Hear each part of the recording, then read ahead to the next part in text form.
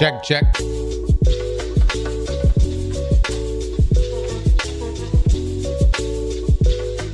Good morning.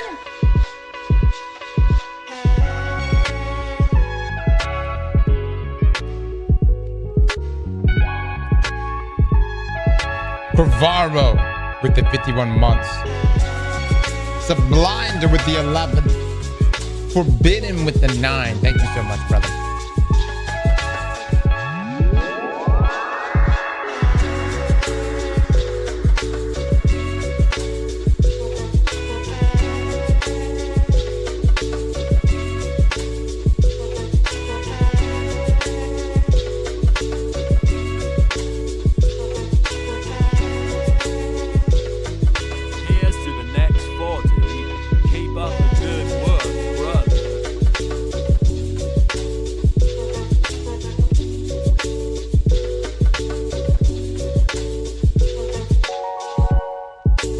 Much love, 60. Thank you for the 12 months. Gold with the 40. Gold bug. Thank you, thank you.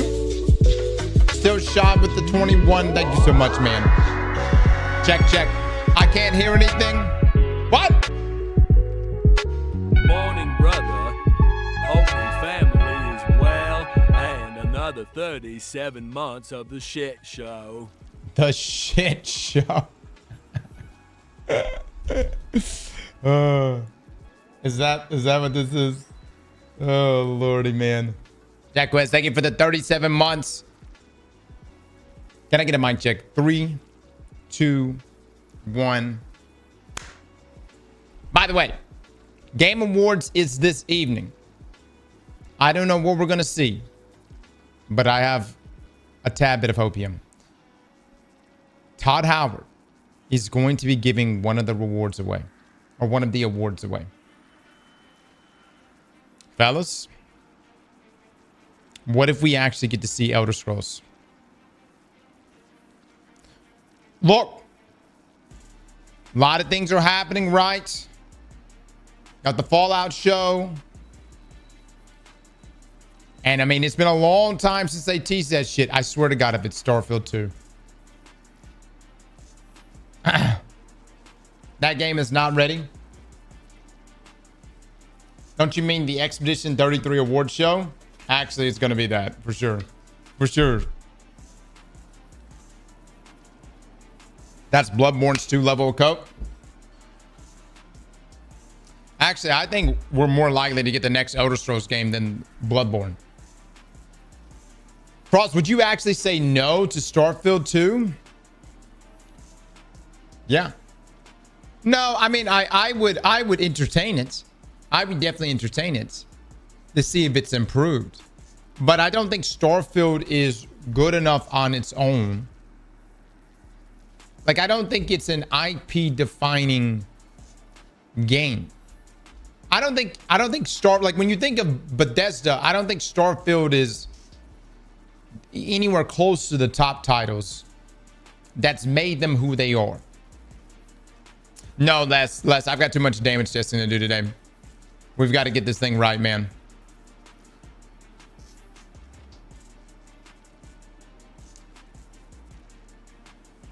Elder Scrolls still acknowledged by Bethesda, unlike Bloodborne.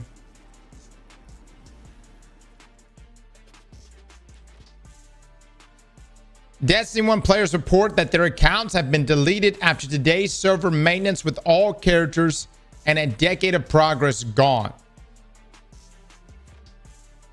Let's just post it when?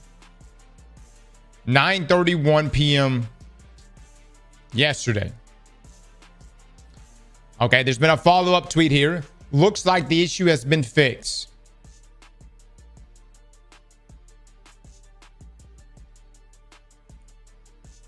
All right. I don't know. I guess we can read the article. You done put it in here now, Dragon.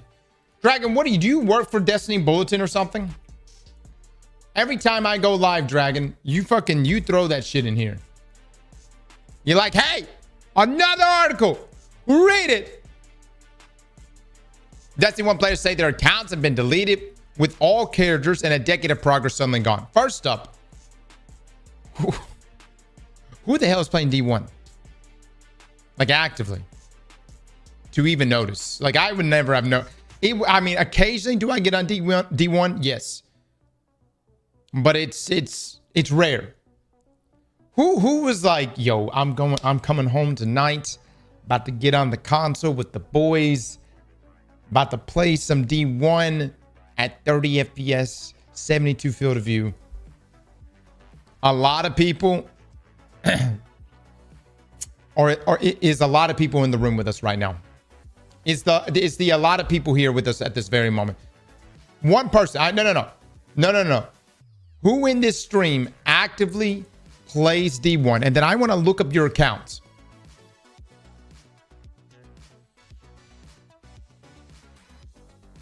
All right, so after a Destiny 1 maintenance earlier today, this was yesterday, players are reporting that their accounts and characters are missing, with third-party tools also showing years of progress gone.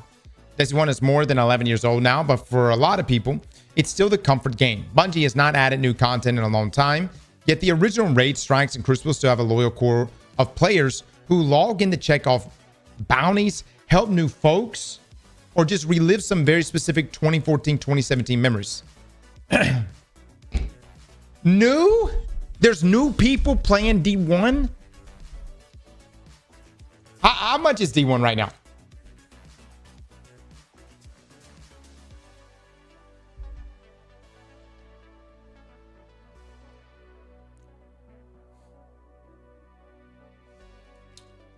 Because of that, Destiny 1 usually sits quietly in the background while Destiny 2 gets all the updates and new content. It's rare to see a Destiny 1 maintenance announcement these days. That is true. Why was there D1 maintenance? That is exactly what happened today, though. And from what players are saying, it may have made things a lot worse for anyone still playing on the original game. Destiny 1 maintenance appears to have deleted player accounts and all characters, according to the official downtime notice from Bungie. Destiny 1 was taken offline today, December 10th, at 10 a.m. Pacific for planned maintenance, with an expected end time of around 2 p.m. Pacific, while Destiny 2 only had background work running during that window.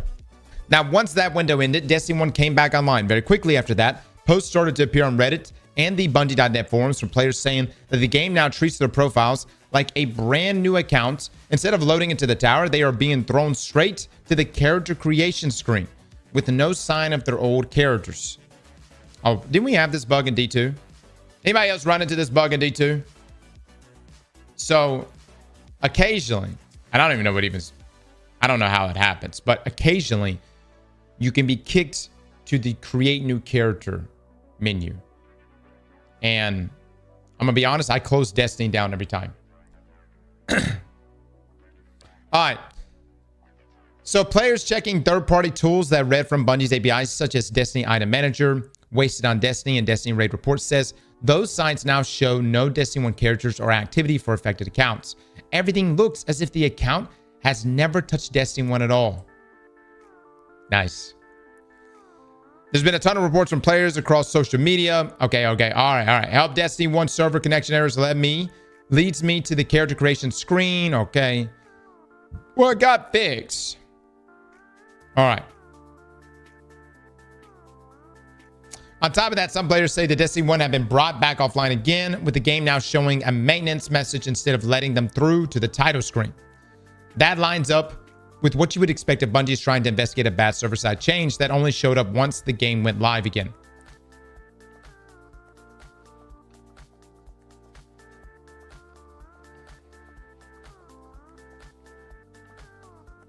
Where's the part where this article says this shit's been fixed?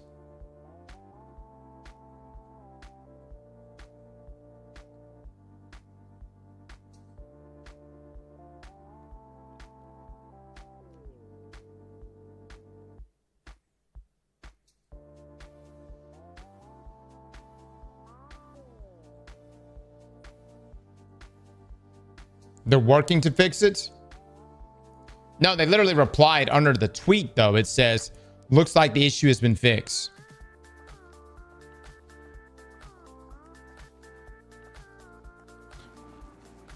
What the fuck? Why are we going down from maintenance? I got shit to do today, Bungie. I got damage testing. What are we going down for?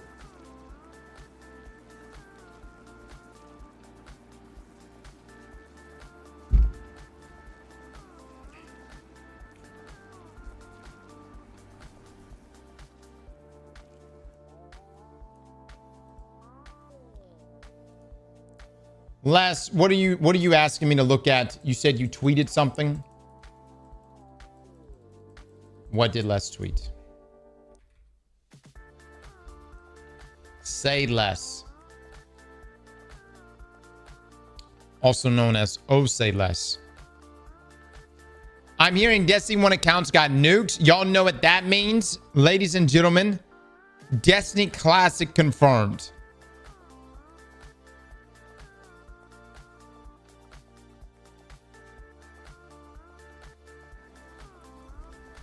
Really, Les? That's what you wanted to share? Well, obviously the copium and me would fucking love that, but I don't think that's it. But at the same time, I do have to ask my Destiny 1 players, how often do you guys get maintenance?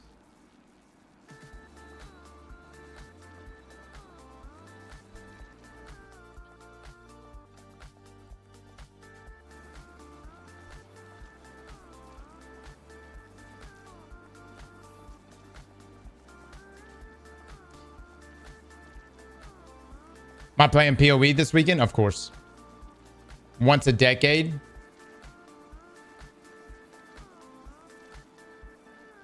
How often does Destiny 1 need maintenance? It has no content updates to cause bugs.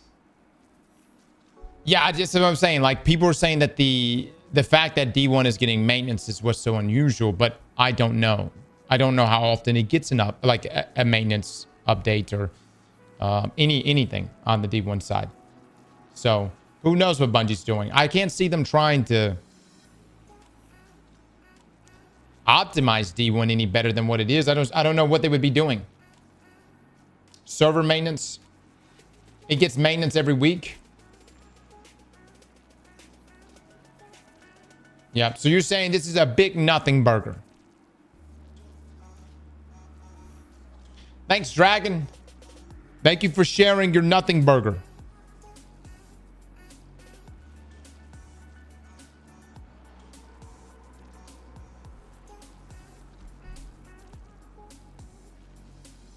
You're welcome. I swear, Dragon.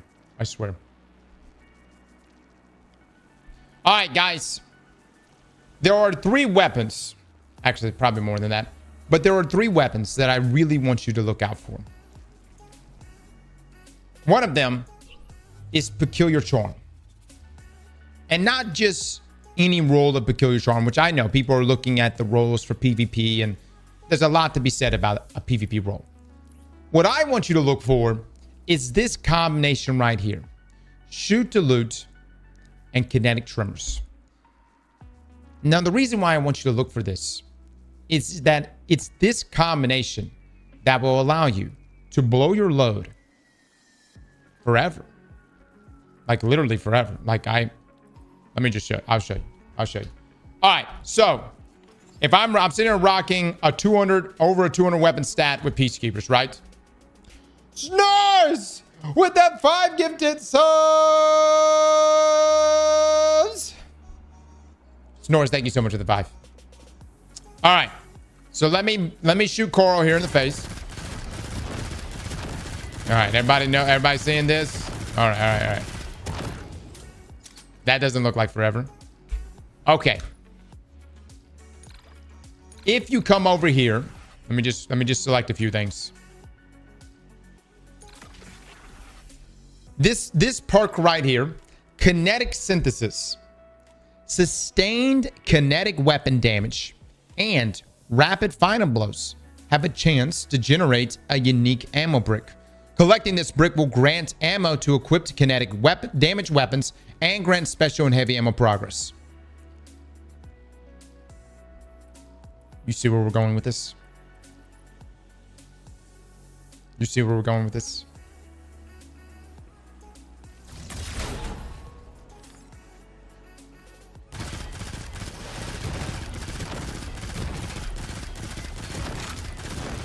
So what's happening here, guys, is that an ammo brick is being made.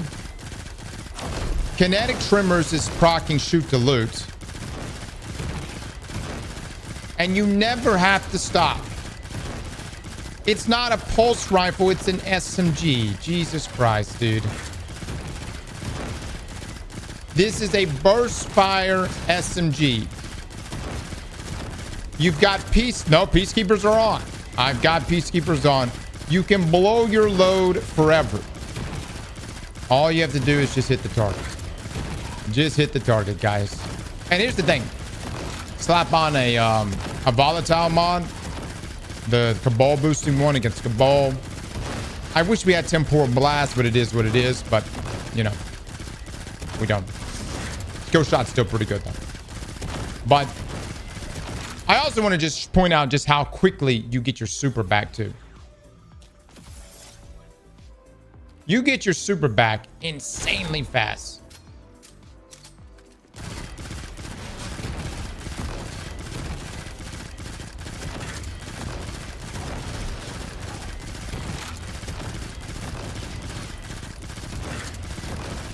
I don't know. It seemed insane earlier, but it's alright, dude. That's not that great. It seemed a lot faster earlier. So fast. Is no one impressed by this? Do I have 100 super? No, I have 61 super. So maybe that has some effect. Eggplant bets. What does more DPS? This peculiar charm or this barrel dyad? I'll look, guys. I'll come in here right now. Target lock. Take an ambition. We will light it up right now. Let's do an eggplant bets.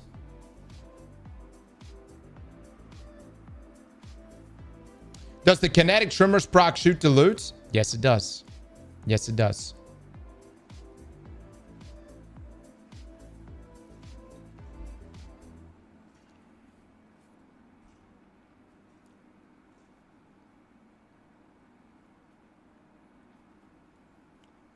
Use Manicore and Peacekeeper's rotation. Do you guys not understand what the fuck we're doing here? Kinetic weapons are absolutely meta with the artifact mods. All right, I swear, keep up with me, chat. Fucking keep up with me right now. All right, I swear that fucking the Destiny IQ gets lower and lower with every season. Holy shit.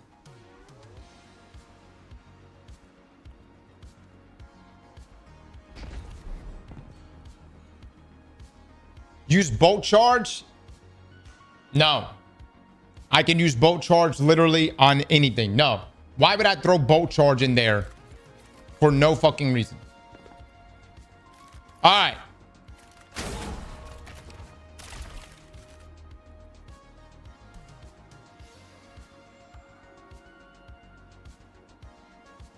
Mods ban Pure Pickle. Pure Pickle? I see neither 1 or 2 next to your name.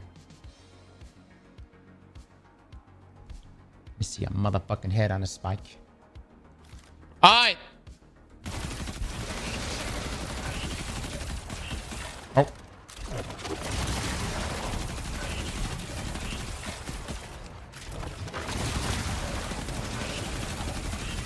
And look at it climb, baby. Look at it climb.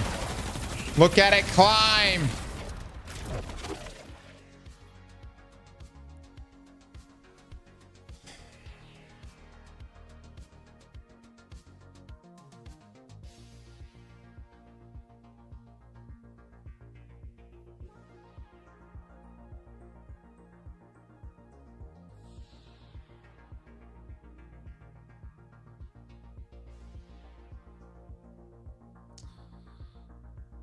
How long are we supposed to be offline for?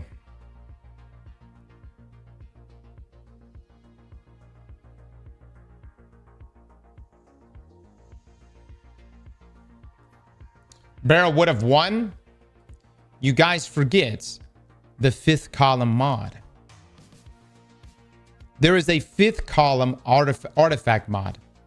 Kinetic ruptures.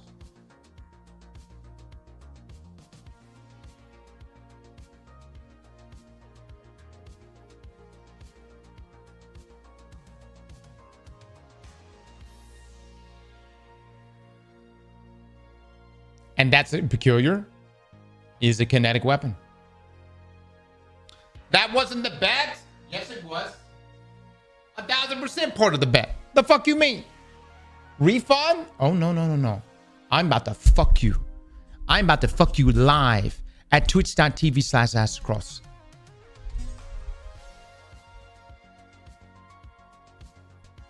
I'm having kinetic ruptures in my toilet right now.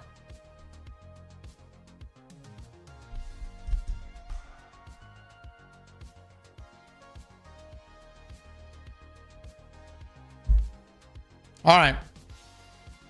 Bungie, how long we down for? Somebody find me some shit, I suppose.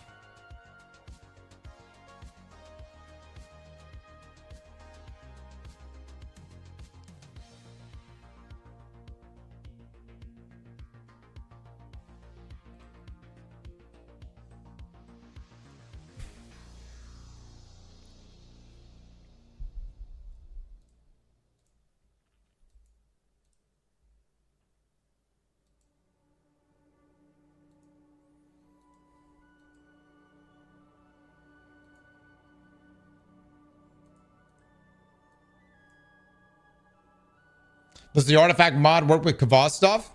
Is Kvostov a kinetic weapon?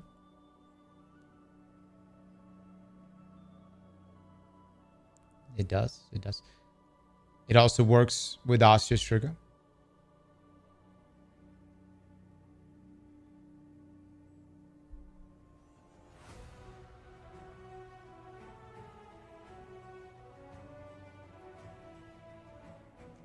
I didn't even think about Microcosm.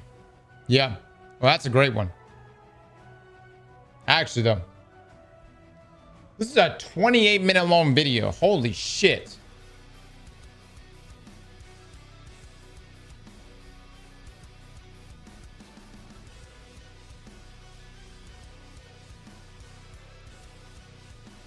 And there's a part 2.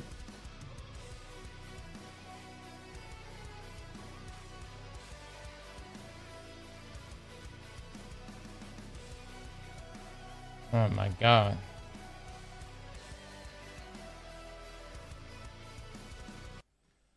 All right, let's learn how to play Druid. And how the new class plays overall in the early campaign. I got a chance to record this when I went to the studio to host the Q&A. Thanks to Grinding Gear Games for covering my flights to do so. Keep in mind that as this was recorded more than a week from launch, it's non-final and stuff can and already has changed from what you'll see here. The new Druid archetype is flavored by the combination of elemental and nature magic combined with shapeshifting into various beast forms. It does the rare and challenging action RPG task of giving us... Dude, not a top-down view game. Bingeable. I say this with complete love. You don't know what you're missing with PoE. You call this a children's game? Brother, this game will break your balls. This game will shit on you. This game will humble you. A children's game, you say? Benja, I will buy you this game tomorrow. No. I will gift you a code tomorrow. Join my Discord, stream your experience, and let me just watch you. I just want to watch you within your first hour. This game will never be installed. You're missing out, man. This is gamer crack. Please ban him. Everyone take note, especially my free-to-play players. Benja is immune. Despite the stupid shit coming out of his mouth right now, he is immune. Because he is paid to win. All right? The potential to play a hybrid of spells and attacks. The human form is where your spellcasting happens, and your beast forms are where your melee happens. Not natural, this. Air's gone sour. When you start on the beach, this is brought home when you immediately find a staff with lightning bolt to begin spellcasting. However, that is quickly followed by looting the new melee weapon type, a talisman. Talismans function just like any other melee weapon in terms of where your damage comes from. They scale just like a mace would, for example, with increased physical damage and attack speed. But unique to talismans, they give you the ability to select a shapeshift form using this UI element. Werewolf and bear form is what you have initially, with wyvern unlocking a little bit later on. This choice doesn't lock you into a form, but rather it just grants you the basic attack of the chosen form. Whenever you use one of these talisman attacks or any other shapeshift ability, you'll automatically shapeshift into that form. And then you'll come out of it. Okay. The basic abilities of each form are fairly straightforward, with the potential for a little bit more complexity as you go and unlock other pieces that they can combo with.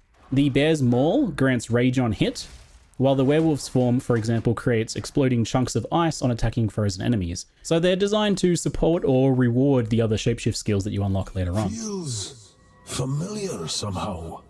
Each of the three forms also comes with passive effects and mechanics. The version I played was likely non-final in this regard, but for example, Bear had defensive boosts and generated endurance charges when rage was consumed, while the werewolf gets a sizable out-of-combat Somebody let me know when Destiny's back up. How long are Destiny 2 servers down? I have no idea. movement speed buff, which you can see in its movement as it drops to all fours. You quickly also get your first actual gem on the beach here, Volcano. By primal will. This is a spell that causes an explosion and spits fire projectiles for a long duration. There's a running theme with a lot of the druid spells that they provide some sort of ongoing benefit and that they often synergize with things that you can do while shapeshifted. This is all to support that idea of hybrid 2 spells and hours? melee shapeshifting, because after all, if it was something a little bit more limited, like a fireball for example, then you have to make a clear decision between whether you use a fireball or one of the shapeshifted attacks. In this case, you can place spells, they'll continue to do stuff while you're shapeshifted. Perfect.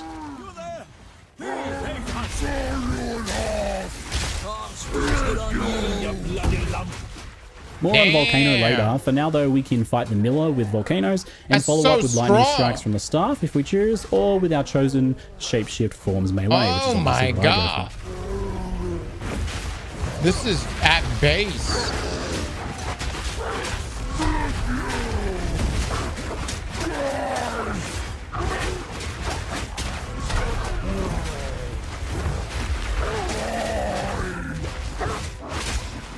Abomination! Still breathing. Very nice. That's a start. Sleep now. Whatever's left. This is the new class, the The druid first uncut class. gem expands your options with the Entangle spell, Lunar Assault for Wolf, and Furious Slam for Bear. I'll test all of them as we go, don't worry, but I decided to kick off with focusing on the Bear's Slam combination first. The Bear's basic attack Maul generates Rage on hit, and Furious Slam spends Rage to empower itself with a more powerful explosion that leaves behind jagged ground.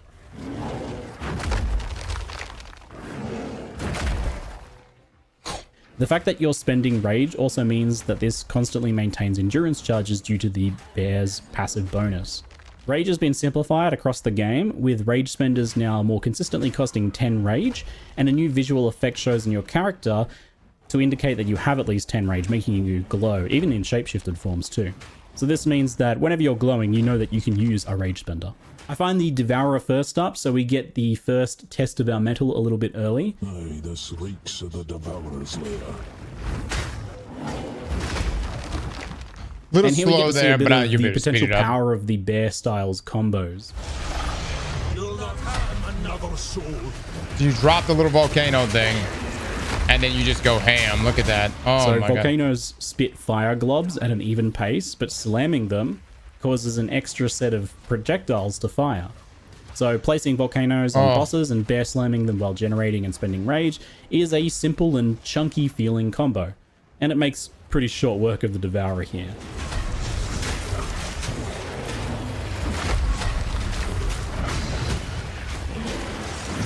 That's so good, dude. You've gorged on the good folk of Clairville long enough. With the first support gem, I grabbed Fist of War to empower the Furious Slam, which plays very smoothly. It's perfect pairing with this, as you naturally tend to space out the slams anyway as you move around or as you generate rage with Maul. So the double empowered slams that you get from Rage and Fist of War also very satisfying. So pretty happy with that as a first support gem choice for this playstyle. There was some other interesting options there though, such as Overabundance and Burgeon for Volcano. So Overabundance lets you have a max of 2 volcanoes out instead of 1 at the cost of 50% less duration, which I think is a pretty good idea in many cases. Brings them down to something like 4 seconds maybe, but I think that's a very good trade-off because you can slam multiple of them down really fast, get a lot more burst on bosses, and have your slams triggering 2 volcanoes at once. So I run into my first of the League's Val encounters around here. These are just simple sacrifice platforms, basically kill monster in circle. Thankfully, they aren't even too strict about you needing to be in the circle. You just kill monster from the circle. So this video is primarily about the Druid. I'm not really going to be focusing too much on the League mechanic here, but I will touch on my very limited experience with it. The basic premise is kill monsters from 6 circles, and then you go raid a ruined temple for loot and a bunch of crafting options to improve your gear as you level. It's fairly unobtrusive as you play through, and then you get the chance to spend a little bit more time in the actual temple to do some gear crafting that felt pretty powerful. For now, though, I get a chance to pick up the Wolf skill, Lunar Assault, and the plant spell, Entangle, so I'll test those out in the near future. Entangle first, it places a fissure that grabs nearby enemies to deal rapid small hits of physical spell damage while slowing the entangled foes. Skills like this are always really good for utility, like Oil Grenade, for example. Slowing enemies is really effective on Crossbow. I anticipate Entangle might feel similar here as a utility spell. And similar to Volcano, it's got that duration-lasting benefit design, so it kind of means that regardless of your actual leveling setup, your build, you can throw in some Entangles for some extra damage and slowing. I'm immediately pretty impressed with the feeling of bear form for blasting bosses here. Double empowered Volcano Slams is very rewarding. Neo, thank you so much for the tip, my man. And the hybrid gameplay option on Druid means that if you need to kind of back off. In your video, your build value video, you said Ursus versus Strongholds. You said Doomfangs ain't gonna be it. I have a clip that disproves your claim. You're gonna watch it. Up to you though. I said that. Are you sure? I said Ursa's not it. Yeah, I said Doomfang would be substantially better. Maybe I did say that. I don't know. Off for a little while, you're taking a bit too much damage, your flasks are getting run down. You can give yourself some distance and throw down some volcanoes, entangles, and later on other spells while you're recovering. I'll take the opportunity before we test some wolf form here to comment on the overall feeling of shapeshifting, and it is, thankfully, seamless. GGG have done a really good job here of leveraging the weapon swap system, especially after they kind of changed it to not have delays and things like that. Dude, you're just they've done it in a way that requires zero thought on the player's behalf, which I think is really important. We've dumped a bunch of new players on the Druid here. Chat, is there another class that's this strong right out the gate? Completely at base, by the way. Like, it's not like someone came and gave him a bunch of shit and now he's amped. Oh, you guys are no fucking way. Monk is not this strong at base. But you're just fucking, no, it's fucking not. I've played Monk at base. Monk, every class can get shit on. The only one that maybe wouldn't get shit on out the gate would be, I was gonna say Witch, but I had, my run was also tweaked because I had a bunch of spirit items right out the gate. Statistically, it's Monk.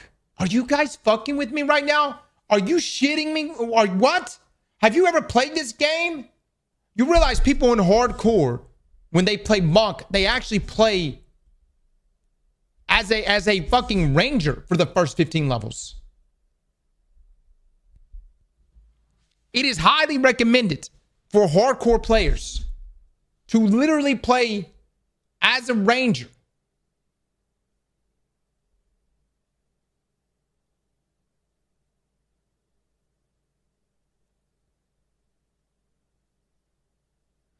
And then swap to your, no. And then go to your monk abilities. I'd say warriors level 1 to 15. Based on my experience with PoE, which I know it's not as much as others. This is the strongest shit I've ever seen out base. Like coming out at base. This is the strongest shit I've ever seen. Yeah, and then you had to like teach them a bunch of complicated weapon swap mechanics and set up for the UI. It would be a real problem, but you don't actually have to think about it or do anything initially to use it in its simple form. So spells just naturally swap you to human form and your staff or wand so that you can use them, right? Because they don't necessarily work otherwise, and the shapeshift abilities need the talisman, so they automatically swap to that and thus swap you into your form. There's no real delays here, and it just feels smooth and seamless, even swapping between multiple forms. And the gameplay feels pretty fast too, because that was the thing from the preview that people were concerned about. Especially in Wolf form, it feels very fast. The initial reveal, it did a good thing of like focusing on clear, low damage, low movement examples of mechanics so that you can understand what was going on, but it didn't actually show what it kind of felt or looked like to play the druid, and it made it look honestly a bit slow and clunky. So much blood spilled here, the earth still bleeds. The biggest thing that I noticed playing it though, that almost right away in Act 1, it was much faster and smoother than I would have thought from the footage, and that's because you're actually using things like dodge roll and sprint to reposition between attacks. And you obviously have a lot more damage than what they use in those previews. And now onto the Red Veil Zone, I decided to test the early game werewolf style a bit more. Lunar Assault is a large slash melee skill that has a very high freeze rate and cold conversion. I mean, wolf's pretty nice, just the bear looks cooler. And that can be paired with the Ice Bite support to give you a big bonus cold damage buff that's up pretty much all the time with this skill, as it freezes so easily on regular mobs and it looks fairly kind of easily squishy on those too. Bosses.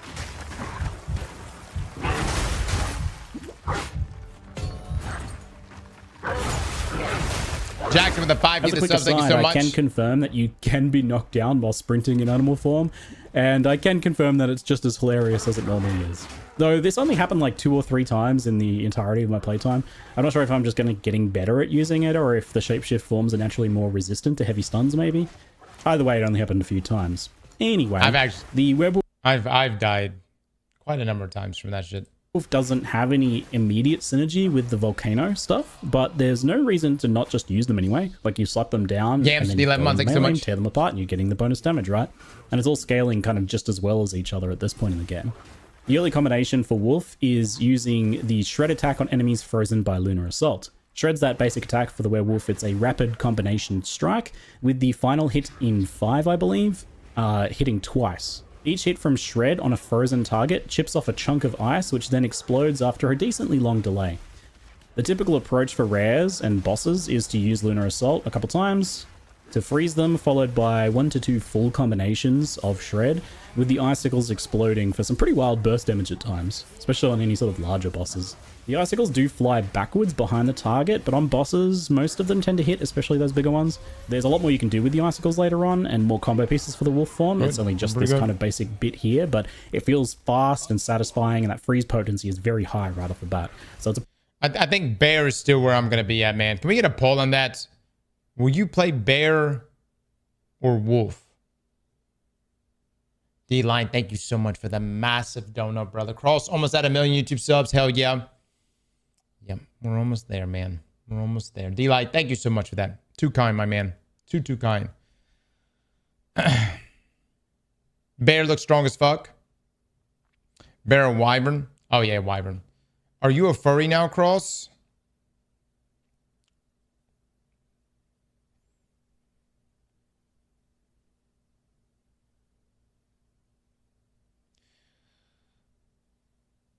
I don't know. Does a wyvern count? You know what I mean? Does it even fall under that threshold? Where's the fur? Be a scaling. Stank with the 5 gifted, man. Thank you so much. Chat, again, please drop some love and eggplants right now. We've got some folks coming in and dropping the gifted subs.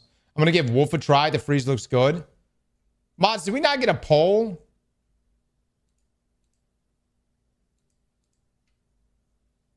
Let's get a poll on that. Bear or wolf? Did we get a poll? If we did, that was a really fast poll.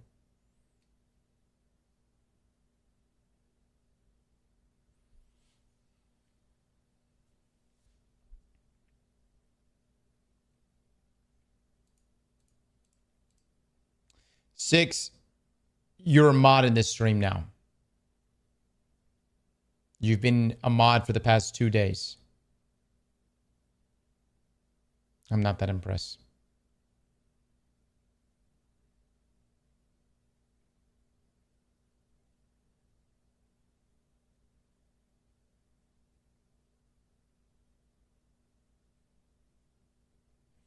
I'm just saying.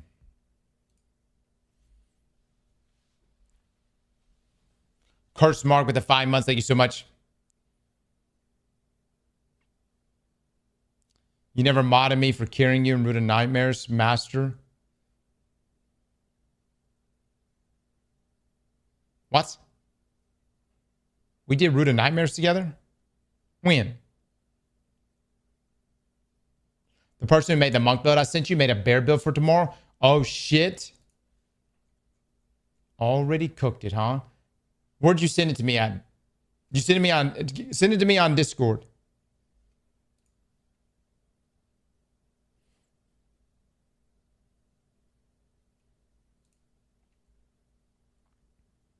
This is not damage testing. Destiny is offline currently. All right, so we've got the poll up right now. 57% are going with the bear. 43% likes the wolf. Pretty good early game for the werewolf, I felt.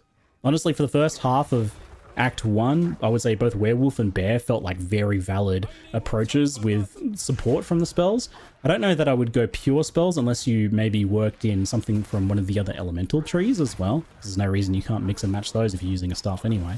Volcano and Entangle are like fairly good on their own, but you want something else on top of that as like a burst skill. Obviously you can use the basic staff skills, those are okay, but you could use a third gem maybe to pick up a spell from the elemental tree to round it out with a bit more immediate damage if you're going for more of a pure spellcaster, for example. Look at the pack there. Since those pure druid skills are pitched at being kind of like ongoing effects that keep going as you're doing something else, so you want something else to do.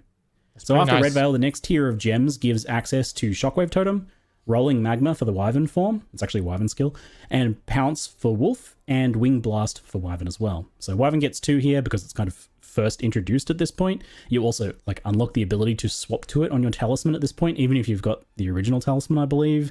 I suspect maybe it's based on character level. That would make sense.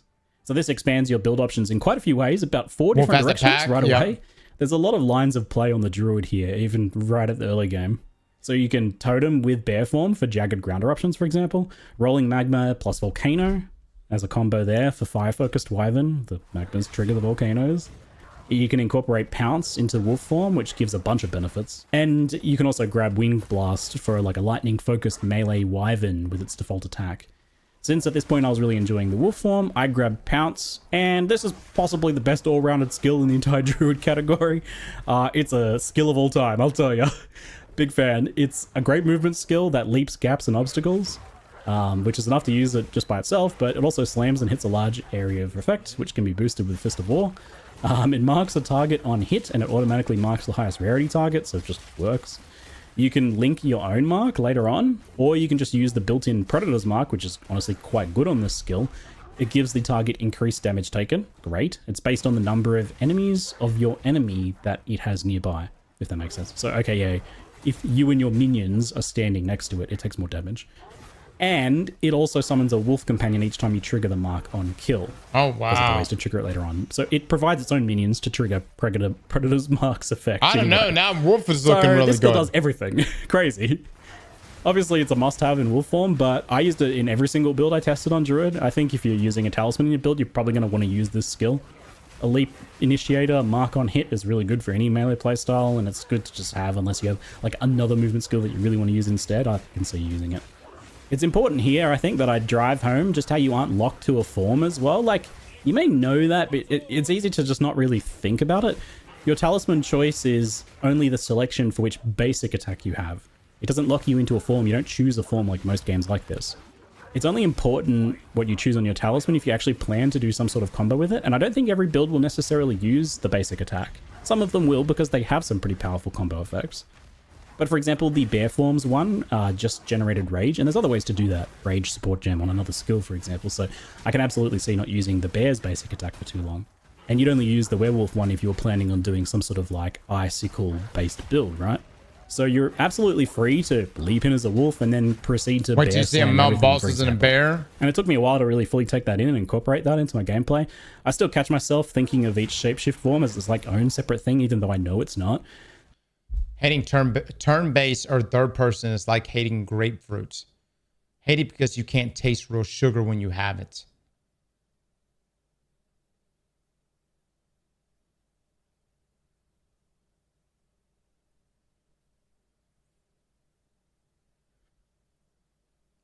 Yeah, I don't really like grapefruit either, though, man. I don't, but I do like turn-based games in third person as well. I'll play those. So, but I would say, like, on the hierarchy of fruit, grapefruit is my lowest one. You know, I don't like grapefruit. I don't really care for grapefruit. Yeah, it's just not my favorite fruit. So I don't mean, if you like it, I know it's got a lot of nutritional value for sure.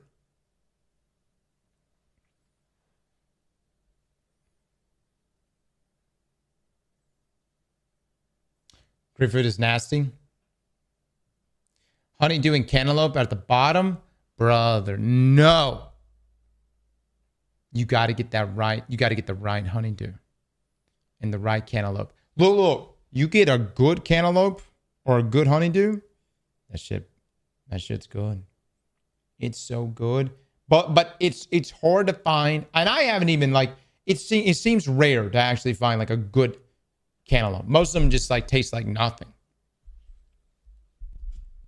But every now and then you get one that's real sweet. I tell you, I like pears. I like pears. I like plums. Pears and plums, dude. Pears, plums, peaches, watermelon. Watermelon's the shit. Mango's pretty good. Yeah. I'm actually allergic to mango skin, but not the mango itself. As odd as that sounds. My lips, though,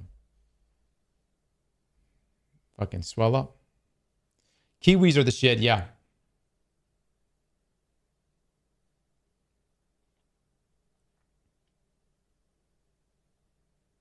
I don't know if I had that, Les. Maybe I have. You don't eat the skin anyways? Oh, dude, the best way, the only reason why I found out about it is when you cut a mango, you cut it open, and then you take a knife, and then you dice it, and then you take a spoon, and you just eat it right out of it. Whoa. When I was doing that, I was getting pieces of like the skin, and that was somehow causing an allergic reaction. But anyways, the mango itself is fine. I just have to cut it all out.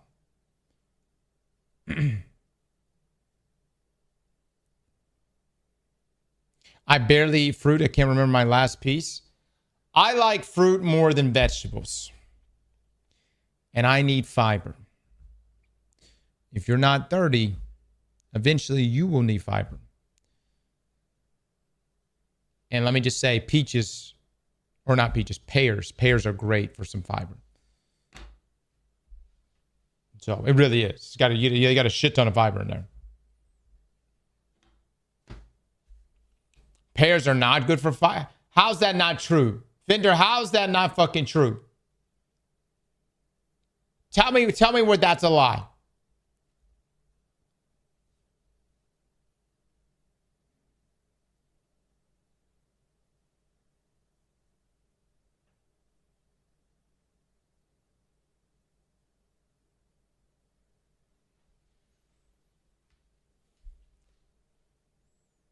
But have you tried Tide Pods?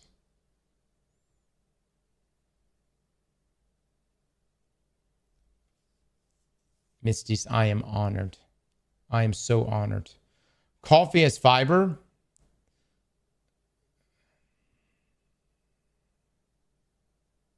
I don't think, look, and I love coffee. I don't think coffee has ever helped my hemorrhoids.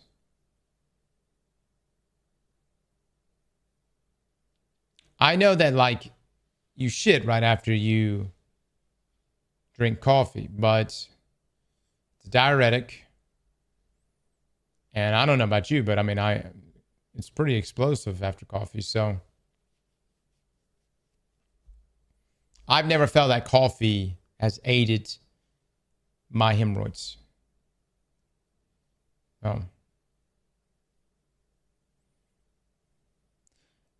Yeah. Coffee causes constipation for some. We've really gotten off topic here. How the fuck do we land at fruits? I don't know. Oh, grapefruit, the comments. Yeah, I like kiwis. I like watermelon. I like pears.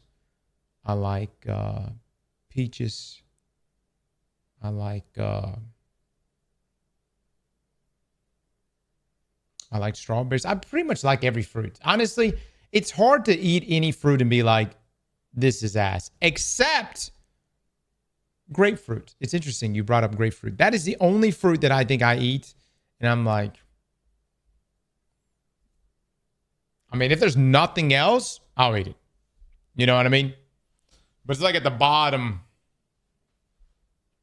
for me.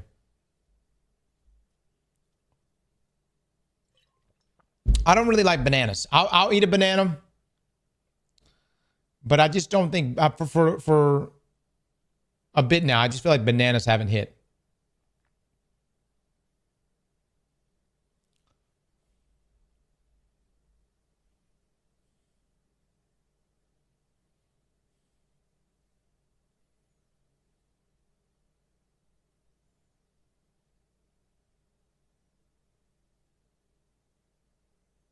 Cross, if I give you the method, would you try grapefruits? What fucking method are you talking about?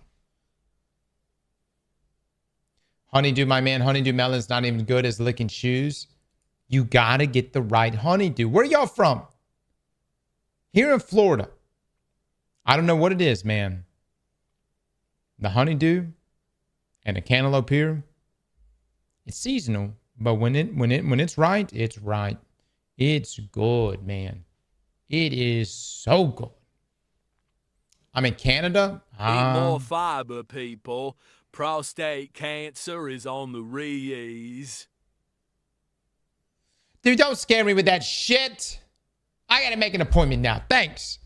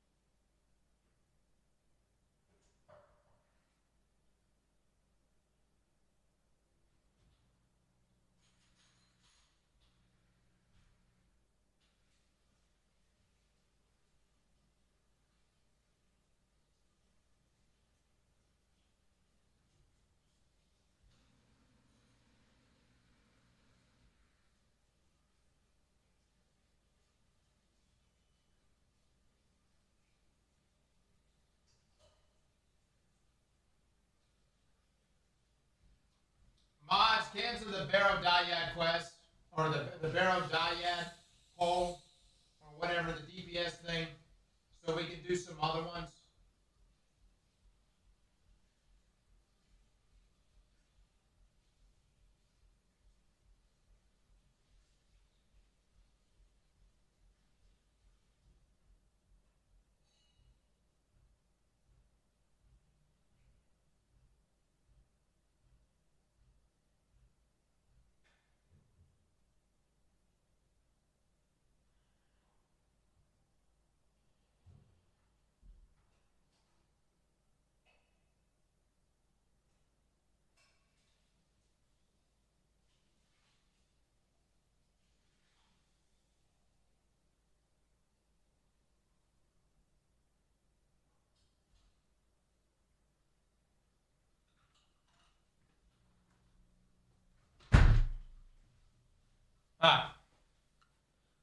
Les, have you gotten the mod that does more damage to Cabal? Almost certain that the enemy types we're going to be dealing with this weekend are going to be Cabal. Unless Bungie bans the mod, which they've given us 10 days this time to prepare. So I believe they're not going to ban it. A 13% boost from the mod, 17% 6. 17%. Cabal and Taken. My opinion, definitely worth using.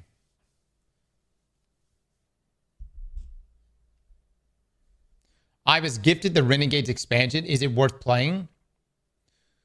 Fuck yeah, dude. If you've been gifted that shit, yeah. 1000%. Yeah. Go fuck around. Look. Even if you don't do anything else in the in Renegades, just go unlock the Behemoth and do invasions all day. You'll have the greatest time of your life. I promise you. You'll have a blast.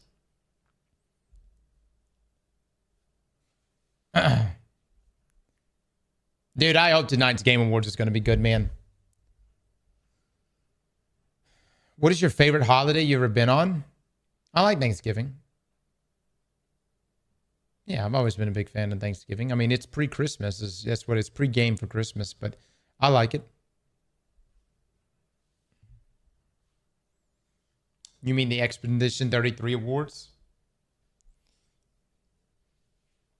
Thanksgiving is S tier. Thanksgiving is good because you're not immediately depressed afterwards. The Christmas, it's a little depressing. You know what I mean? You know. Because the way it works in my family was no Christmas shit could be up after December 31st. Everything had to come down.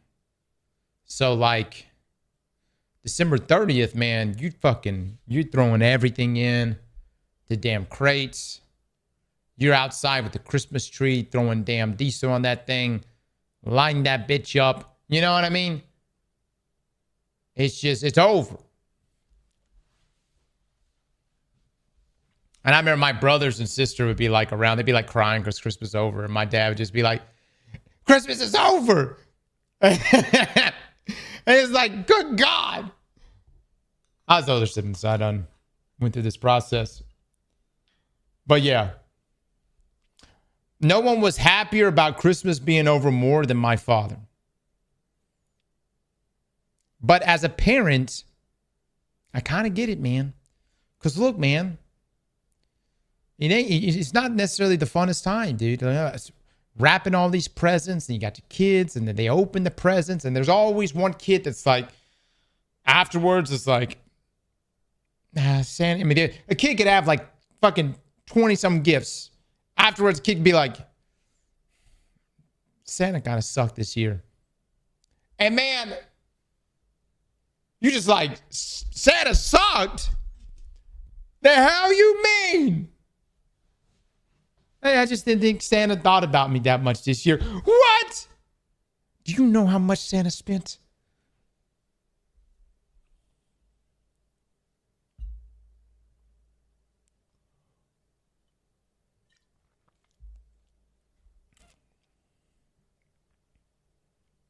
Have your kids gotten to the point where they try to sneak into the presents before Christmas yet?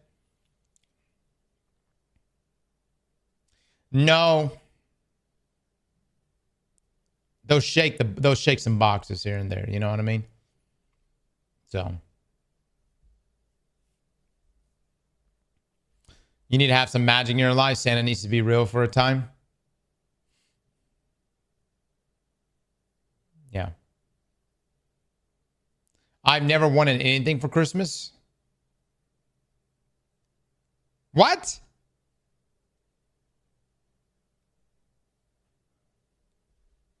Hold up.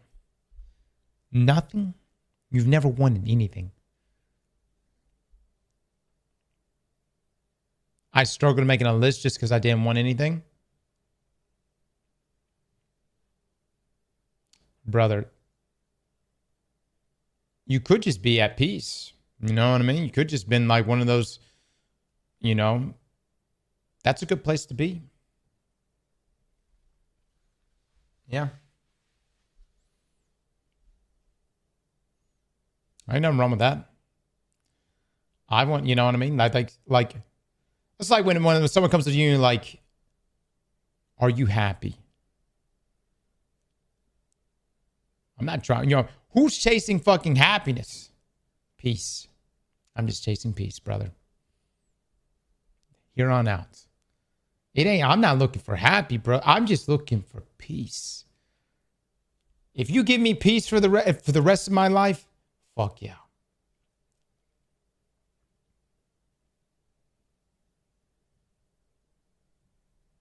Except for in Destiny, though. I do love the chaos in Destiny. No, man, I love when this shit gets chaotic. Yeah. I like it when the community's really pissed off, too. So peace everywhere else. But not in Destiny. Yeah.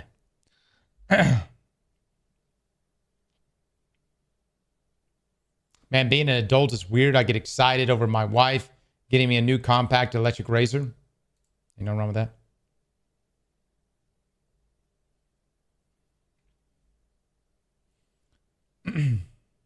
I wish for baby mama peace. Only time will bring that, brother. Only time. 18. And then you might get peace after that, but not really.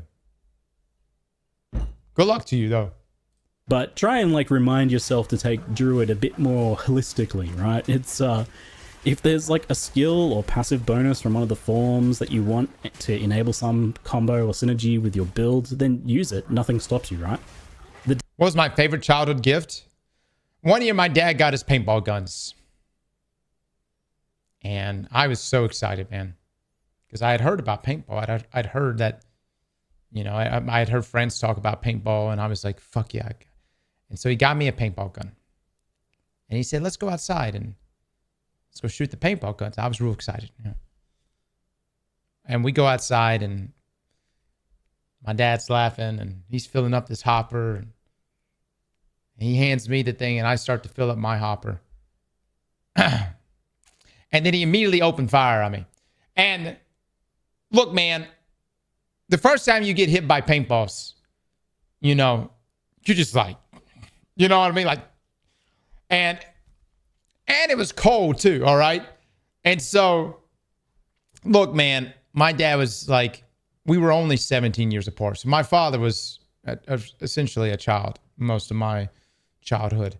And so, yeah, it was, this is how it was growing up. Once we got the paintball guns, as happy as I was for that present, it never stopped because I'd be out there on the lawnmower and all of a sudden, you know, we had like a pond too, because we live out in the country. We had like a pond and all of a sudden water droplets start going everywhere. And I'm like, what the fuck? What's happening? And the next, you know, I start getting hit by something and I'm tagged. And then there's my dad. He said, open fire on me. And that was just life growing up. So you never knew when it was gonna come. You had to be ready, right? And so it got to the point where I had to have a fucking paintball gun with me at all times. It was an excuse. Hopper, I haven't heard that in a bit. I miss my childhood. Life in Louisiana Valley. I just always wonder what our neighbors thought. You know what I mean? The other one was, yeah, fireworks was a big one. Everybody in the South always has a healthy stash of firecrackers on them. So, let me tell you, I've never been in war, but when firecrackers are being launched at you while you're holding a weed eater, the type of evasive maneuvers you fucking get into, you know what I mean? Stop, drop, and roll, fucking swim. Just the ability to create distance, Stopping nostalgia hitting hard right now. These are things I haven't done to my children, but I don't even know if... I feel like my neighbors here would call the law. You know what I'm coming from? The neighbors I grew up around would see me as a 10, 11-year-old running my fucking ass off and a dad behind me with a paintball gun. You know what I'm coming from?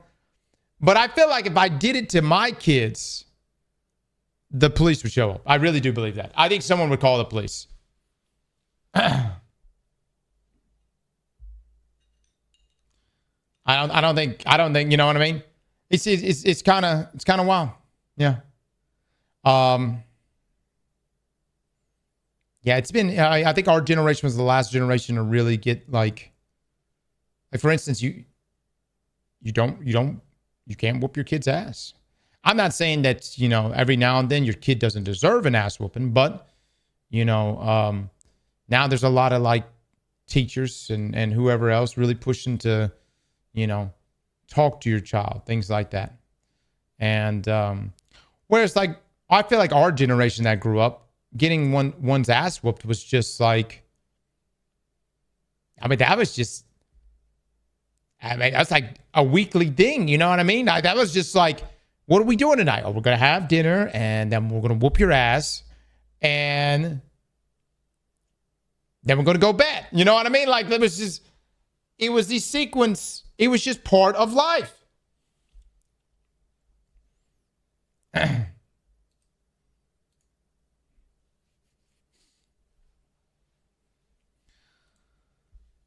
100% the last best generation. I don't know about that. I wouldn't say best anything yet. We'll see what happens. Patch notes. Destiny 2 update 9.5.0.2. Activities, renegades, fix an issue where the junk vendor in Darcy's outpost could drop dozens of armor pieces at once. We also restored this vendor's ability to drop armor pieces. Fix an issue where Renegade's armor could drop with much higher than intended stats. Oh yeah, that was the one where it was getting like super spiky stat distributions.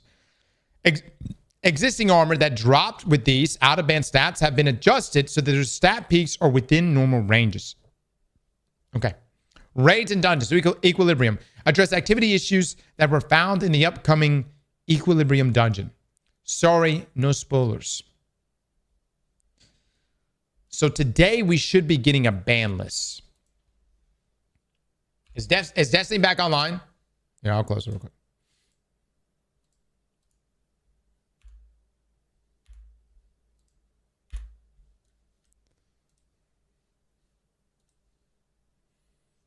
It'll be back online in 10 minutes. Why was it down? To implement these things. The big thing we're going to be waiting on from the Twab today, guys, is we should be getting a ban list for this upcoming raid. Or upcoming dungeon, I mean. They are 100% going to ban kinetic ruptures. Shit does way too much damage. I need every one of us to calm down about that. I have not said shit about ruptures. Matter of fact, our kinetic rupture video won't drop until Saturday. Okay? But yes. 3 years already. It's good. It's very good. Casey Flip with the 36 months. Thank you so much.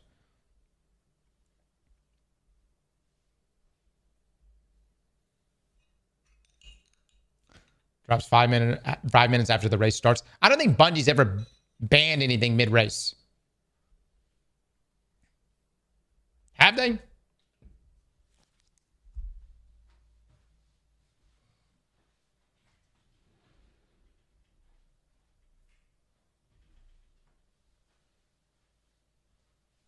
Yeah, once it begins, I'm pretty sure we good. Everything, they let us go.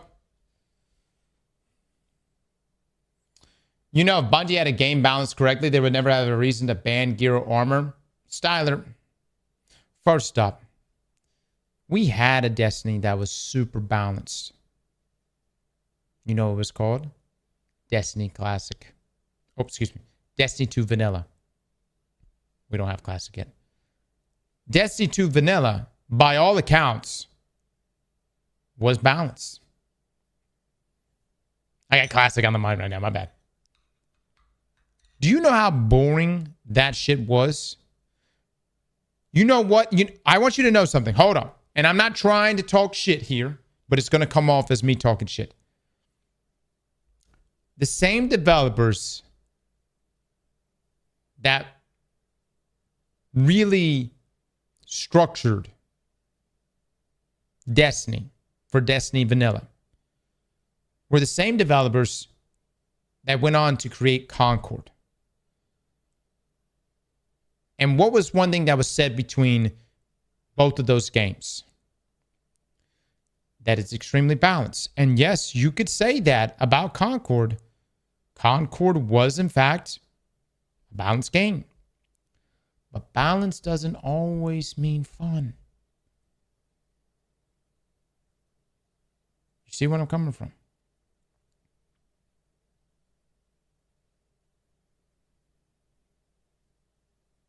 Sometimes it's nice to have some things that brings a little flavor. Concord was not balanced. Yeah, it was. Shit was balanced enough. It wasn't fun. And it had no Gooner bait. Let's just be real. That's what you guys were really upset about. Every day, every time we play Concord, y'all are like, where's the sex appeal? Where's the anime waifus? That's what y'all were upset about. You put some jiggle physics and damn Stellar Blade characters in that bitch.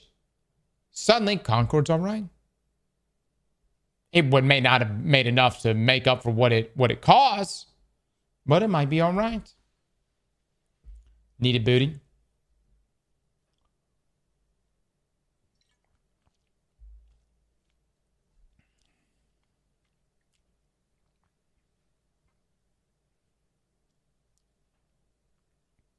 I know, Master. We need to do it. I know. We read the patch notes, guys. I tracker win after this dungeon. After this dungeon. Chad, what do we think? How hard do we think Equilibrium is going to be? It's following two of the most difficult dungeons Bungie has ever given us. Vesper's Host, Sunder Doctrine. Both incredibly challenging dungeons.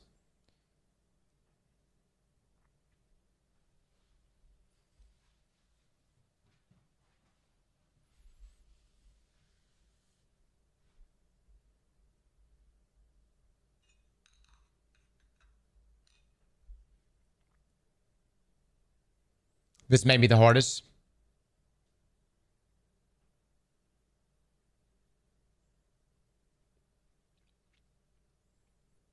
Struggle Bus, thank you for the 20 months, man. Do you think we're going to have any portion of the dungeon where we can spawn in renegade abilities? I would assume no, but that'd be dope. That'd be dope. There's going to be a D3 trailer at the Game Awards.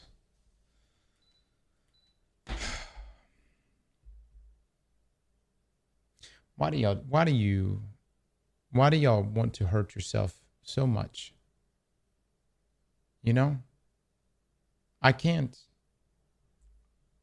I mean, sometimes I'm willing to just sit by and let it happen, but I can only let you hurt yourself for so long. I heard there's a red subclass in it. Oh my God. Every year we watch the Game Awards, and every year we go, maybe this is the year we see something about Destiny. All right? I don't even think there's going to be a marathon trailer. You know why? Because Sony didn't leak it today.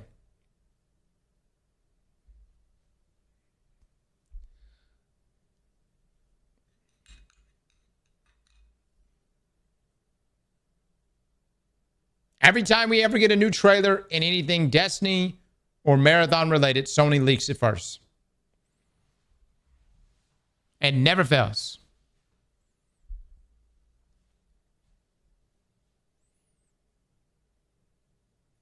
Just see how much it costs to get a 3-minute trailer in the Game Awards.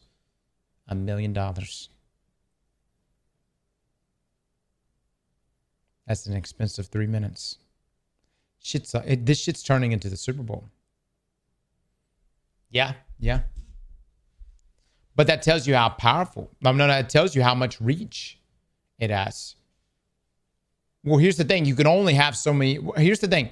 Some of you may be going, wow, Game Awards is charging out the ass. And I'm not saying they aren't. But unless you want your show to be 8 hours long,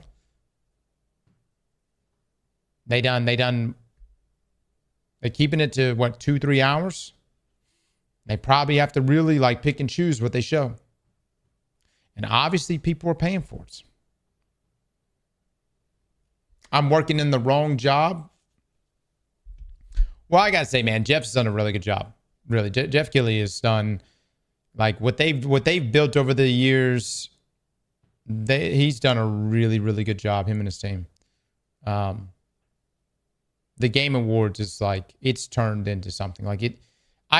Especially since E3 is no longer a thing ever. I mean, that's gone. That's dead.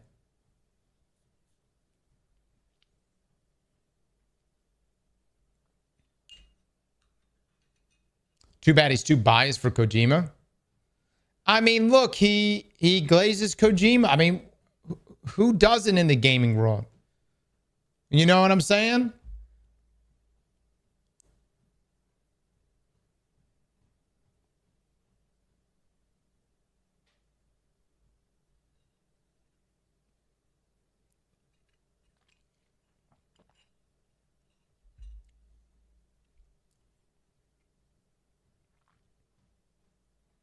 Kojima's the GOAT, though. Kojima's peak. He deserves the glaze.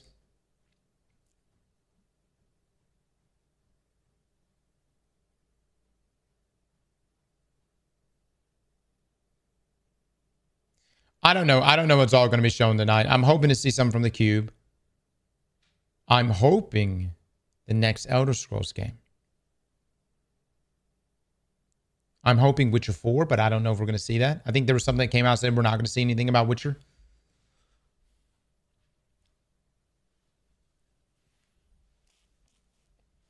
I don't see anything from GTA. Yeah, you got to understand, man. Some of those games are just so, like GTA, for instance, is so fucking big that it doesn't need, you know. I'm not going to say like it wouldn't benefit from it, but I don't even think it if they need to. Plus, we don't even know when. I mean, like, let's be real. GTA might get delayed again.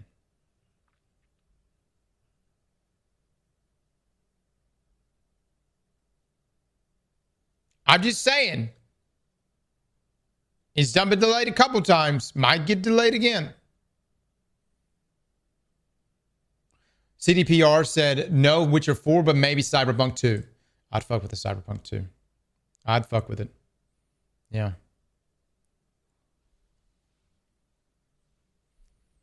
The new Naughty Dog game? Not supposed to be like the live service game? Or no, is that what they canceled, right? They're not doing that, right?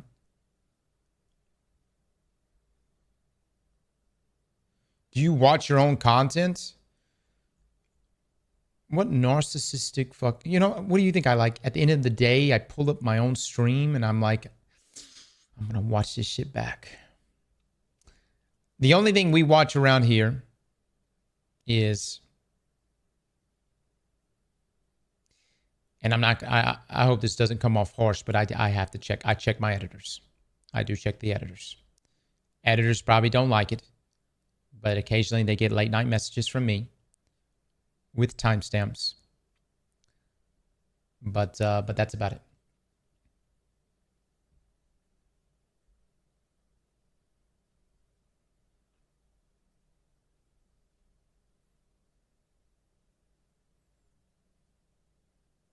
Destiny 2 collab with Warframe.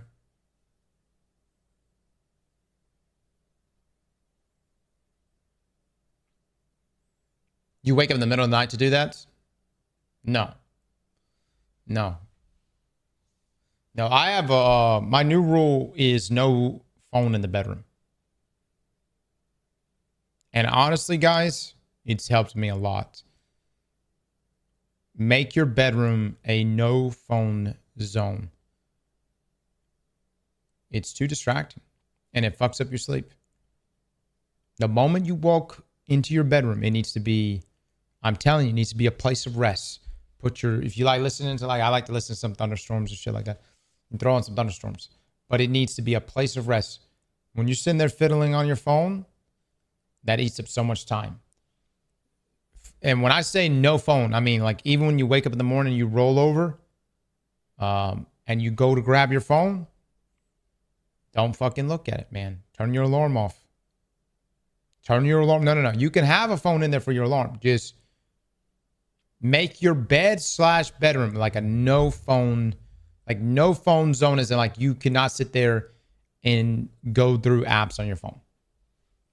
Soapius with the 5 gifted subs. Soapy! Thank you so much, man. That's horrible? How's that horrible, Les?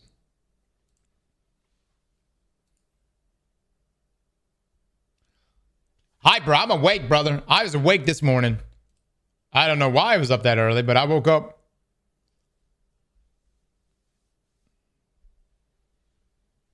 I did not check just Jeff's Twitter post, no. Neo with the 5. Thank you so much. Cross just wants a Destiny Classic RuneScape top-down third-person game. Then he could die happy. Oh, my God. I wouldn't mind staying first person. Like, I want to stay first person. But I would love a RuneScape Destiny hybrid.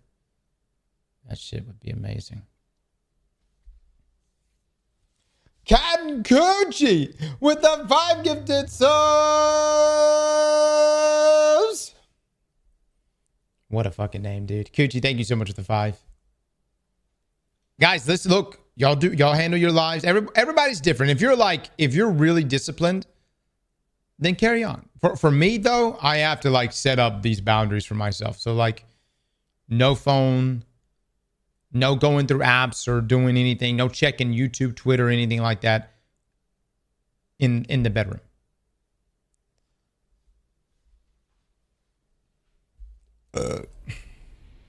No phone for the first 10 minutes of the day.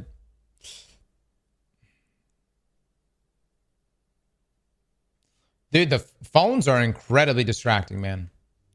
Like, I'm dependent on it because, you know, communication and whatever else. But I don't think phones have made us better.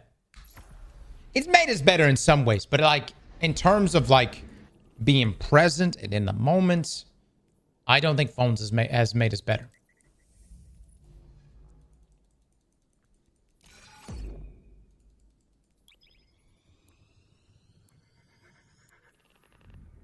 This is why you have 3 kids and eventually 4 and 5 and 6.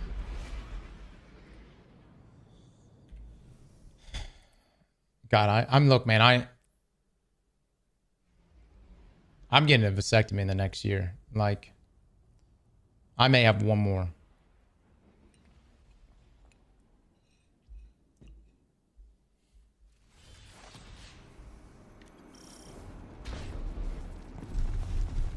All right, back to our testing, damn it. More Cross Union basketball team. Hold on one second, actually.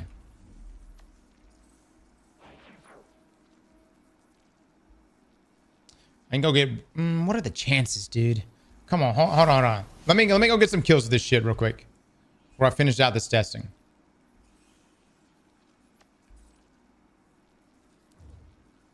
Am I in my office right now? Yeah.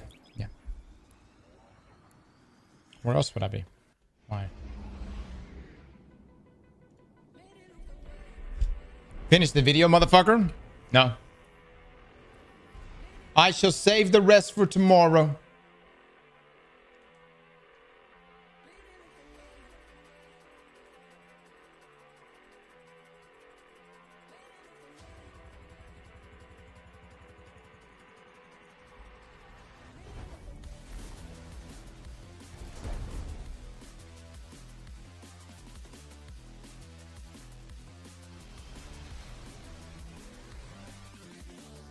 The fuck? Oh my god. I gotta go find this damn weapon. Alright, hold on. Kinetic weapon. Trace rifle. That's actually really nice. Shit!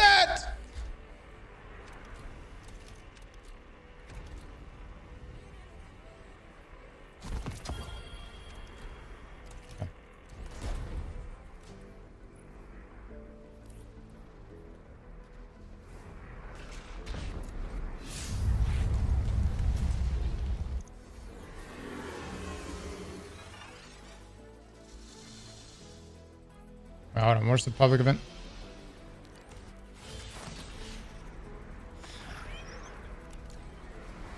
$904 to 1,000 already. You're cooked. I have a Shiro-Chi if you want. You know what, Six? Let me get that off of you.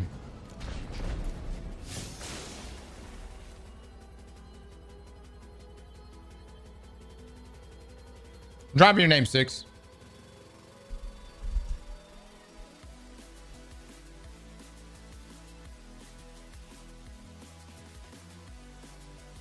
Cross, do we know what the ban list for the dungeon is tomorrow? No.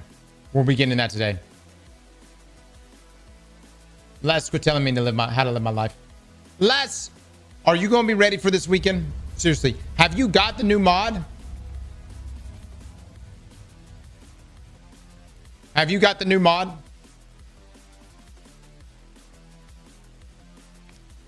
Who is... Spawn Master with the 11 mods. Thank you so much. Yes, I got all the artifact mods and got the 50%. Okay, no. Okay, so you got the new volatile mods, right?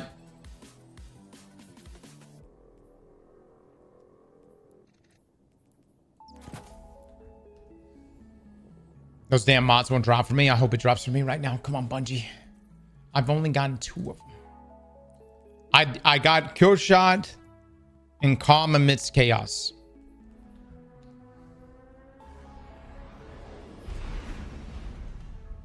The ones that are going to get banned? We don't know if that shit's going to get banned. We don't know for sure. How do you know?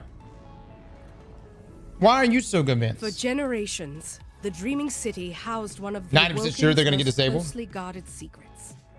She is known as Riven. Riven of 1,000 voices. They always ban them? Known Ahamkara. We've only had these she mods has been taken, for and fucking is your calling. Edge of Fate. And the turnaround for that was so much shorter. You got the red crystal? No. They were disabled for the raid, yes. But we did the raid. The turnaround for the raid was much sharper. All right.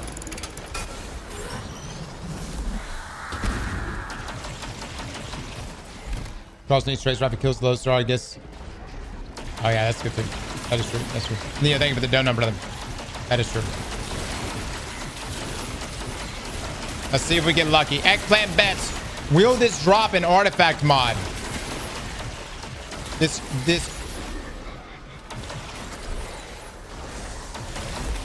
Dude, my brain is not working today. I don't know if y'all can fucking tell or not. I mean, I'm fucked up. I'm fucked up.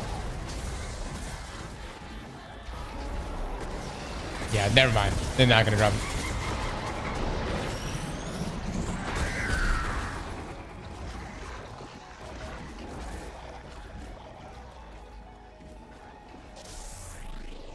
Yeah, it literally just dropped right there.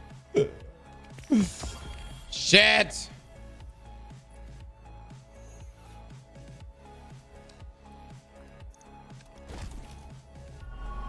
All right. Eventually, we need to get this. We do need to get this saved.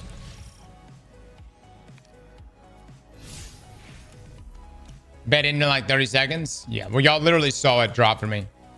So, it's kind of pointless.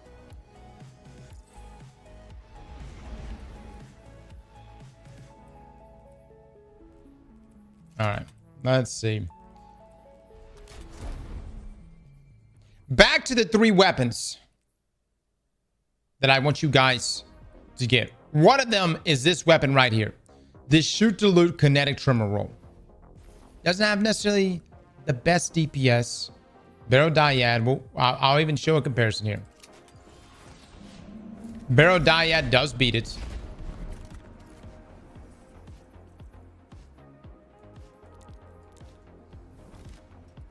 Okay, let's do...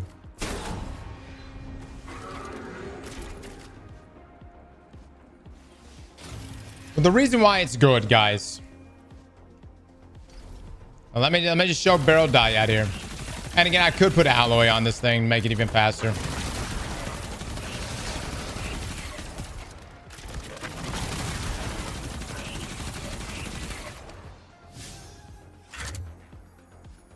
Am I on level 10?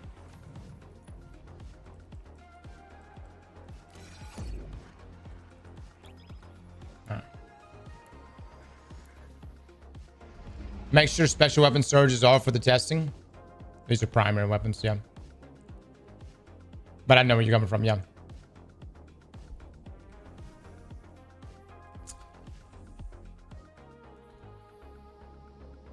Probably test for contests. I am. That's literally what I'm doing all day today.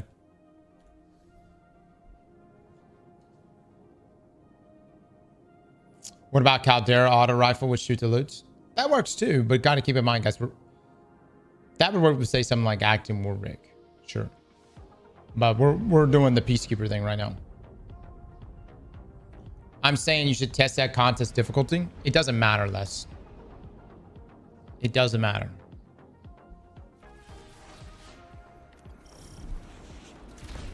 What we decide is what we decide to use is still relevant. Based on, like, if you're doing 50,000 DPS or 25,000 DPS and they're both at the same level, it's still going to be applicable. I'm not doing damage rotations, thus.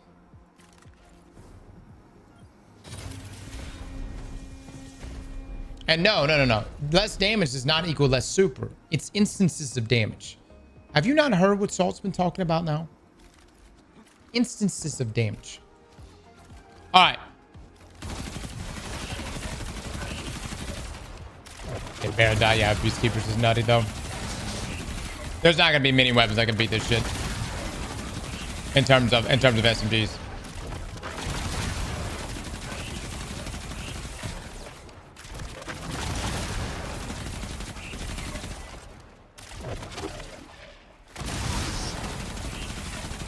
DPS thing, right?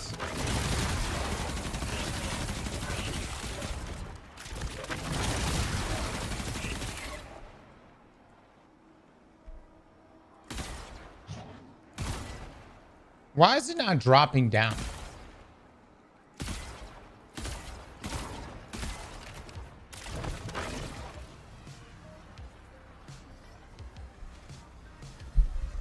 I don't feel like it should be dropping down more.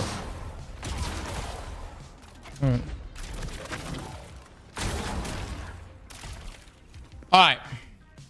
I'm not even gonna worry about that right now. We are gonna test this. But again, guys, the thing that makes this so disgusting is shoot to loot and kinetic trimmers. Now, if you did not have this artifact mod, when I go to shoot here, which is this burst fire SMG, which works with Peacekeepers here, I will have to manually get the reloads in. Or, of course, swap to another weapon to swap back. All right. But the reason why this is so good is because it auto picks up the ammo that it drops. Which means you never have to stop shooting. Except for right there. What the fuck is going on?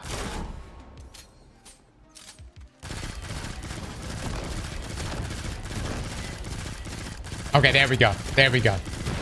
So you see the ammo brick that drops? The trimmer goes off.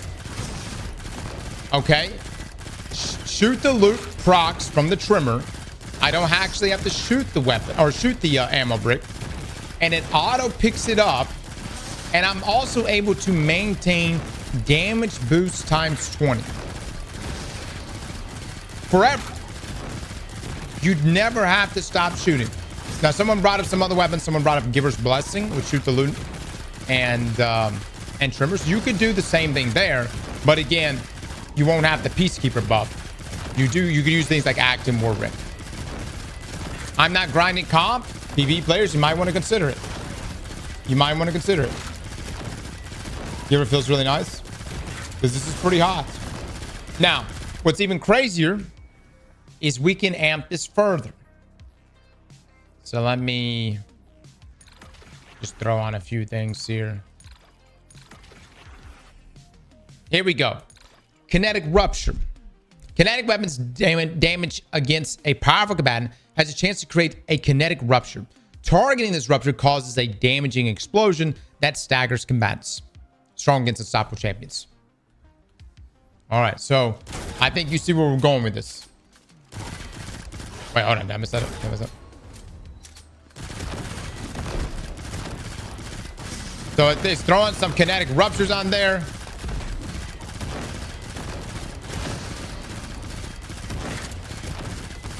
Actually, for whatever reason, my DPS seems lower.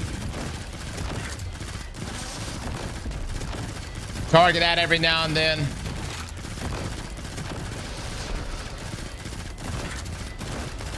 Doesn't seem a lot lower or something. There's some kind of buggy shit going on.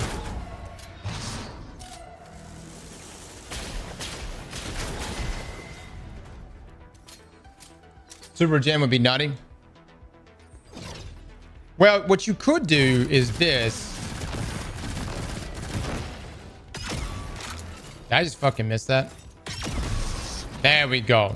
Again, the way the kinetic rupture damage, it scales off of, well, your weapons. Your different weapons. So you could spawn in a kinetic rupture and then have like auto loading ready. It makes like a little noise. Let me see if I got an auto loading. I should have an auto loading one here.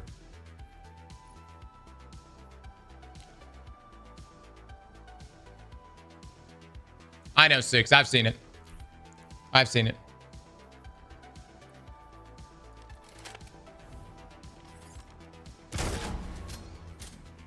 And that's definitely something I'm going to consider.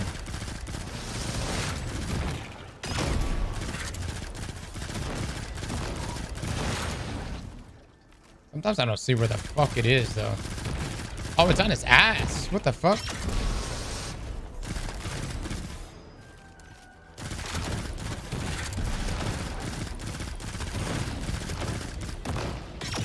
Carl, can you fucking just face me? Hot damn it.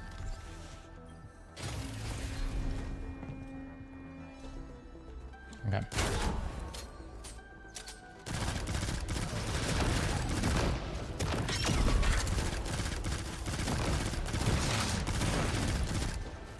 Oh my God, Carl. God, dog it, Carl. Shit.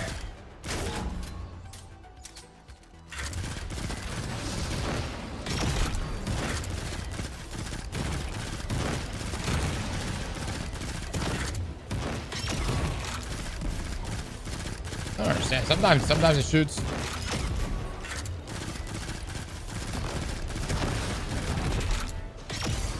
Okay, that I just shot it with the SMG that time.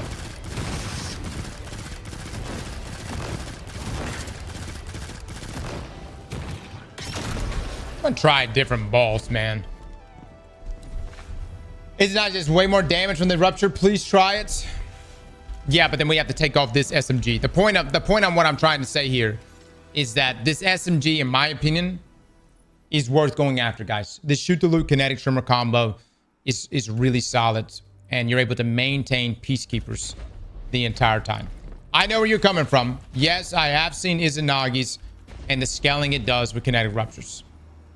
And y'all gotta shut the fuck up. This is how shit gets disabled. Y'all know that, right? Bungie is collecting a disabled list.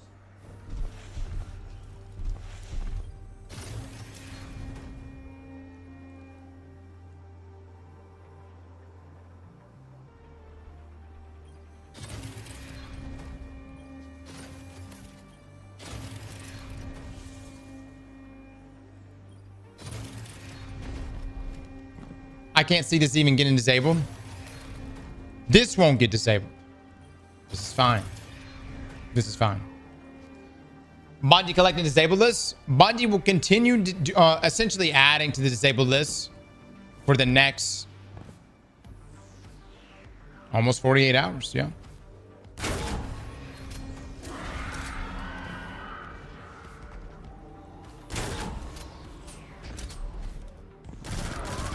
Anyways, I like this, man. I know people are going to talk shit about it and say it's not good. I think it's a dope-ass combination. I was not expecting this type of synergy. But, I get down with this, man. Can I not hit that? I'll tell you what, the kinetic rupture thing. I don't like how it puts it on. You can put it on the back of the target.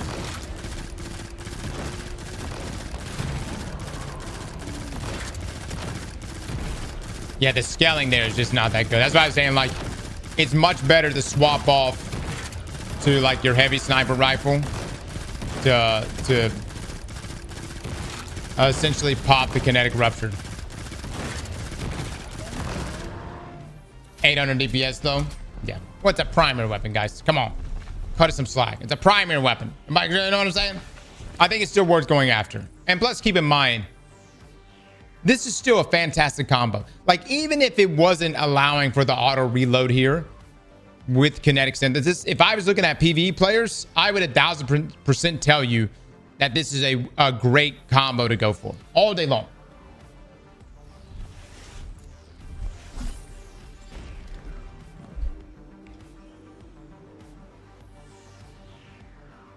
You got Trish and Orbs on the same roll.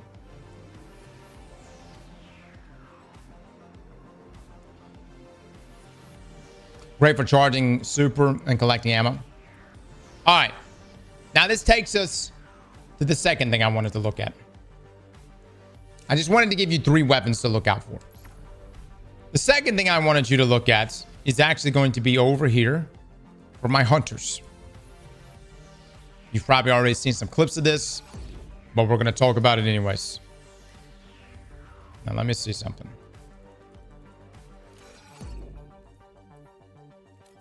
I'm going to take off this special surge for what we're going to be doing here.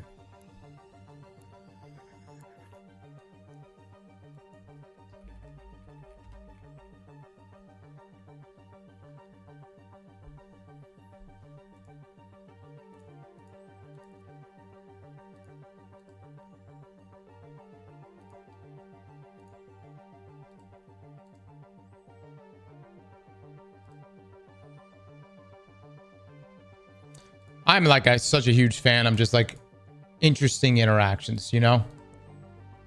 Just interesting interactions.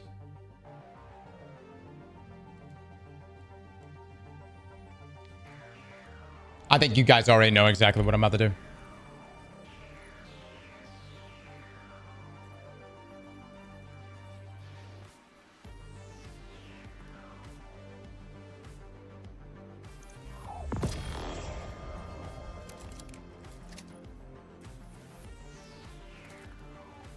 Gotta put the right drip on.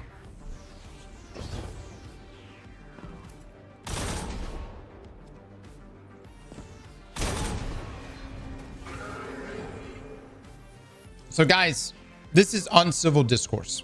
No, it's not a tier 5. But it is a shining role with accelerated soul, which is why I kept it. I'm not saying that this battery perk is the best perk or anything like that, but precision instrument is the main thing you want on this weapon, especially in combination with Lucky Pants. What do we want to put here, guys? Might put on a yeah, I might just do that. So for instance, you've got Lucky Pants here with the legally modded holster, improved sprint, slide, airborne effectiveness while the hand cannon is equipped. For a short time after being drawn, hand cannon is ready faster or more accurate, and each hit against the combatant increases hand cannon damage.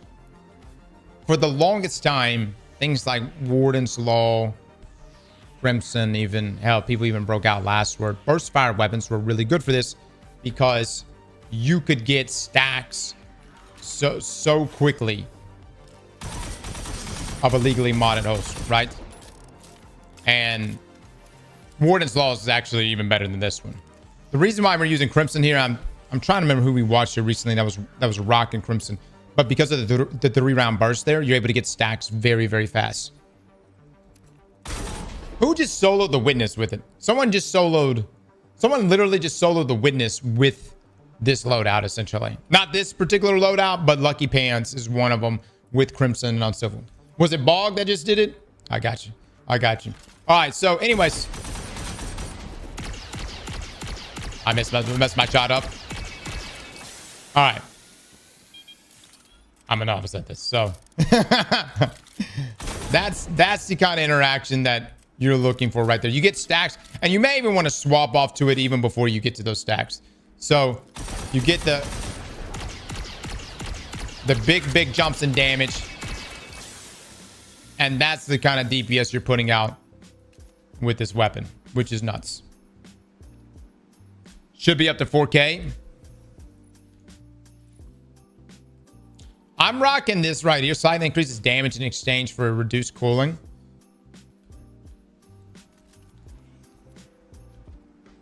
You do 2 bursts and swap to the special hand cannon. Okay. So I will try doing it. Let's see if we can optimize it a bit better. So 1, 2.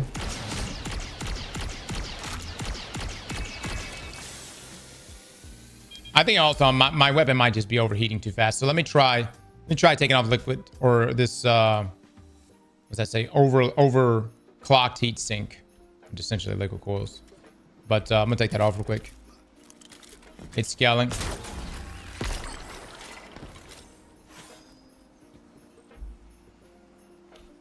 Goes way higher with the tier 5 god roll. I wish Carl would quit turning, man.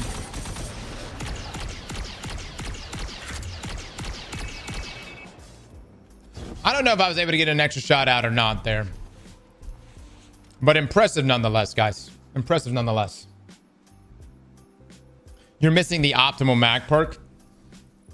So let's pull up D2 Foundry real quick.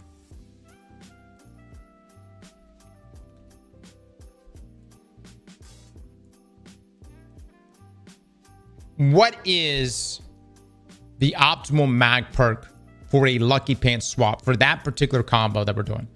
Without a doubt, Precision Instrument's still the way to go. Yep. Is Cooling Baubles? Is that what we want here? I don't know.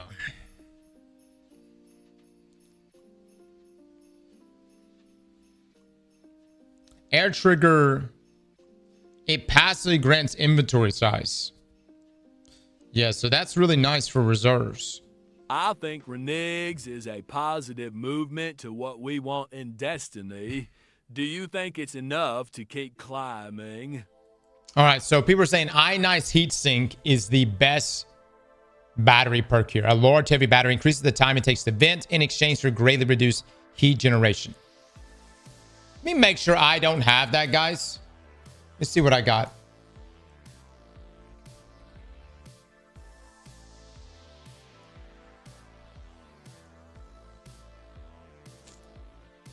I don't, man. Oh, I do.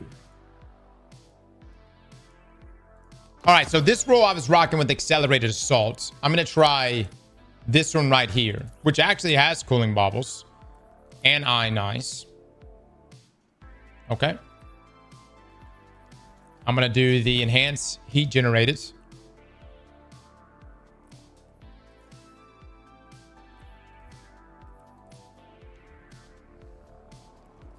Heat Gen Mod. That's literally the tier 5 shiny as the Enhanced Origin perk. Yeah, I don't have Accelerated Assault on this one. I wish I did. And it's a really good origin trait. All right, so 2 bursts. Aw, shit. My bad, my bad. Okay.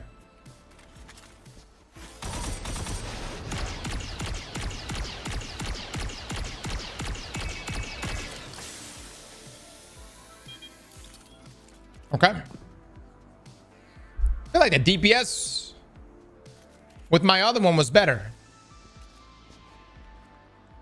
I broke 5,000 DPS on the other one. You got 3 more shots. So somebody write this down. 28,500 total.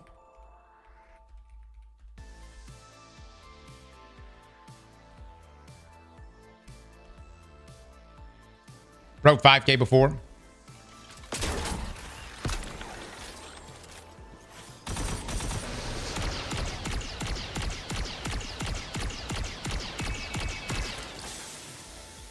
Yeah, that last shot. All right, so still same total damage here.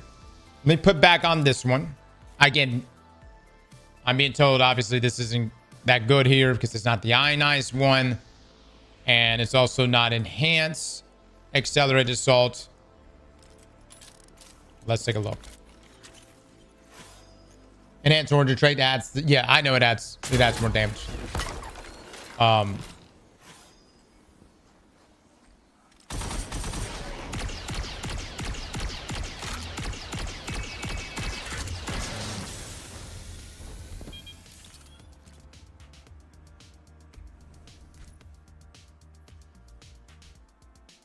You've got to get, I have got to get a tier 5 version of this. A tier 5 version of accelerated assault with precision instruments. And what you guys are saying, ionize. I have one. No, that is hot. I'm going to try liquid real quick, or this overclocked mod, this battery perk here.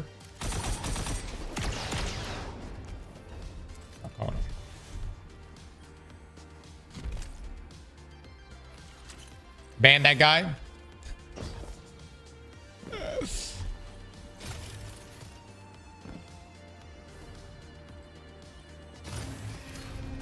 I get more shinies invading than anything.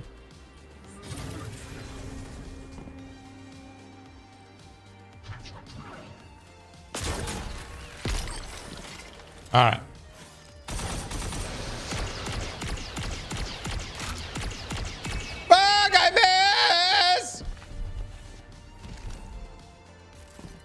Carl, hold your fucking face still.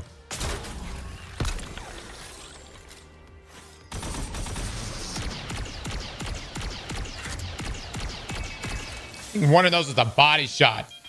God damn it. Can you not? Okay, I'm gonna start here on the left.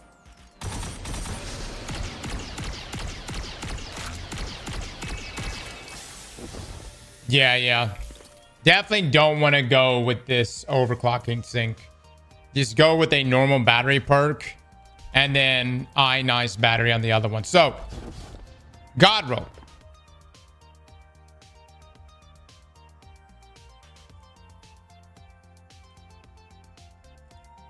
Where's my Lincoln?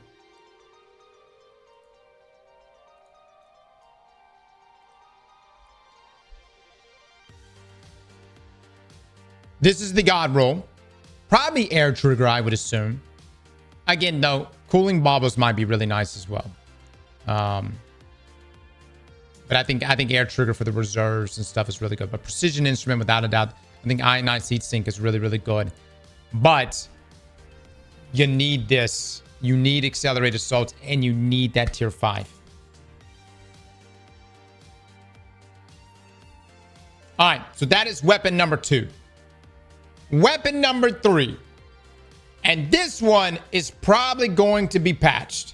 And I tried like hell to get the fucking thing, but it will not drop for me. Shout out to Scream, who actually sent me the screenshot.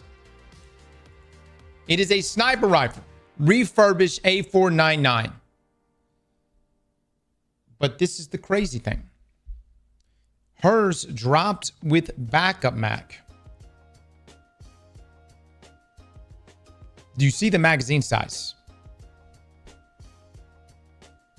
All right, so hold up. This is supposed to have a mag size of only 1. Look through your vault, guys. All right.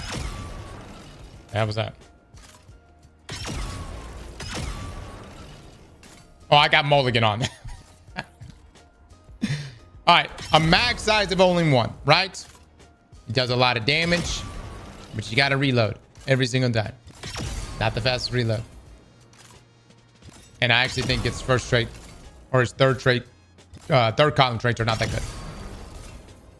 This is why this is so significant. If you happen to get this sniper rifle and it drops with backup mag, for the love of God, keep that thing. Okay. Now, will Bungie nerf this or deal with this? Probably. But until then, be on the lookout. Those are the 3 weapons that have been the most unique to me that I've seen thus far. I tried, dude. I tried. I went to Darcis and I actually purchased the sniper rifle over and over again. We'll go try it right now. I'll go try it right now. But I spent a lot of credits this morning and didn't get it at all. And I mean, I dropped like 20,000 credits. Now, let me ask you guys something. Is the chances of backup mag, and I'm being told it's just completely RNG, but is the chances of backup mag dropping on that sniper rifle, is it a higher chance from in-game rewards, so like actually doing Lawless Frontier, invasions, etc., or have you guys gotten it when purchasing the weapon? Any tips for target farming shinies from Renegades? No. It's RNG, brother.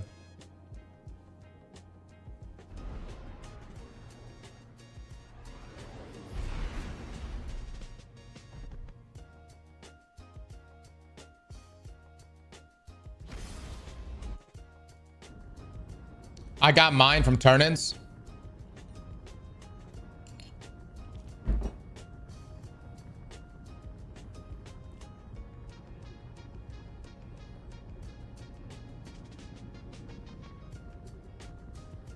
Do you know about Gutshot plus Divinity on the A499? No. What is it doing?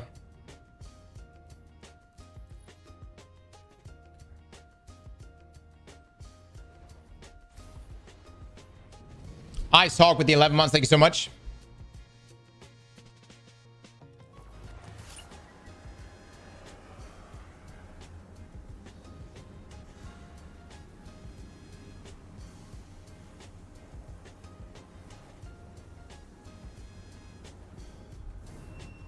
Gutshot does 20% more damage when Divinity Bubbles applied. That's fucking hard, dude. Because it's considering it a body shot. All right, so this sniper rifle might actually get disabled then. Let's talk. It might actually get disabled. Oh, wrong way.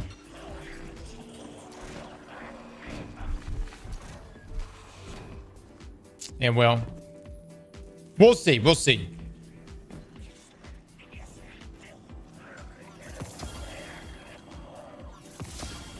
So let me get this right, guys. Will the mod already be on, or do I need to inspect it each time?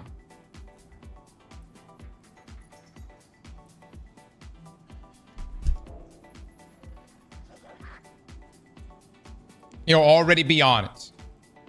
Damn.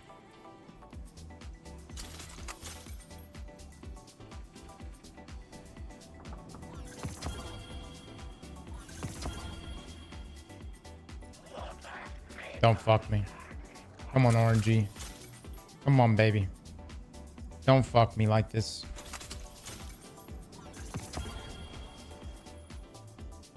No.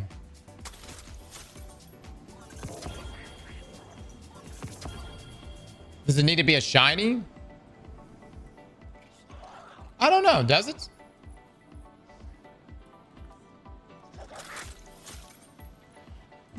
God dog it! I finally get a modded drop and it's Icarus! No, it doesn't have to be a shiny. But yes, they can drop in mods.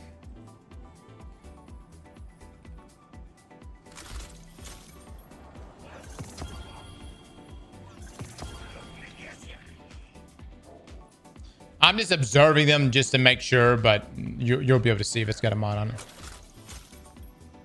I can remember the new rocket pulse, trickle charge, element of honing, hazard explosion, bolt charge, barricade since it buffs micro rockets. Oh yeah. I'll be breaking out extras again. God dog it.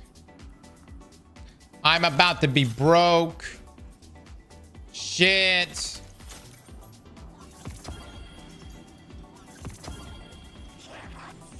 I'm officially bankrupt.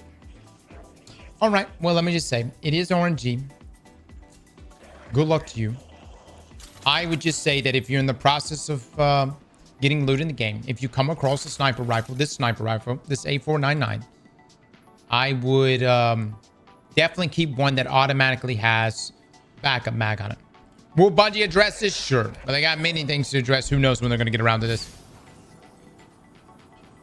Now, from what Six is telling me,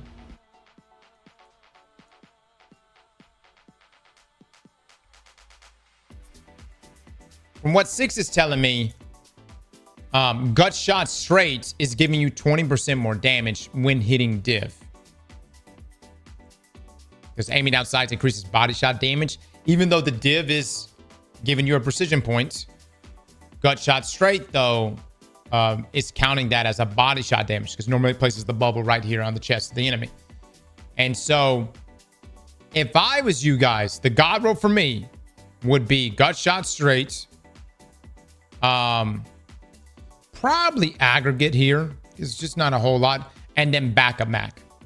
And then that way you could shoot all 4 shots with increased damage. So the aggregate, you're getting the buff here, which should be proccing to also. Does it proc from div?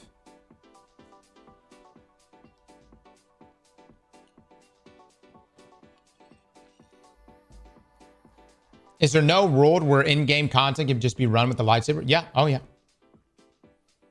You could do Envious and just do 12 shots. Yeah, you could do that. I suppose. Yeah. So either one. I would just say this. The main thing is if you find a refurbished A499 drop for you and it has backup mag, just don't shred it. Keep that thing, guys. So far, those have been the most unique things. There's a lot of value in this origin tray right here, which means there's a lot of value in getting a tier 5 version with this enhanced accelerated assault. There's a lot of value in getting a refurbished A499 that can have backup mag on it. And with the right set of mods, it cooks. And then Peculiar Charm, the SMG. I really like that trimmer kinetic. That kinetic trimmer and shoot to loot combo with these kinetic synthesis and even the kinetic ruptures. So I think it's a very good combo. No, it's not the best DPS. It's a burst fire weapon. It's not the best DPS, but it's a very unique combo. Where do you get this SMG? SMG you get from comp. Have a fun time, everybody.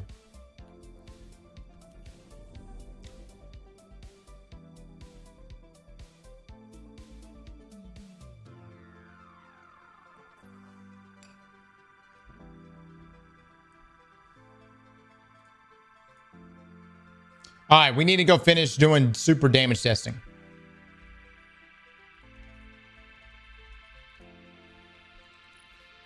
And really, I need to farm today, dude.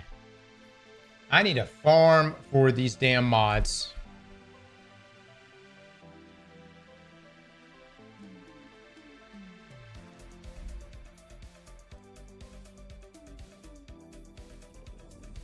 All right, we're going to load back into the tower. Normal. Okay. We're going to finish everything out. Our highest damage yesterday was Behemoth with Star Eater. I think it was like 55,000.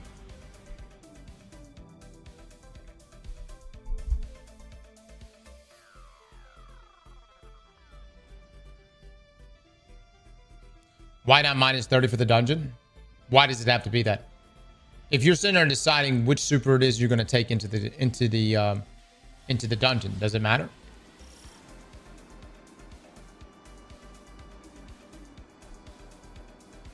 You should wait till the Twab to damage test so you know what's getting disabled. No. I've only done Titan so far, yeah. All right.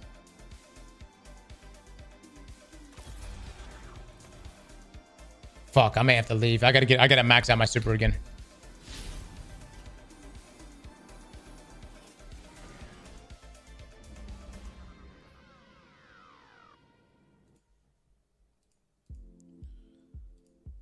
I need one person to join me as well.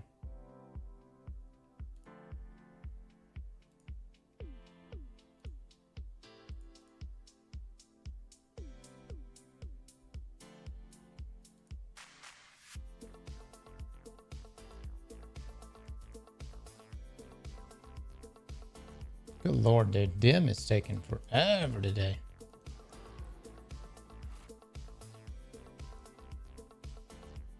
We should be good. We should be good.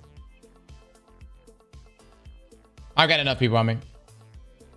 Have you tested Warlock with Winter's Guile? Keeping it the supers today, guys.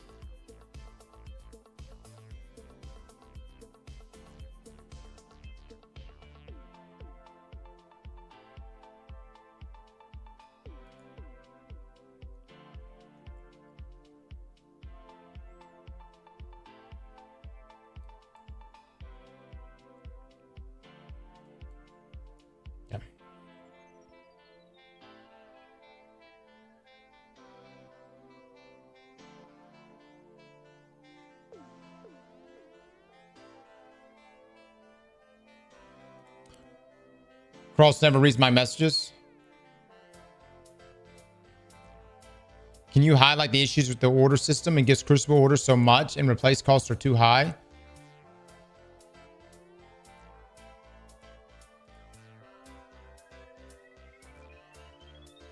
Just fucking... What? First up, I don't work at Bungie. Secondly, just play a little bit of Crucible. Third, if you don't want to play Crucible, re-roll. Fourth, make sure you're in a particular activity, maybe inside of Lawless Frontier, when you do re-roll.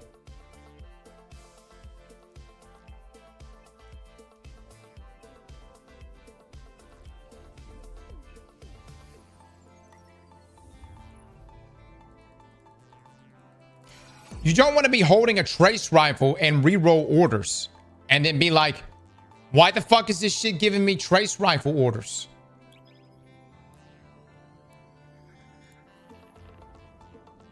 And you may not want to do it while hanging out in orbit. But at the same time, PvE players, let me throw this out here. What if playing Crucible isn't the worst thing in the world?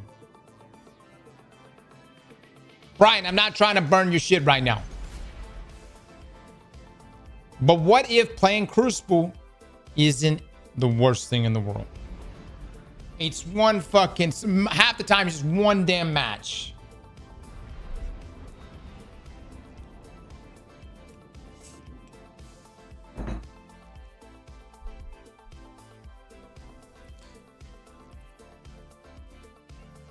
Well, half the time, you just have to just show up.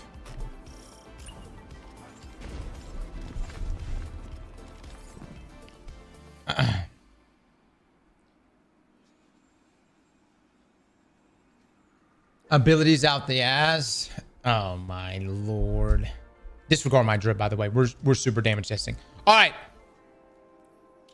What do we need to do now? Is it Syntheseps? I got some fun mods on. We were testing on Greg here. Let's get multiple Gregs out.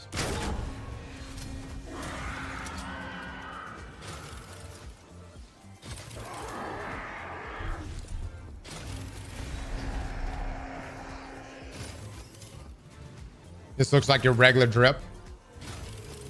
I am fantastic drip. I don't want to hear this shit.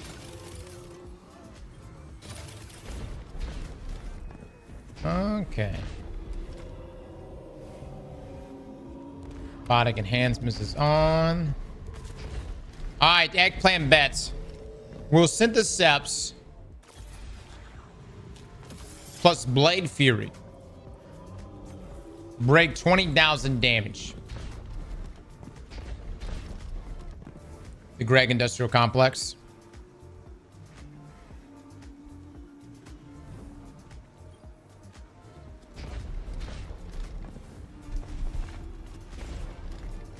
Cross, your drip is good if you were legally blind.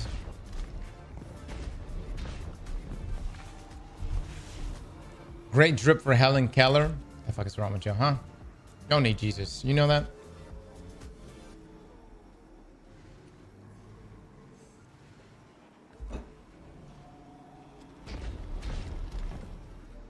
Ayo with the 4 months. Thank you so much.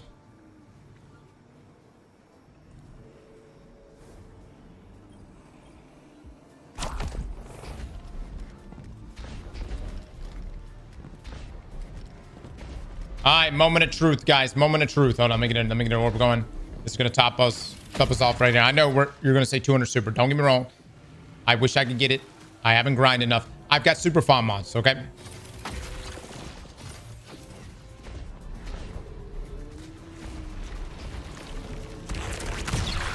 Here we go, baby.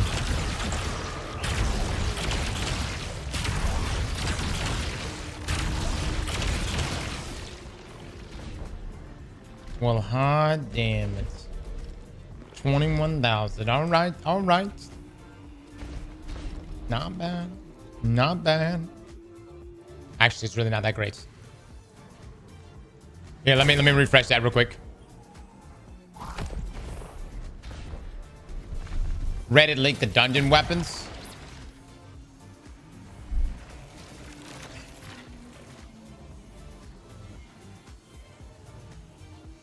Really? 0.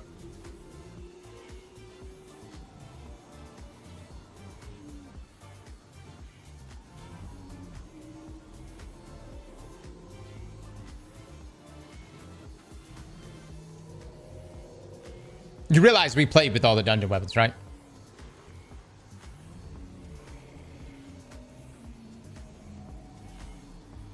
That damn cool guy.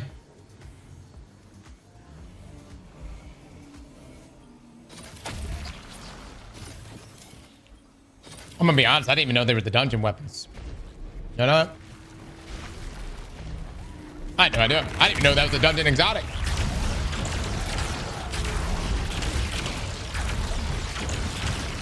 Fuck! I messed up.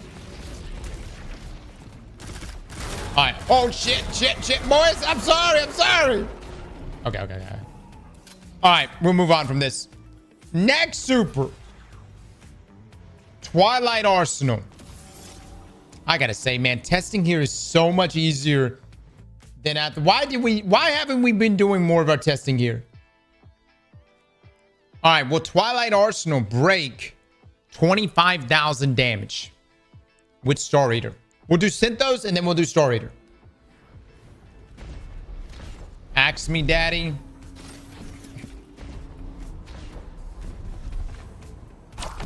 It was bugged for a while. That was true, yeah. All right, guys, I'm going in again. 200 super here. Syntheseps, I'm popping it. We've got the eggplant going in. Did y'all get it? Jesus Christ, man. We gotta be faster, boys. We gotta be faster than this shit.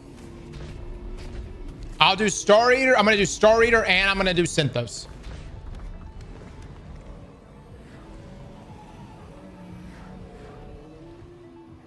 I don't know. You were glazing the shooting range, then you decided you were nostalgic for Greg.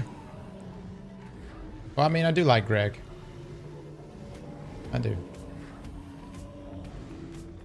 Throwing the axes or no? No. Just the act of throwing the axes, not picking them up and throwing them again. All right.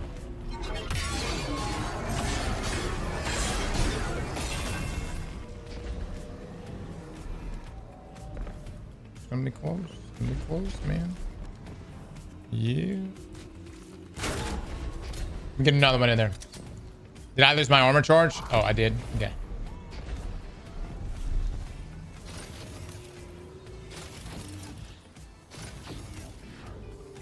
All right, hold on. Let's show base right quick. That's no syntheseps. Okay, 15,500.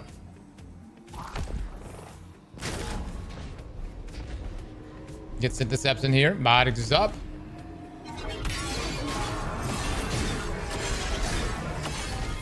All right, with syntheseps, 23,298. Ooh.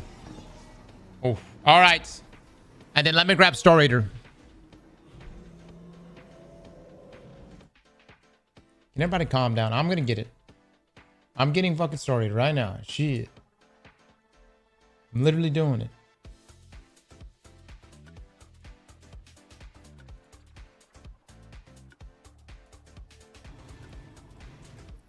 Super's 176. I have font mods on.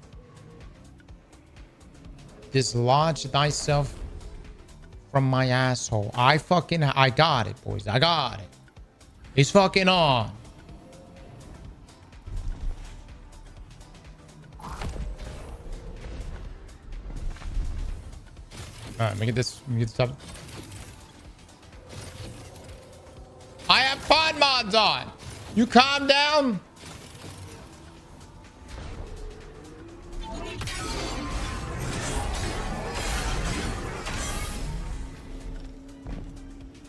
Oof.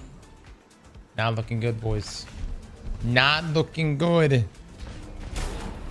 Yep. Not looking good. Here, I'll give you another one. Give you another one. You remember at one time this was the meta. But Bungie heavily nerfed Star Eater with Twilight.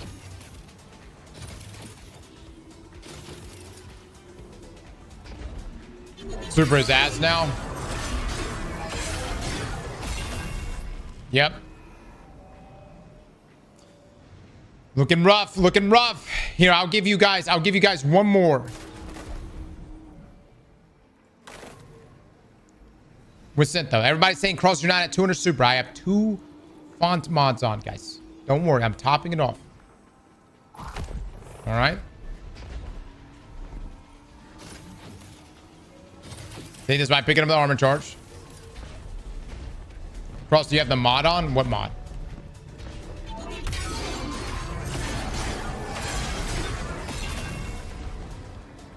Damn.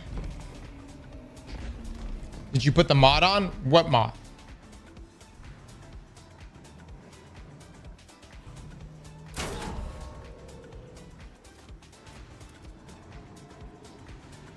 The mod? Brother, you guys are literally reaching for nothing.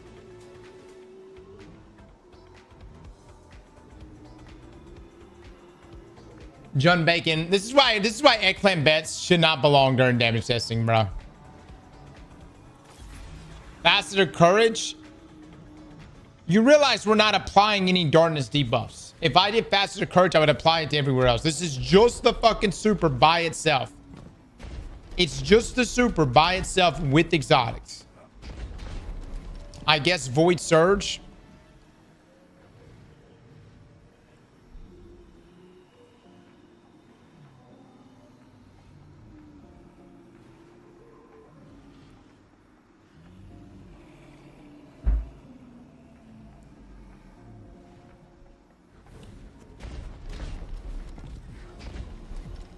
Paid out, boys. Paid out. It didn't make it. Let me see the eggplants. You think this is depressing? Wait till you see Hammer's Soul. Oh, shit.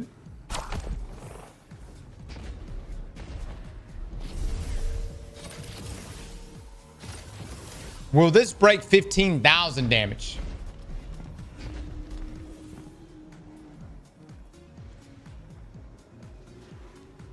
Hammer needs help.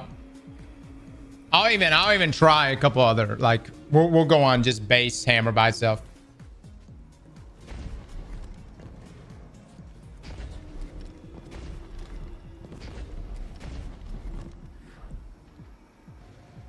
Yes, it's gonna hit 16,000. Bet responsibly, boys. Bet responsibly. Ooh, somebody done dropped 250 already. It does. Roaring Flames does.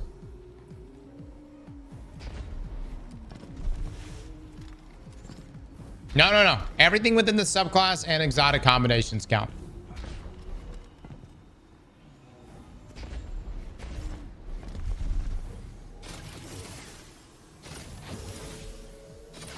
Mods, you need to make these bets 60 seconds every fucking time. They should not be any longer than that. Okay.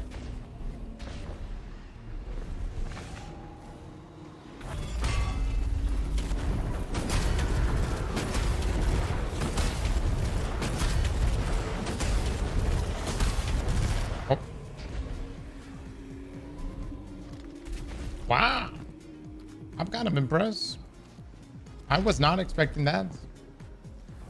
Okay. All right. Mods! Fade out. It was your bullets? Okay, hold on. Someone's gonna say it's my bullet.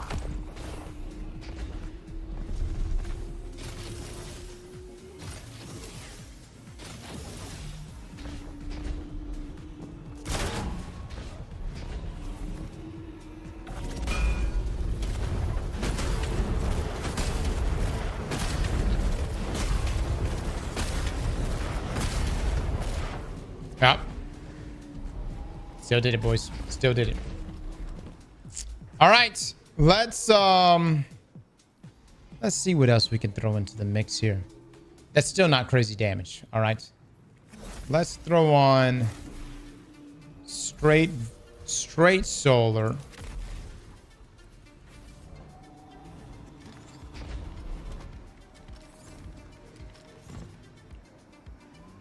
Let's see if this works. Thunder Crash, we already did that yesterday. Yeah. We'll have a cut on all this. We'll do the big hammer. All right, can I do this? I hope I can do this.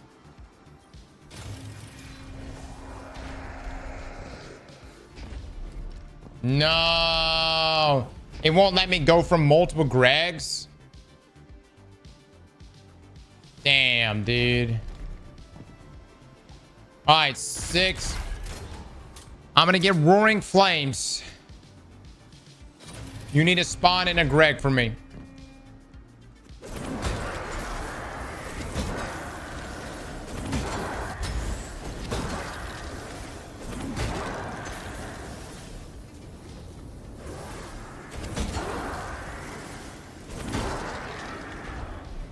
Six, spawn it in any day now, any fucking day.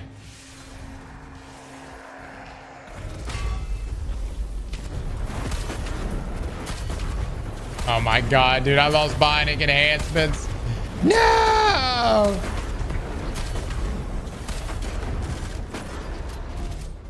Rep. Yeah. This is gonna be tough to do.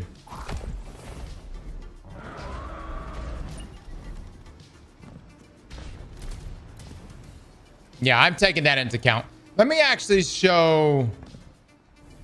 Let me see what the damage is, because again, it's supposed to increase damage. We've got the full court thing going on here.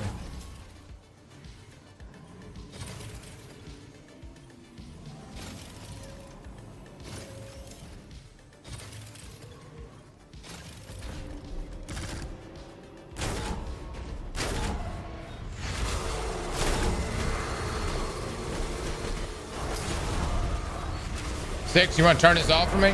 There you go. There you go. Easy, bud. Easy.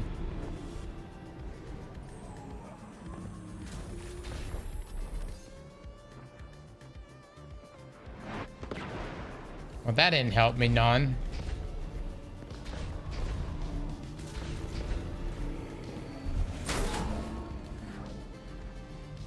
Spawn a champion while Gregs are out.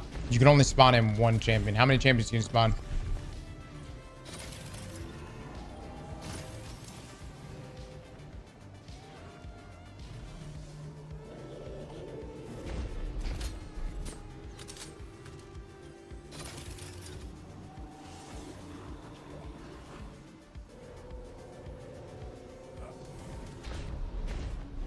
That'll keep your Roaring Flames alive. Roaring Flames not the problem, Loco. That's not the problem. Mind enhancements is the problem.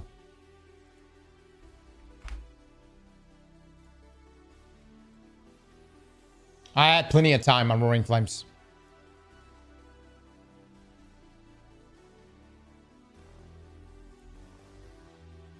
You could have more than one Greg.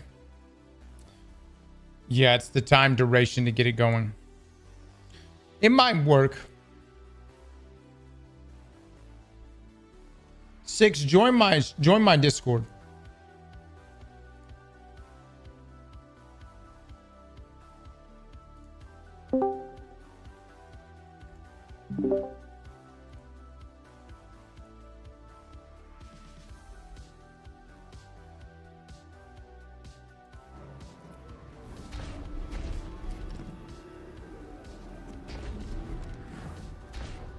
Six, I'm gonna pop my hammer here.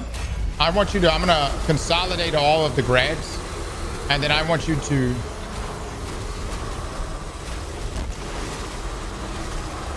now I want you to shoot it out. I want you to stop the attack.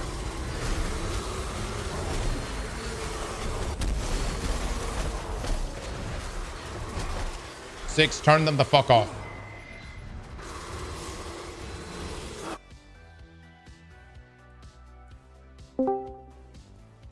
Okay. I need one more Greg up here.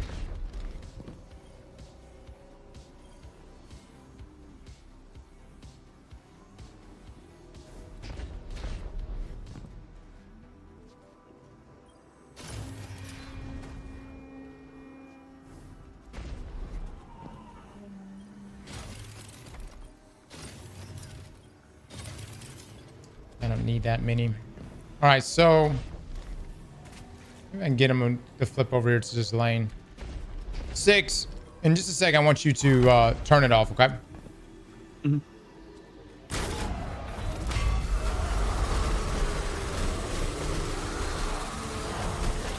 Get him a little bit closer. Come on, dickhead.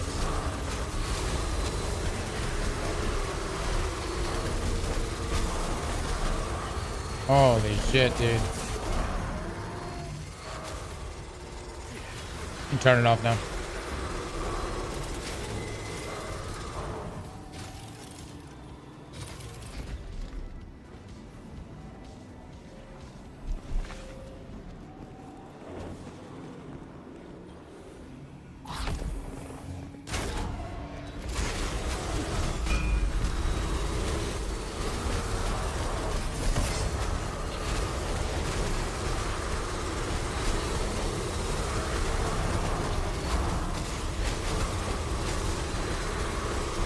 Oh my god, dude. Is there a way for you to get one to aggro you? You turn it off, turn it off. Only thing I can think of is maybe I could spawn him in now.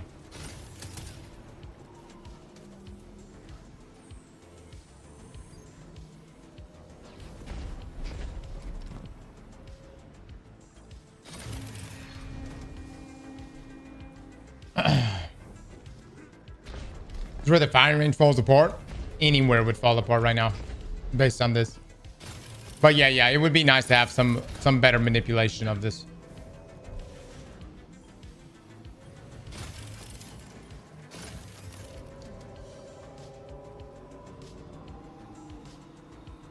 Oh, okay. Let's do this.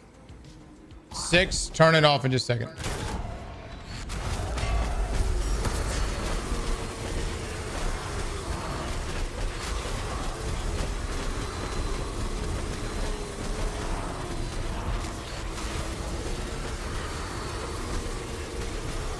All right, turn it off.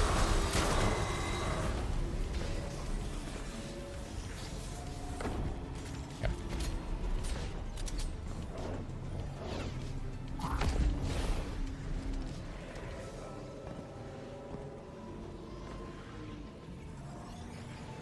How's that not proccing?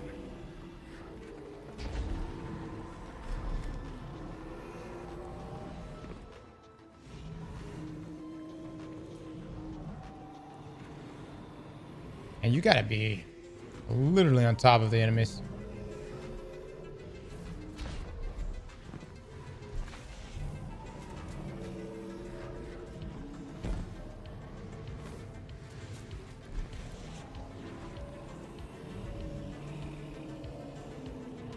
That's a fair distance, right? I think it's pretty fair.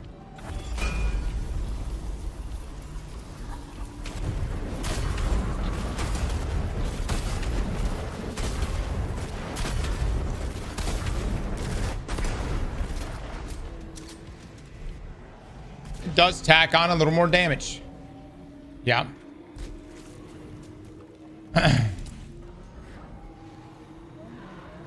What are we trying to proc? So guys, Hammer Soul has essentially full core now. The further you throw it, the more damage it does. That tacked on about an extra 5,000 damage. Yeah, roughly. Roughly an extra 5,000 damage. So I was trying to see, you know, if it was substantial or not.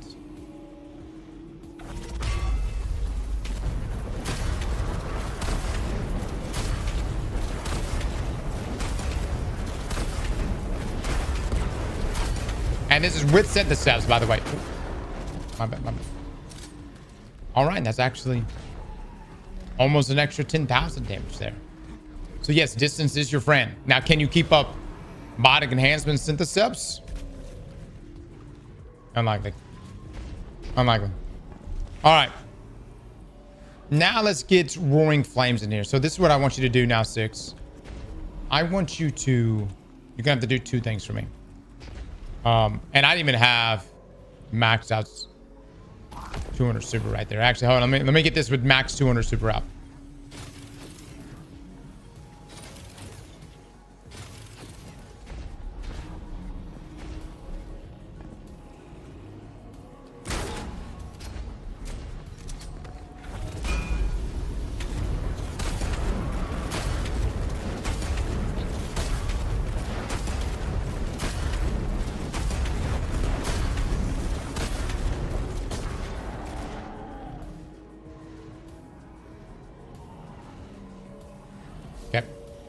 I've got ashes on too.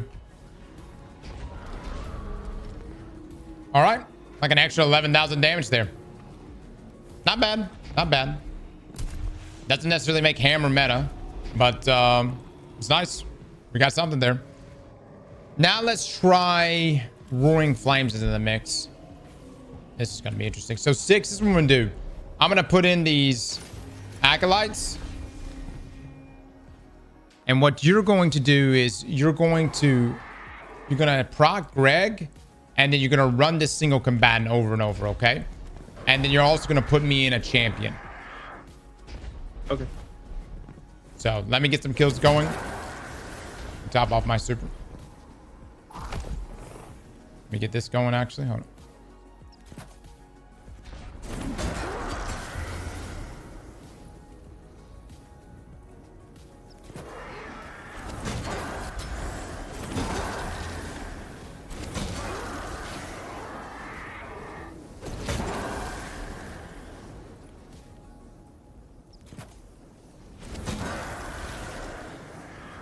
All right, so spawn in that champion right now. All right, so go ahead and spawn in Greg. You have to spawn in the champion again then. That's fine. So spawn in the champion. Okay, and then... Oh, dude. They're all in the back, yeah. Damn, this one hit killed this fucking champion. Well, I have to actually stun him. All right, do the acolyte. Hold on. Fuck me, dude. I don't know. I didn't think are we not doing enough damage to him? Oh, he's big, dude.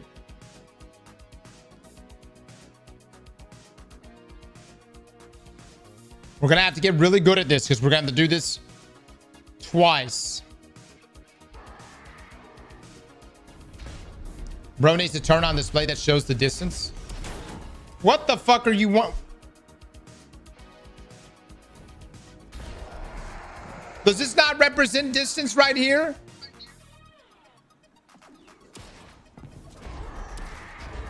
If I'm standing here and that enemy is standing there, can you not deduce what the fuck the distance is?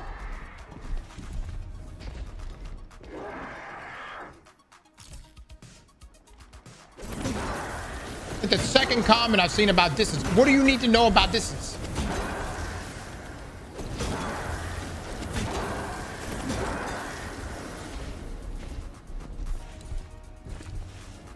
All right. Get ready to do the champion. Do the champion now. Oh, is that a barrier? No. Okay, do Greg now. Fuck.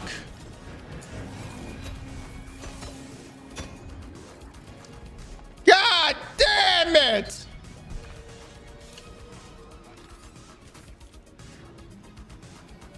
We might need more people. No, we're fine. We're fine. I just gotta make sure I know which fucking champion we're about to deal with. Hold on, I got anti-barrier. I cannot kill this guy though with my weapon.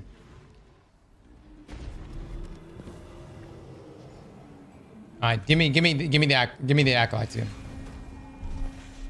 Why not go to actual Greg? I think this Greg is just better. These versions of Greg are just better. All right, now drop me the champion. Okay, now when you see me killing the champion, I want you to immediately drop the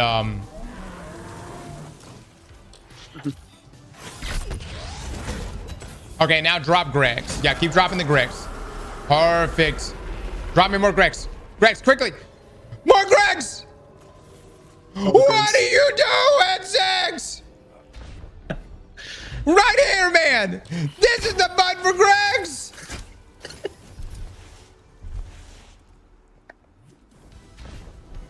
Okay, let's do this again. Let's do this again. I'm gonna do this again.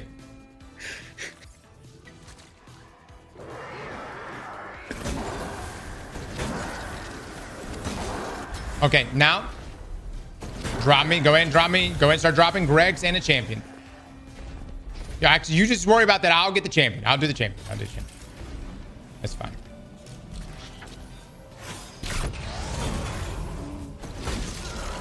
Nice, nice, nice. All right. Fuck, that fucking fire is burning you.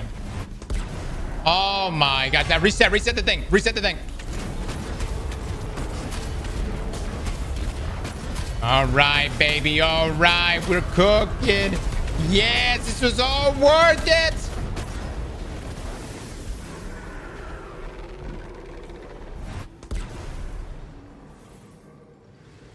Yeah, we lost Roaring Flames there at the end, but all right. Close enough. Close enough. Most scuff tests I've seen. Motherfucker, you want to drop your name right now? Come join me. Sharf, join this fire team. Let me see your day. You come show me. You get your Titan. Bring it over here and show me how easily you can proc Roaring Flames ×3 and biotic enhancements.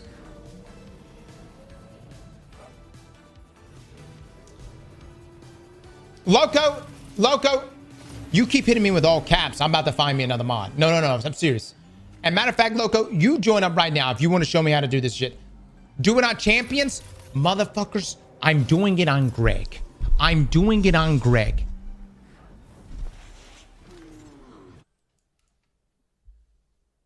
Sharp, I'm waiting for my name to be dropped. Where is thy name? Loco, I'll see you in a D3. Whenever the fuck that's supposed to be. And if I see a mod in here, unban Loco. You're gone too. No. Loco will never return to the stream. All right. That was solid damage. 35,000. 35,000. That's good. Now we're about to do the exact same thing, but with Burning Maw. You ready? It's gonna be Acolytes, Champion, yep, and then Gregs.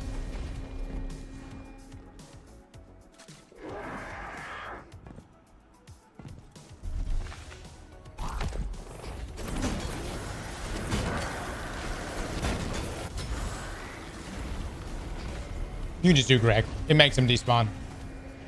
Yeah, I'll do the champ.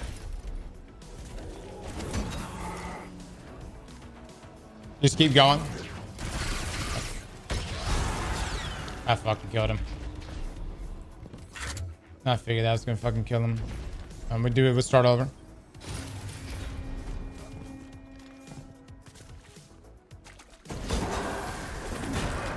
Just make sure before I start doing damage, you get the reset too.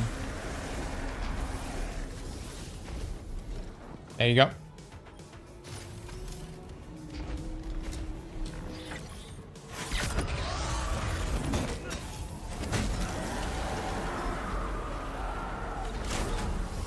No, you got the reset again.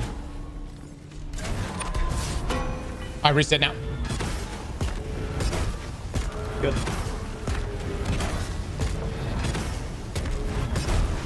Such a situational thing.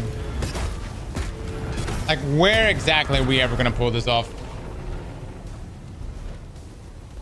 And you really want to slam on top of them too. But I was trying to keep biotic enhanced right there. Or biotic proc right there.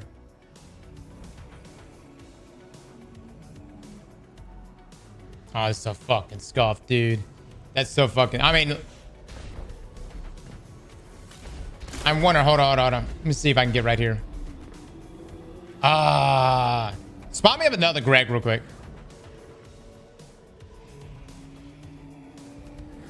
Keep going.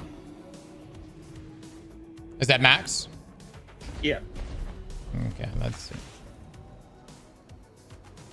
Pop the super. Get ready to turn this off. Get him a little closer.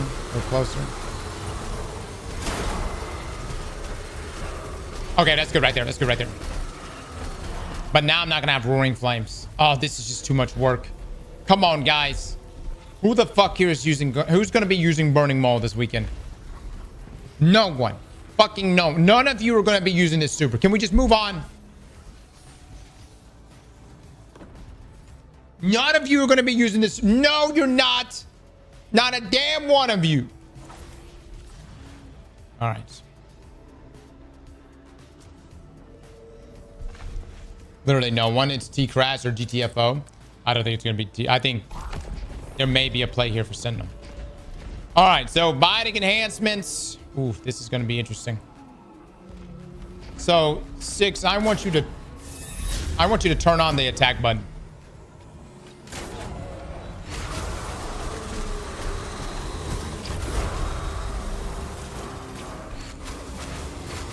So I got biotic enhancements. I'm trying to keep the shield throw to just one target, but it is hitting the AoE blast. There's hitting. Oh, that is just not happening. That is so much damage, though. Holy shit. Yeah, this hit multiple.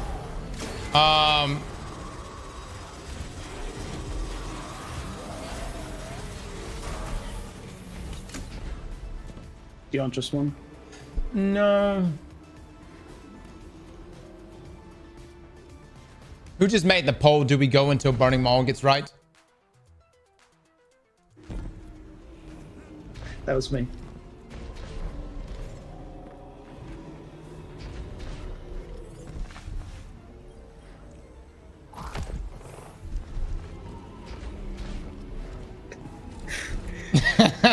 Fucking swear. All right. Let me see if I can get him. Come over here, buddies. Come on. Perfect. Shut it off now. Shut it off now. There we go. I can't. God damn it, Sim. Just reach every weapon. All right. So now we're going to test this again. All right. Turn it on. Turn on their attack.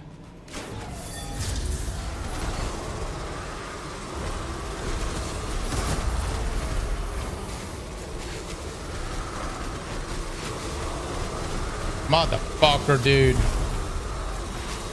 That's 24,000 per hit there, as y'all see there. Did you turn it? What are you doing? 6, what are you doing? I'll let you know when to turn it off. Can you use something other than a bow? All right, we're trying to see how many shield throws we can get out.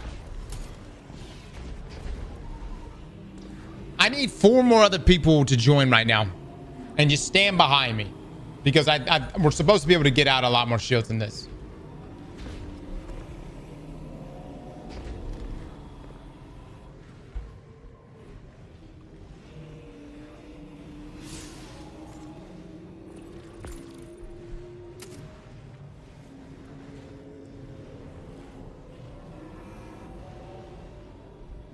It's 3.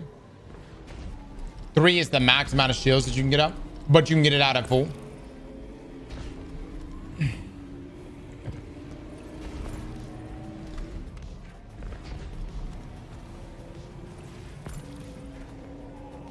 Oh, only 2 at max charge? I don't even know why. Matter of fact, hold on. We need to keep it. We got too many people in here. We need to treat this like it's a dungeon. I'm gonna boot some of you boys. We're gonna treat it like it's a dungeon, as in like a 3-man fire team.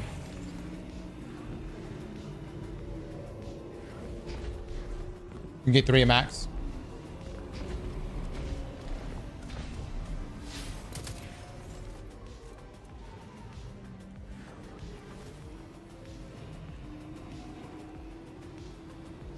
Okay, monkey and 6 already in here. All right, perfect. So 6, you're gonna come over here to where I'm at. Actually, just sit right here with us. I gotta be close to the enemies. Hold on. All right, come stand right behind me. Y'all come stand right here. Right, like literally right on my ass. Like right here, right up against me. Right up against me. Beyond my balls.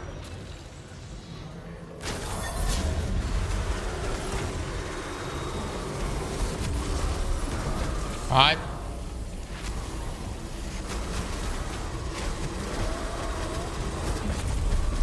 Disregard the damage you're going to see. I'm just trying to see if we're going to get 3 shield throws off with the fire team, like a normal fire team size. I will say Greg does blow his load substantially more than other bosses. It's pretty good, though. Pretty good. Yeah, standing with the team is actually pretty nice. All right, I don't think we're going to get a 4th off. No, that's a stretch.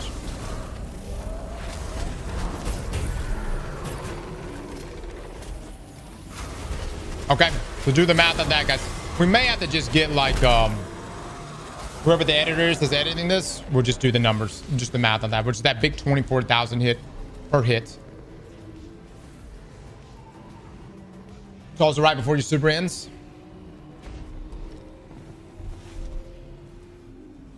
If Greg wasn't doing circles instead of shooting. The problem is, guys, I'm trying to proc binding enhancements. Now, let's just take a look at Doomfang. I'm being told Doomfang is the way to go. Doomfang would be easier.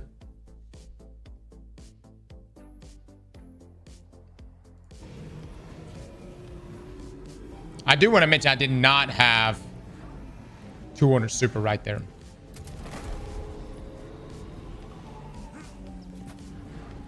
Literally right there. Holy shit.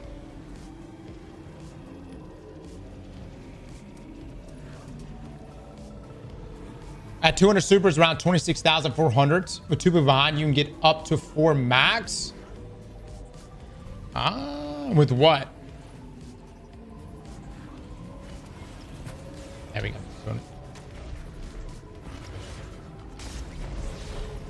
So let me actually drop. We don't need this many Gregs here.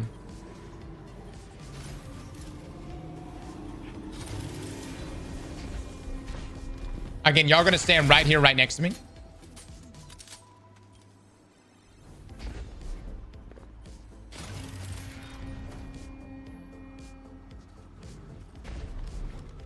All right, let's see.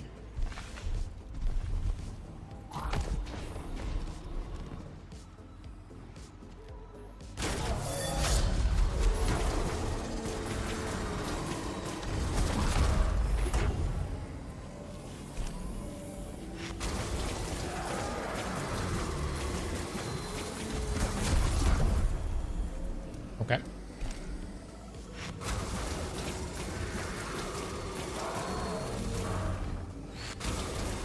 Go on, Greg. Keep going.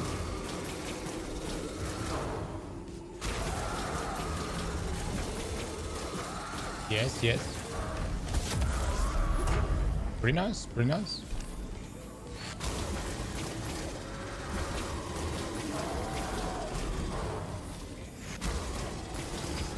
It's gonna be tight, man. It's gonna be tight.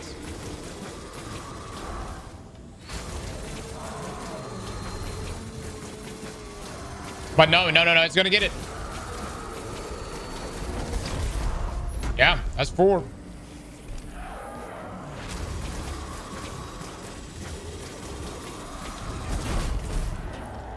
All right. And you're also buffing your teammates' damage. And auto reloading their weapons.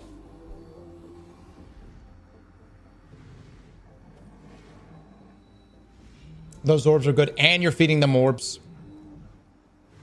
Now, here's where Ursa won't be good.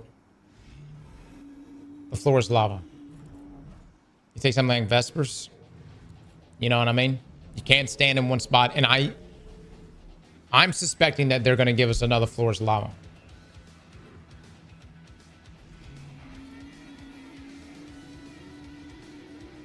But only 1,000 DPS there. It's not about... Yeah, I get where you're coming from on that. But it will allow your teammates to pop off. The other thing is, too, either the floor is lava or if it's a boss that just doesn't do a lot of damage. Greg, Wyverns, things like that does just a tremendous amount of damage, especially in a contest environment, will be perfect for am I saying Ursa? For Sentinel here. For Sentinel shield. Perfect for Sentinel. And I guess Doomfang would probably be the way to go even over Ursa. Let me check out Ursa real quick.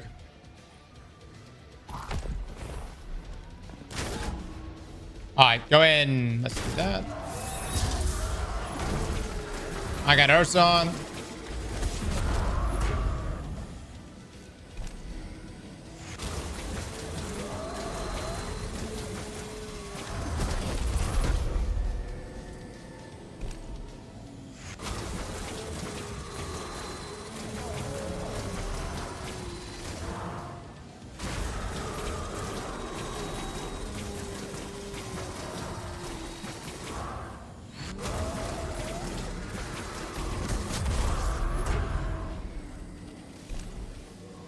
Come on, Greg. Come on, Greg. More, baby. More. Yes, Greg. Keep going. More, Greg. Greg, don't slow down. You're almost there, Greg. No, Greg, don't slow down. Shit. Okay.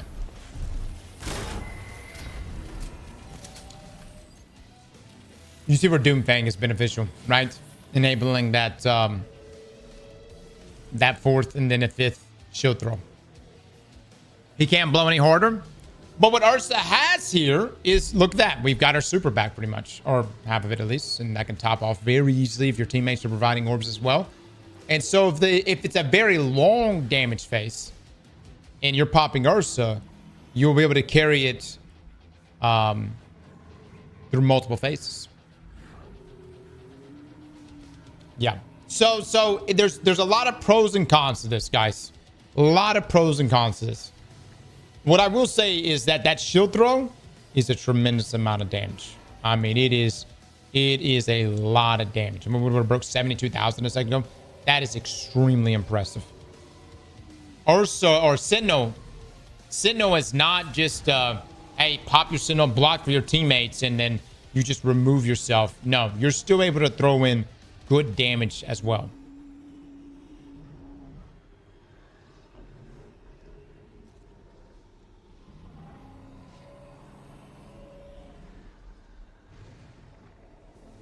So it works well on one boss.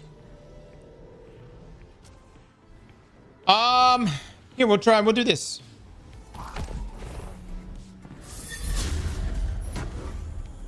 If I'm just sitting there blocking for my teammates, that's pretty damn good. No damage taken at all here, right? The passive regeneration from your teammates is pretty nice. So obviously, like,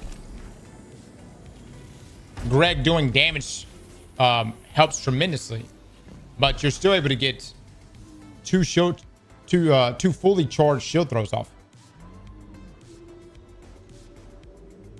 I think you're throwing if you run this in a dungeon.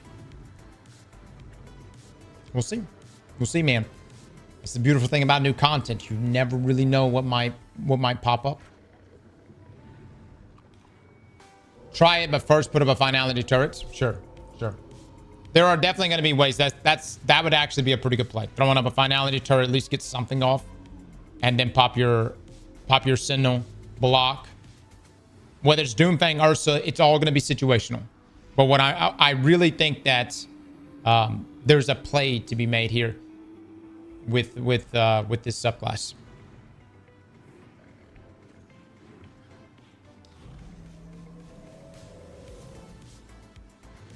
You can get way more than 4 in an open environments.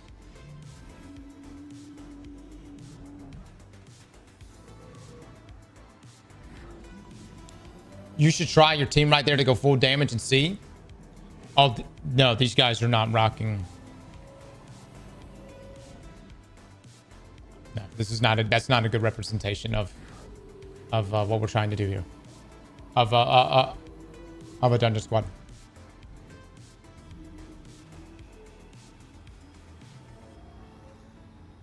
Imagine having another Titan with you running bow charge. Yep. All right. I'm feeling pretty good about Titan, guys. I think we've wrapped up Titans. Now, 6, I shall return. I'm coming back on my Warlock. I just got a refurbished A499 with backup mag and Envious Assassin. You can get 8 rounds to the mag. That's fucking nuts. That's nuts. Buy a lottery ticket, dude.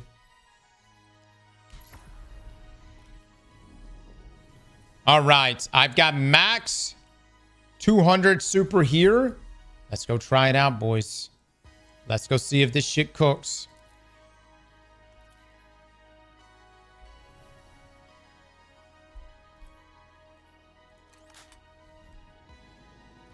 Hold on. Eggplant bets.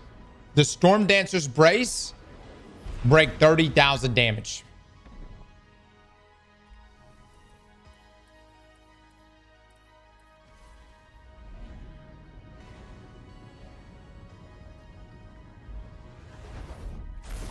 Easily. Absolutely.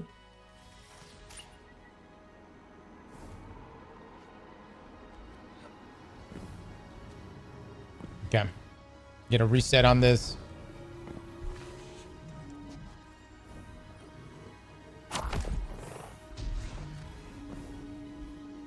Should have said 40. All right, restart the bet. Do 40. Restart the bet. 40. Will it break 41,000? 40 or 41?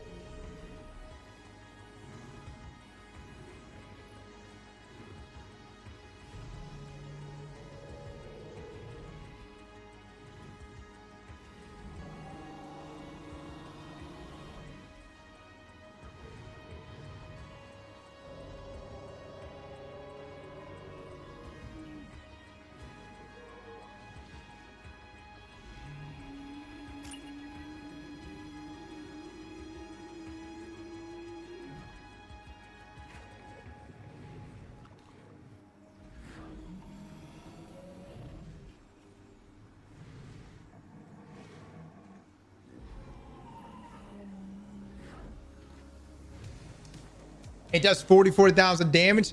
You fuckers quit cheating. Restart the bet. Will it break 45,000 damage? Oh, no. 45,000 damage.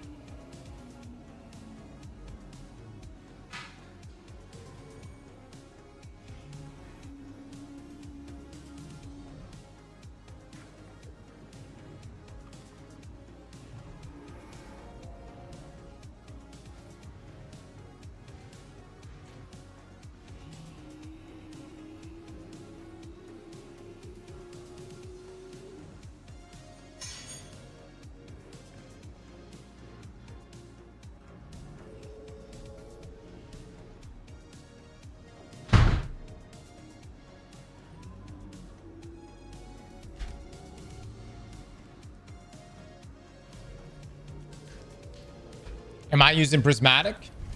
Why, yes, I am. Yeah. Did y'all get the bed in? Yeah, it's in. Good, good. Oh, yes, good. All right, here we go, guys. Here we go. Again, Storm Dancer's Brace. This used to be the shittiest exotic. Got a big buff. Yeah!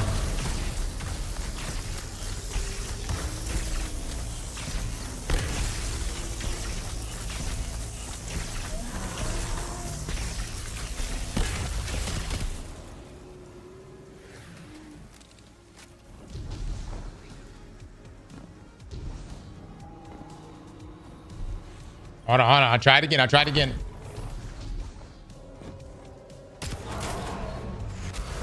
What? Fuck, what the fuck? Yeah!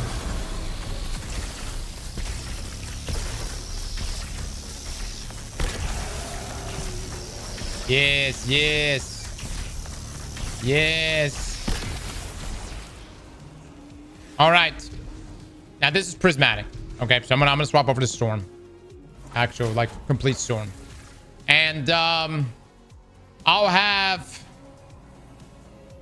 put on,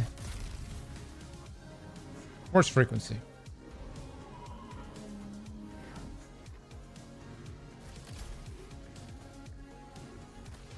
Okay.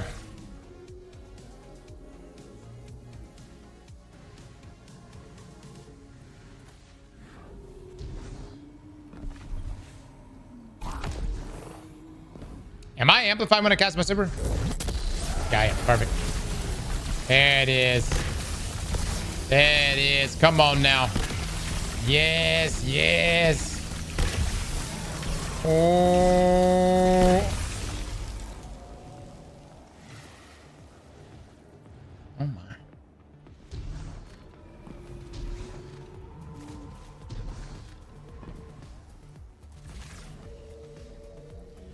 Boys, is there anything else we can do to amp this damage up? No, attack down a little more damage.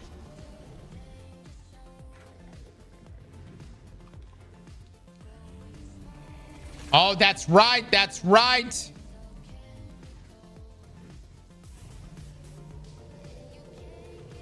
I didn't landfall, did I? Did I not landfall?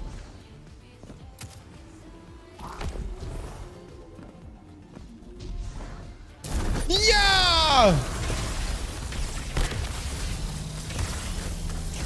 Oh, thy tickle finger's going strong.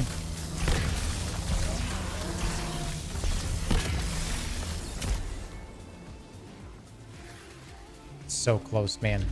It's so close.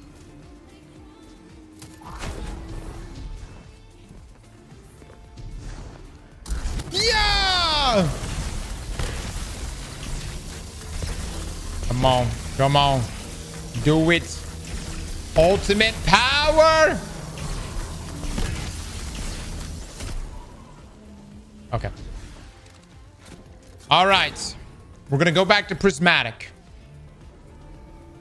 Some people are going to say, and we might be cheating right now, but listen.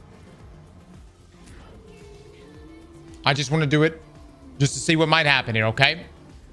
I'm gonna try throwing in a needle. I'm curious to see if anything happens from this.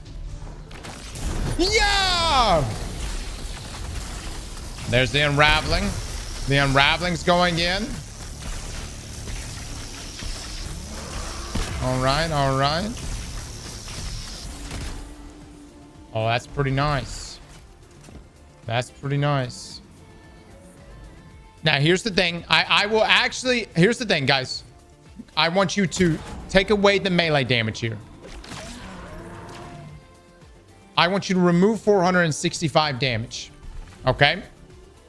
Remove 465 damage. Now!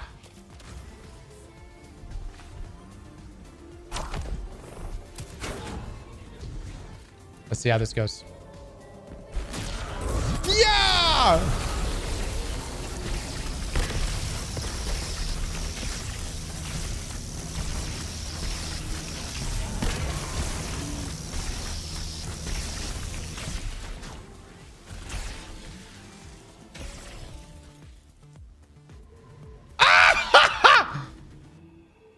Oh, shit! It's right there! Hold on. Let's try one more. Yeah!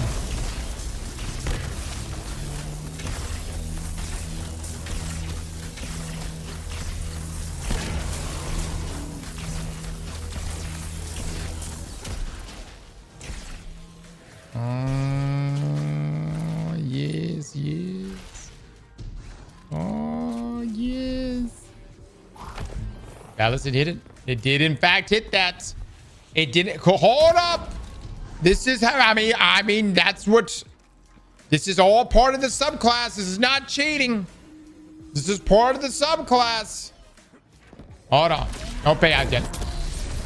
Let's try it again.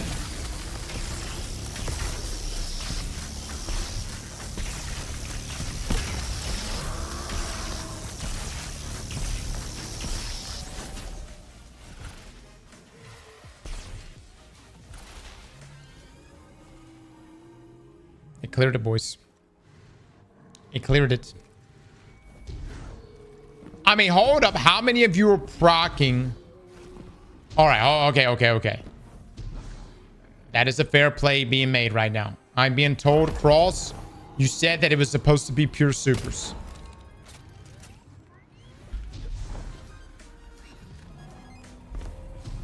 But man, I did say earlier. I did say that, yeah. All right, hold on. I'm going back in. Come on, baby. Believe.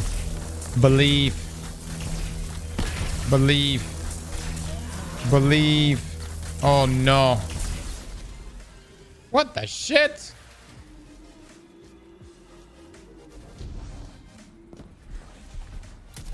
Refund, that's bullshit. And that's why I don't like doing eggplant betting, man. I just can't help it, dude.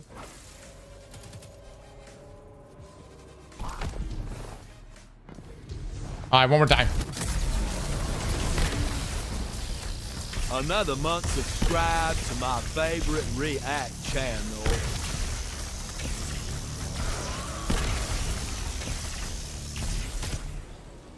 Damn, dude. Damn.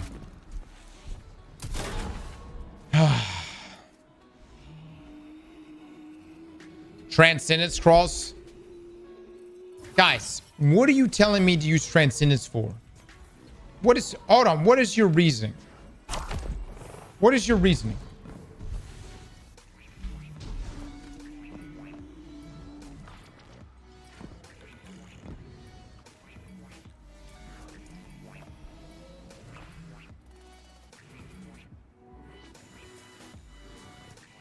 To test it?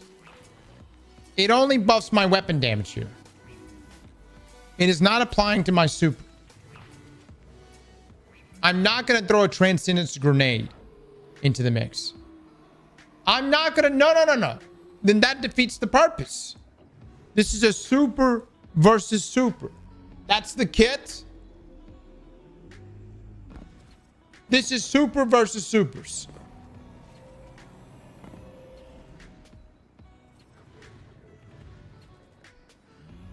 And in that same vein, boys, super versus super.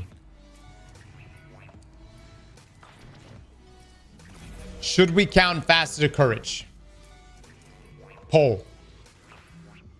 Should we count Facet of Courage in this eggplant bet?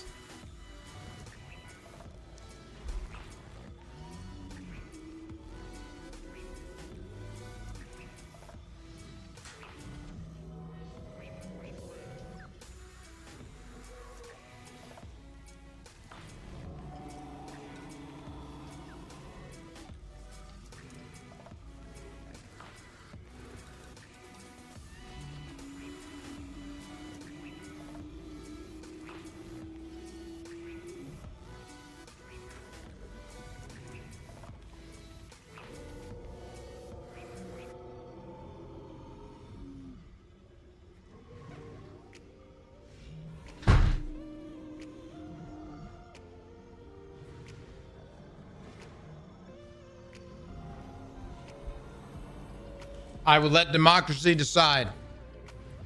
For I do not have the power to decide this for you.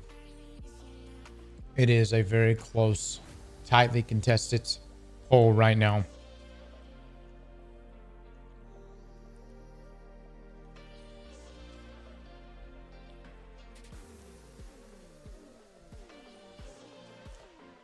But you didn't do it for the other supers?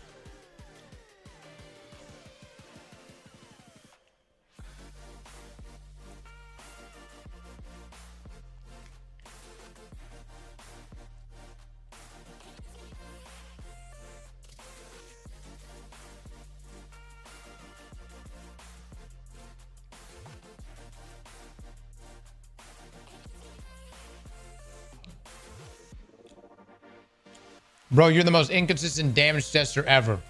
Thank you. Nah, man, you didn't have to say it like that. Thank you. That's what we try to do here. Mods! Pay that shit out.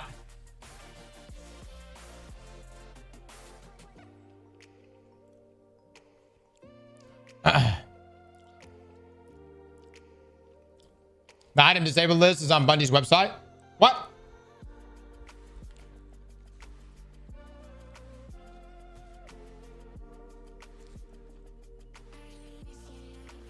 Are you fucking kidding me?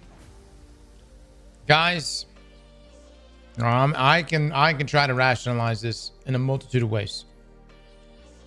But it did break 45,000 damage. And we did remove the melee damage.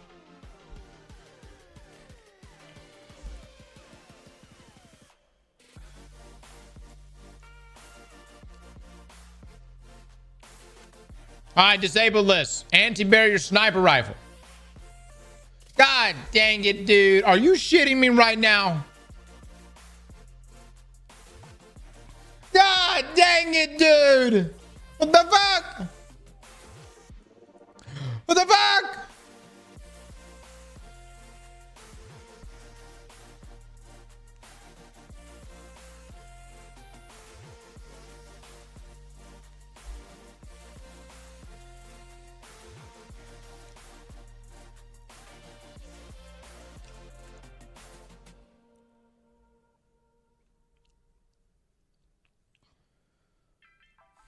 Keep scrolling where, Six?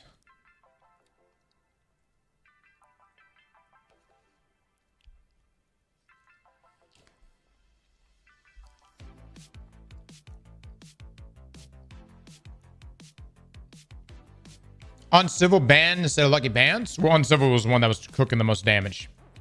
Pretty much everything we talked about this morning. And let me be clear, we had not made a video about this. So this ain't my fault. Everything we talked about this morning got banned.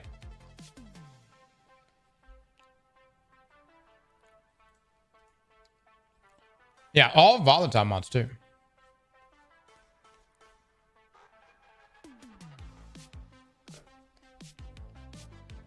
No Lucky Pants ban? Of course not. Lucky Pants is fine.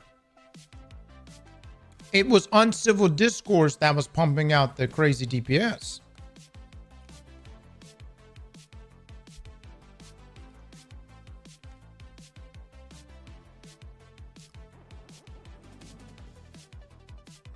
Not gonna lie, this is the smallest ban list in years.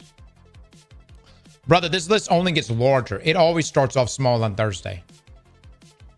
This list gets larger all the way until Saturday, 12 p.m. EST.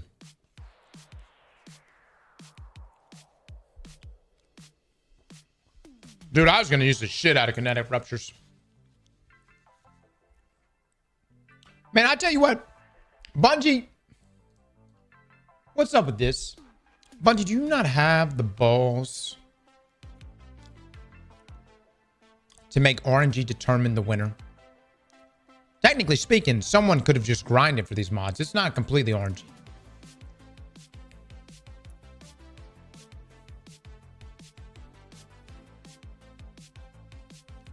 Taint McGee with the 12 months. Thank you so much.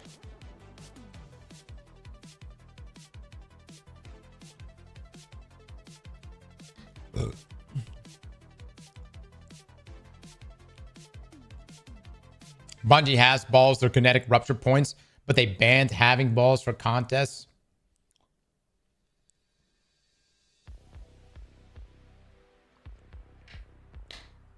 Don Course puts out. What does it entail by volatile mods? These blue mods, guys. These these things. These are the only two I got, but these are volatile weapon mods, and they're very good. And they are not going to be allowed in the dungeon.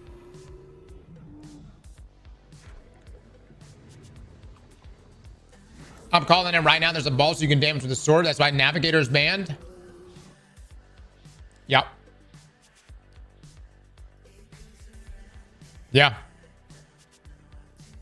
I could see that being the thing, yeah.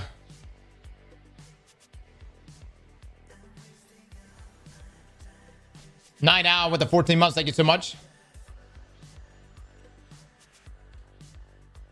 Everybody get your lightsaber ready. Lightsaber puts out. All bullshit aside, it puts out.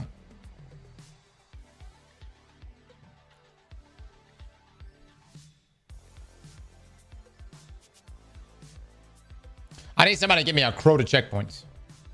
Actually, fuck that. We can just do that here.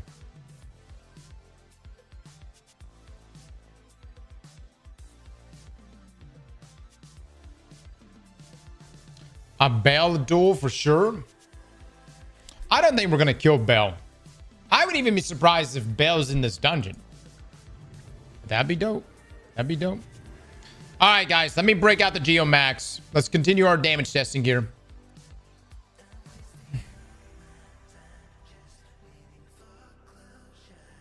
Oh, shit. I don't even own Geomax anymore. New bet. Will Geomax, which, by the way, got a buff too, I think. Let me actually look that up. It's 20%.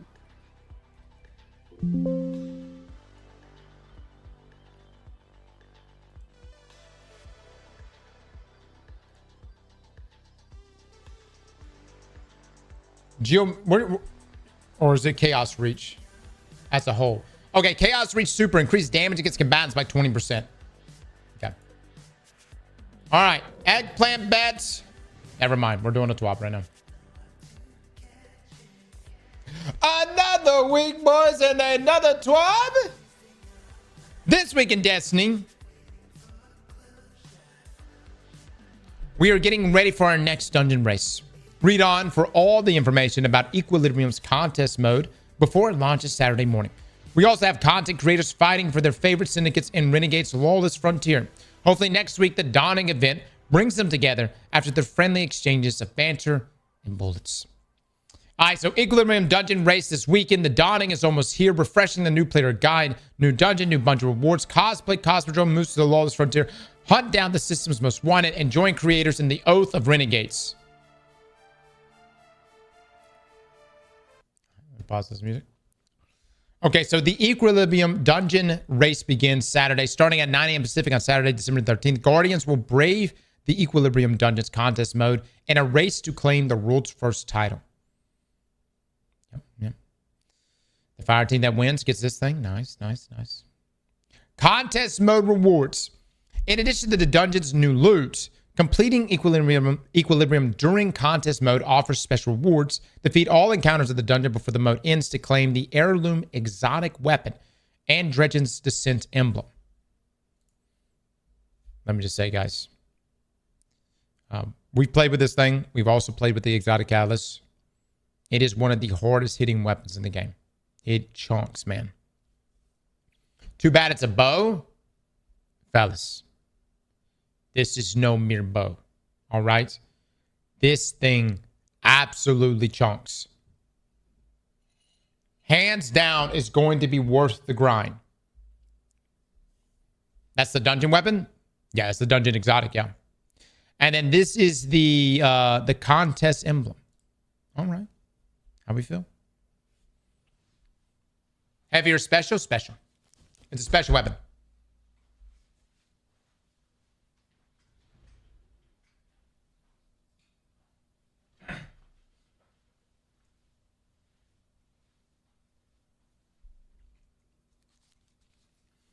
Emblem looks mid. I think it looks pretty good.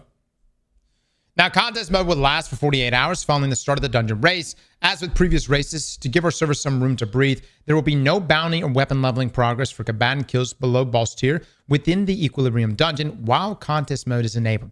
Normal mode difficulty will go live once a world's first completion has been confirmed by the team. All right. Tune in Dungeon Zone early for Twitch drops and more.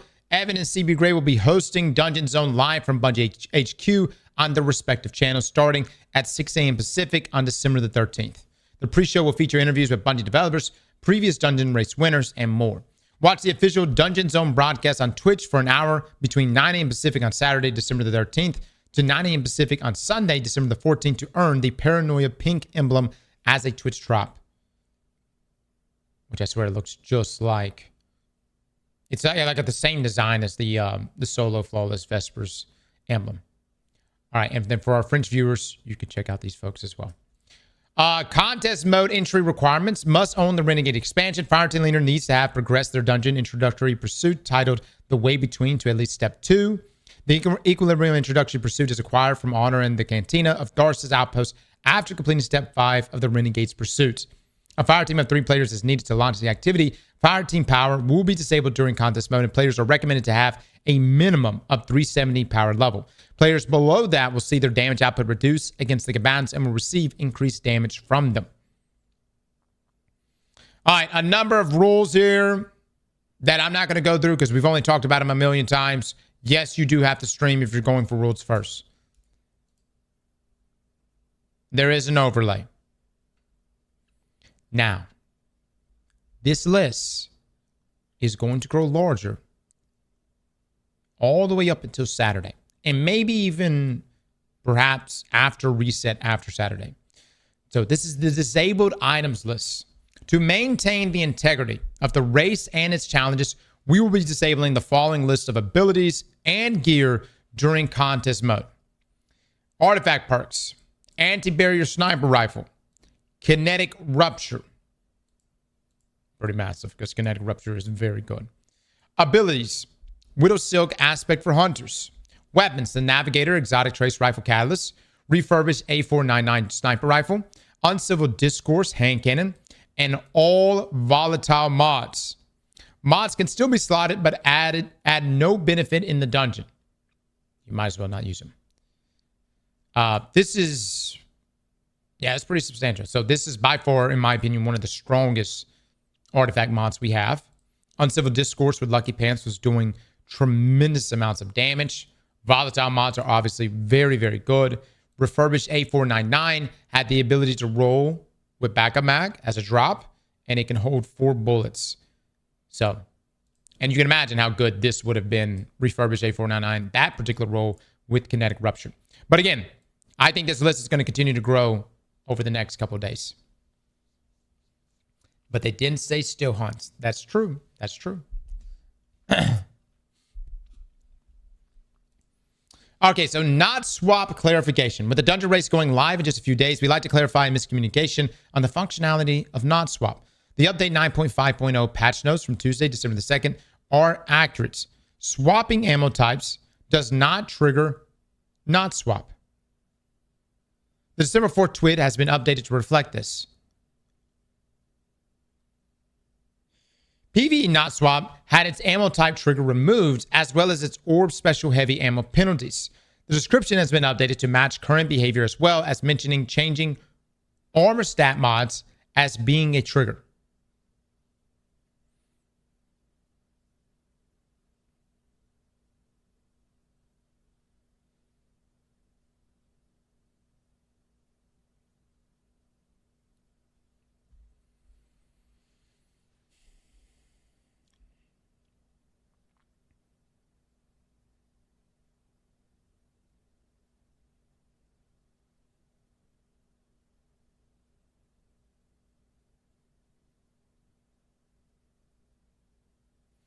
Bungie, this is confusing as fuck.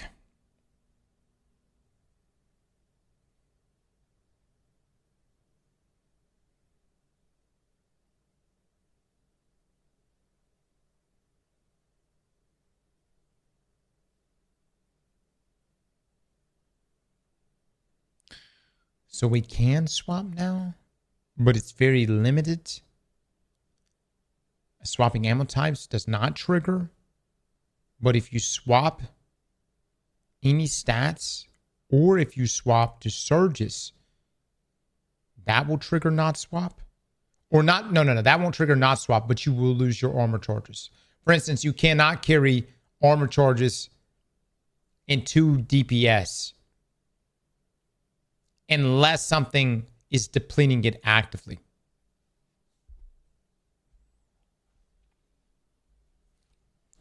So weapon swap is on the table. Armor swap is not. Well, who? All right. Yeah.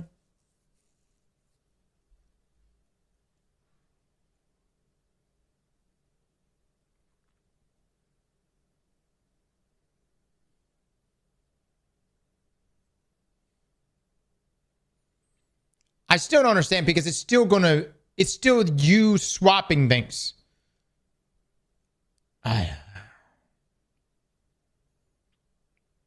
In Bungie, in one hand, you say you can't swap anything. But then on the other hand, you're like, wait, you can't swap some things. But then we're still going into loadouts and swapping things.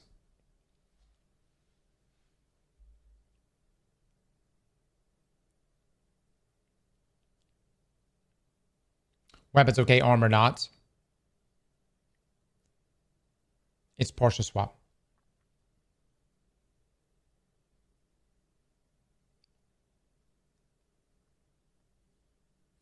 They're only doing this because they made us too fucking powerful. No, they're doing this because people were complaining about swapping loadouts. That's why they're doing this. Poonage with the tier 2. Thank you so much, my man. Good players don't need to swap. Oh my God. Are you fucking with me? Are you shitting with me right now?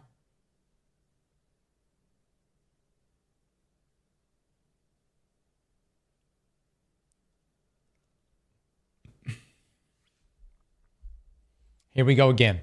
All right. So we will be able to swap weapons. But armor will need to stay locked. And then, of course, the big thing, one of the biggest things to me, because a lot of this I can work around, but one of the biggest things that's going to hit at least my loadout was I would often save armor charges going into damage phase and then swap to my surges so that I could have, full-blown weapon buffs throughout the entire damage phase. Now I'm going to have to rock, who knows, maybe I'll have to rock a charged up mod, a double time dilation, things like that.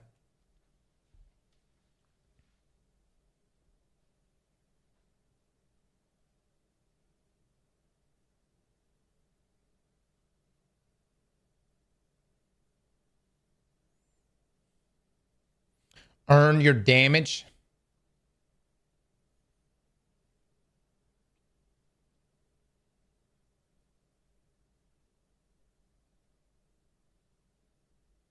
Just pick up the well orbs.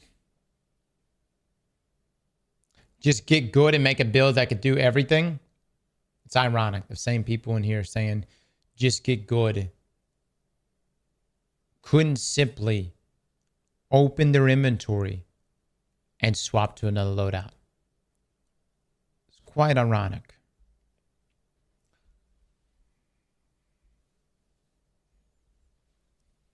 I'm just saying.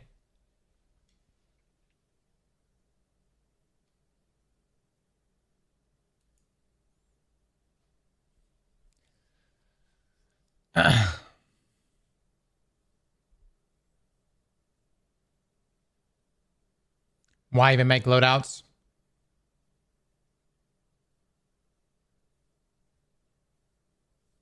You don't need a build that could do everything, but a group that can handle everything.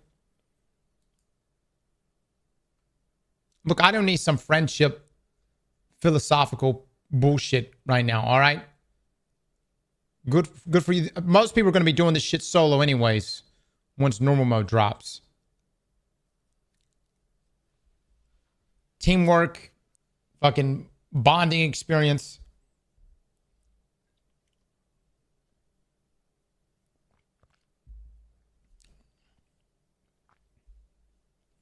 All right, Praxic Blade Crystal drop details. Early on during Renegade's launch week, Eagle-Eye Guardians were quick to notice Equilibrium is home to an extra special prize, the Dark Matter Crystal Taken. When set in a Praxic Blade, this crystal creates a beam of brilliant dark light and has a low chance to drop on fully clearing all encounters in Equilibrium, in contest mode or normal mode. The encounters do not need to be cleared in a specific order, as they are independently tracked. Progress resets weekly and on each full clear. This means players are not limited to one chance per class per week, and instead will be able to clear Equilibrium repeatedly in their search for the crystal drop. This right here, boys. This is why the Red Saber Crystal has not dropped for us. Look, that's fine. Dark Matter Crystal, I've accumulated RNG for the past week and a half for this very moment. Okay, so Dungeon Race Stream overlays from Get Wrecked. Hallelujah. Let's go get wrecked. Yay. Dawning! It's almost that time of the year again, Guardians. Eve Levante is heating up the cookie oven, which means that the dawning is close. This iteration of the dawning starts on Tuesday, December the 16th, and will run until January the 6th, 2026. Ah, yes. Snowball Fights is here. Have you thought to yourself, gee, I wish I could throw snowballs at other Guardians? Ask yourself, no more. This year, we have a new Crucible Ops activity, Dawning Snowball Fight, where you can live out your fantasy of the most overpowered snowball fight of all time. No weapons, no abilities, just soft powder. And after a while, a snowball super to one-shot your cool-headed rivals. Okay. I gotta mess with it. All right. As in past years, snow will also be falling in several locations, allowing you to make and throw snowballs that slow, freeze, and shatter foes. The snowstorm modifier will be active in the portal activities to generate snowballs upon defeating combatants. All right, cookies are also back. Hell yes. Levante makes her return with the cookie cooking quest. Learn how to gather questionable edible ingredients, Vex Milk, acquire Essence of Dawning, and use her cookie oven to bake tantalizing treats for the stalwart heroes you know and love in the tower and beyond. Exchange the baked goods across the solar system for special the Dawning themed rewards. All right, so in addition to the 20 bakes you may know the recipes for already, we've added 2 new cookies and cookie recipients. Okay, so we got these are the new ones here. Dark Matter Drizzlers, Peanut Butter Paw Prints. Oh my God.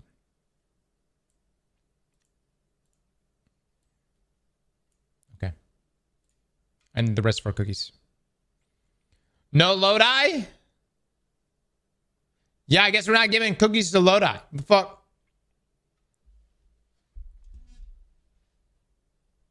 Bro, the crystal is an RNG drop even in contest mode? Even in contest mode, yeah.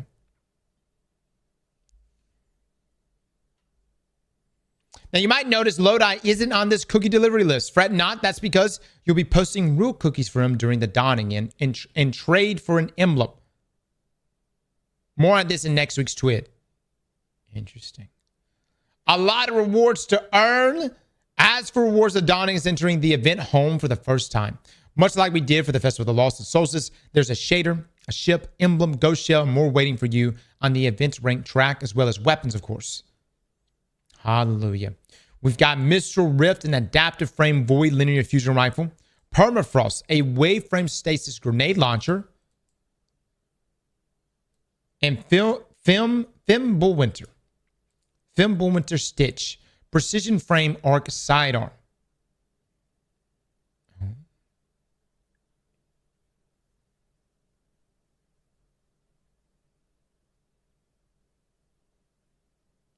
Femboy?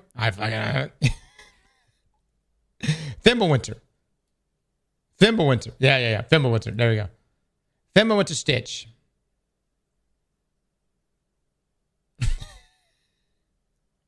Looks like a rocket sidearm. Right?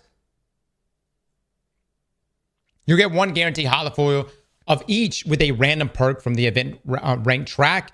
And you can find more by earning Dawning Ingrams from the portal activities or trading in Dawning Spirit with Eva in the tower for a Dawning Ingram. All right. A new chapter for the new player guide. For some time now, we've wanted to refresh our new player guide to be a more comprehensive, always available resource for players who have just recently started playing Destiny 2. The first chapter of the refresh guide, Getting Started with Destiny 2, is now available as part of Bungie Help, and we'll be adding many more chapters covering gameplay basics and beyond over the next weeks. Additionally, our goal is to update it with every major release, so it's always up to date. Let us know what you think, share with your New Life friends, and help us make it the best possible guide for them. Okay.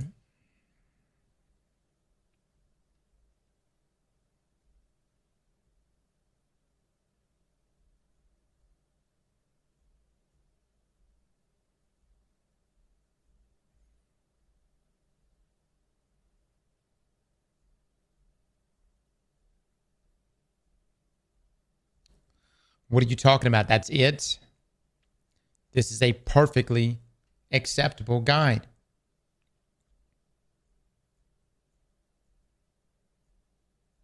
How to install Destiny, making a Bungie.net account, picking your class, choosing your looks, and Destiny awaits.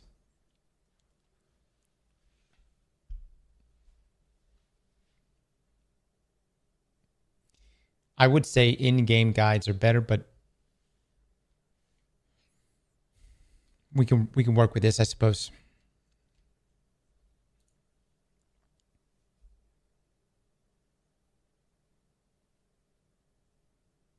It needs to be in game. You telling me they need to put this in the game?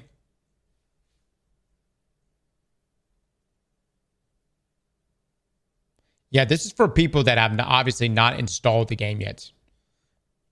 It's the how to install Destiny 2. Good job, geniuses. How the fuck are they supposed to see it in the game if they haven't even installed the game?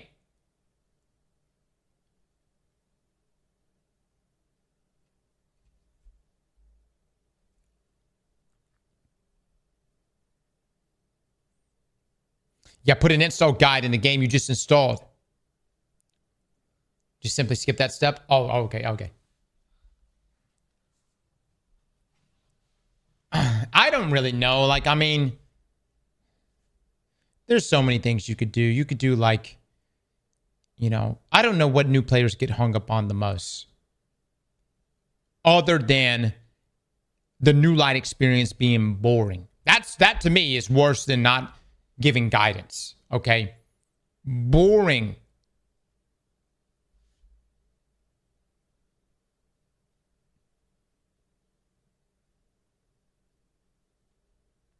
YouTube Academy is way better. This doesn't go in the game. It's not for the game. Thank you, Goat Chicken. Fucking obviously. Yeah, I know. We know. Free game with no free story. All right. Calm down, okay? Yeah, maybe eventually, you know. I just think that finding a way to have a tutorial part of a campaign experience It's really the best way to do it. At least you make it interesting.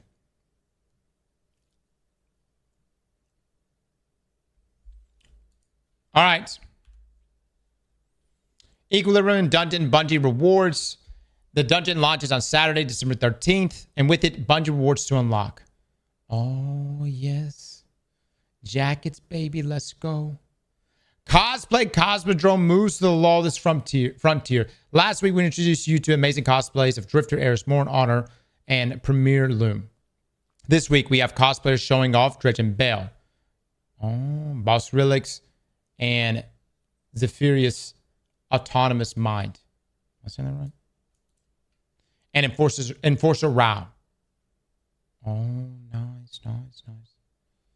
Now, hunt down the system's most wanted. If you wanted to know more about the big bad characters and renegades in the Lost Frontier, look no further. We partner with 5 artists to create a suite of wanted posters featuring the most notorious characters and renegades. Oh. Check out this blog post here to see all the posters and learn a bit more about the artists as well as the history and motivations of these outlaws. Are they all the same price? Oh, they're not. Okay. They're not. The 700,000. There we go. 70,000. Gotcha. All right. Join creators in the Oath of Renegades. Yes, you can pledge to different syndicates and do things. These are all the folks that are participating, and there is a website link that you can go and pledge to. I haven't tried it out, but there's actually a betray button. I'm pledged to Benny right now, but we're going to try the betray later. Supposedly, you can betray them. I don't know how that works. Has anyone done it yet?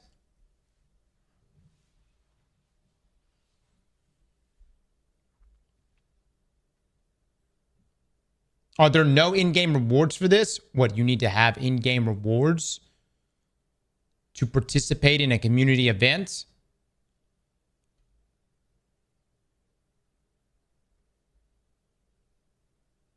Yes. Wow. Oh.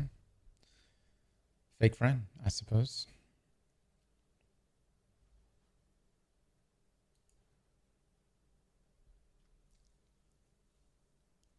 Otherwise, what's the point?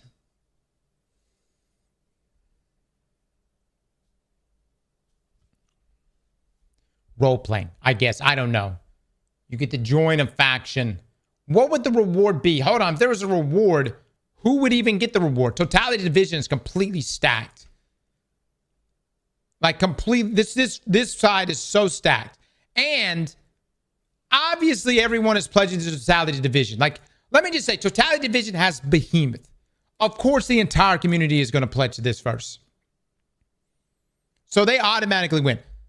But, okay, so you give them a reward? What would it be? If you say it's an emblem. Well, now everybody in Tharsis and the Pikers are going to be bitching. You know what I'm coming from?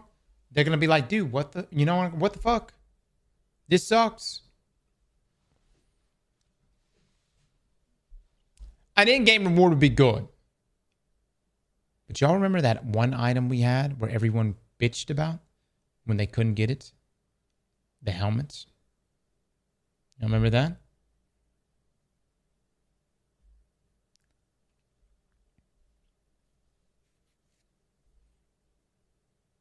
You know what I'm saying?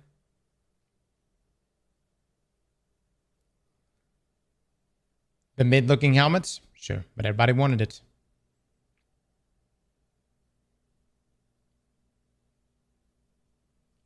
Tharsis leader has Fatebringer. He cleared Templar. They'll mess with the numbers like they did Guardian games. Yeah, you always have to worry. Like, Bungie wants everyone to win in this game. And, which I guess is fine. But sometimes, when it comes to something like this and you only give out a reward to the winners, I could see where it can cause some issues. But yeah, maybe next time. I don't know if they're going to be able to do it this time, but maybe next time they might actually have some sort of in-game rewards. Everyone wants it, but no one wears it. That's classic Destiny, man.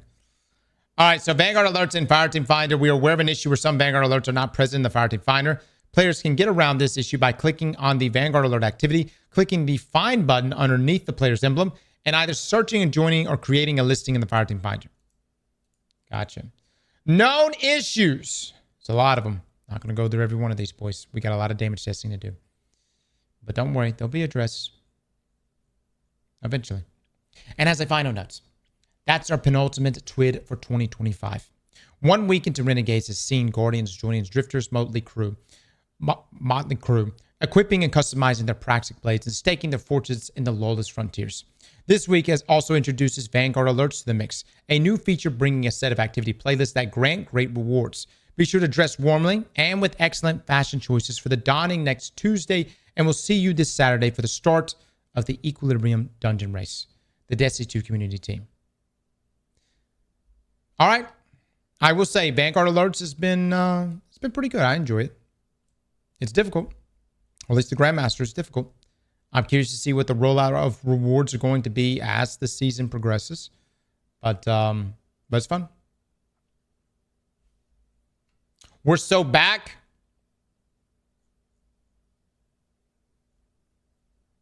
We're so fucking back. Trash. We're back. We're in the backstage right now, okay? Look. Push the doom after Christmas. Everybody. No dooming until after Christmas Day. We have Christmas Eve. All right, we're cheerful, we're happy. And then we doom.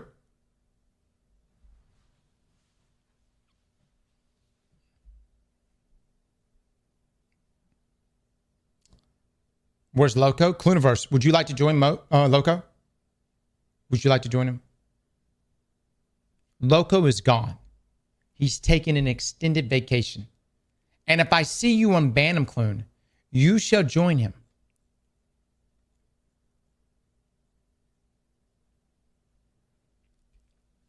The game is actually fun now. It's just fucked before Renegades. Yeah, I think Renegades has been pretty good. I've actually enjoyed myself. And I think the activity is fun. I like using Praxic Blade, and it's been a solid experience. It's been a good Christmas experience.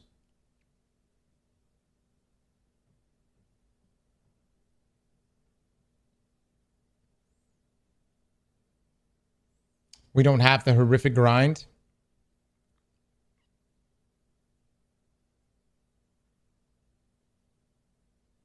The check just got sent.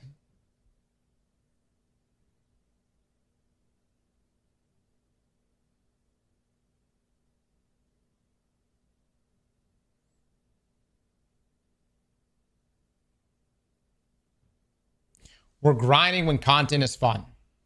Yeah. Well, I mean, that's when the content is fun, it doesn't feel like a grind. You know what I'm saying? Let me offer this too. If there was a little bit of a power grind, considering just how fun Lawless Frontier is, I don't know if that many people would have even cared. I'm just throwing it out there. The problem with Edge of Fate was you had all these activities in the portal, but they were all old shit that we had to regrind.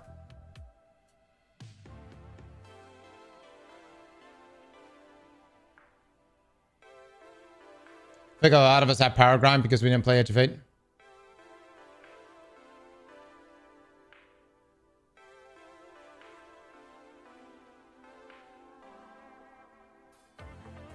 Absolutely L take. What's the L take here? Twitch, the Earth. This is the least I've played of Destiny, but the most I've played it.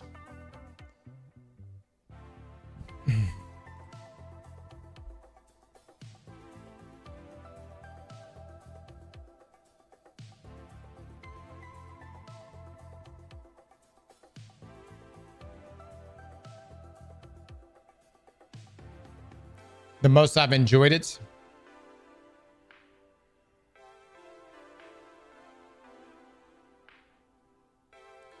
So you enjoy Destiny when you play it the least?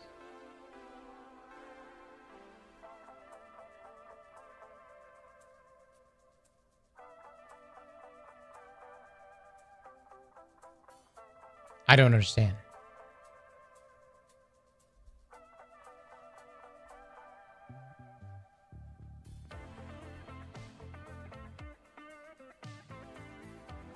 God, this chat is too much. You fuckers are too much. Y'all know that? Oh, man. When this place gets so damn toxic around here. Bro, banning people who aren't chilling with them is crazy. Ain't nobody banning nobody. We ban free-to-play people around here. Ain't nobody banning people for not chilling. I don't give a damn. But if you talk shit and you ain't paid to win, it's that ass. And Hesher, you ain't paid to win right now.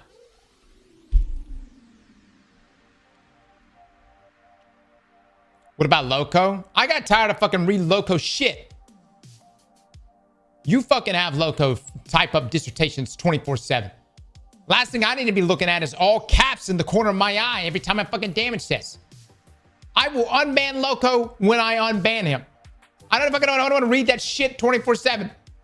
Every time I turn around, Loco's just having a meltdown in this goddamn stream.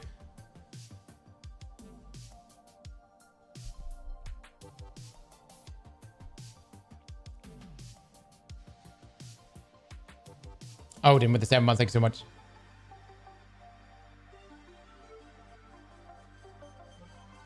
You're my favorite industry plant.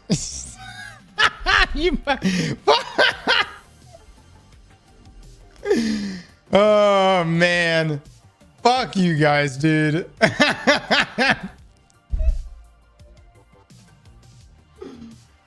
Oh, shit.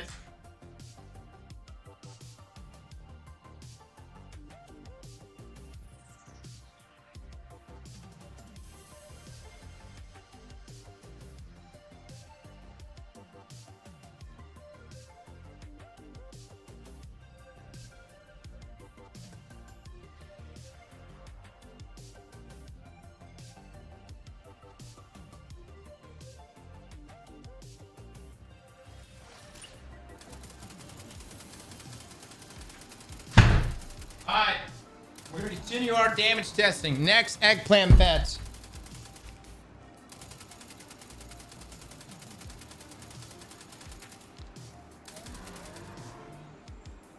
Will we break 30,000 damage with Chaos Reach?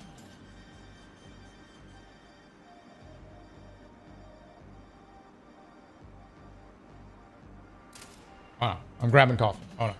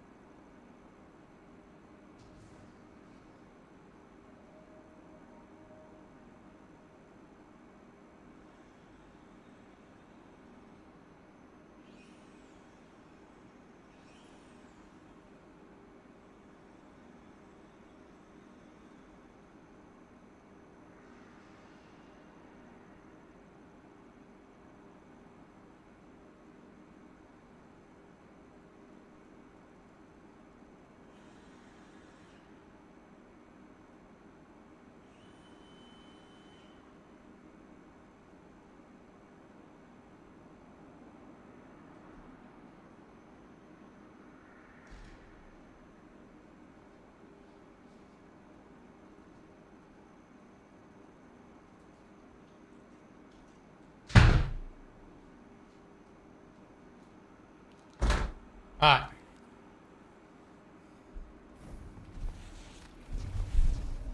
So we're gonna do Chaos Reach this time. I'm gonna do Storm Dancer's Brace first.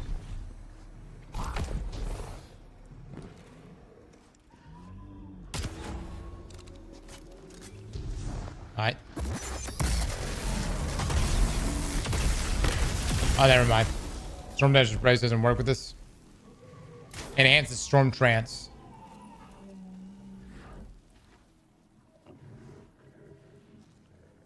Didn't this work with fucking Chaos Reach at one time?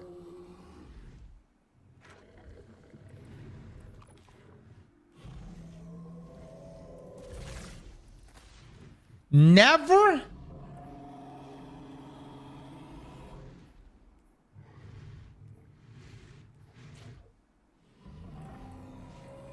Bullshit.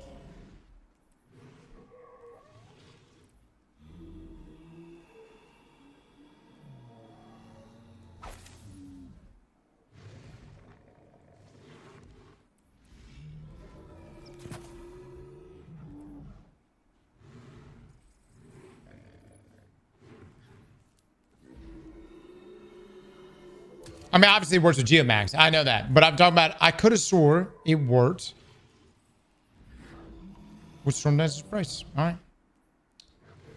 Maybe not.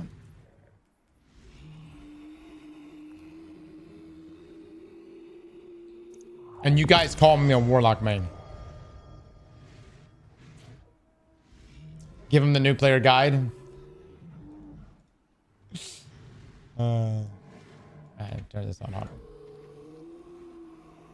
By the way, Game Awards in 5 hours. A little bit less.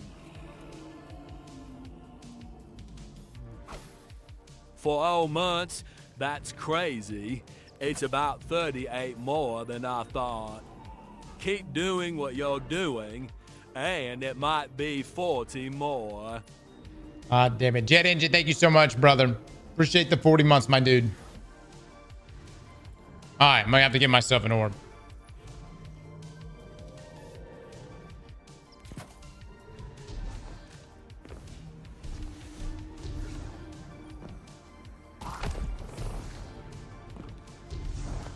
All right, guys, here we go.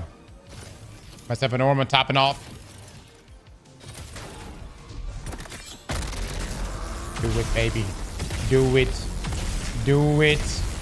Yes. Yes. Wow. I'm surprised. Okay.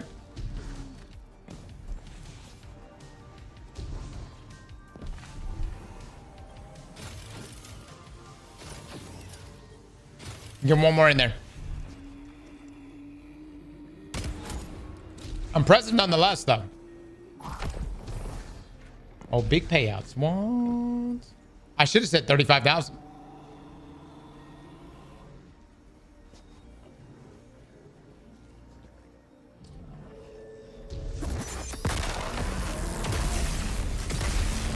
This is just Geomax, guys. Geomax and 200 super. All right. So it's impressive, dude, to see that Storm Dancer's Brace is actually outpacing Geos now. And Chaos Reach. That's wild. All right. Now, let us move on to Daybreak. And what did y'all say? Dawn Chorus? Is that what we need to try? It's got Jolt in it.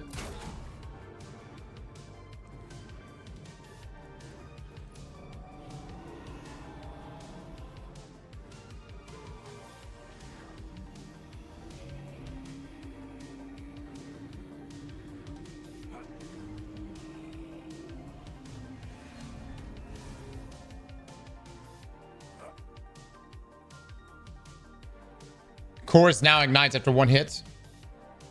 No, we're trying to keep it to pure supers. It's only when we're eggplant betting that we get a little creative.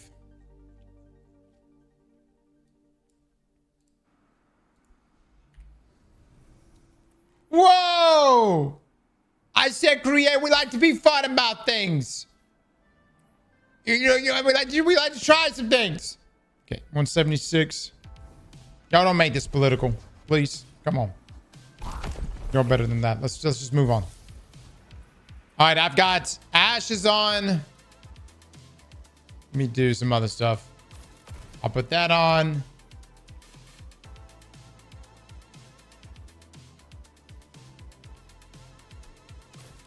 Okay, we already have that.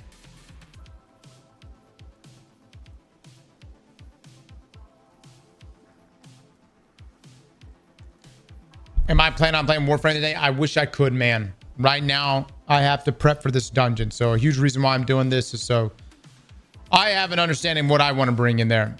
Not that I would be playing Warlock. Unless something crazy pops up, you know. I will say Warlocks are going to be really fucking good.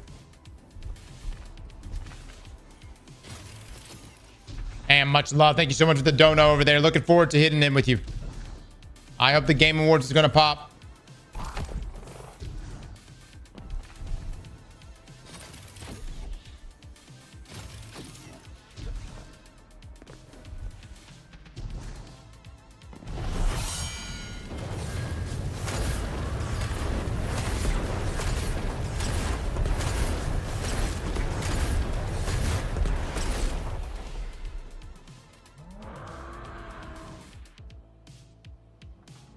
That's it?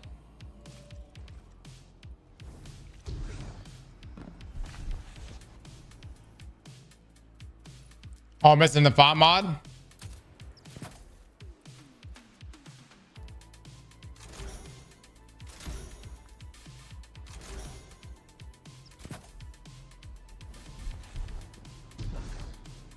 right, hold on. Let me throw 200 super. Let me get the fonts in here.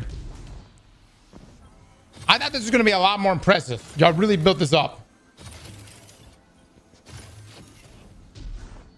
Aren't you supposed to aim at the floor with the super?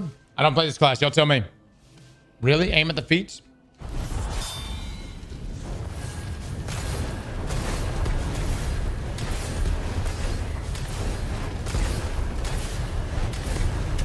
Great fucking suggestion, guys.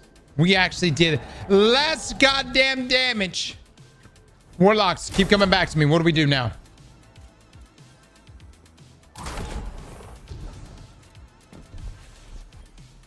Tell me, what's the feet play here? What's the feet play? What was that? What the fuck was that? What the fuck was that? You need to be closer and you need to hit his feet?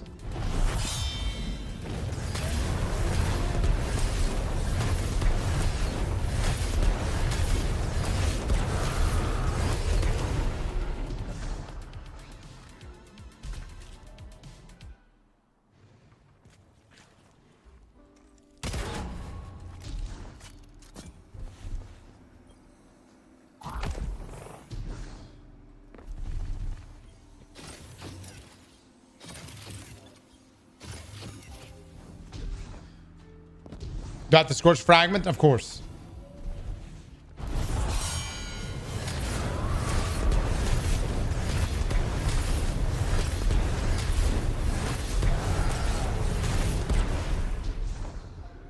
Wow, looky there. Actually directly hitting the target nets us more damage.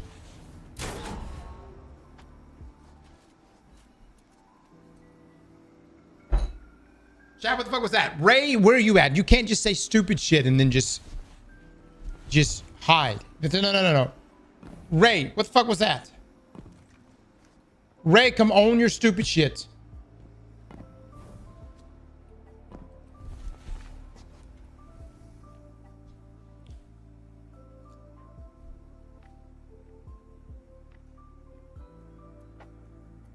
It's real, but they changed it. See you, chat. All right. Now, let's try this shatter damage. For those that don't know, let me pull this patch note up real quick.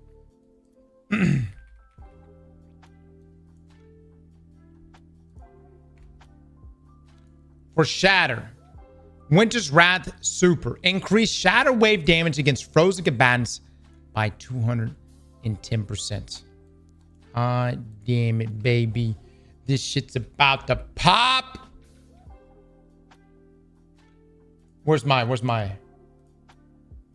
Okay, I don't have any baller doors anymore.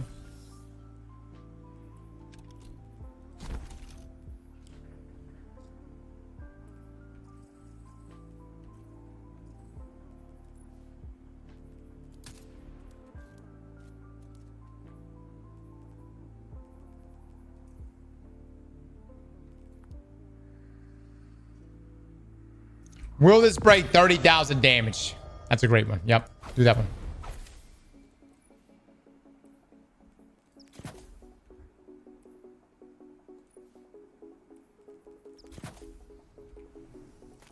Let's see. I got everything on here. Yeah, we got fissures on. Perfect.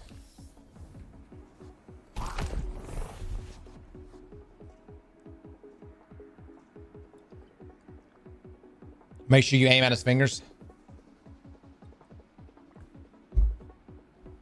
It will if you do the tech right.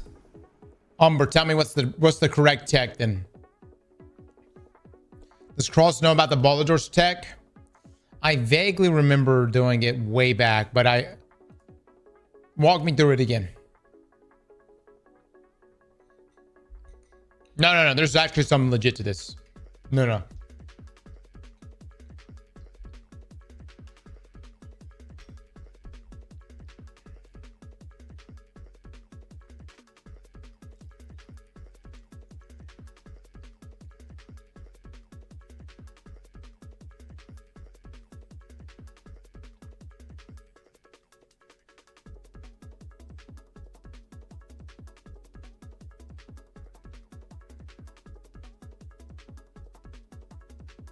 Can you guys quit saying so much stupid shit? Clone, I'm this close to banning you. Umber, where is thy tech you speak of?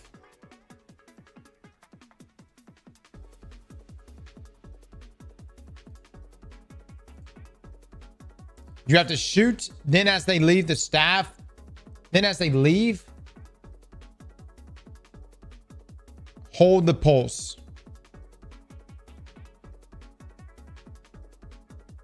You have to shoot, then as they leave, hold the pulse.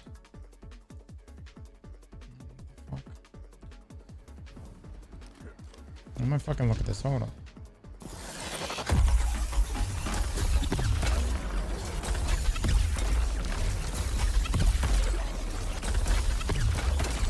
Are you sure?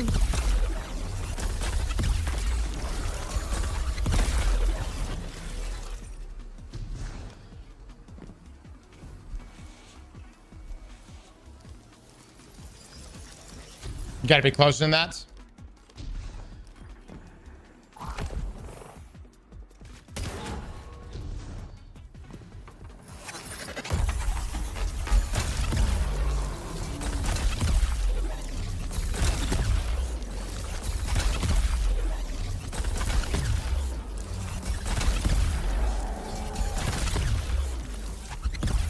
Ah, fuck. Am I doing it right? Are we doing that right? Let's go. Let's go. It's so meta. Hold on. Don't pay out yet.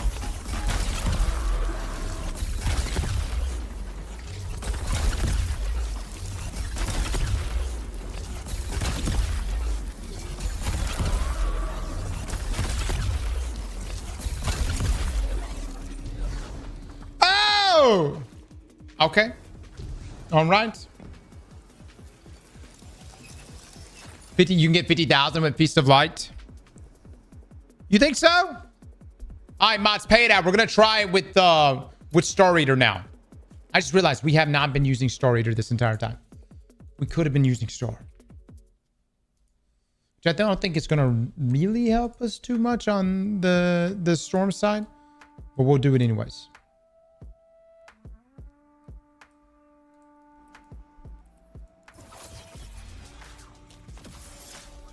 All right.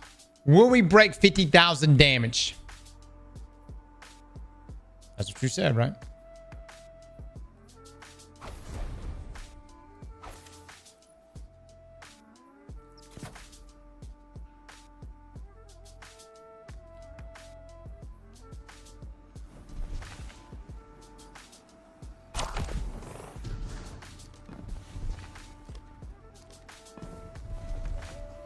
That's what he said. He said feast times 6 will break 50,000 damage.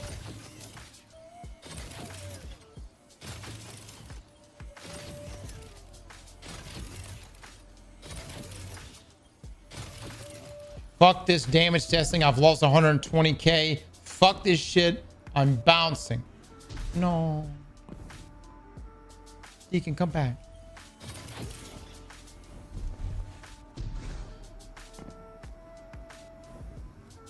Deacon, this is the one, brother. This is the one right here.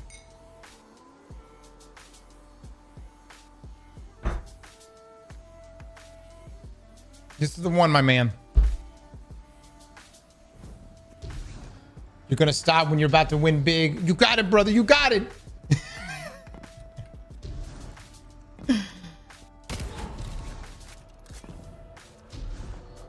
All right, let's try this out.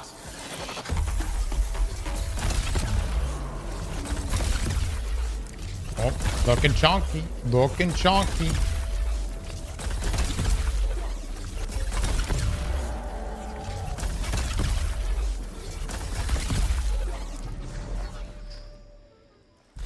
Close. I might have been able to get another one out there. Hold up. Let me try it.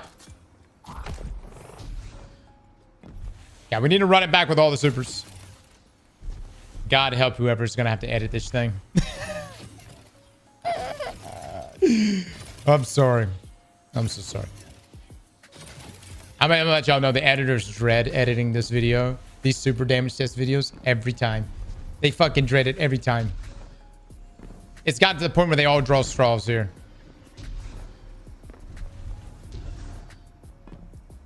Hyper! I believe, brother.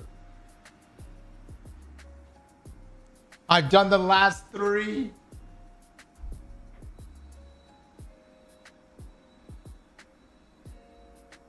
Faster courage now. Whoa! Now that's not ethical. No. By the way, you say use faster courage. Do you know what the fuck you just said to me? First up, read. What does it say? Your arc, solar, and void abilities to increase damage to targets afflicted with darkness debuffs. Now, how the fuck is that supposed to work with a goddamn super that does dark damage? Ruin is what we need. That is true. That might help. That might help.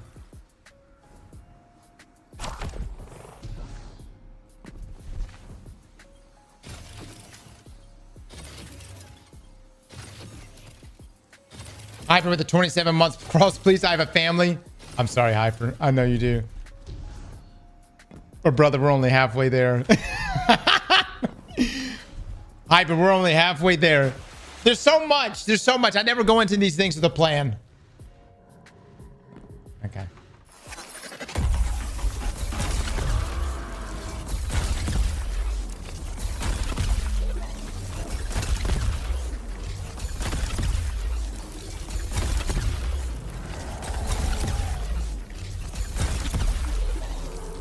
Yeah. Oh. Same amount of damage. Okay. I don't know if we can break 50k, boys. I don't know if we can do it. I don't know if we can. Who the fuck just paid that out? Who the fuck just paid that out?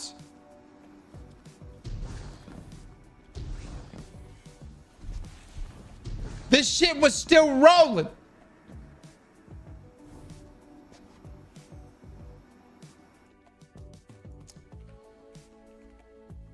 All right, I'm going to go look up mod view right now. And let me just say this. If I got to go find my answers on my own, this is about to be way fucking worse.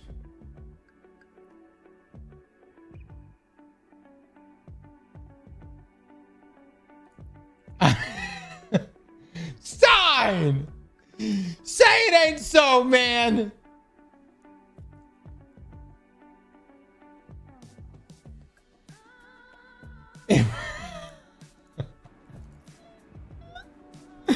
All right. No, it's all good. It's all good. No, we'll move on. We're forgiving here. This is a forgiving stream.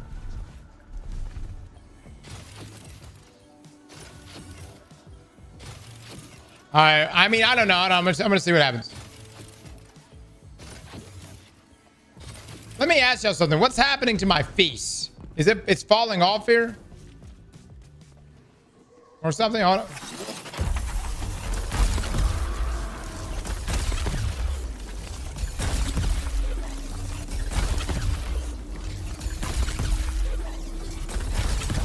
Okay.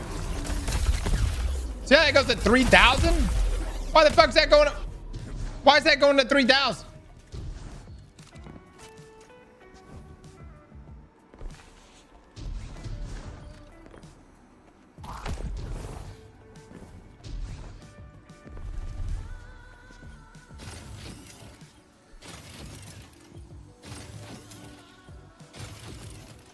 Fonts expired? Oh, my fonts expired on my already 200 fucking super.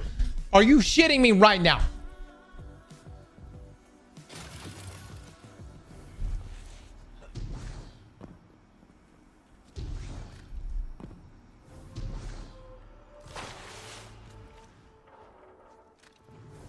Add a torrent or a Hellion? Oh. Faster Ruin might be bugged.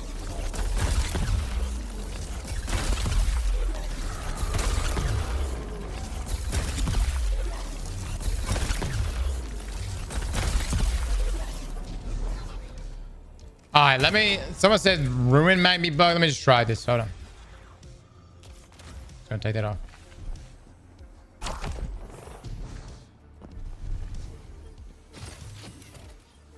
You should be putting feast at ×7. Oh, yes. Right, feast ×7. Right.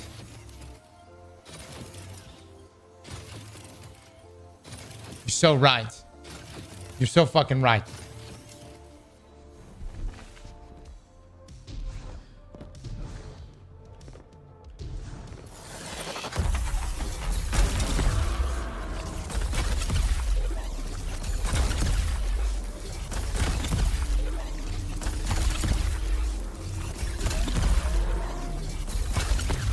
See, it goes to 3,000. What was that? Yeah, I don't know. I don't know what's going on. For whatever reason, the damage is falling off. All right, hold on. Now, Eggplant bets. Will Star Eater and Feast ×6 break 35,000 damage? What did I just say? That's what I just... Yeah. Star Eater and Storm Trance, Feast ×6 break 35,000 damage.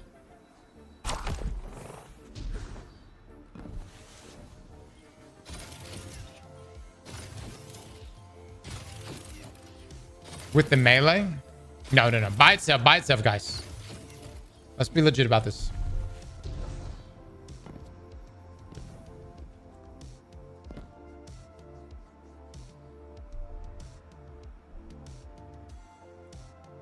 You did that for my binge, but look here. Here's the thing, man. I can only fuck you once. It would be wrong for me to continue fuck. You see where I'm coming from? No. To continue it throughout the day is just wrong. It's just wrong.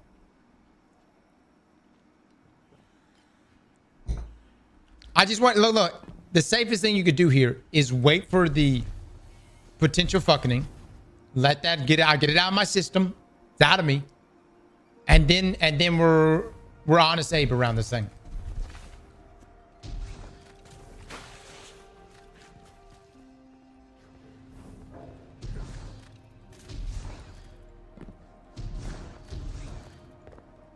Cross, you tried throwing 2 shatter pops per launch with Ice Flare on pure stasis yet?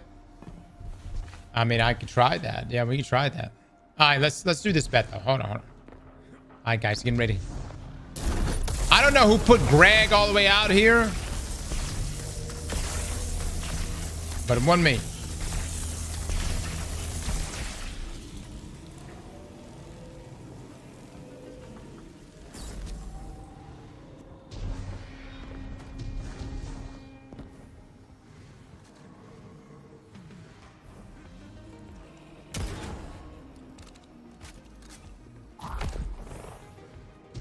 You didn't have any armor charge? Oh, yeah. Yeah, really need armor charge right now.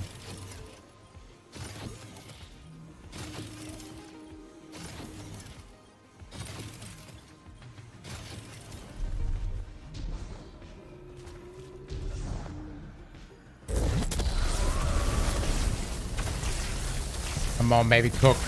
Cook. Cook, damn it. Cook harder than that. More. More! Oh, this is not looking good. Not looking good, guys. Not looking good at all.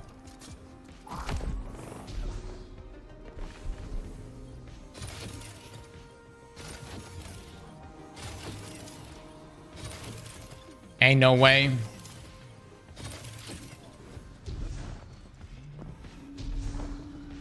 Yeah!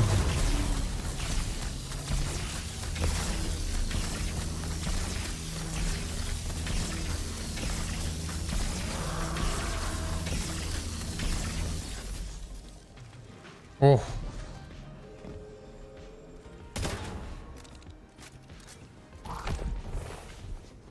But what if we try faster courage?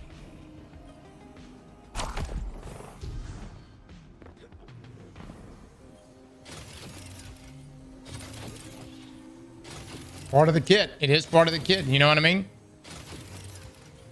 Right?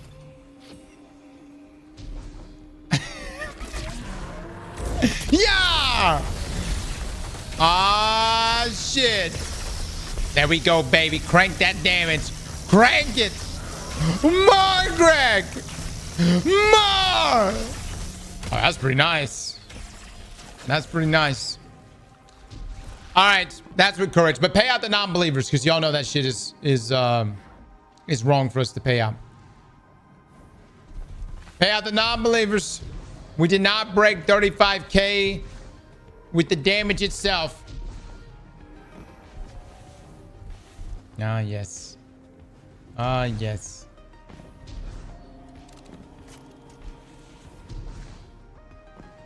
What a scam. No scam, no scam. I told you we were going to be honest for the rest of the day. All right. I'm down 760,000. I'm done gambling. I love how we're supposed to be playing the game and like actually trying to like, I don't know, fucking pay attention to this shit to know what to use for the dungeon, but instead we're just sitting here being gambling degenerates. All right, someone says they want me to use Ball of Doors, but instead I do 2.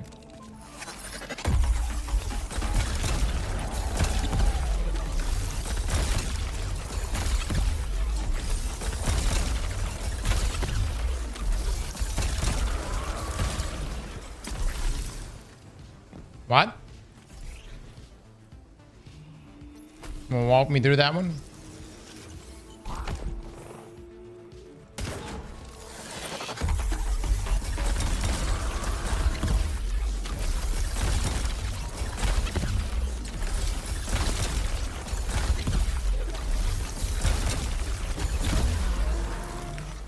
This is not cooking.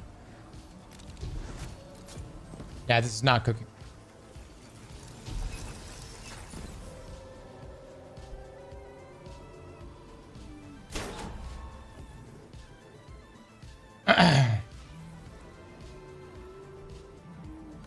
Cross 1 volley, then 2 pops. Oh.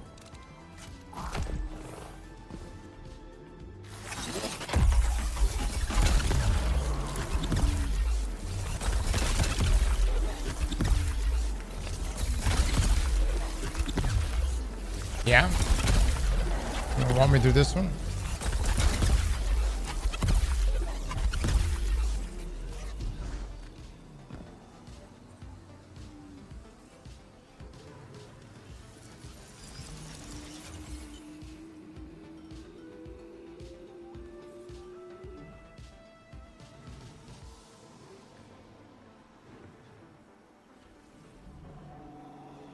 It did more damage? Oh my god. No. The other way was substantially better. Alright, let's move on from this. I don't think we need to look at Nova Bomb. However, we need to take a look at Strand. Specifically with Matadoxia. Supposedly, Matadoxia is supposed to do a lot of damage. Rivaling that of Thunder Crash. We shall see.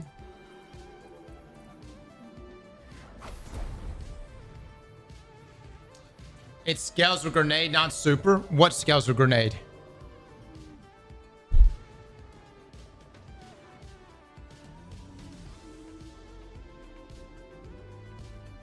Matadoxia is bugged? Oh, is it really? Was it just not doing, it's not doing increased damage at all? The threadlings from the super scales with grenade. Oh, that definitely probably kills the damage then. Yeah.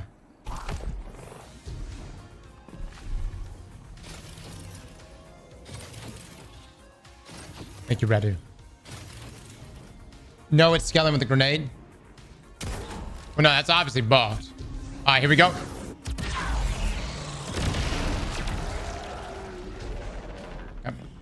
All right. Again, I'm being told that this is bugged, so you know, I think we probably just need to move on to the next super. No, I'm gonna be honest, this is the shittiest super in the game. If this doesn't fucking save it, nothing will. I'm not about to put on 200 discipline. I know, or 200 grenade. Everyone's saying that it scales the grenade. I'm not about to go through that much effort. Okay. All right. Let's move on. Nova Warp, which is funky as hell. We are going to try this. What do we want to try this with?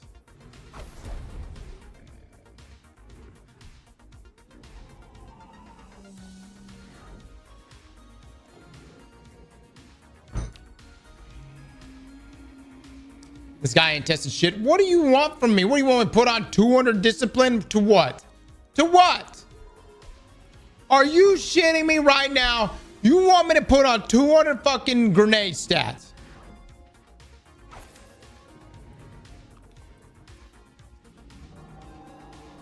It's still gonna be shit.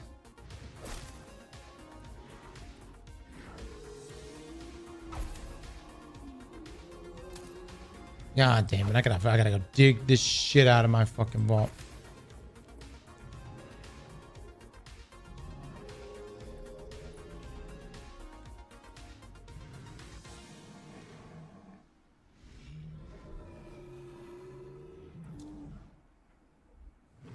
If this breaks 30,000 damage,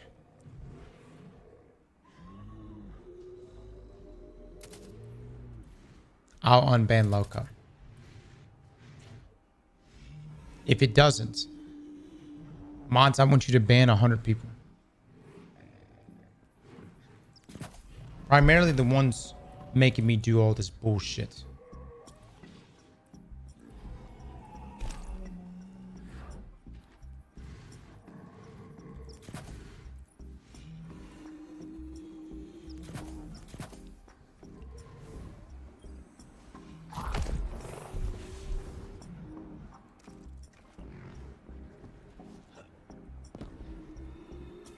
You want me to have 208 plus 200 super? That ain't fucking happening.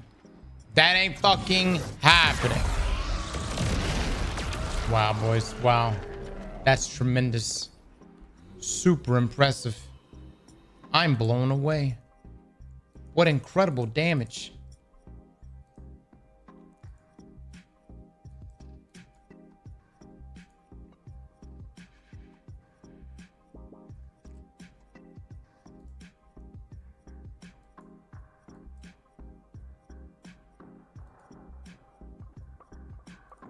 Yeah, I'm not gonna be able to pull that off. You didn't use fonts? Oh, that would have made all the difference. You are correct. You are so correct.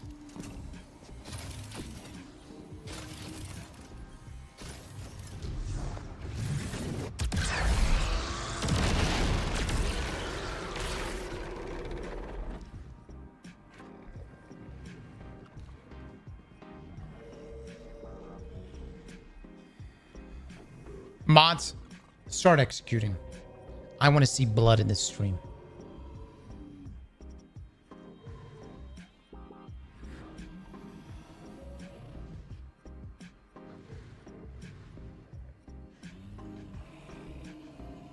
Even the pay to wins.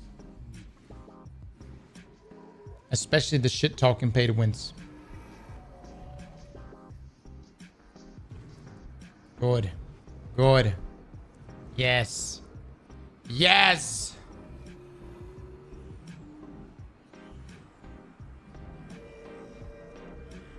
Beautiful.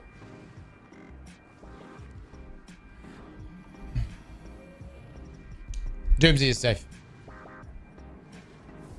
Merry Christmas. Merry Christmas to you.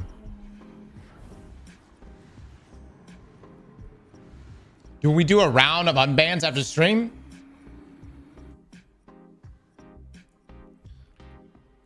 No.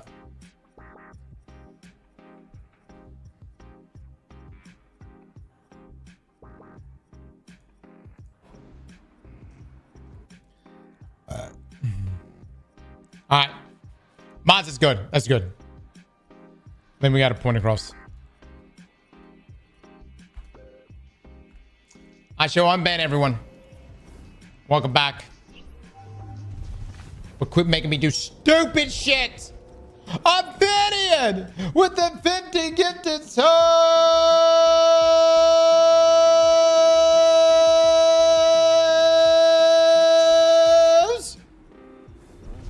Ah, damn. Opinion, thank you so much for the big 50 bomb. Holy shit. Can I see some eggplants in this stream? I need to see the eggplants that are raining. The rotating eggplants. The one being firmly grasped. Please drop it right now for Ophidian, who just gifted 50 people in here a sub. Loco has been unbanned. Temporarily. Temporarily. All right. Now I gotta go swap back all this shit. Twin Frenzy with the 25 gifted souls.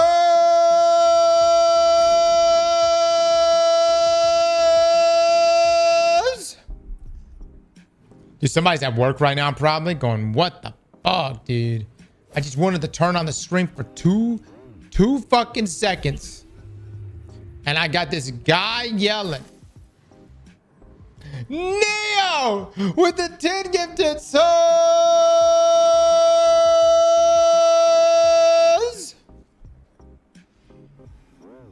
Neo, thank you so much for the 10. Frenzy, thank you so much for the 25.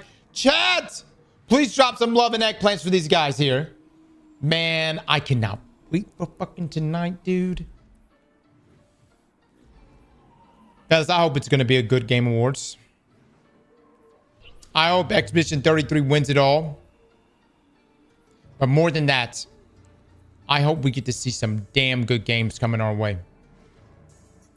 Because I want some juicy shit. I need to be excited for this next year. ATAX and Bad English and Genty with the 30 gifted souls.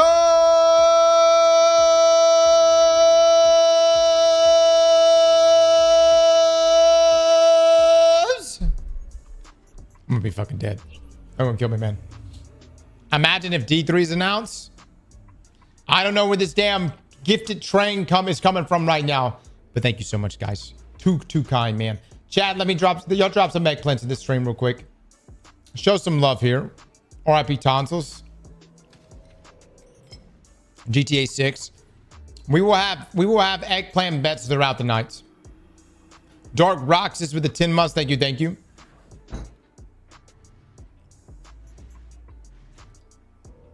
OG Master with a 5 gifted. Thank you so much, my dude. Too kind, fellas. At this point, I have to run to Publix to buy more eggplants. Oh, gee, thank you so much, man. I'm starting to lose my fucking voice. Dempsey with the 50 gifted subs.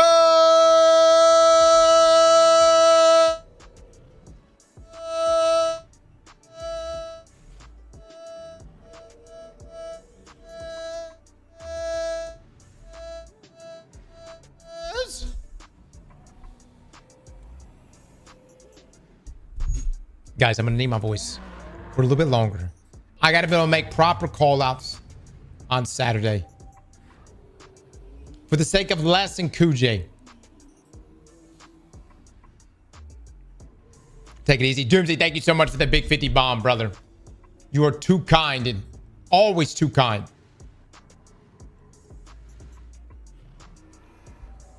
Chad, I gotta see some eggplants in here, man. Please drop some eggplants like a mosquito in the summer.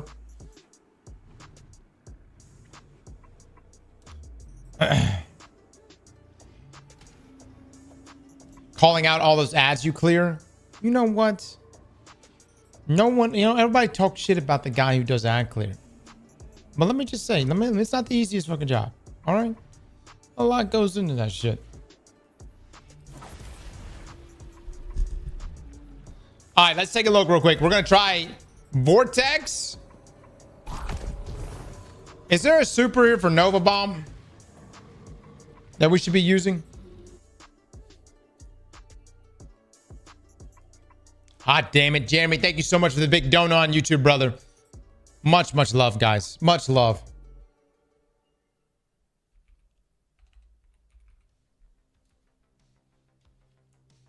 I guess we would do Star Eater as well, right?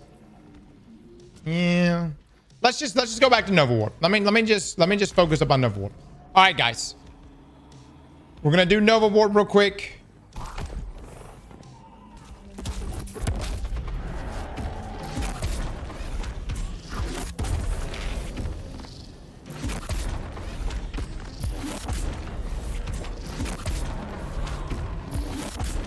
Okay, this is just base. So 21,000. Let me try that again. I know, guys. I know. Hold on. I'm just trying to get a base down.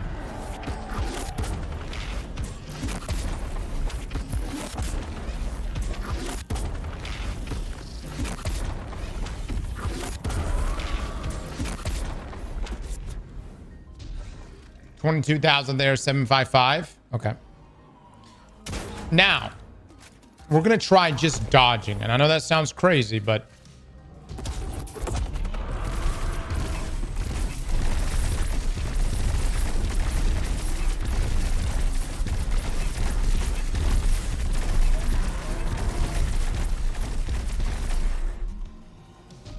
All right, so it's not much damage. But it does throw some weaken in there. So technically, you would want to dodge. Get the weaken off in there.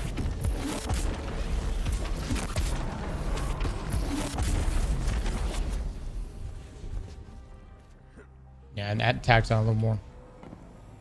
So maybe dodge every now and then. Yeah.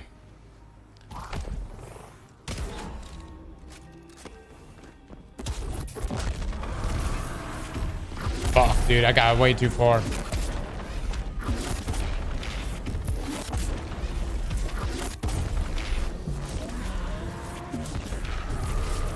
I messed that up so bad.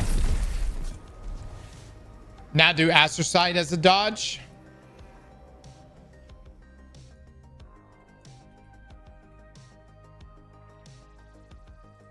I really don't. Okay, so Astrocyte comes with a perk. Blink further and more frequently, causing targets near you to become volatile. Weapon readies quickly out of blink. Okay. While your Nova Warp super is active, Dark Blink does not cost super energy. Okay. Let me throw on some font mods.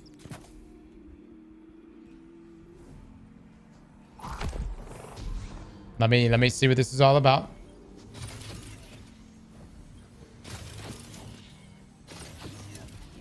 I mean, I've always liked Astrocyte inside of PvP. Yeah.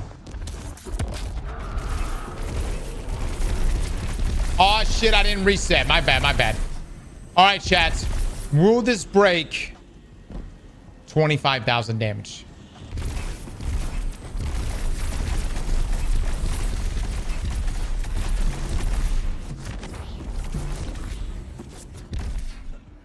Eggplant bet. 100%.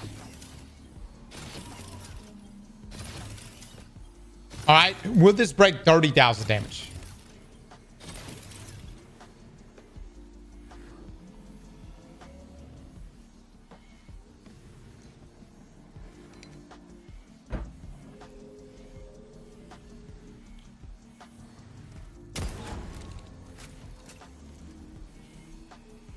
Depends on the skill of the player. Subbar, thank you for the 2 months, my man. Levampy with the sub T-bot.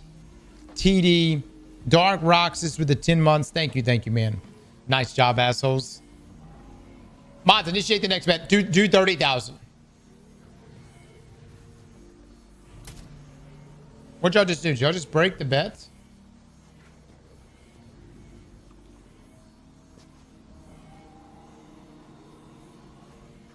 Okay, there we go. Let me use the restroom.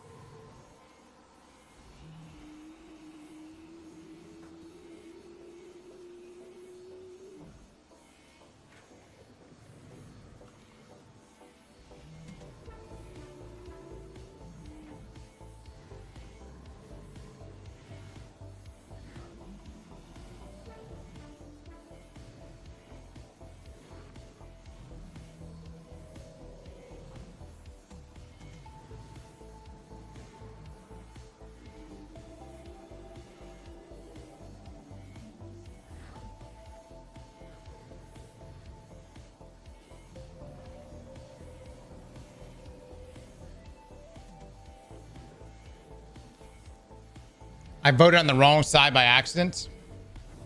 Red down, buddy. Believe.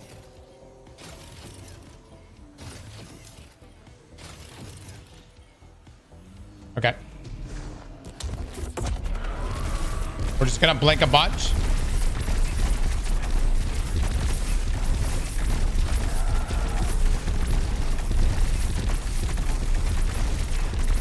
Oh my god.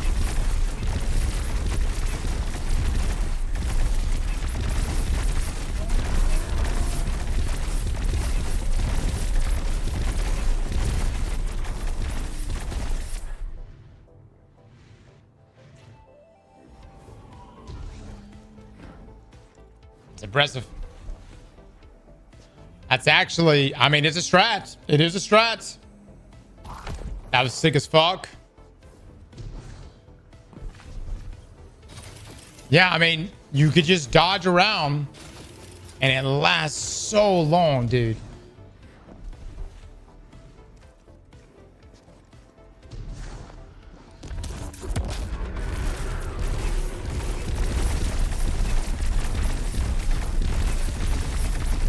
I think you guys are right. It might break 35,000.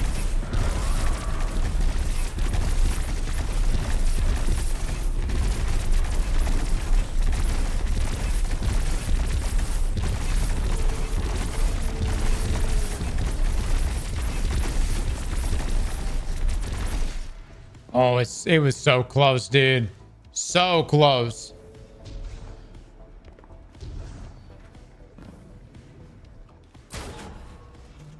If you burn ammo, then that's when it's usable. I don't see most people using it in like a DPS scenario, but I could see somebody memeing in like Lawless Frontier or something. You know what I mean? I really like this exotic inside of PvP. But yeah, it's a play. I mean, there's a play to be made here. Truly. Okay. What do we want to look at next? Let's just go ahead and jump to Nova, or let's do Cataclysm here with Star Eater.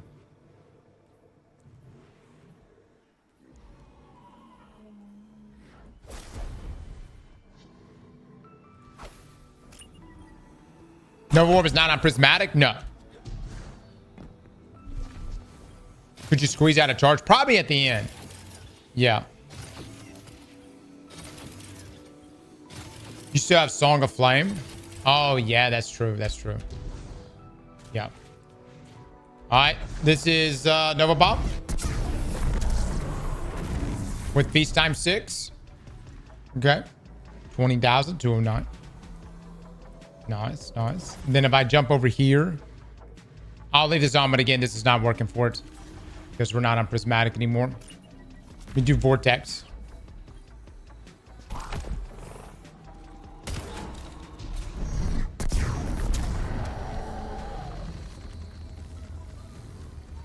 God, that's so weak, though.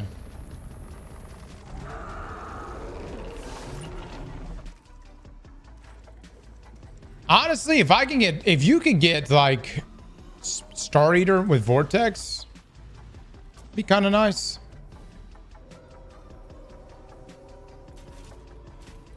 All right, so Song of Flame. We're gonna do Song of Flame. Oh no, somebody wants me to go. Someone's gonna say go full solar. What do you want me to do here, guys? You want me to do Dawn Chorus?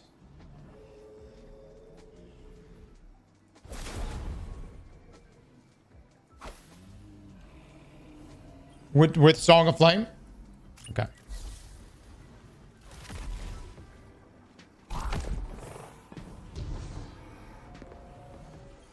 Winter's Guile, try that too. Brother. Are we super damage testing or are we melee damage testing?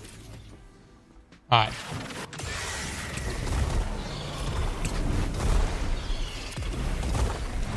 Oh, I'm rocking the wrong melee.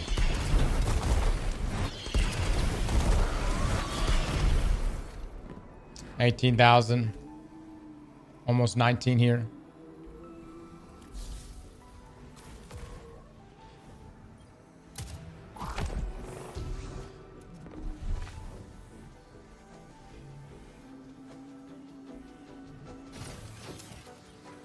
Get your grenade up? Why?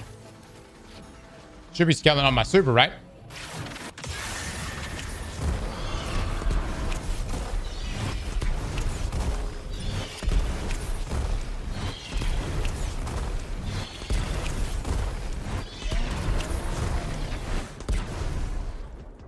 $22,000.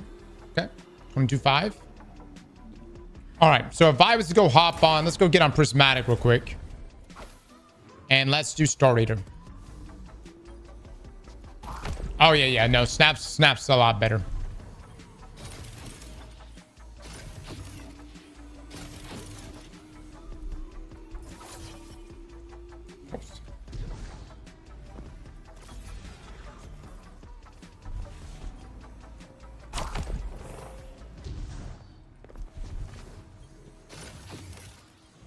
If you shot a Dragon's Breath, that would scale. How about it? Throwing in some extra ignition damage. Yeah, yeah, good. But we're just doing purely super damage testing, guys. Today, guys.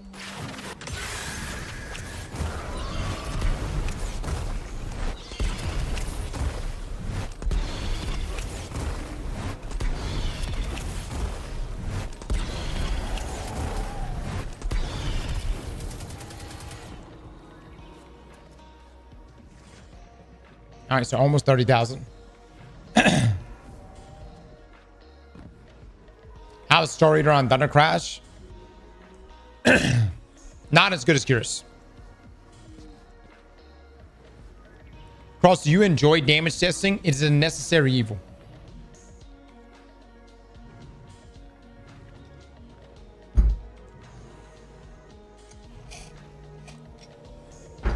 Without Hellion? Yes, without Hellion. All right, so I'm going to try just the melee. So we've done this in the past. Granted, it takes longer to get out.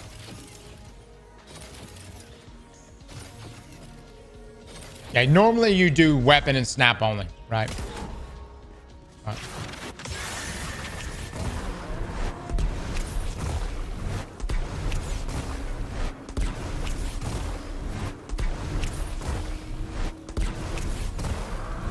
This particular combo is so good too. Apotheosis and Star Eater.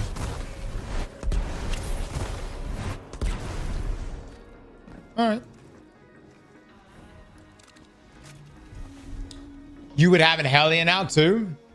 Probably would, guys. Probably would. But I'm trying to keep things apples to apples. Obviously, I'm just wanting to look at the supers versus each other today, okay? But yes, normally you would have a Hellion, things like that. All right.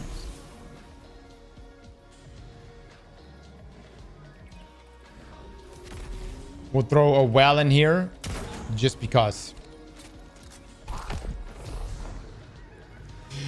Yeah! Oh, that's hot. That's hot. Okay. Necrotic Star Eater is always nice. You know what? I completely forgot about that. My lord.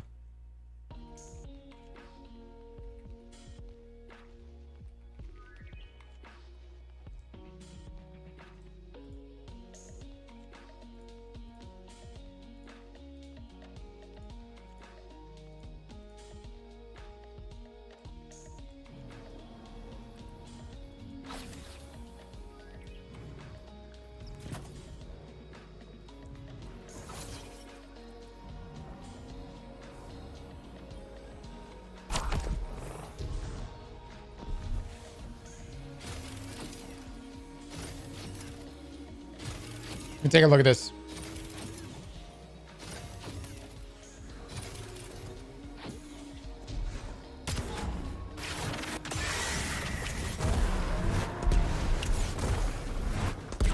I completely forgot about this, guys. Oh, the crap.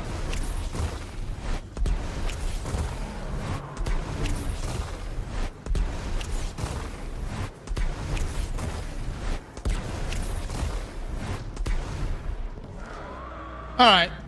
It doesn't tagged on like an extra 1500 damage. So there's a potential play there. I think that's everything on Warlock, right? I don't think we're missing anything else.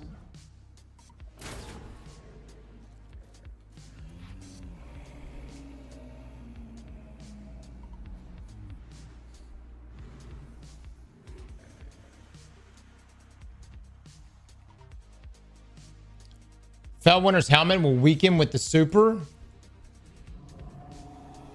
What?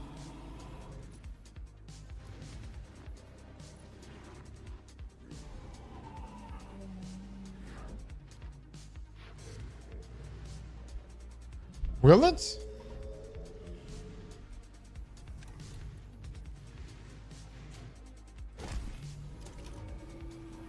Yeah, but in the super self. But you won't have Star Eater. That is true.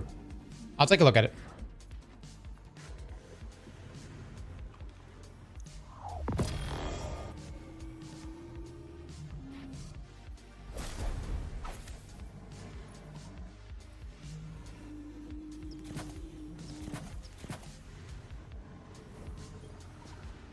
We get off of this. Hold on. We'll just commit here. The solar. Do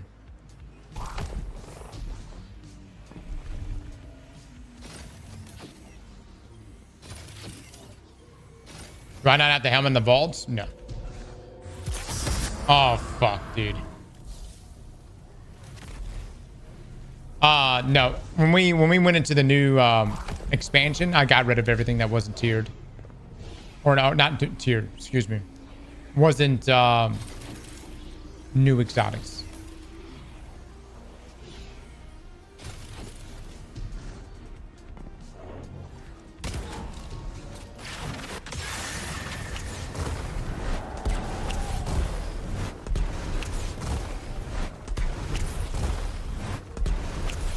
Are you sure I'm weakening?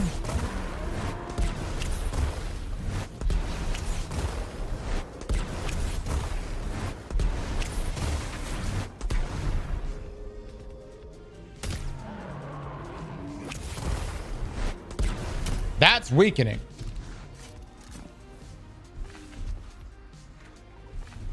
Need kills per helmets? No, it works with hits. But when you're in your super, it's considering the melee part of your super.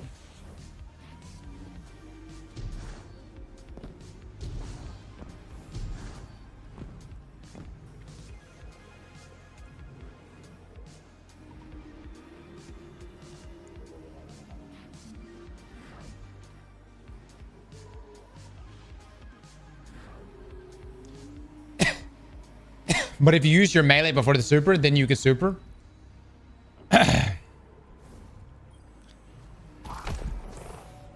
I mean, what do we want to stop, guys? So we're gonna be like, all right, use that tractor cannon.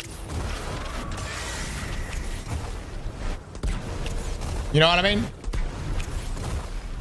Then we're no longer just looking at super damage.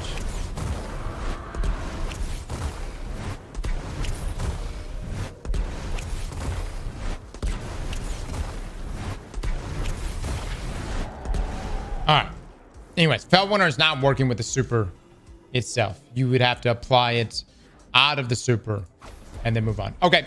I think that's everything here for Warlock, guys. This is pretty much the only thing like that I really want to look at is when Matadoxia gets fixed to what it's supposed to be. But everything else, though, I'm pretty satisfied with. Now let's move on.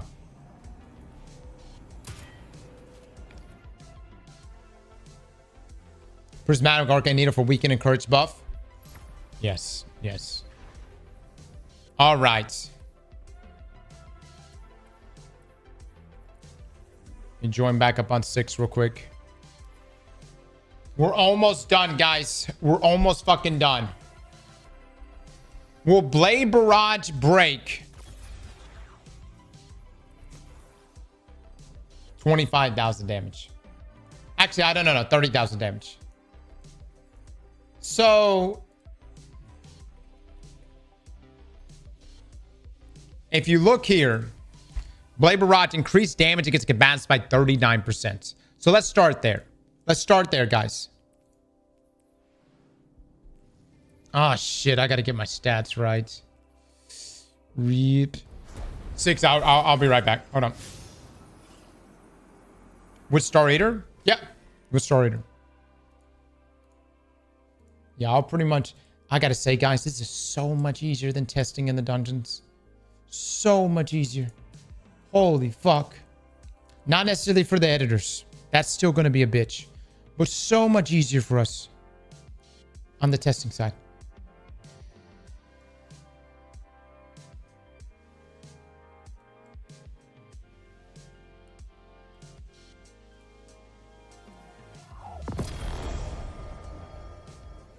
Even with Star Eater? Hell no.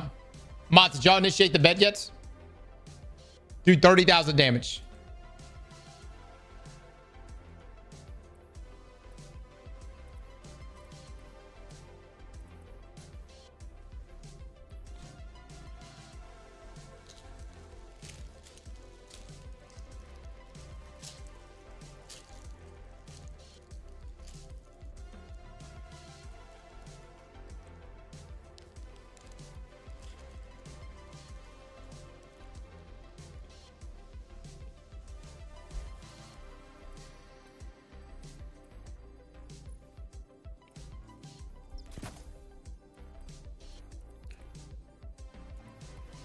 Should be good.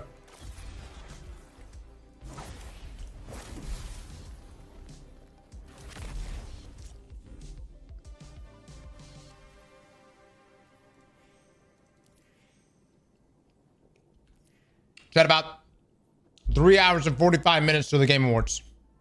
Is it 7:30?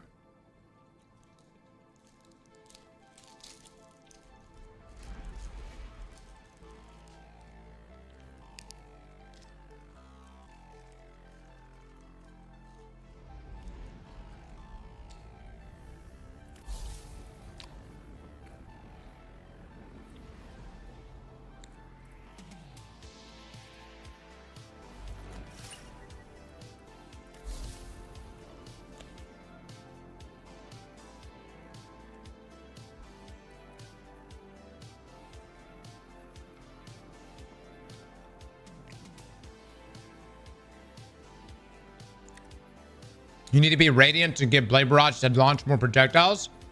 Are you sure? Because it says right here, Blade Barrage launches more projectiles just for having knock them down.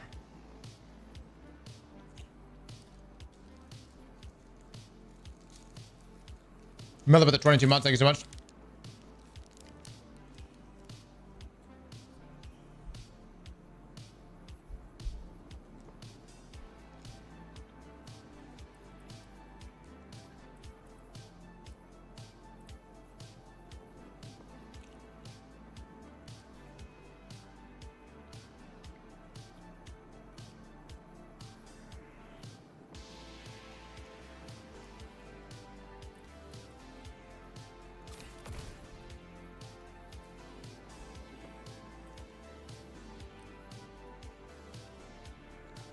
I can make myself radiant.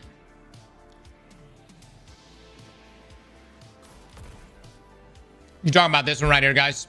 Ember beams.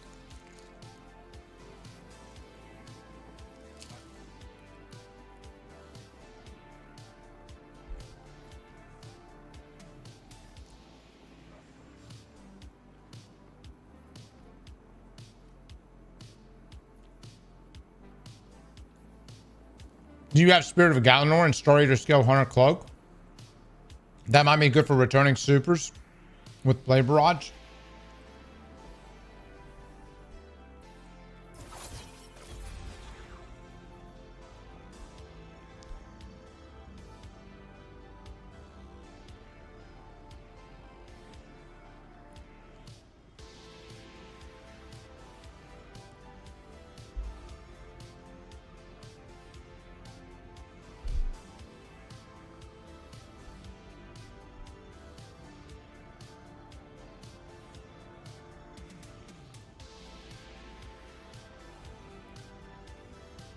Y'all chill.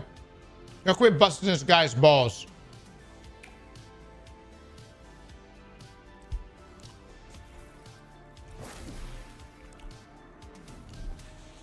It won't work.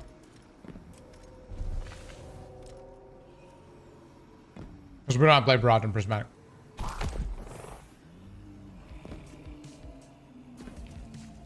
Alright.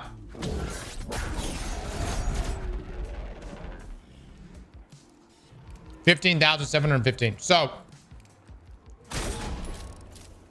you guys are saying Radiant somehow increases blade count? It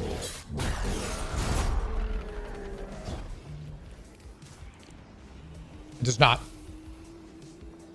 You just have to have knock them down, guys. And by default, Blade Barrage will launch more projectiles.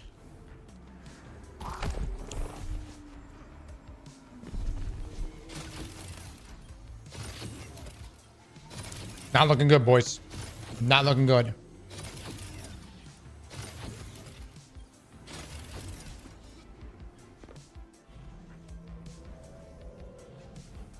Now, this is with 200 intellect or 200 super. Didn't realize I didn't have it just a second ago. Ooh, my lord. It's close, dude. It's close. That's impressive. That's impressive.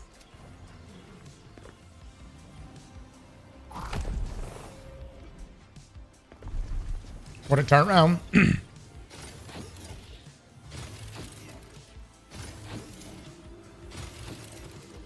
I am Tater. I'm already using it, bud.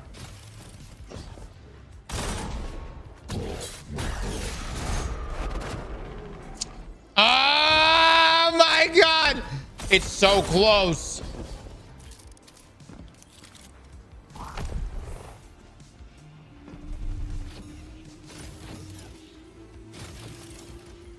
Pretty good. Get closer. No, no, no, no, no. You want to consolidate the blades, boys. Always be backing up. Here, I'll try it if you want.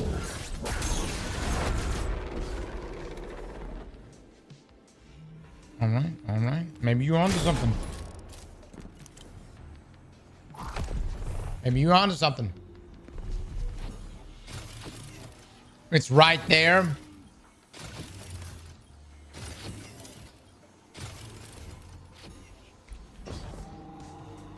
right, here, I'm gonna get right here up against Greg's balls. Ooh, this is looking like it's gonna be the cap. Boys, I don't know if we can. I don't know if we can get any higher than that. This is edging at its finest. It actually is. Facet of hope. 6. What the fuck are you talking about? 6. Where is my facet of hope? Radiant doesn't matter. We literally just discussed this. Who the fuck? What the fuck?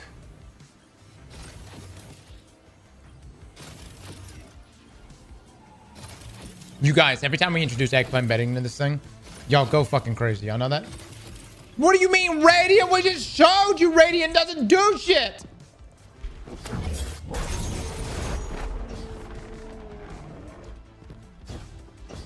Boys, that's the best we can do. It's capping out at 29,940 every time. It's impressive damage, though. Impressive damage. Radiant doesn't matter. You know what? I'm just gonna fucking do it just so y'all could shut up.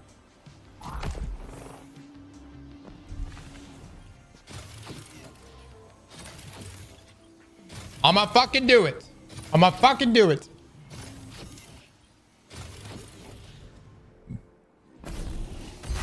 Are you happy? Wow, it's the exact same. It's almost like Radiant doesn't do anything for Blade Barrage.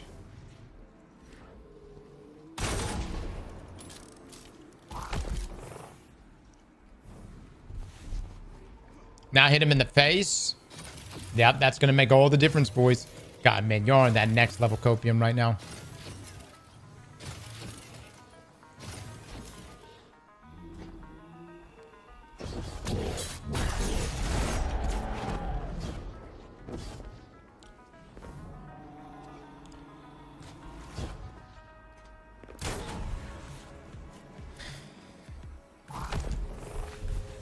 Crit? Are you fucking with me right now?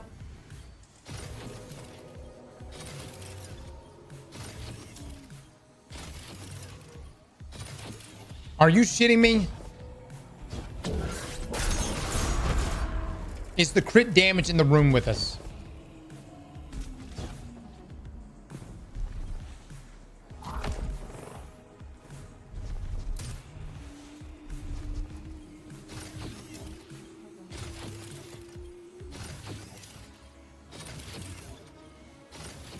Shard to Galanor is not going to save you. Hunter mains.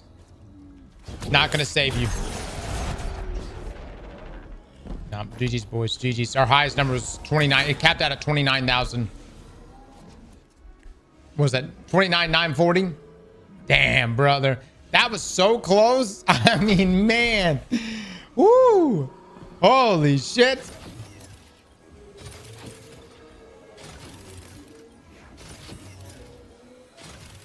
That was close. Yeah, I'll give you one more. I'll give you one more.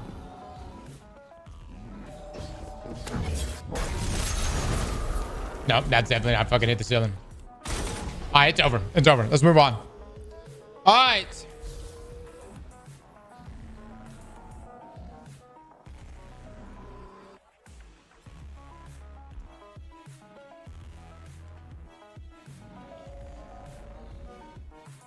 Super Stack Cross, please read my message. Dark Rock says I have 200 with super fonts. Brother, y'all lost. Epically, I might add. That was beautiful. All right, Golden Gun. Increased damage against non-boss. Okay, increased damage against boss combatants by 26%. Golden Gun projectiles now scorches targets. Okay.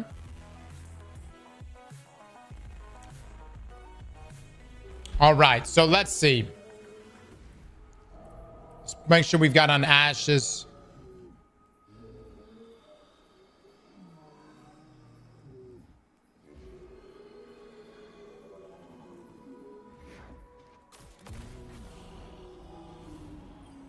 A beautiful way to lose. It was. It was. All right, so I'm going to do... Whoops, wrong fucking thing. Dead shots.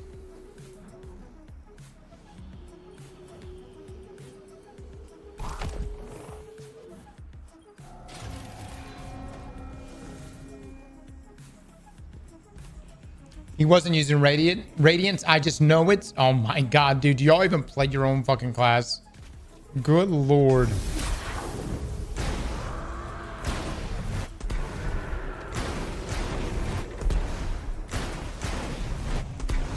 All right. Now we're going to throw in some Radiant into this.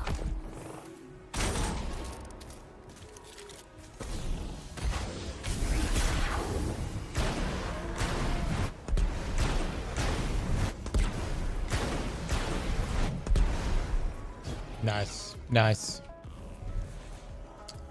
All right. So now that was dead shots. We're going to do marksman, which is what most people are going to be using anyways. Okay.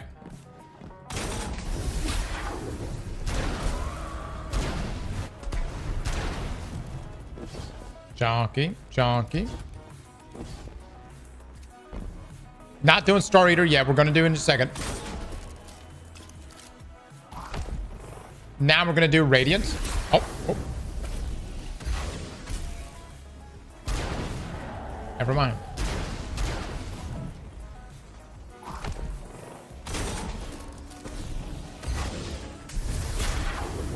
Seven.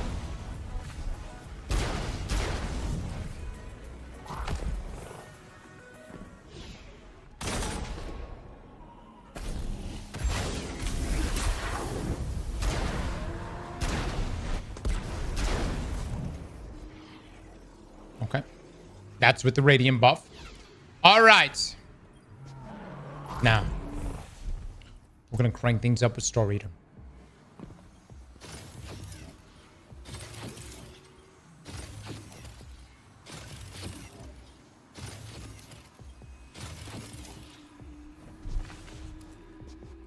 And let's just full send it.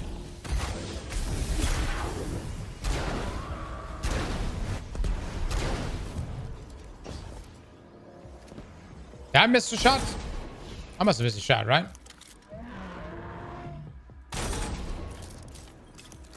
Or maybe I didn't.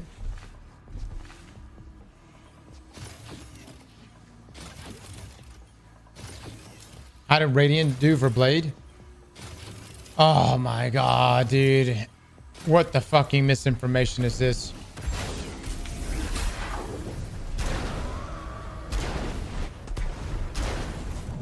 Alright, no, that's it. Wow. So Blade Barrage is doing more damage than Feast times 6 on a golden gun with marksman. That's crazy.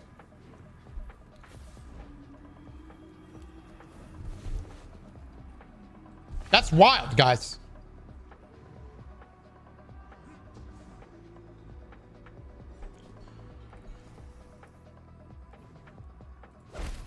That's pretty significant.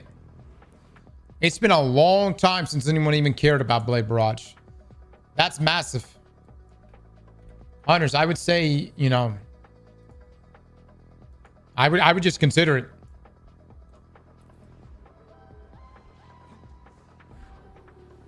No, 6. It's going to work with Radiant buffs, yes.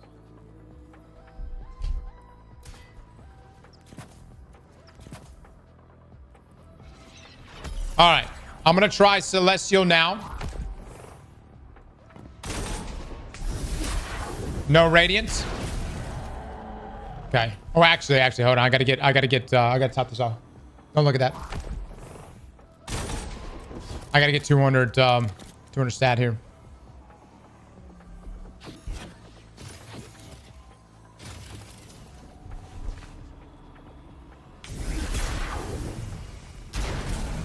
All right, so that's 218,178 with Celestial.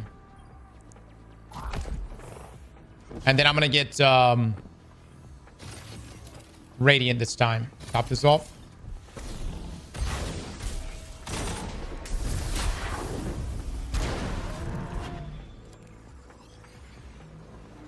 Yeah. I mean, that's just so much easier to land too. So much faster. Celestial's just the way to go for this. For Golden Gun.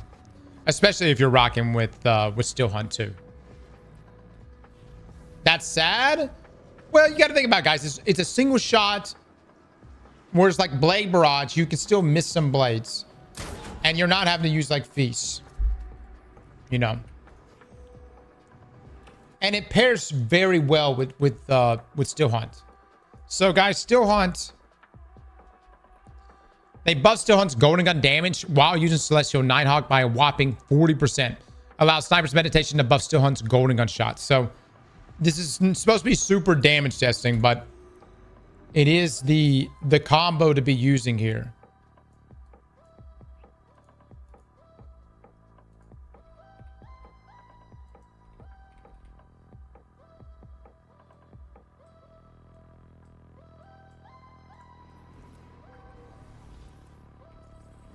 Use it on Prismatic as well. Yeah. I'm not doing faster courage right now, but yes, you could. 1000%.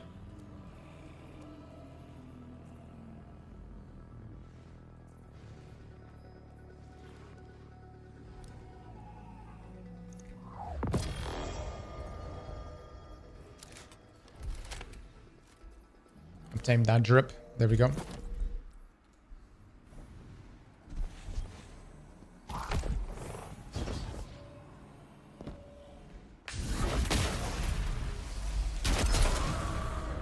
Okay. 7,513.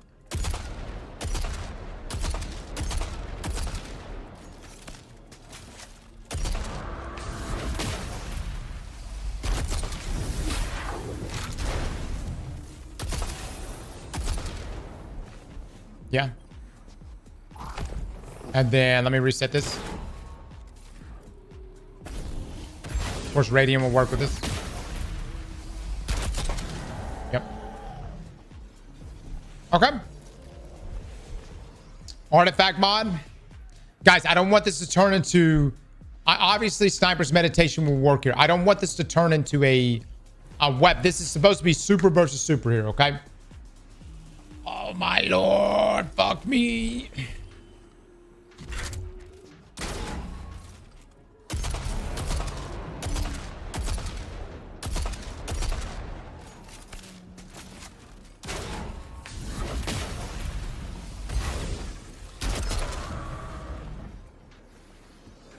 Did we keep it? 10,414? I think we did. I think we did.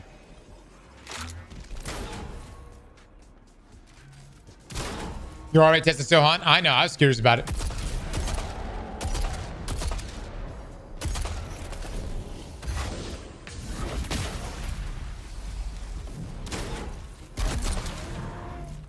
$10,367.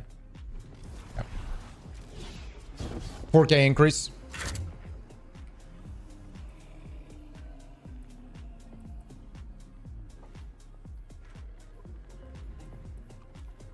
All right.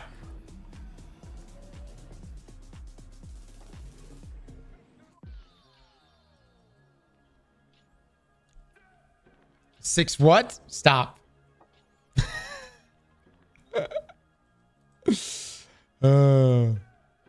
Fuck me.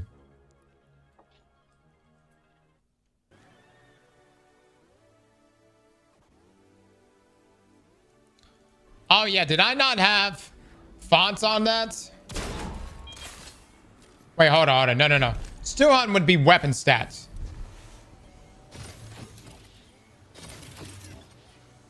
Right? Yeah, 7,513. Yep. So you would want to have high weapon and high super, which I do not have right now at all. So good luck getting 200. All right.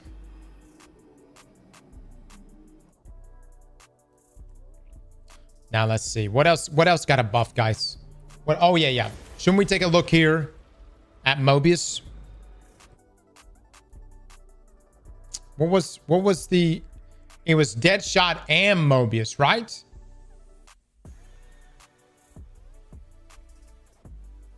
While the super is active, dealing damage now increase Increases the power of subsequent shadow shot attacks and bow weapons.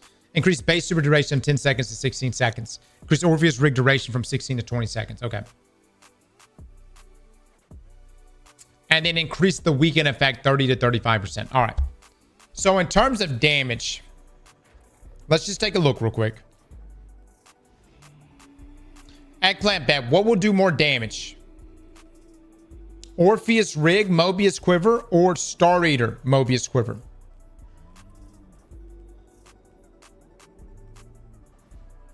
I've not done this. No. No, we did. We were testing the bow out. I've not tested this.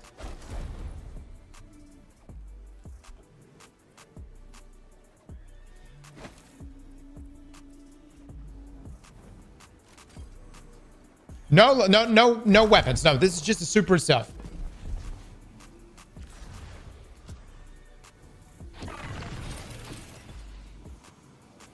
Maybe Orpheus since the extra shot.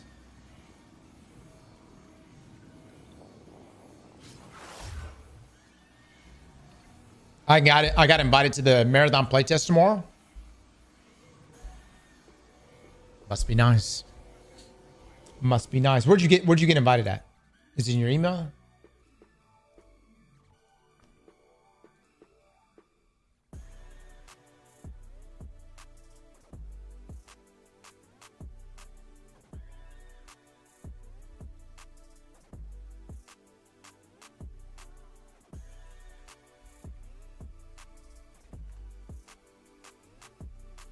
No.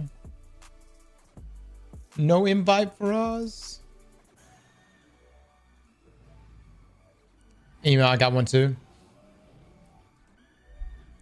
Boys, I'm not getting invited. What the fuck y'all talking about? We ripped Marathon on New One this past summer. You think we're getting invited?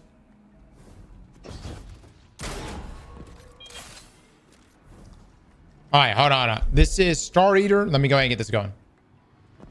I got it too. Nice.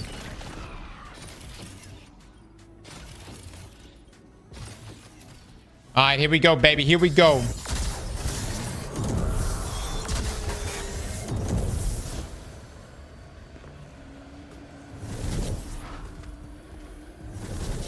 All right, all right.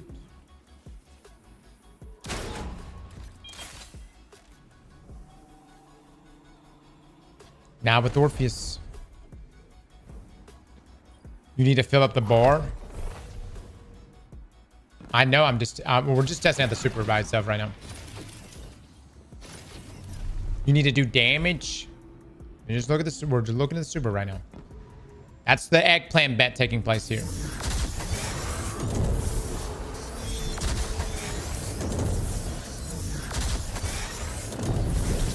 Oh. Oh, shit. What was the other one?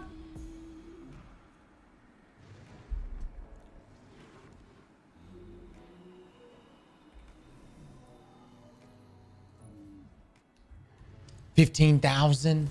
Oh my god. Star Eater did more damage. Now this is just super to super.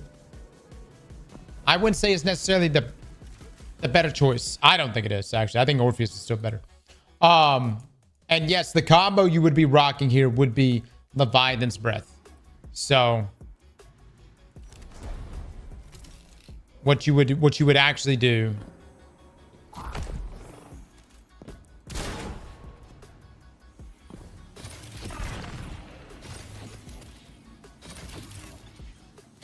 Yeah, I would still rock Orpheus too. May actually put that on. Put that on.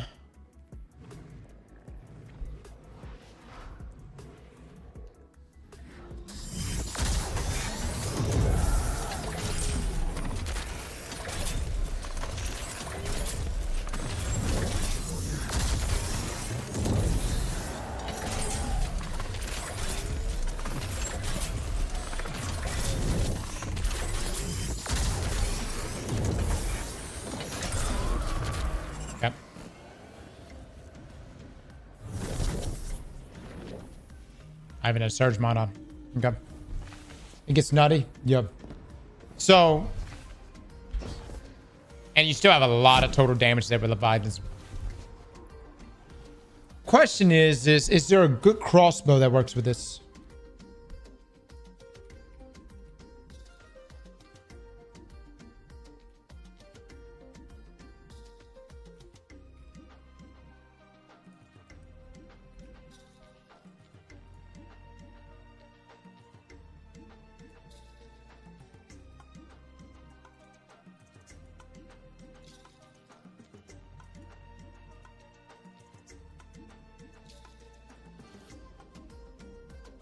Chat, Vorpal crossbows were fixed. What was fixed, right?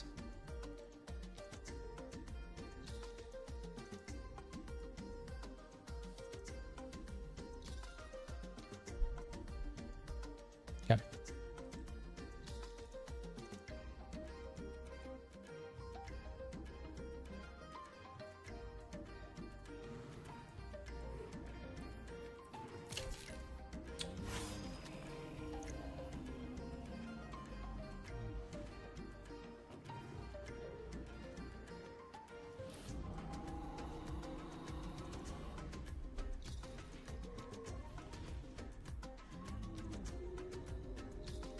Chat, which one of these bolts does more damage?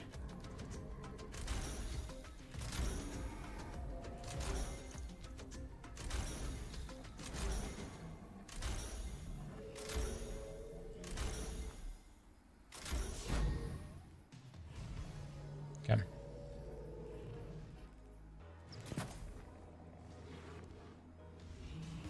Charge is the new meta? Is it really?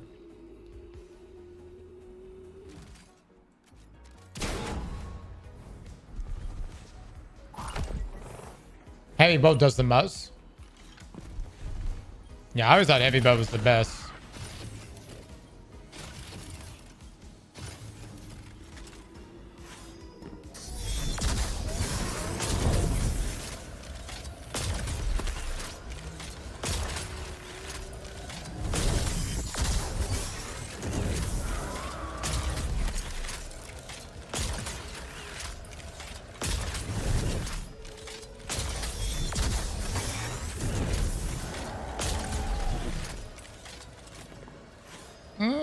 Not that impressive. Not in comparison to Leviathan's breath there. Let me try aggregate.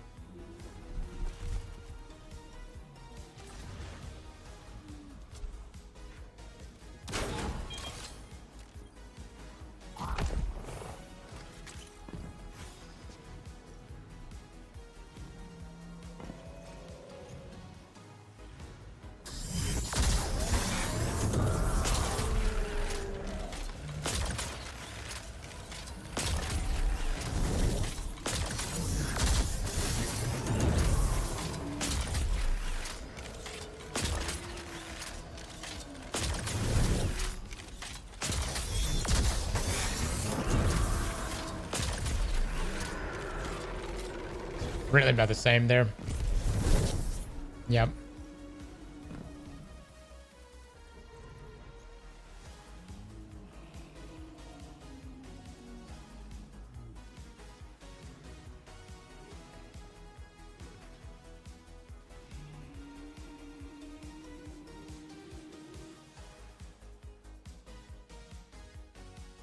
I don't have a good roll on the void one.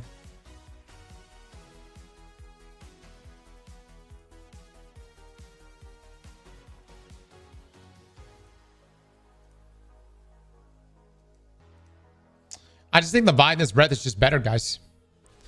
Like I don't see the crossbow here matching Leviathan's breath. I mean, let me take a look. Hold on.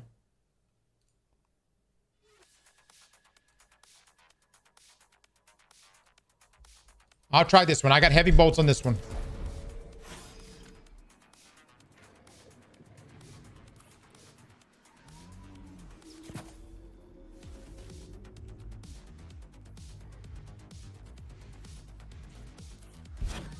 To my teammates here, come closer. I need y'all right on me.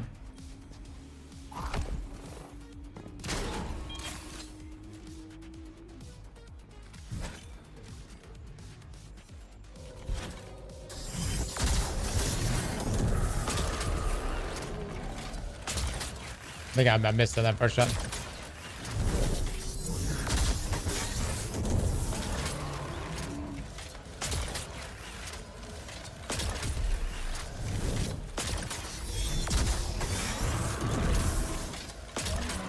Yeah.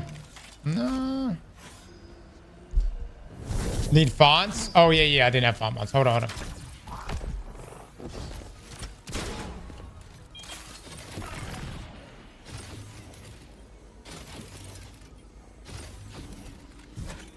As? Well, it makes me...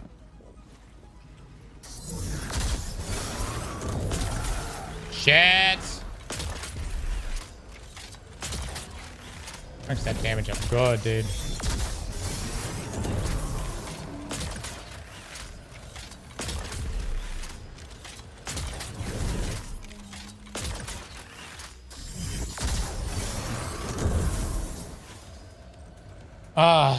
Dude, Leviathan's breath is just outclassing the shit out of this, guys. Like, let me just take the surge off so we're not twisting it up here. Yeah. It fills the bar up a lot faster and it just cooks. I mean, yeah, hierarchy for sure, but you could do that literally for Leviathan.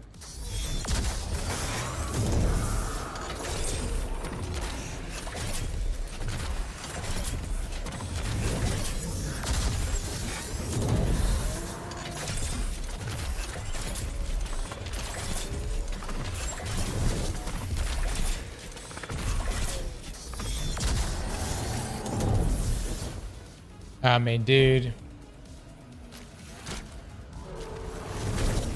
That puts out. Talking about like DPS. Where the Leviathan's gonna have problems if you can't land a crit on the enemy.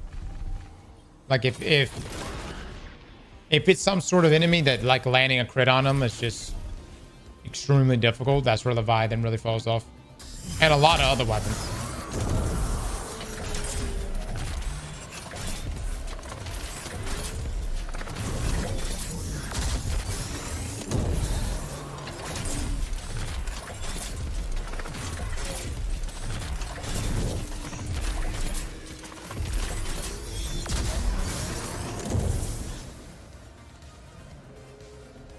And you're also going to be debuffing the targets.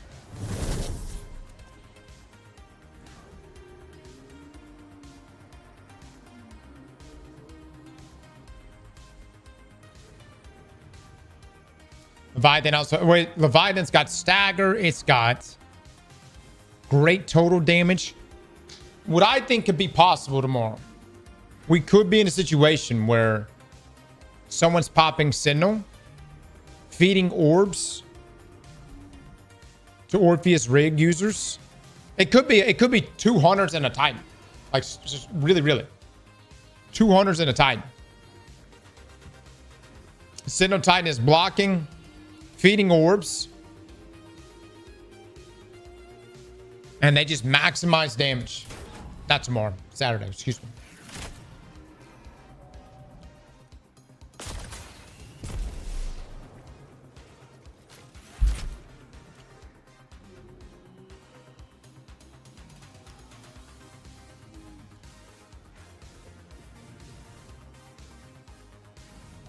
Blight Ranger time. This is impressive. I just want to say this is very impressive. And I know I'm mixing Leviathan breath damage in here. I'm not supposed to, but using bows is a big part of Mobius and Orpheus here. Like that's all part of it.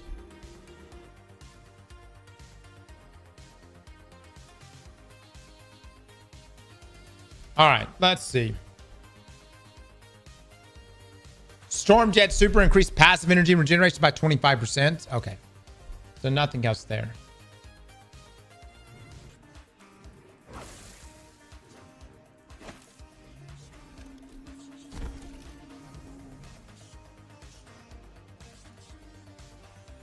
But you would, I'm telling you, for bow users and just for utility, Orpheus all day long. Way better than Star Eater. I would not be using Star Eater, even if it does squeak out a little more damage.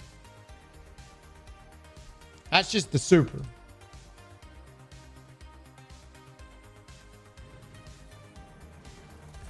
All right, boys. Our daily copium.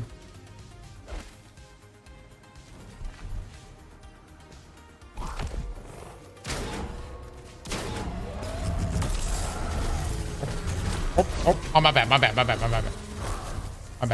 on, I messed up. Do I have Assassin's Cowl on? Yeah. My bad.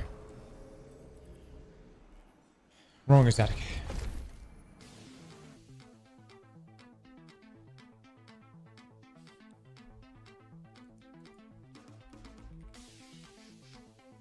Shit's so bad, I actually deleted it.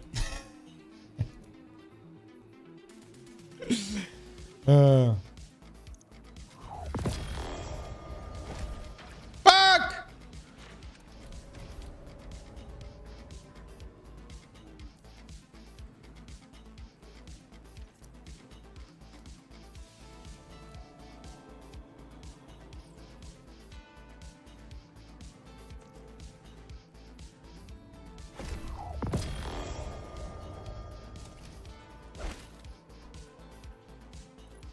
All right.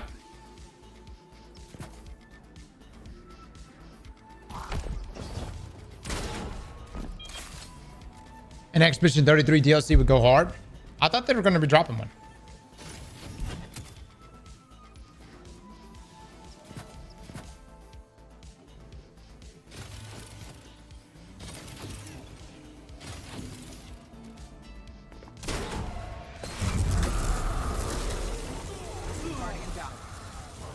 Can you guys hide or something?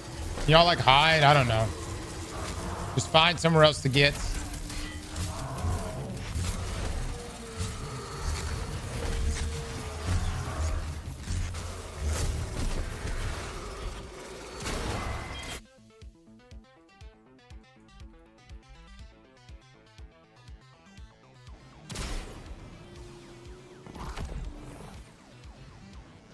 All right, will Blight Ranger damage go over 25,000?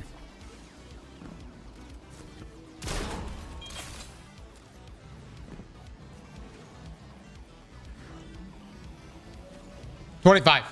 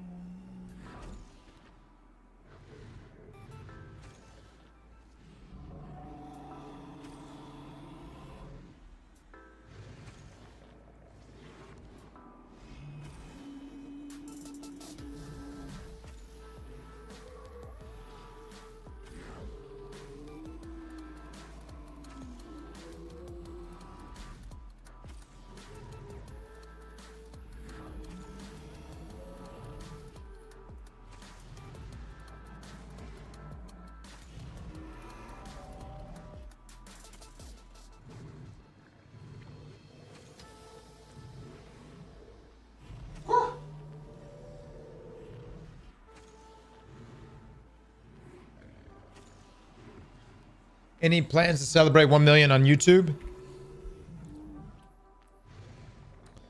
Want to main Minecraft. We'll make the move as soon as we hit 1 million.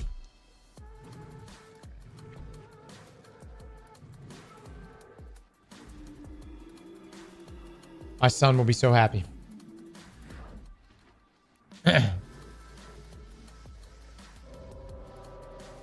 RuneScape stream.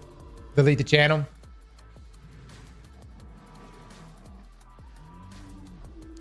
Yeah, I appreciate you guys very much. It's you know, it's a milestone, but for sure, but it really doesn't change a whole lot. And you know, I haven't really thought about anything to celebrate, to be quite honest with you. And but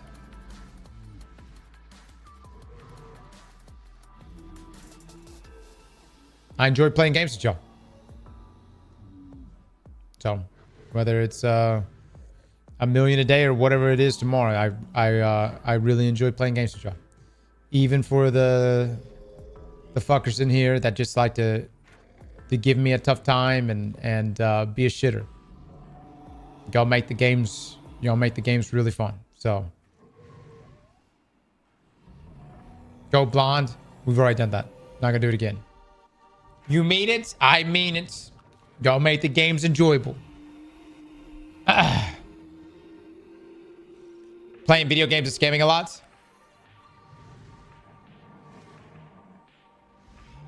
Dude, I'm sure some of you grew up playing games with some friends.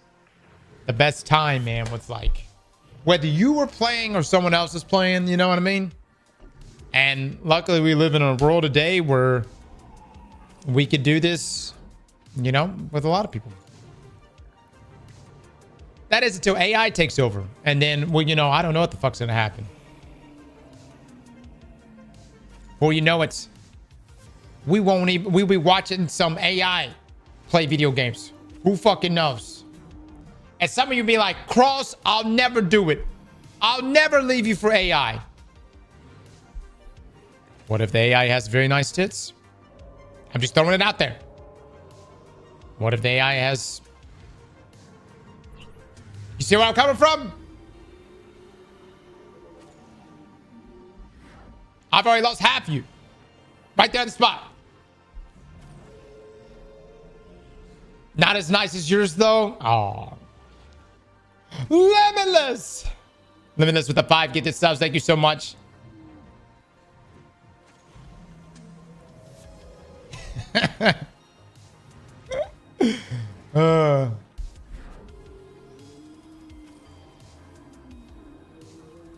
I just took a tour of my university science building. AI takes 15 minutes to stack blocks. We aren't near AI streamers. Brother, the last people that are going to get their jobs replaced are going to be plumbers, construction workers. Those will be the last. Oh, it's only a matter of time before someone launches a social media site and all it is just AI. What people would call AI slop, but it's just AI stuff. And I'm telling you, I think people may get into it.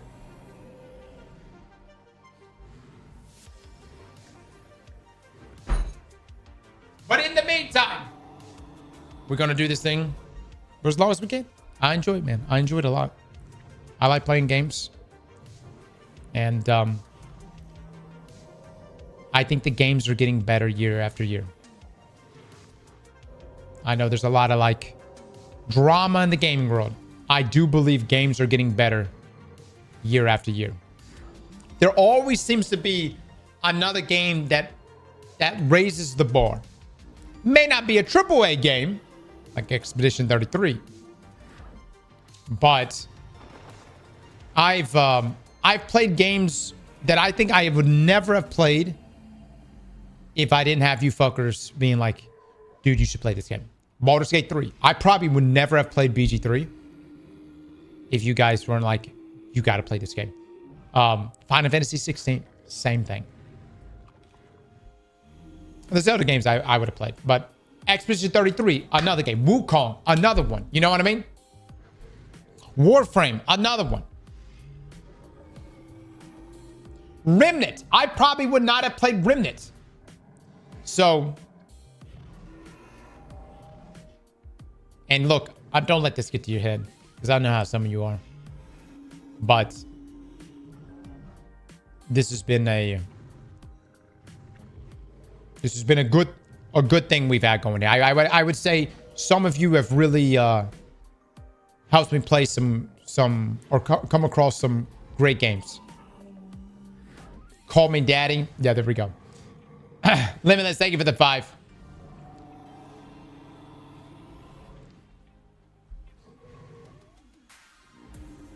Titanfall. I'm gonna be honest, actually, no. I'm not gonna fucking thank you for playing Titanfall. I could have done just fine in my life without having that grief. I was happy. I was completely happy. I see everybody talking about when's the next Titanfall, and then y'all made me fucking play that shit. And now I'm in the same grief boat with all of you. You just wanted me to be in pain with you.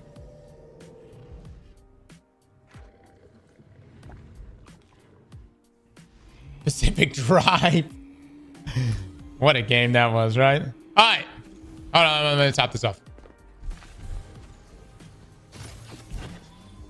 Misery loves company. All right, here we go. Here we go. Are you guys hiding? Hi. Okay. There it is, baby. There it is. Yes, Greg. Oh, this damage is not looking good, boys. It's not looking good.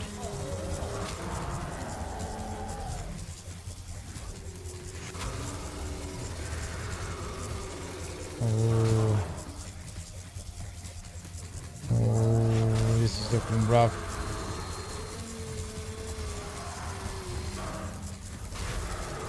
Nope, nope, nope, nope. That's the best we got. 10,835.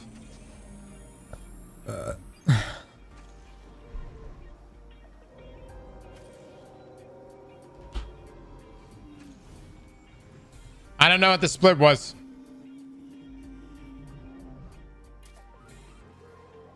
Yep. Not good. Not good. Bro, you missed half your shots? The fuck I did? The hell you mean I missed half my shots?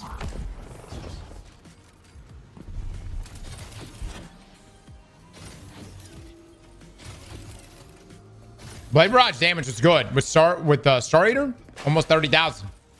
Just shy.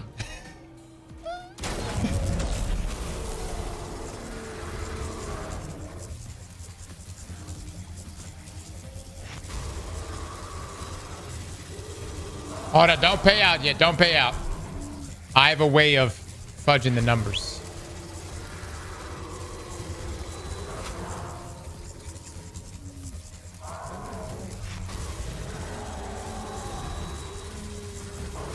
Ah, yes.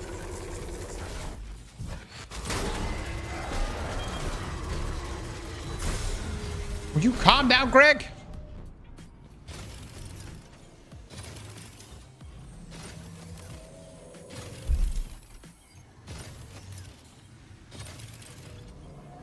Chat, there's no way for me to discharge bolt charge, is there? With my super? We could do it in Heresy, but I'm trying to remember.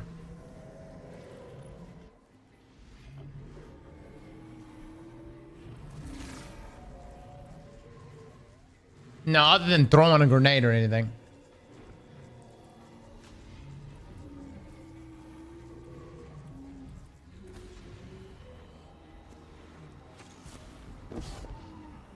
Bro, don't cheat.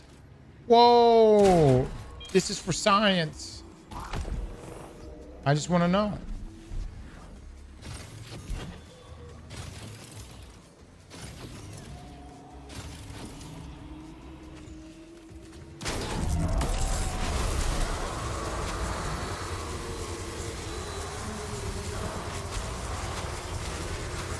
Yes, Greg! More! More Greg!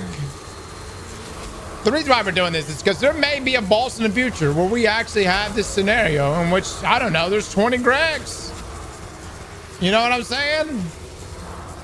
We may need this. Okay. Oh, yeah.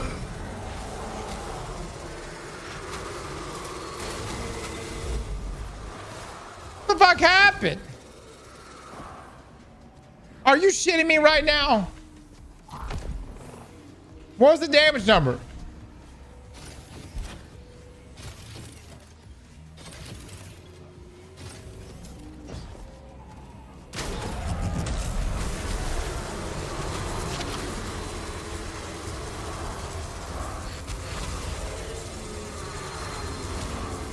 That's right, Greg. Do it, baby, do it. One Guardian, 3 Gregs. Yes. More.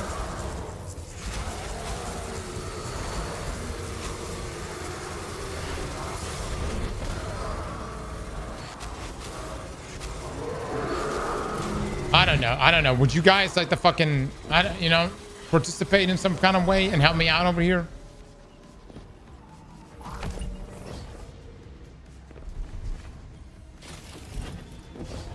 My fucking shit keeps resetting right now.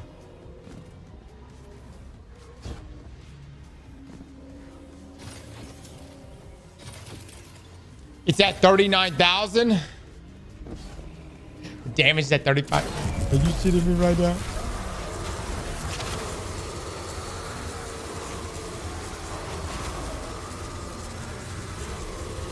Oh my god. Oh my god. I can't even focus on the same Greg. There's so many. Holy shit. Oh yeah, we're definitely clearing this.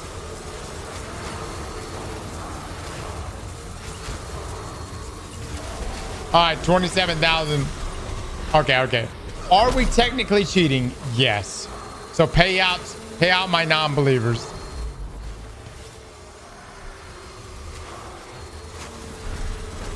Can you guys fucking, oh my lord, fucking get this shit.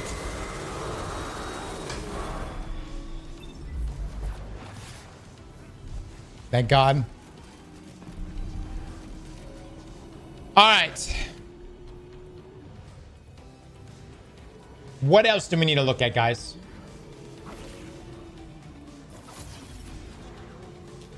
Silk Strike.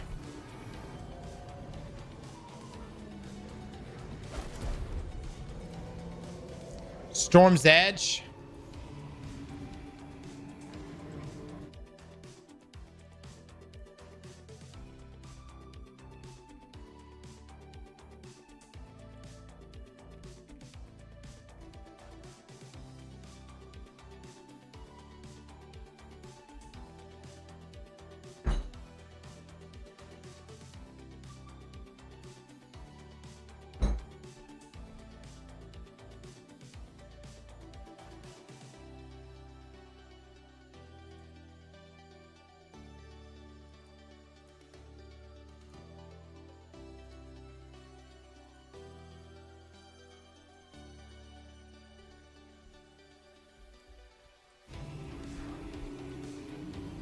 Oh, Silence and Squall. That's true.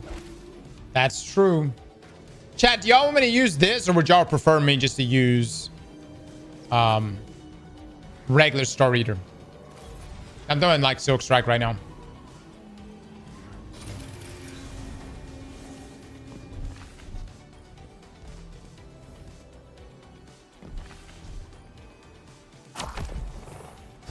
Can't use on Civil in the dungeon, right? You are correct. You want me to do pure Star Eater? Oh, all right. I'm fucking fine.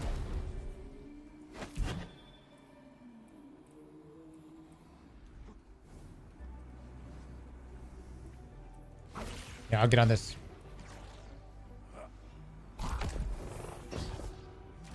Game Awards, that big GGs. Dude, I'm hyped. Although I hope Rika can make it. I just got a text message from her. And I quote,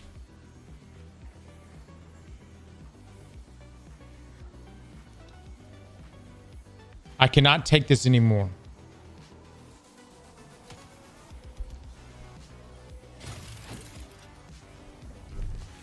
So I'm hoping she can last until the end of the Game Awards.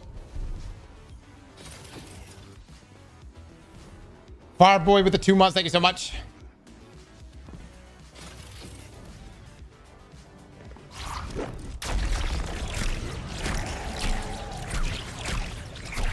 Here we go, baby. Here we go. Yeah, yeah, yeah, yeah, yeah, yeah. Okay. God, it's crazy to me that Blade Barrage is doing this much damage. My ex-wife said the same thing about me. Oh, no, it's nothing like that. We love my daughter. My daughter is fantastic. But she's very strong-willed. And I admire it.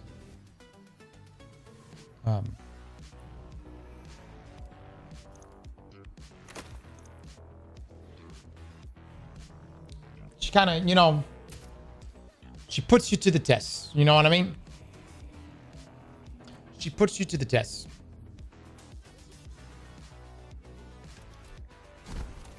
Did you get that from you? Oh, hell no, dude. I was so laid back as a kid. I just wanted to be left alone.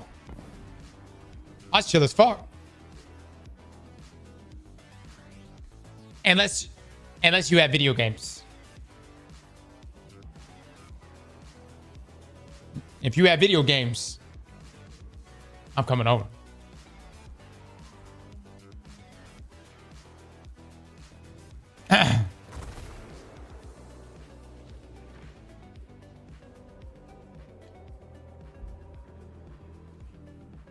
I race on games. You had to be chill, you get paintballed. All right, what's next? Let's do Revenant Silence and Scroll, which also got a buff. Let's see if this is massive. Let's take a look. No, I never really care about the phone stuff, but yeah, man, you had some cool games or something, you know what I mean? But when it was just hold on, let's get back to this.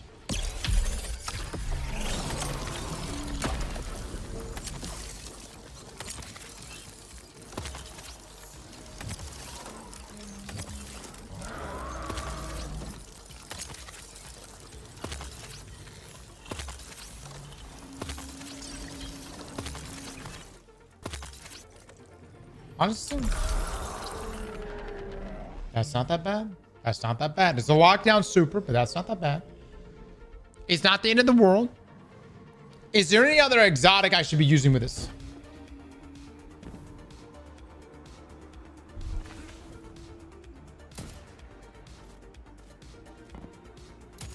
This will always be ass. It's great for topping off Prismatic. Yeah. All right, what's going to do more damage? Raiden Flux with Arc Staff or Star Eater Scales? Eggplant bets.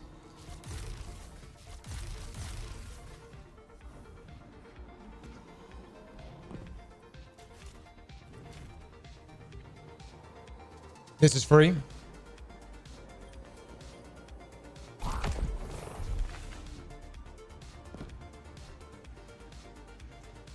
Scotch, thank you so much for the gift of sub there to Tex. Sway Scott, thank you for the 7 months. Cross, did you do Storm Dancer's Brace yet? Yeah, I have. It does a lot of damage. Flash with the 5, thank you, thank you. Juxton with the 11, thank you so much.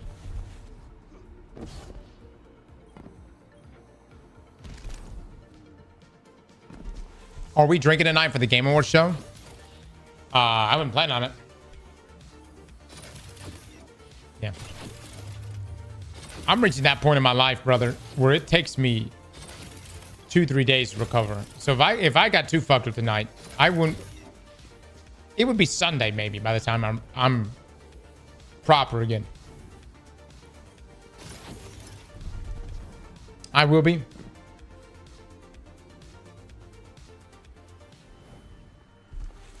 Which means we're fucked Saturday.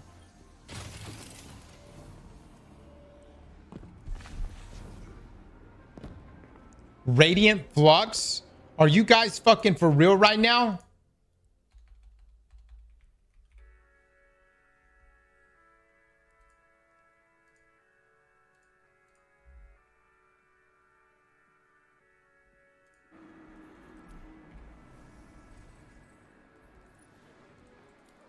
Who the fuck is doing this?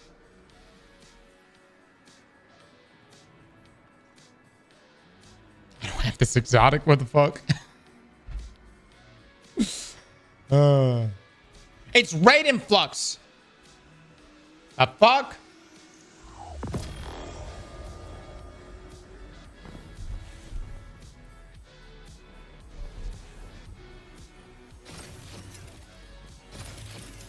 All right, here we go, baby.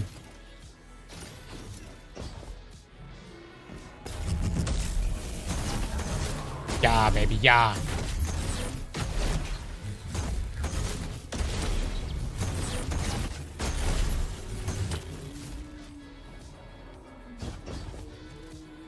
Respectable, respectable. 21,447. All right, all right. Now let's put on Radiant. Radiant. Fucking Radiant.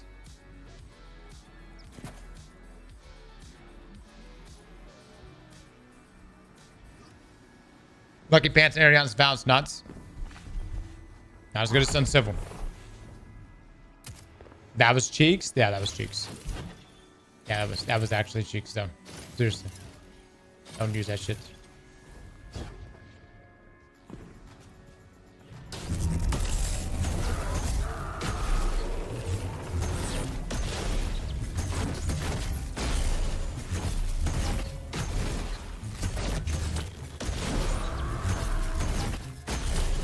Okay, I messed up. But that's still better. By a mile. And I messed up. You're missing. There's 2 whiffs in there, yeah. Void! Void, thank you so much for the 5. Get the subs, brother. Chat, please drop some love for this man. Do Coral instead.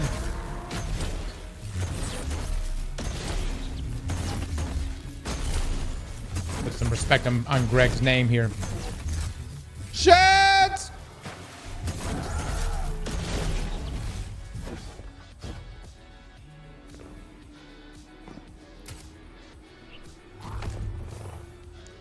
Sways! Swows! Swows God! With the 10 gifted souls!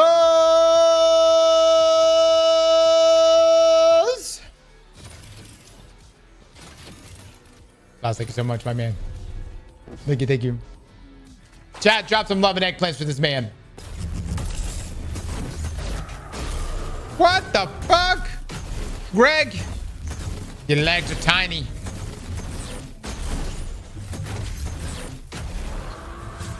Oh.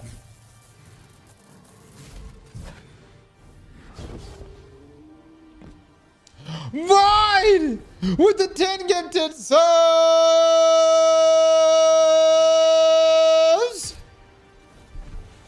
Void, thank you so much for the 10. Chat, please drop some love and eggplants right now.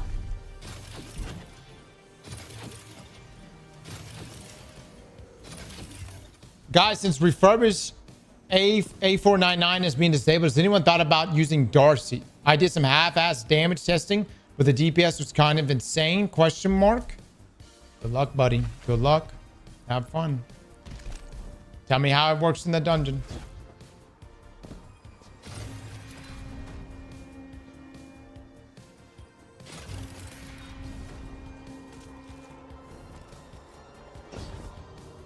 Oh, I gotta read this one.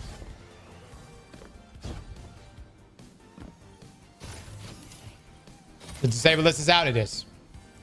A lot of juicy shit got disabled.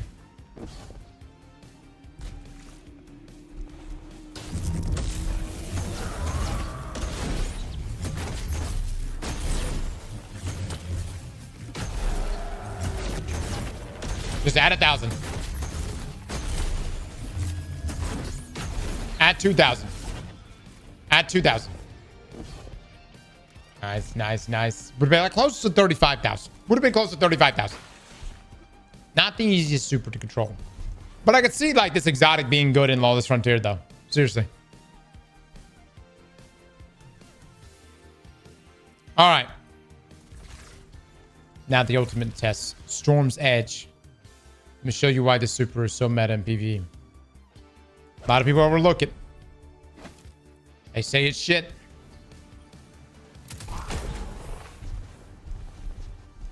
Will this break 30,000 damage?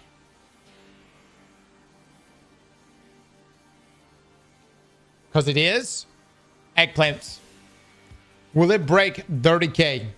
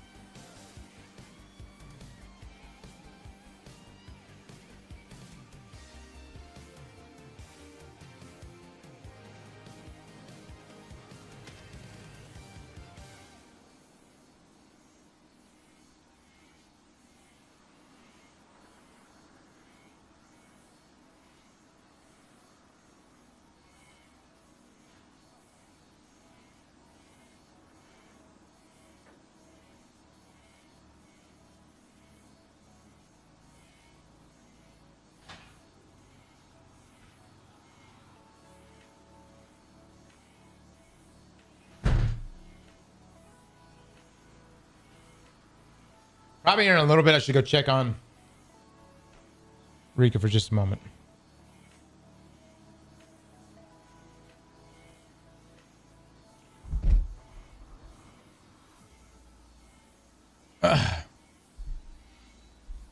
My daughter's turning into a night owl. We'll get to bed on time. We'll put her in a bed. We'll tuck her in.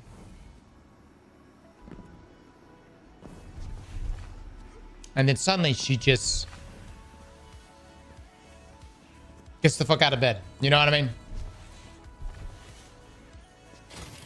And decides to roam the house.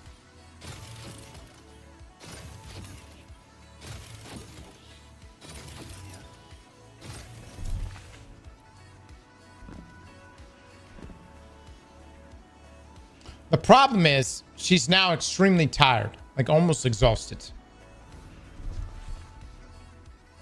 But I think she feels like if she sleeps, she's going to miss out on something fun.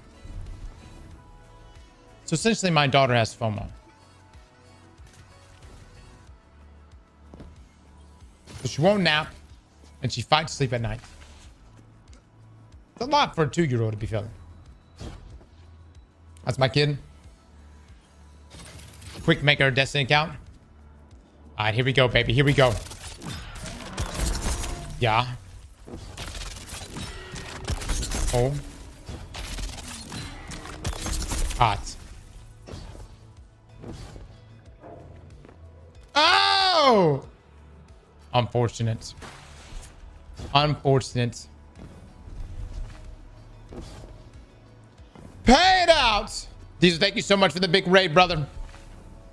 Hope you had a good one.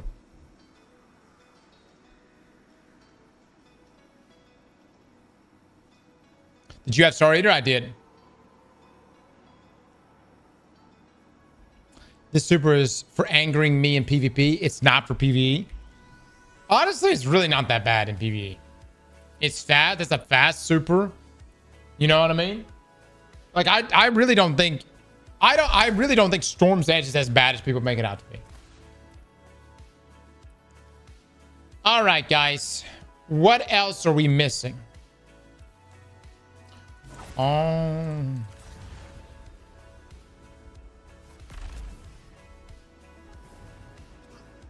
Should we do it? I already did go to gun.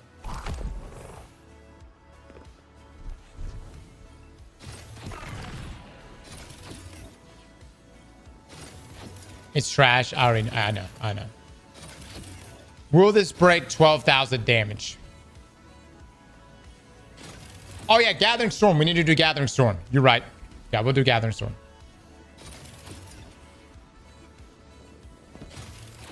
12,000 damage.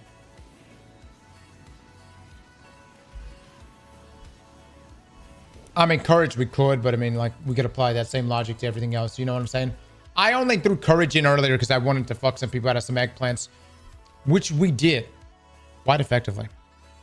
But I would rather just keep it apples to apples for the rest of this.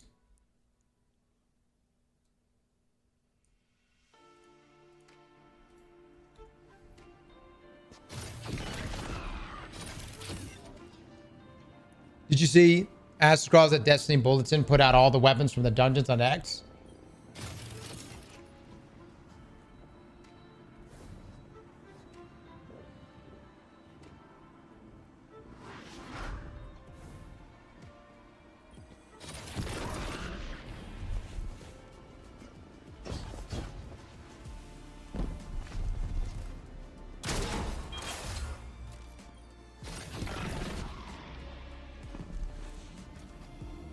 Anybody here even go by the channel? What the fuck?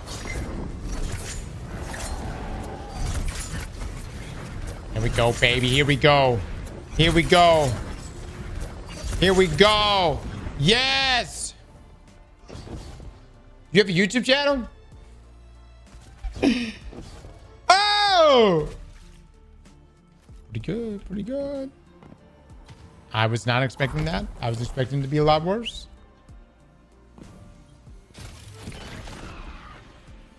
I watch everything live. Did they cross-leaked all those weapons to us without any spoiler warnings? Correction. I didn't know they were dungeon weapons until afterwards.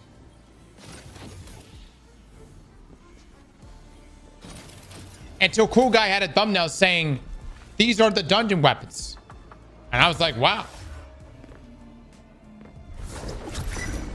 We got to play with the dungeon weapons?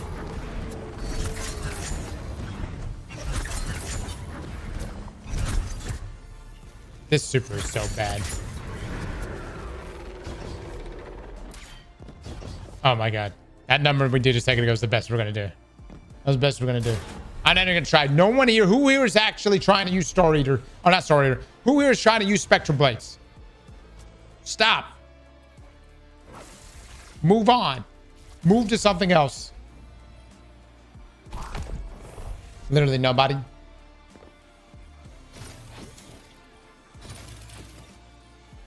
Wait, was there an optimal way to use that? Hold on, hold on. All right, this is Gathering Storm with Feast times 6.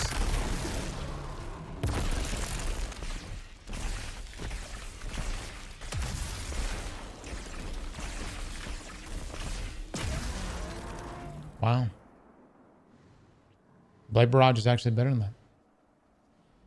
Like by a substantial margin. That's crazy.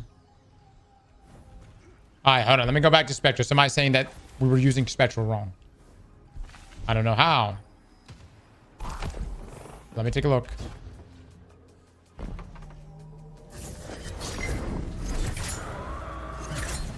How are we using this wrong?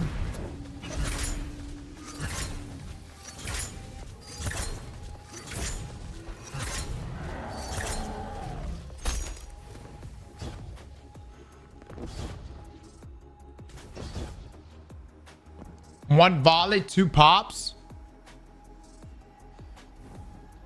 Limitless. The fuck you just say?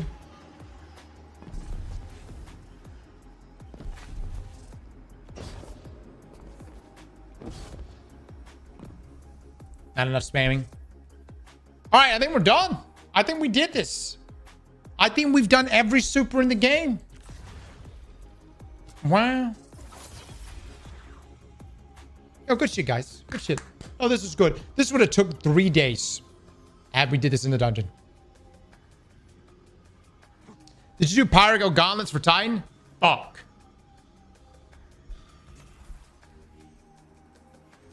I'll be right back. 6, I'm coming right back.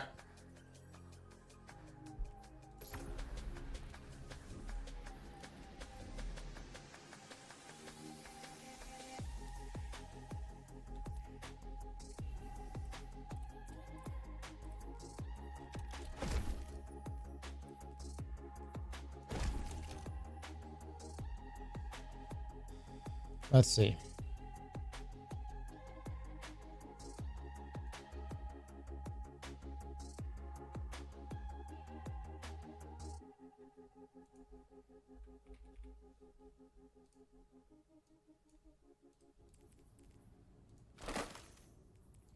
Okay, I've got Pyro Go here. I'll amp that up. We'll make sure we have the full intellect. I'm going to go for Roaring Flames times 3.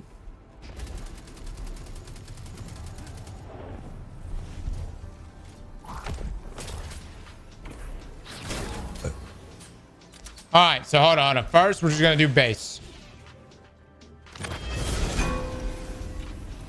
Wait, it's better to be backed off, right?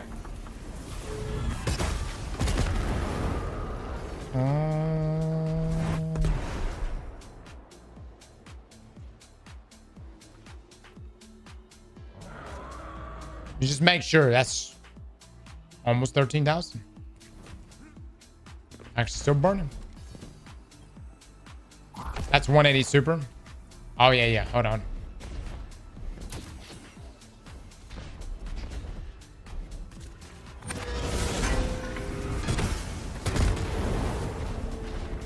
All right, that's with 200 super.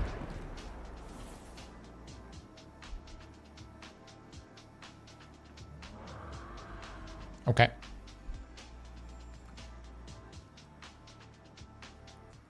Now, I'm almost certain this is going to be less damage, but let's just verify.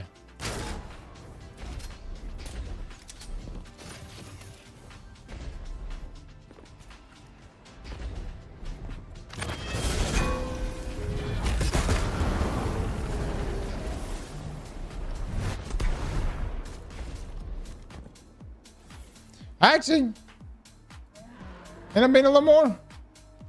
I thought the more distance you have from the target when you launch it would net you more damage.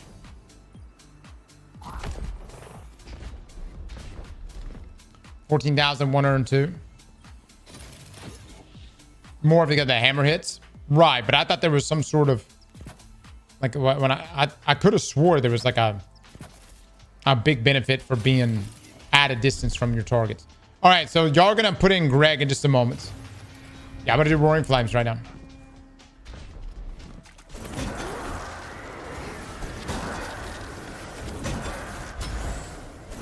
All right, throw Greg in.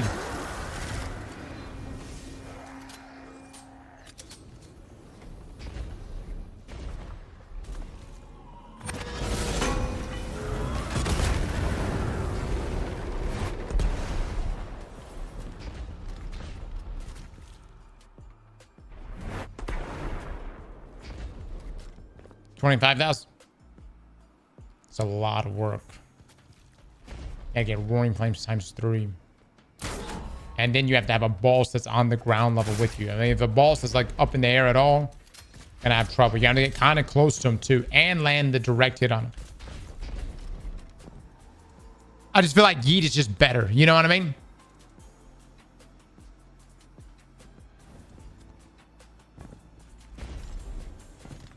That's true. Could be the initial sunspot that's doing the extra damage. All right. That is every super that I can think of at this very moment. Right now, at the top of the list are things like Behemoth still, of course. Blade Barrage was probably the biggest surprise to me. And then Sentinel, which was even beyond all of those, is extremely impressive. Granted, you pretty much eliminate yourself from damage. But I do think that there is definitely a play for Sentinel whether it is Doomfang or even Ursa, if it's a long damage phase where you're providing orbs to your teammates and you're having to pop back to back, you can imagine how beneficial something like that would be. Did we do Matadoxa? We did, but it's bugged. It's not doing nearly as much damage as it should.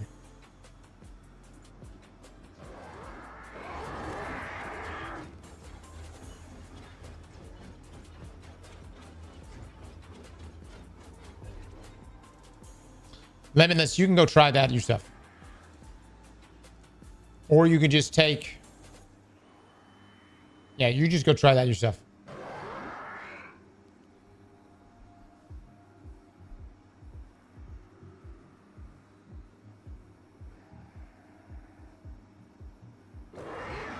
We have to redo Roaring and Pyro? Why? Oh my god. Alright, hold on. It was not 25,000 damage.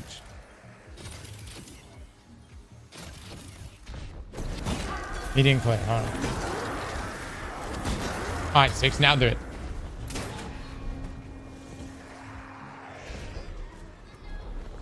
Holy shit, I gotta come the fuck all the way down here.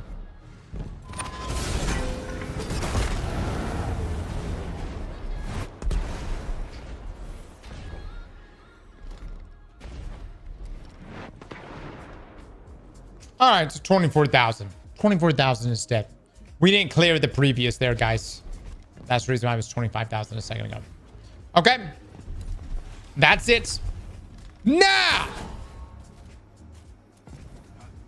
Let's take a look at the sword damage.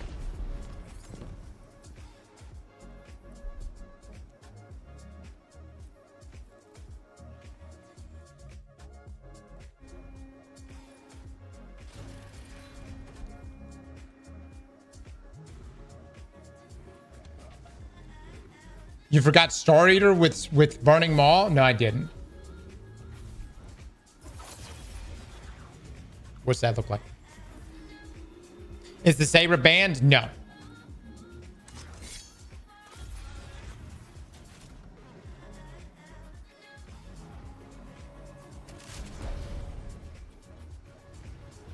All right, let's take a look at this damage.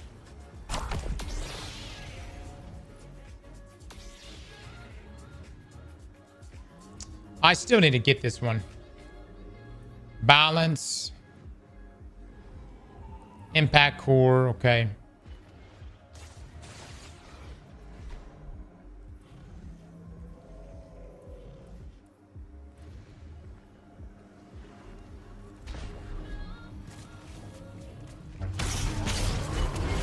Oh my god. Hold on. Oh, fuck that up already. Let me get this on, actually.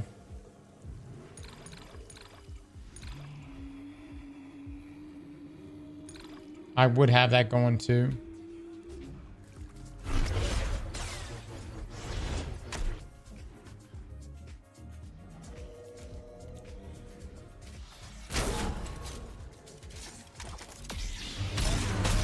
What am I doing?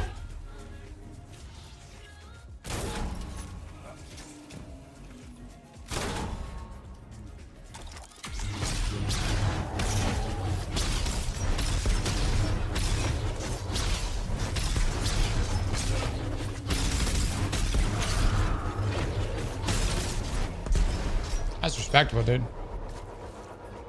Yeah, it's pretty respectable. It's around 1,400 to 1,500.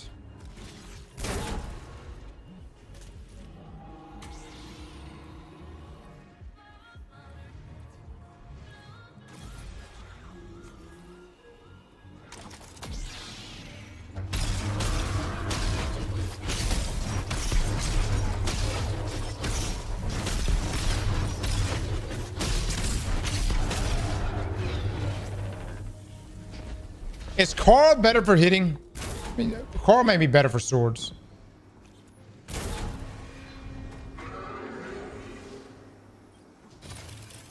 If it's full solar, you can get 2 ignitions per combo.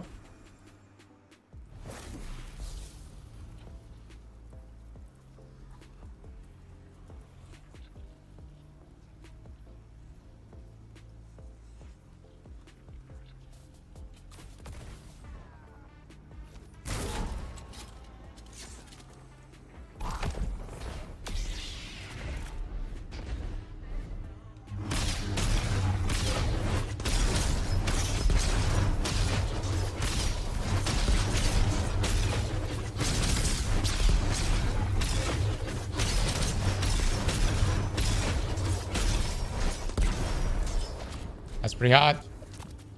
That's pretty hot. 1600s. Okay.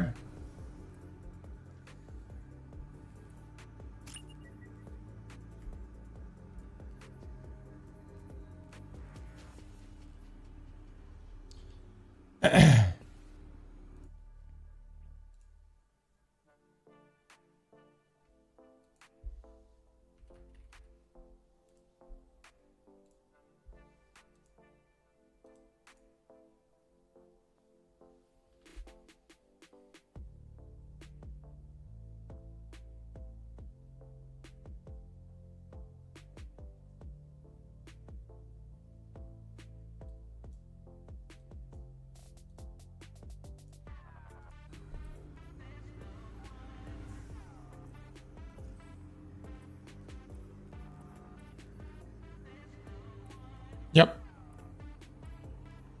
I'm not doing 200 weapon though. Got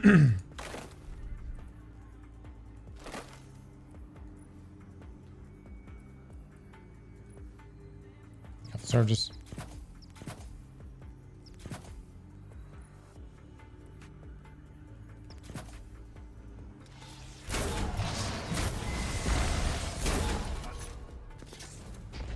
Put in these guys and then summon Coral in just a second. Let me just see if this looks any better.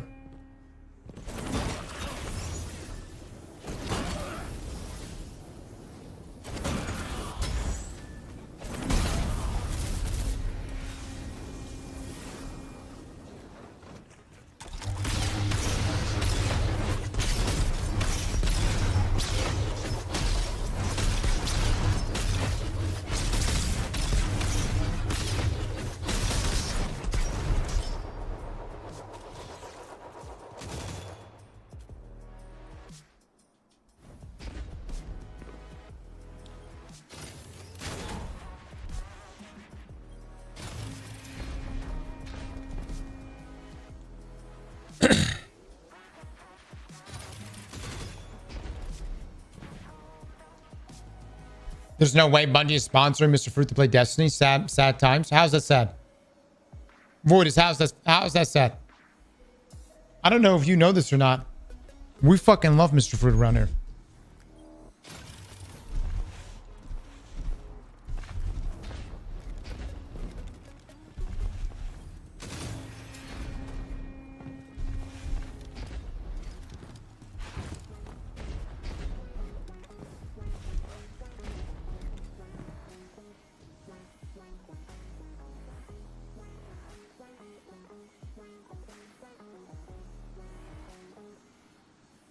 What the fuck are you talking about? Didn't he cheat? What are you talking about? Cheating what?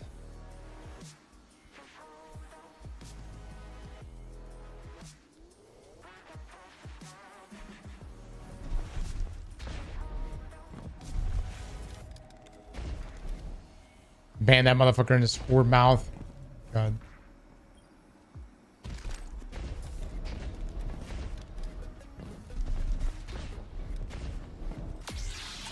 He wasn't hating on fruits? Explain to me what you were hating on then. Since, by the way, people were answering that it's not Voidus. Explain to me what you're hating on then.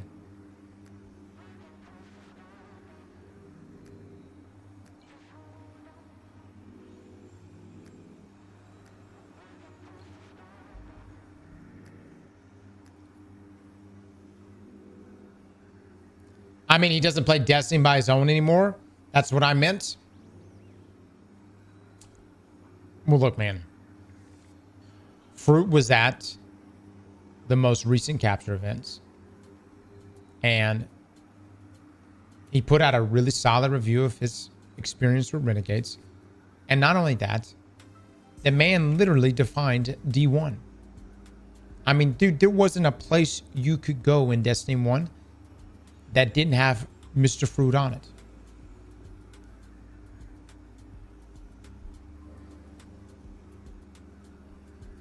Secondly, on the topic of sponsorships, as far as I've seen, there was a lot of creators that got sponsored this past week for the, what's it called? The Oath of Renegades thing. Fruit is also a part of that. I think it's completely fine.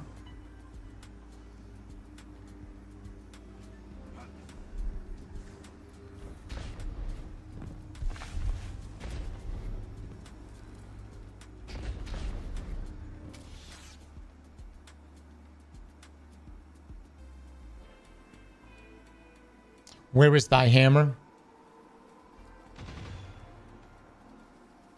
Look, look. No. Seriously, like, guys, there are streamers out there. Who's the guy that runs and, like, he just runs around. He's just a shitter to everybody. He's always got a bodyguard with him. Who is that?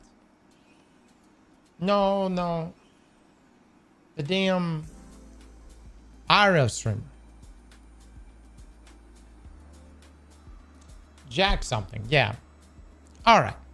See, that to me, that's a shitty fucking streamer.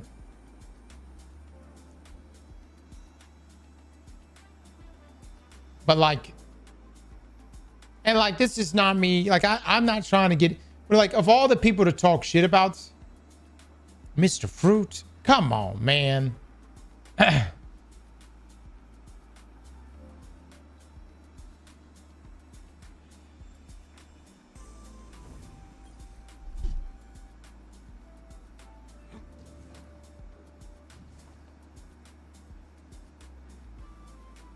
He's in jail right now?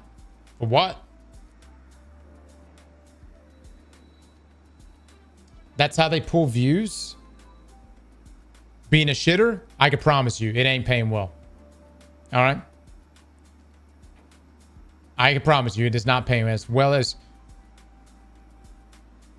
he tries to make it out that it pays. Why do you think every stream opens with a gambling ad? No. Why do you think every stream opens with a gambling ad? Every fucking one of them.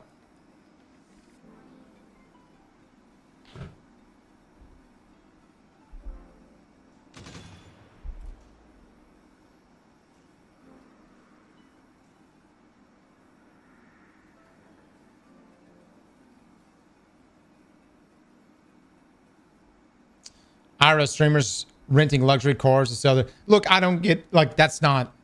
I don't fucking even give a... All I'm saying is...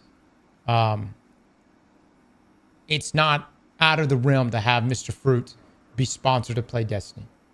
At all. Considering the man quite, for me at least, made... You know... Dude, I tell you, Fruit's content really pushed me to make a YouTube channel. I'd watch his shit every day, man. His reviews, dude, his style, all that shit was so much fun.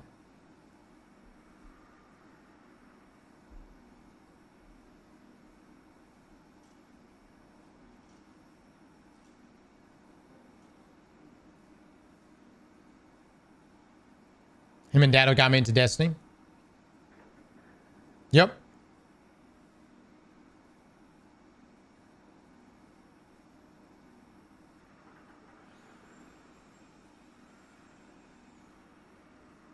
True, but this isn't Destiny 1. No, but Bungie's quite literally doing this community event, which involves, like, I don't know, what was it, like 30 to 40 different creators. And so the way Bungie does their things now is they essentially have this community management thing going on where they have a lot of different, like, creators, and a lot of them are, you know, either new creators or on the, you know, they're coming up. And so I think it's really cool that they sponsor those guys. I think it's fantastic. And then you have, like, OGs like Fruit that they bring back in. I think that's fine.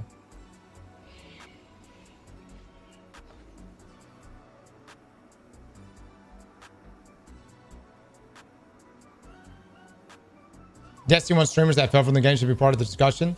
Their takes could help people return to the franchise if D3 is real.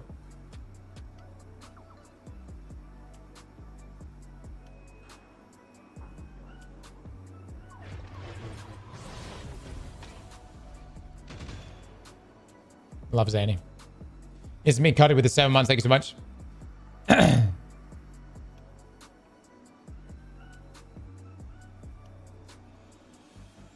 They do smaller creators because it's cheaper.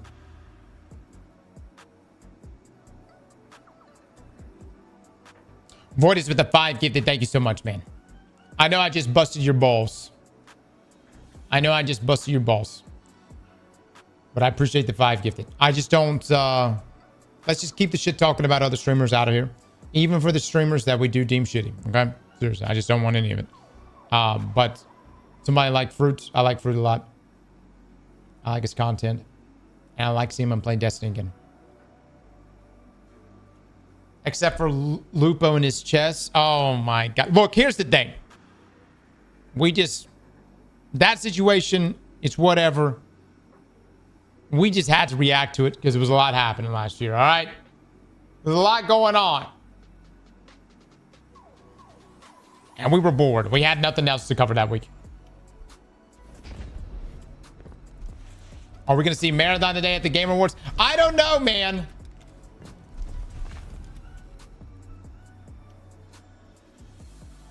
It was content.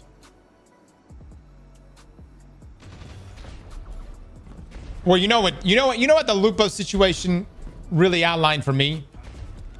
You know, because I didn't even know there was anything. I didn't know there was chess engines out there. So you know what? All those games I've lost, my elo and chess dropping down to fucking bronze. It's bullshit. I'm convinced everybody's using engines now. Ain't nobody actually playing for real.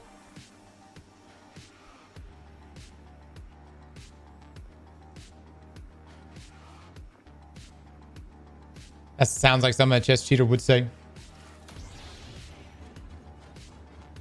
Now you're just getting cooked by some 8-year-old Asian kid. Are they playing chess? I thought they played Go.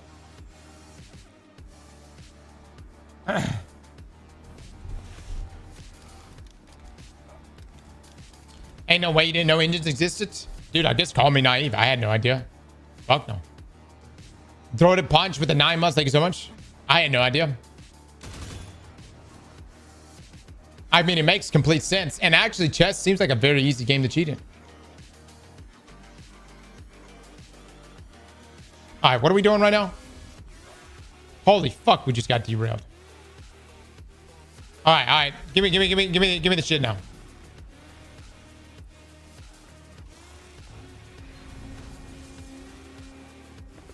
Shogi is similar to chess, not Go.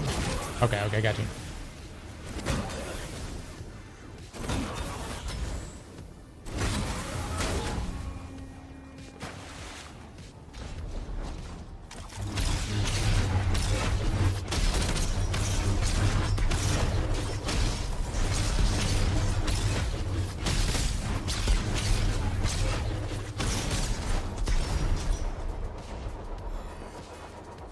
They didn't raise it by much.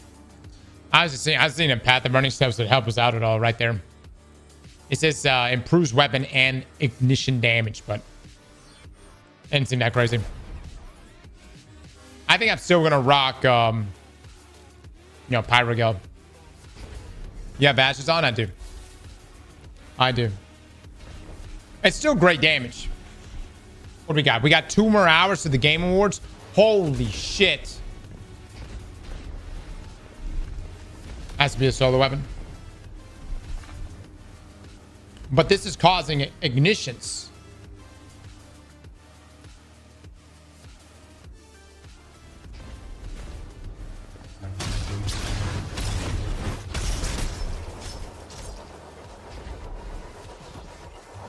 Obviously, Path of Burning Steps is increasing the ignition damage.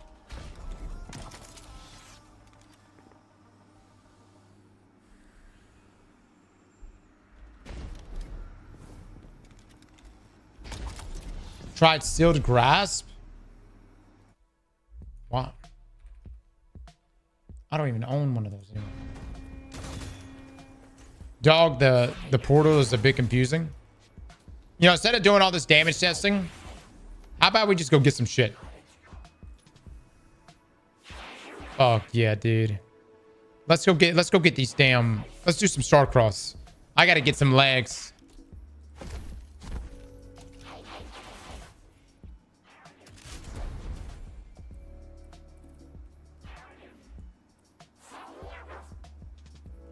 All right, put that on.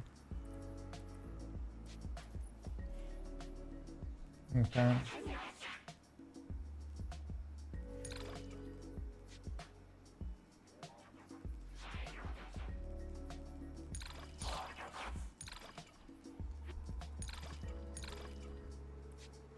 All right. I can't believe this thing's going to be disabled. Ain't that something?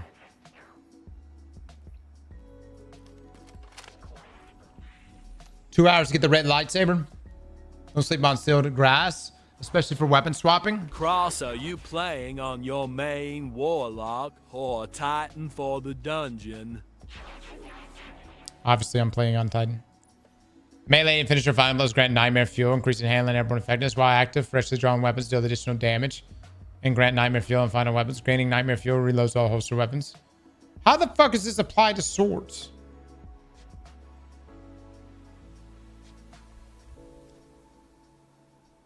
Nate, thank you for the 46, man.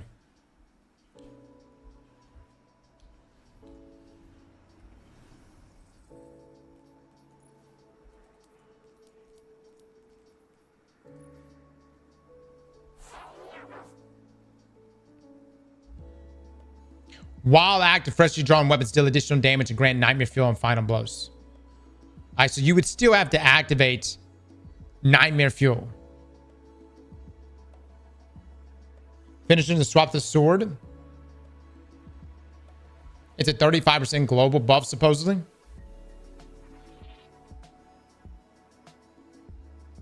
And actually not bad if it's 35%. Yeah, that's pretty nice. I think Fortune's Favor, though, is just easier. How long does it last? How long does it last, though?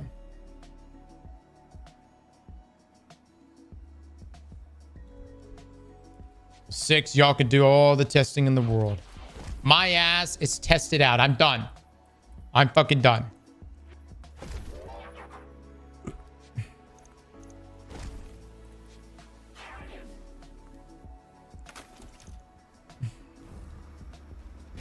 All right, guys. I need one more person to join. We're about to do Starforge. 6 or 7 seconds. That doesn't seem that long, though. Yeah, that doesn't seem long at all, boys. That seems kind of shitty. What a shitty suggestion. Who came up with this shitty suggestion? Who thought of it first?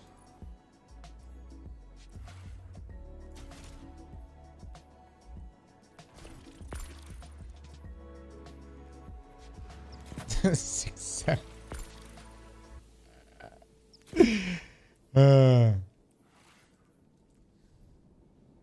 Cross, please.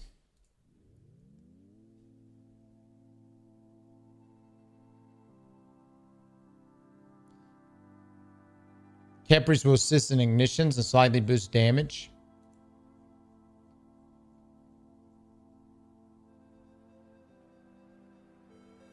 Okay.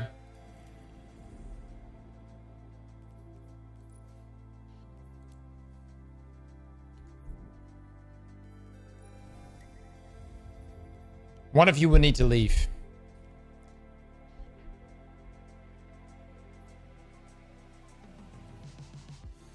I don't know who was the last one to join.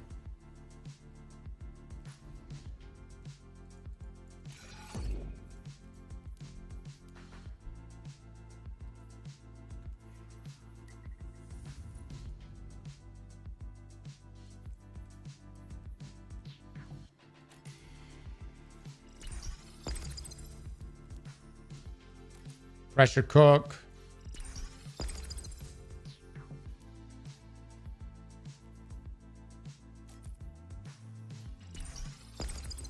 Okay, that's good.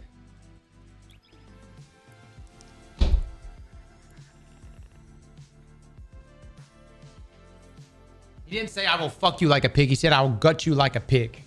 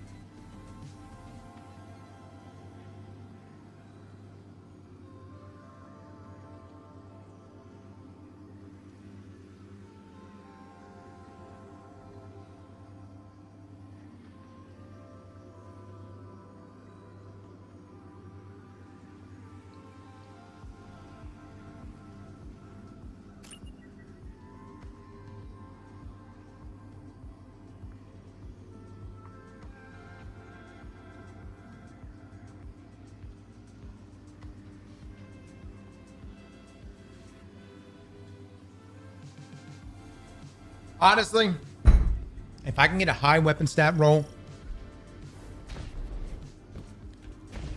I don't know. I'm fucking torn on this. I'm so torn. I'm fucking torn.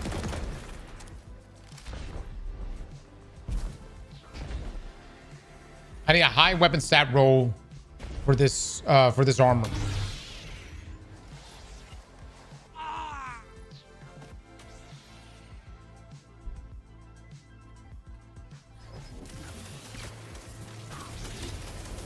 So no red saber, no.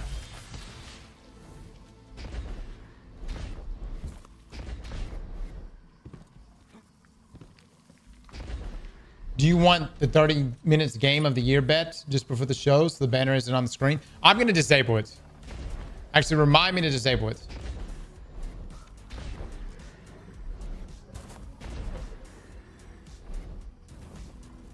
How long is the Game Award supposed to be? 3 hours, right? Ah, oh, damn. I wish people would just drop shit when it matters. Like the East Coast. Might give a damn about the West Coast.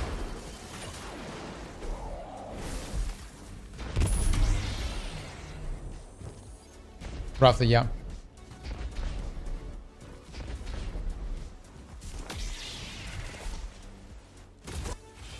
Hey, whoa, whoa. Whoa! Let me tell you something. Every time I ever go to the West Coast, I feel so behind. So behind. All the time.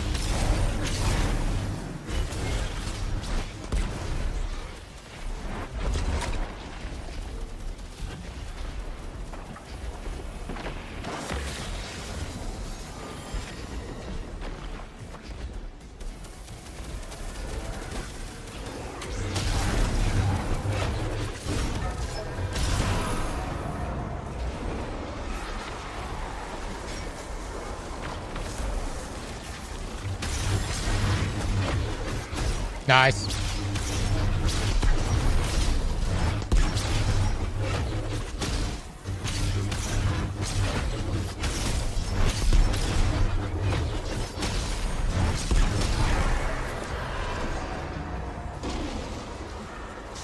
What the fuck happened over here? Y'all didn't get that done?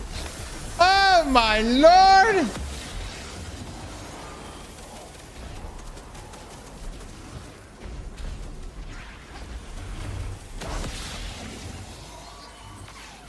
How do you feel behind on the West Coast?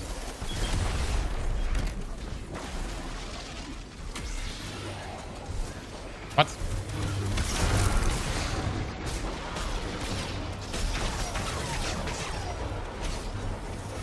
Yours truly, Silva. Have you done this?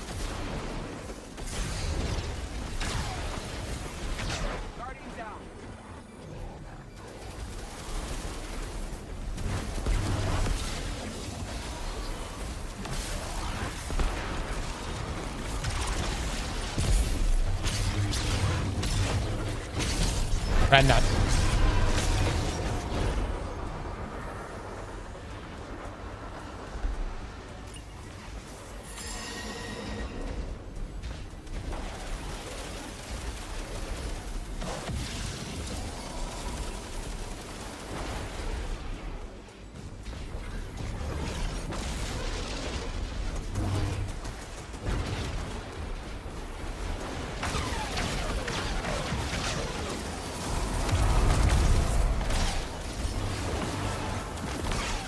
I mean, just right first.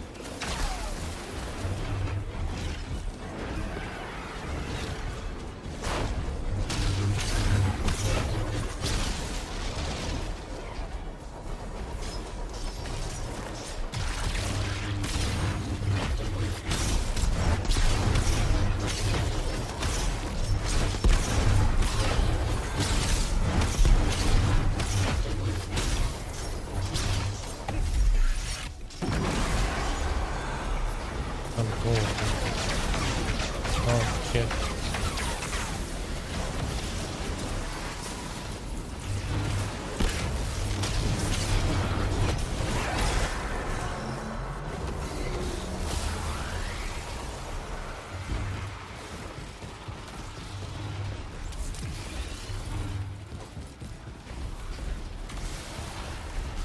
It says you have a paid promotion sponsorship going on right now. What sponsorship is going on? That. Oh, the Starforge thing? Oh, that's just... Yeah, but no active sponsorship. Not that I know of. Speaking of which, the largest holiday PC sale of the year is now live. Fuck.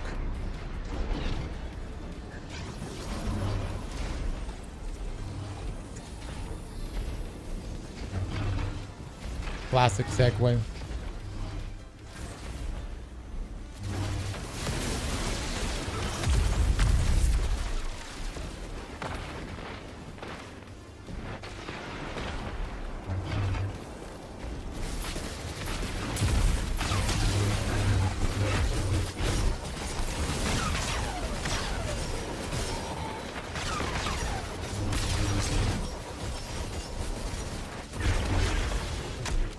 Fuck. Make a decision, brother. Are you for real?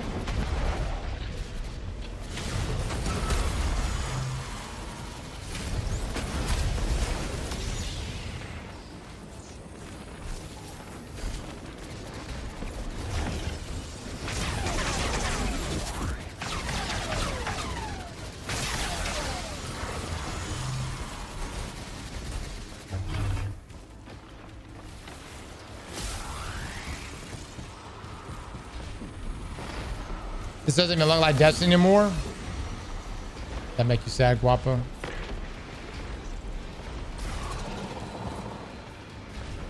What makes you sad? What does look like Destiny mean to you? I love the saber, not gonna lie. Because it's not, it's Star Wars.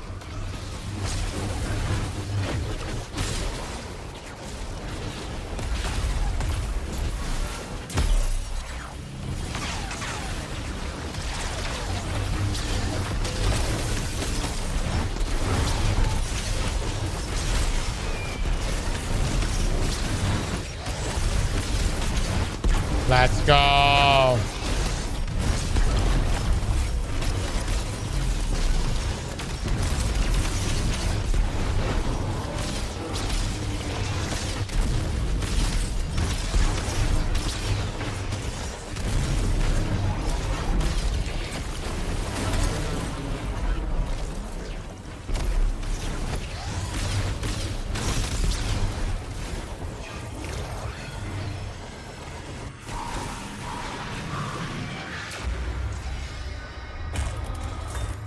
It's actually a Praxic blade.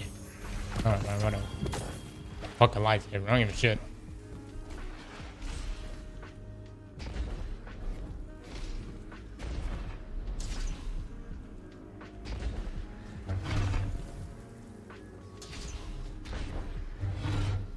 Ah! Cross Outbreak is gonna cook this dungeon. Ah. Oh. You know kinetic ruptures got nerfed, right? Or it's disabled. You're not gonna be able to bring it in for Outbreak.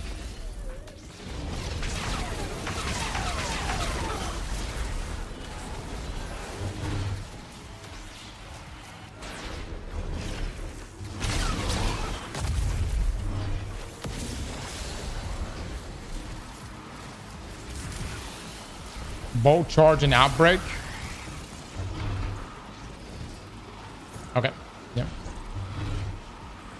You know what else is good with bolt charge? Like every fucking heavy weapon in the game.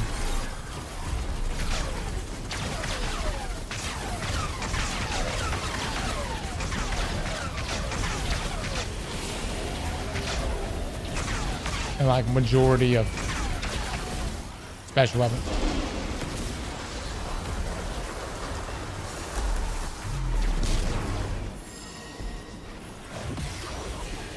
Snake! I'm gonna let you handle that. I shall go for the fish on the left side.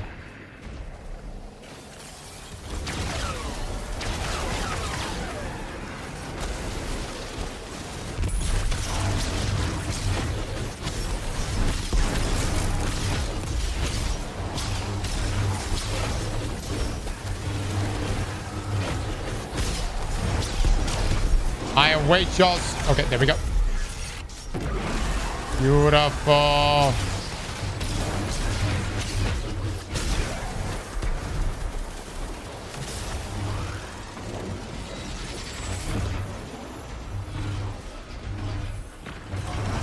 I should re-download Destiny 2 just to complete the story missions and mess around a bit. Good, man.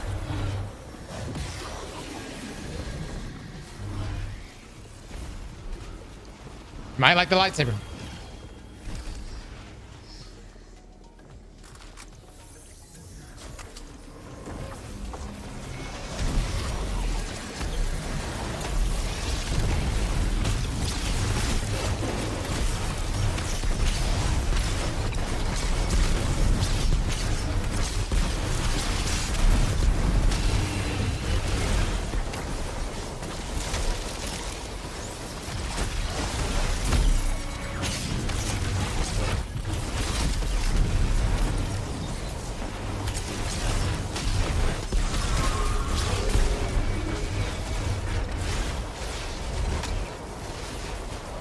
What the fuck? What the fuck? I'm stuck.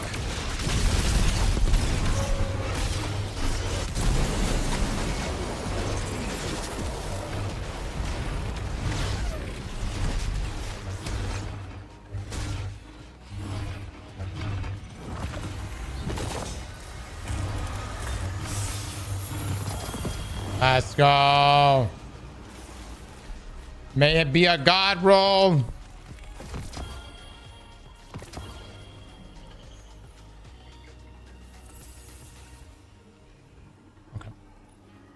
Actually, not a...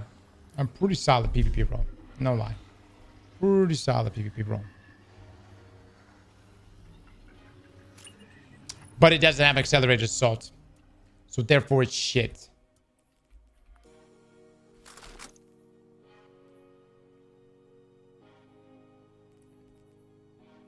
Dude, what a finicky bitch. I mean, come on. Really?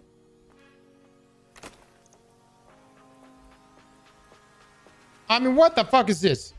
This is the second day in a row. I've got nothing. No gutters. Every other thing drops.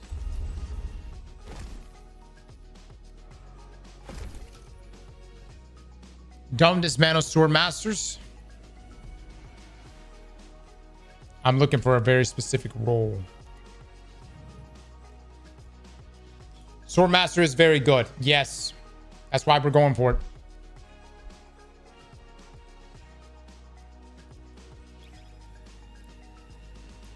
Wait, this mission drops Horus Lease? Yes.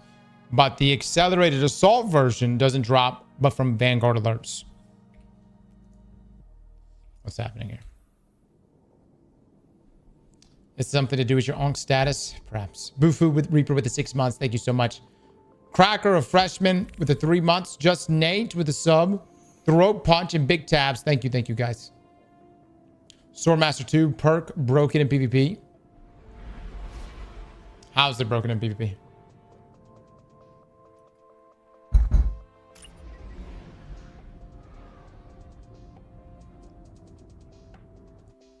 Les, we need to start talking to Jay about what we're using.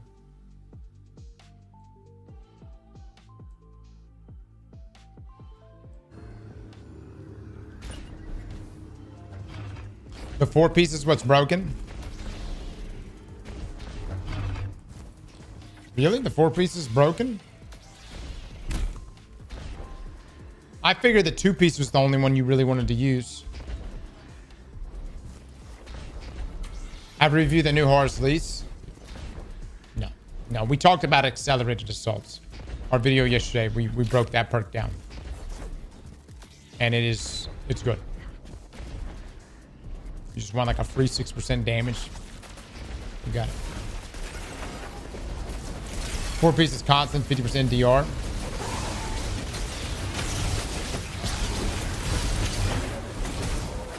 I shall continue to try to get it. I want it just so that I don't have to worry about overloads. I'm assuming, correct me if I'm wrong, we could stun overloads with the 2-piece, correct? With the lightsaber.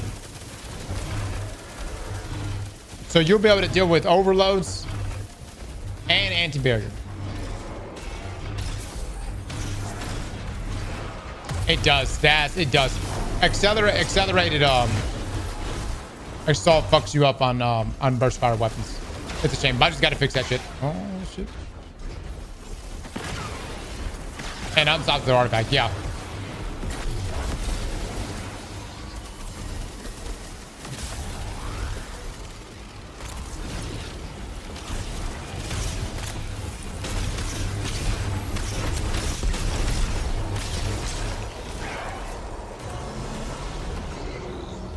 Which stays the stun overload? It does. It does. But you give up some things for that. You know what I mean?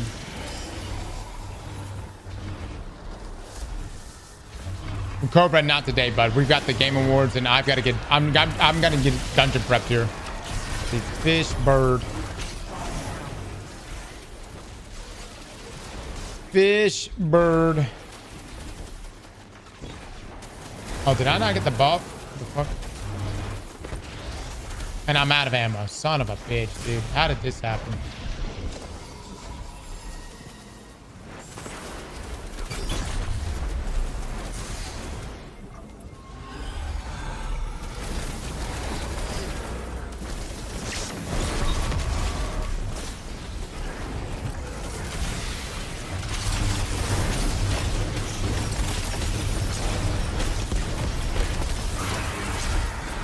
So much.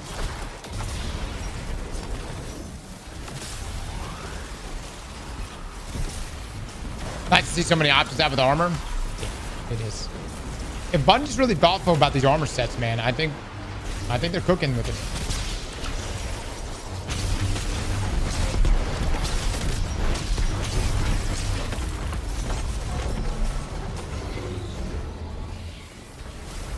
I'm having a hard time deciding what to use.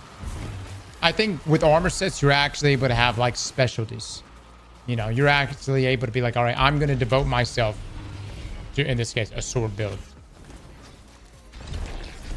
Or a kinetic build, you know.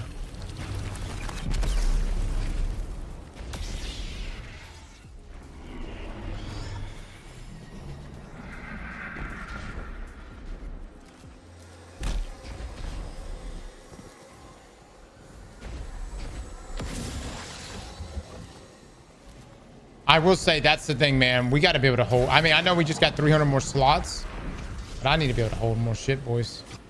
I need more. More.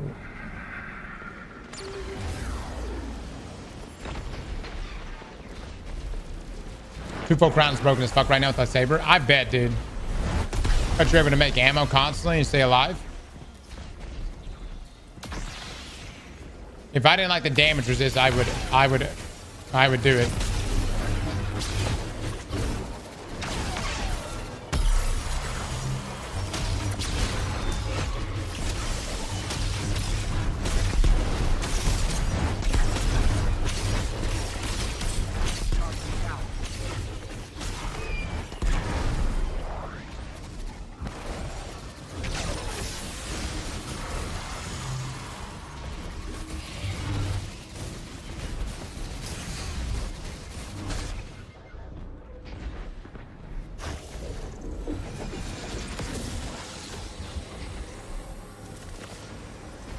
What's your vault looking like? I'm above 900.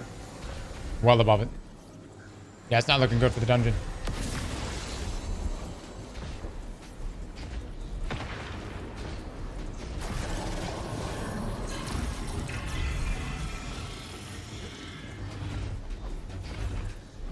Brother, how? Keeping a lot of shit, guys. Keeping a lot of shit.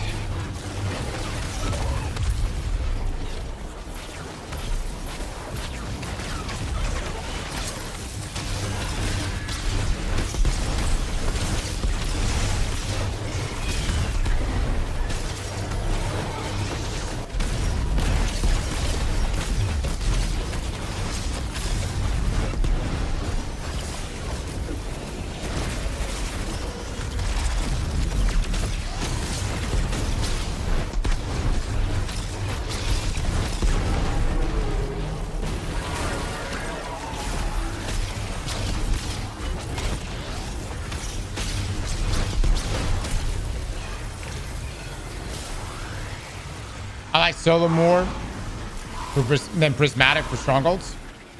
I actually like void the most, to be honest with you. This is a loadout I got saved. I like void a lot.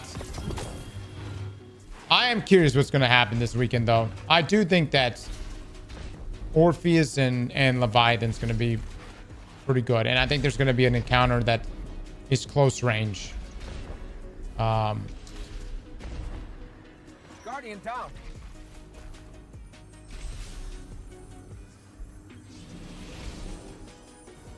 It does say it.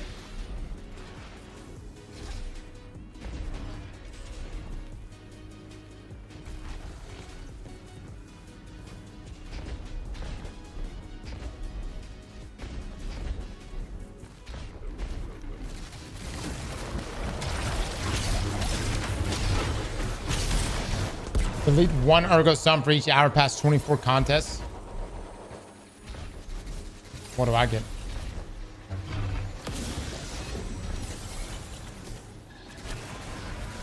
Maybe Diesel.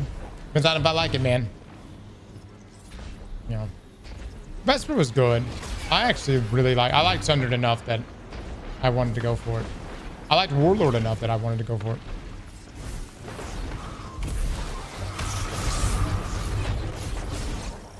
And into your vault. That seems pretty shitty.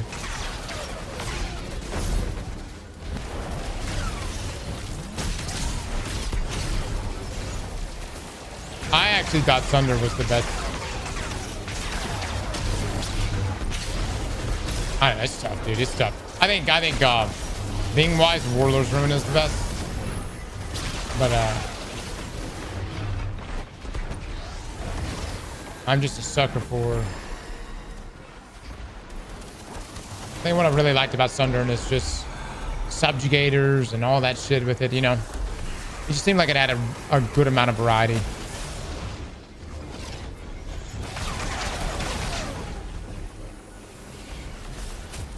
Guardian down.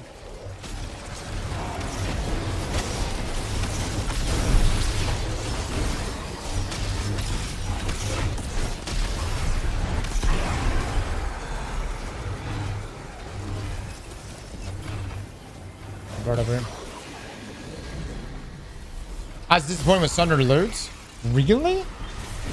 Oh my god, dude, the origin trade on the Sunder Loot is top tier, man. The only reason why people aren't using it today is because tiered weapons came out.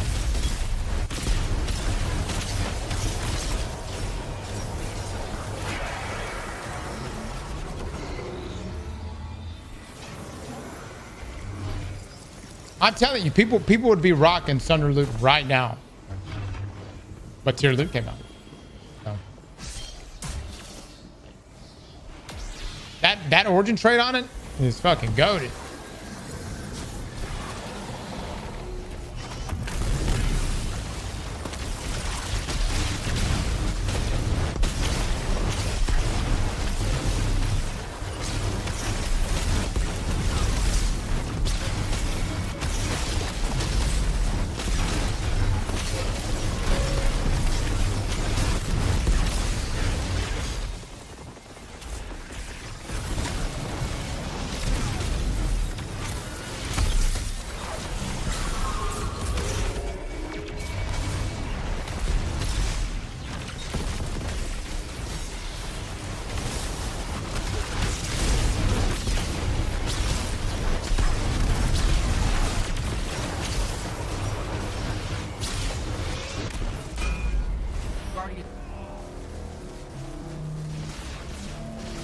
a really good super.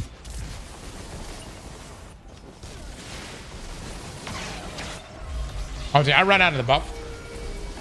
Why is our damage so ass right now? Because we're using the lightsaber?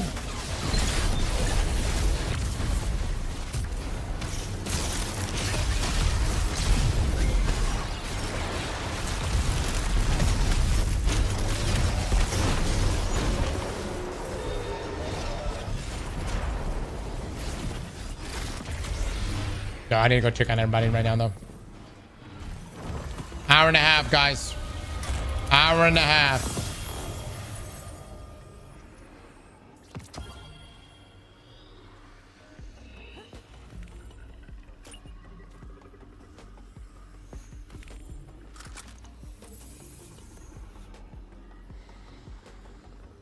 Interesting. And double up on it? Not gonna work. Not with those bolts. Oh, actually, what an interesting roll. Look at that shit.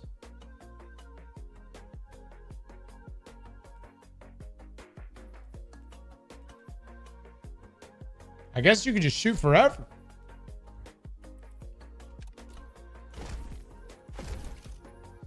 Am I going to stream the awards? Yes. Yeah, we'll be live for it.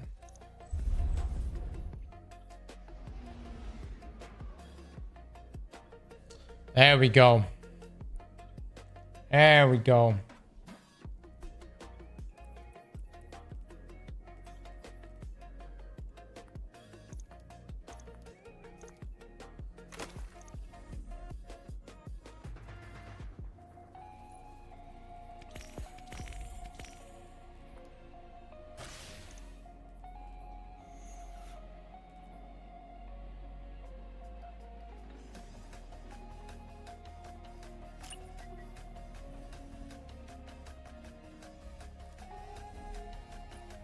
I love how we care about XP at the first, like, the first week we actually care about it, and then after it's like, whatever. Dude, I have got to get that other mod, though. I'm going to keep re-rolling this shit. Expedition 33 is going to clean house? I would imagine so.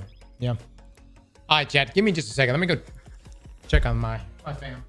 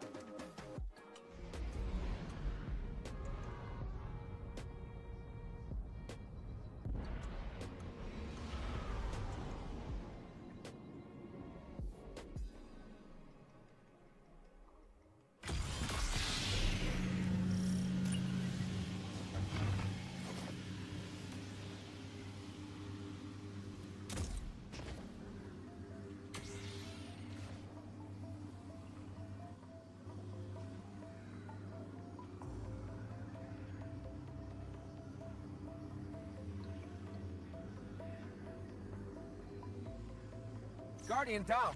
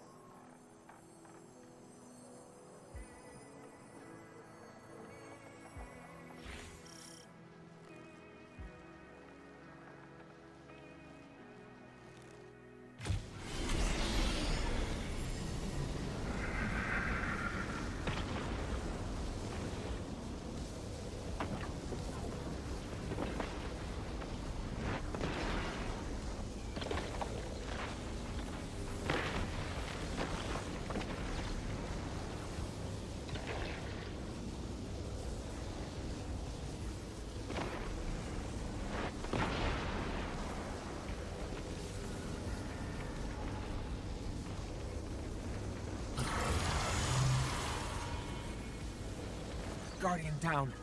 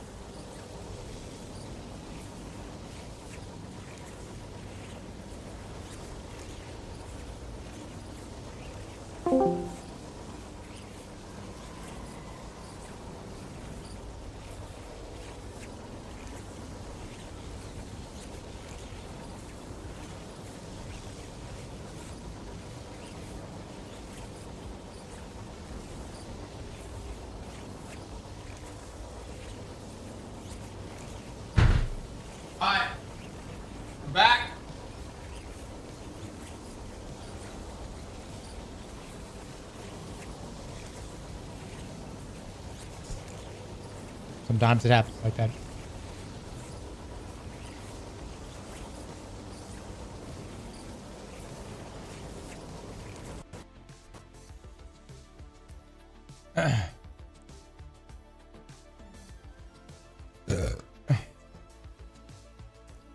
You're on a public channel?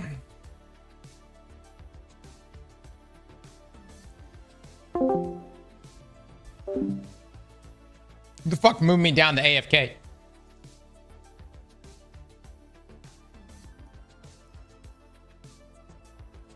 That's what you get for AFK in the whole mission? Well, I have to go take care of some things.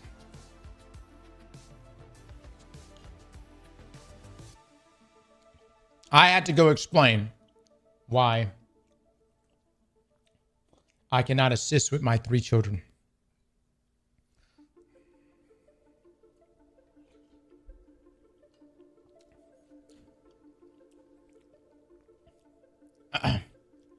And I had to get some food.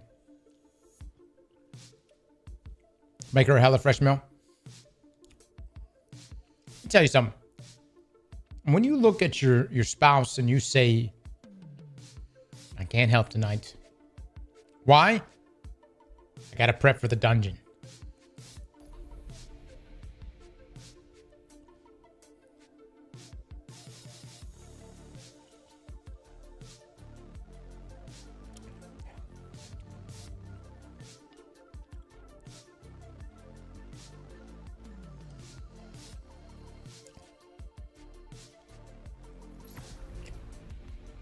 I need 2 people to join me.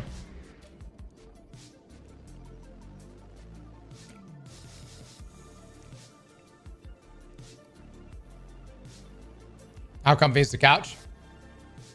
Pretty nice. Could have better lumbar support, but pretty nice. No, anybody can join.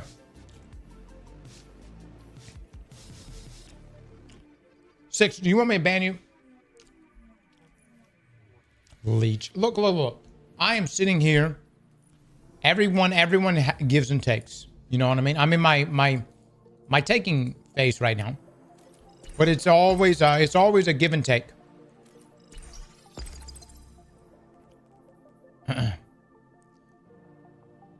We're waiting. Oh.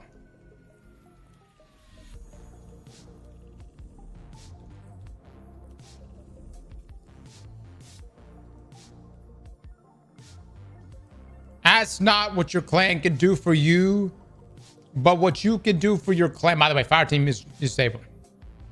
Yeah. I can't join it, but yeah. Just finish it out and then join me whenever you want. Karu with the 13 months, thank you so much.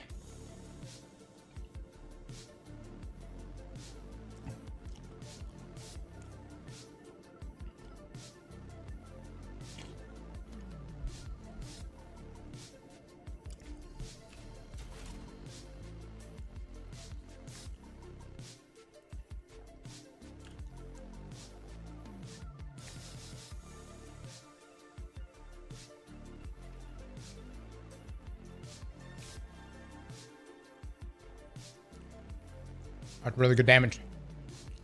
Good damage.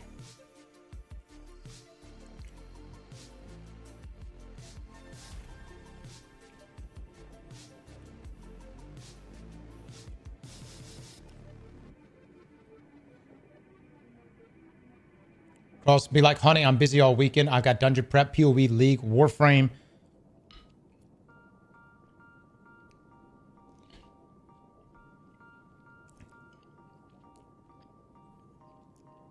January's normally dead though, so we'll have downtime.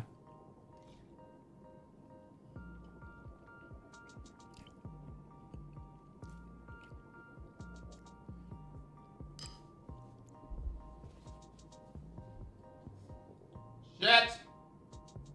Fuck.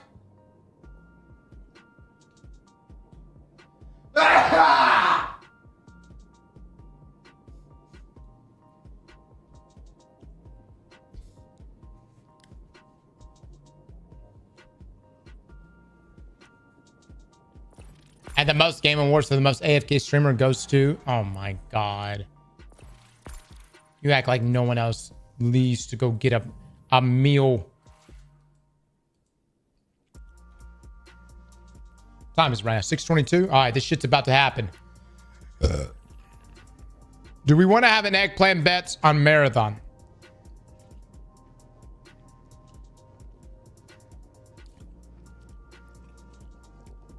Oh, we're full sending this shit to the awards. Yeah. Oh, I'm here, baby. We're locked in.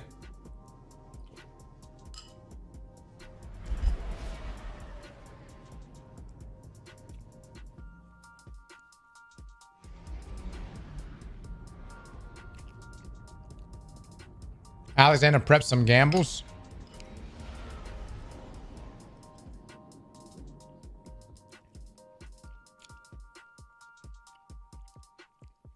But if you marathon bet, you can't do game of the year bet.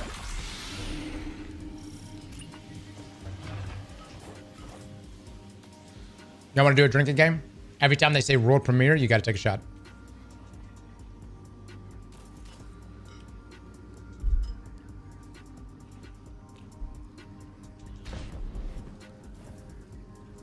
I'm out. I'm down.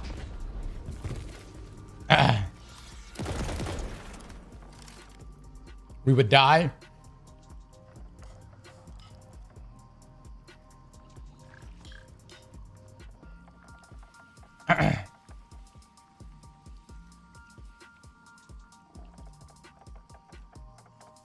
I need sword back for 7 TV privileges. Loco, I'll think about it.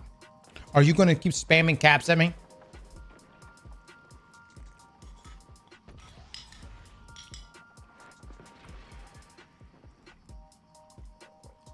I love soup. Soup warms the soul. Don't trust anyone who doesn't like soup. Rika's sister doesn't like soup. And it concerns me. I don't trust her. I have no other reason. But she doesn't like soup. Any soup.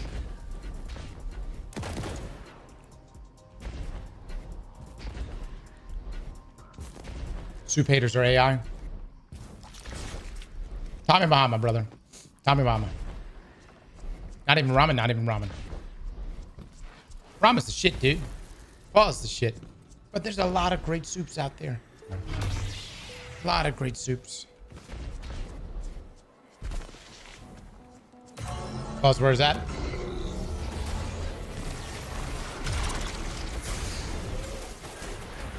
Holy shit, dude. Oh my god. Calm down, fellas. Calm down. I made turkey pho with leftover carcass. Damn. I never had that type. I bet it's good.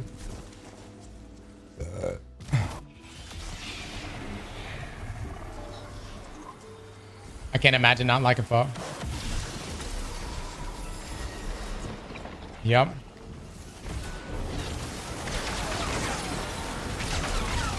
People are like that, man. My dad's the same way. My dad marries a Vietnamese woman, but hates Vietnamese food. He made my grandma cook outside.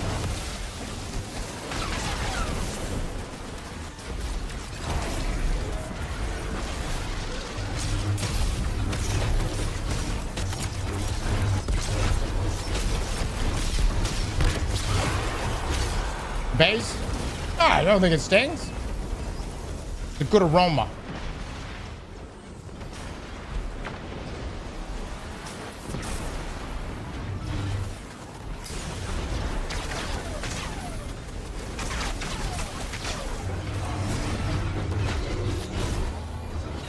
Soup touches your soul. I also tried to, as a Viet, I tried to cook outside, and my parents did too. Yeah, it was very odd. My growing up, my grandparents had a stove in the garage. And that's where they did all of their heavy cooking. In the garage.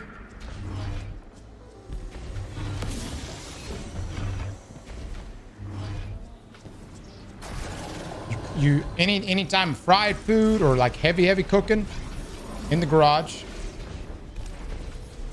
and you never use the dishwasher, you can look at the dishwasher. You can think about the dishwasher. You can imagine what it would be like to use the dishwasher, but you never use the dishwasher.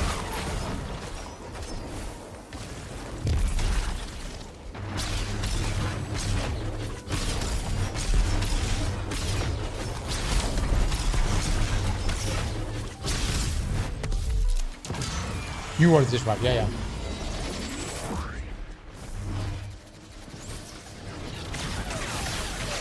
Yeah, that dishwasher never got used, man. Like, never. Perfectly good dishwasher.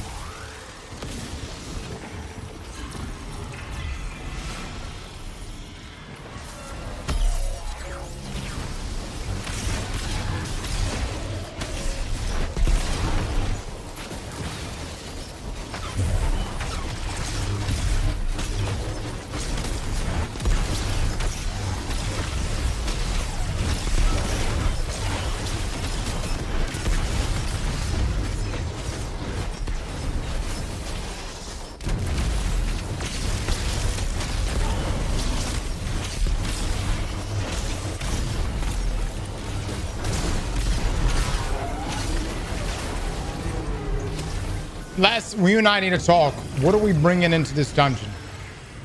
Because right now it's looking like Hunters with Orpheus and Leviathan is going to be absolutely meta. And I figured Jace bringing in a Hunter.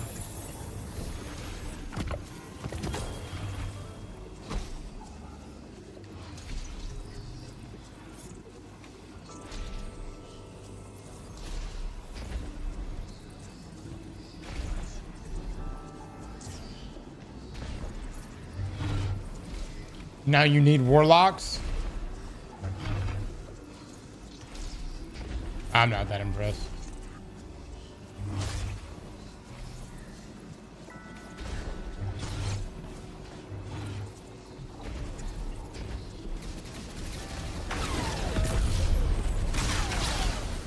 I'm telling you, I think the strat's gonna be 1 Titan, 2 Hunters.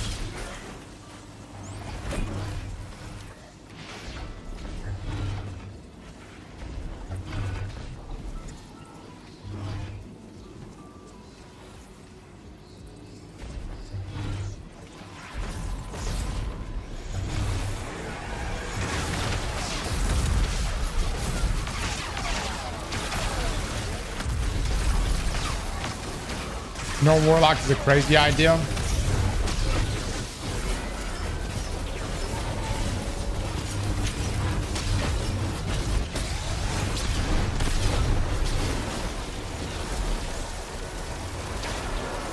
My hunter has deer.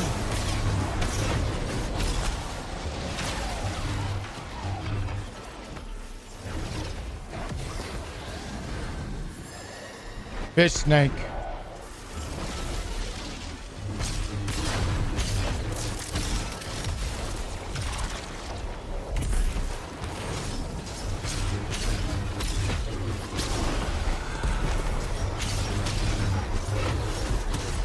Where the fuck?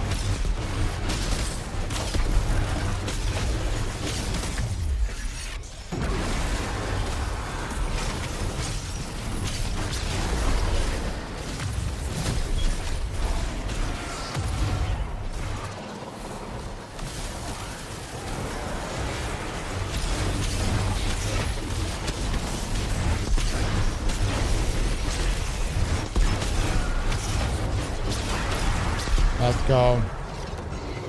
Game Awards just went live. Oh, did it? All right, boys. Let's get ready to tune in.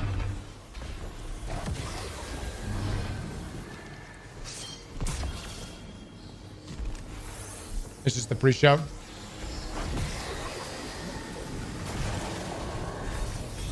Oh, I just fucking died. Late eat school.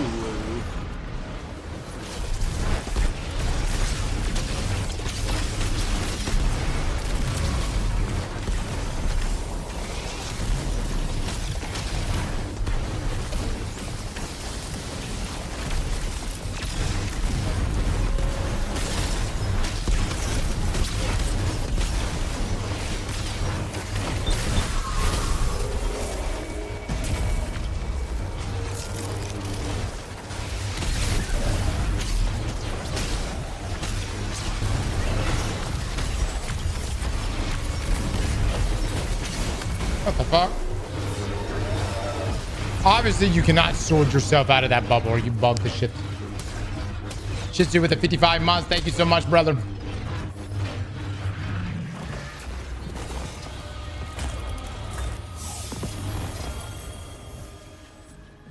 So much loot. So much loot.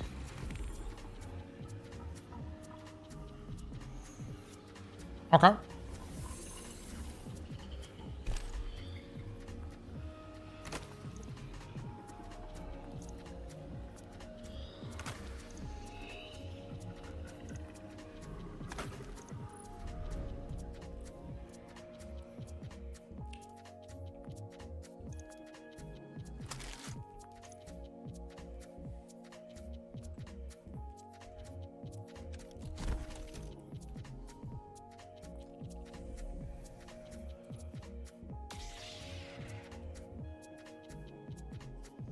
Chat, does the sword, does the Praxic blade discharge bolt charge?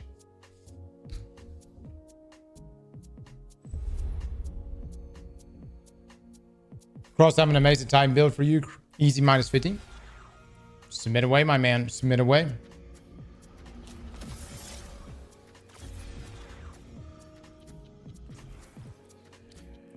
I wonder if it's better just go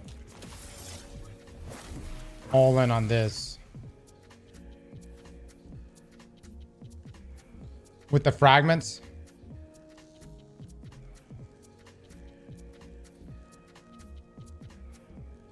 That might be where to go. Oh, shit. Oh, wait. This is not an arc weapon. But collecting an Onyx Trace grants you a stack.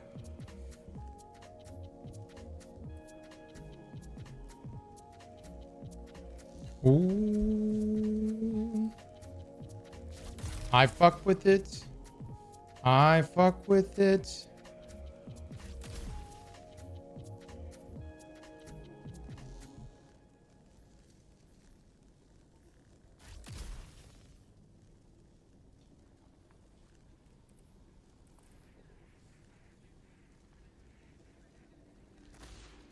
Yeah, you got dielectric too.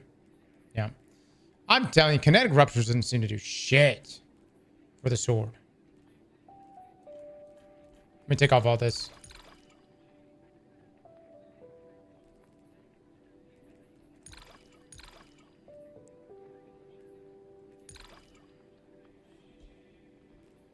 But I don't know what else. Arc weapon final blows. Chat, does this work at all with Praxic Blade? I know it's a kinetic weapon, but does it work at all? Can it work at all? Does the bolt charge, discharge, proc elemental orbs? No? Damn, really? Jelani says, no, it's an ability kill. No, it says arc weapon final blows. Winner of the Game Awards here in a little bit, guys. Here in a little bit.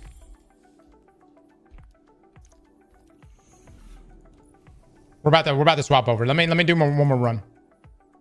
Your money on Game of the Year being Expedition 33 or Kingdom Come Deliverance 2? Expedition 33 for sure. Kingdom Come Deliverance is fantastic, and I very much enjoyed that game. But Expedition 33.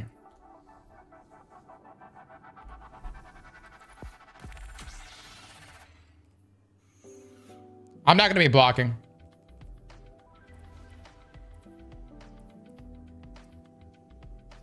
No, I'm still rocking the same thing. Expedition 33 is probably going to sweep. Yeah, I would assume. I don't see how I couldn't.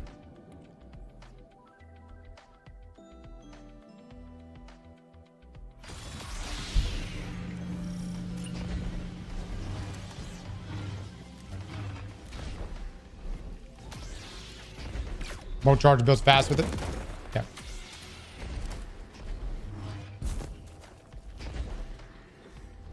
Chat, do y'all want us to open up an Excel spreadsheet where anyone can post what they think is going to be a good build going into the dungeon? and we can just sit here and review those builds tomorrow and then rate them together.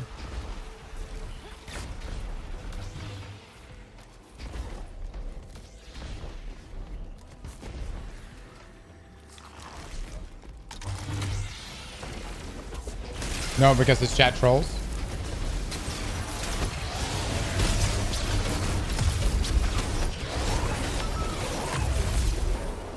Let's do it, man. Let's try it. Alexander, can you get that going? Make it a redeem. I don't think we even need to redeem anything. Just make it free.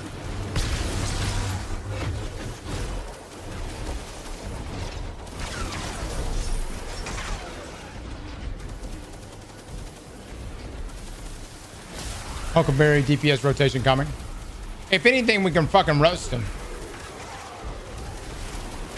Oh, we're gonna watch the game once. We are. I'm getting one more run in. Escalate to do when it stopped? Nothing. It just stares.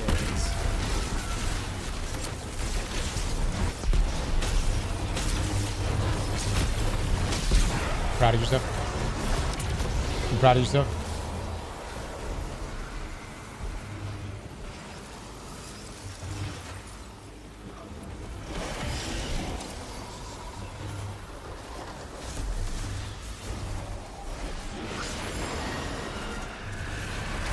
Yep.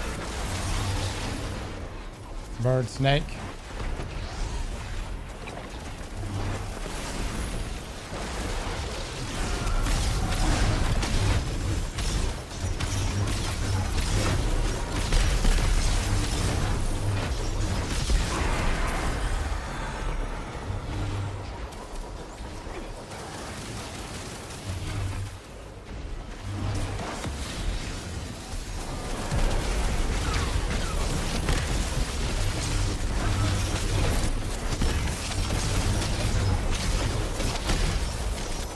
That's pretty prideful, man.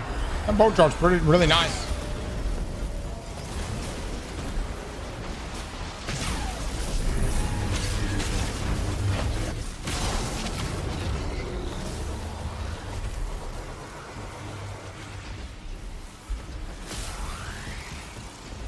No lie, I could see myself running this with Yeet and just doing it, you know, just essentially just pop my super.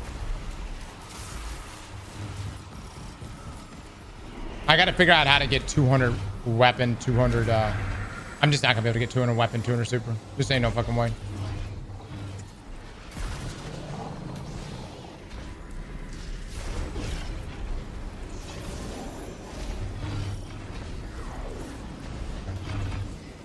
What I use?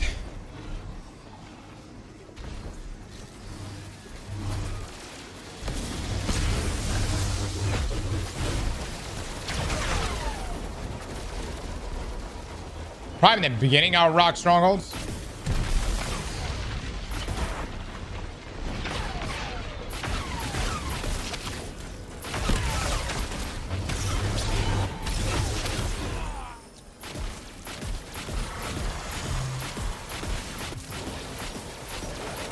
That shit hurts. We need to have void resist on. That shit hurts.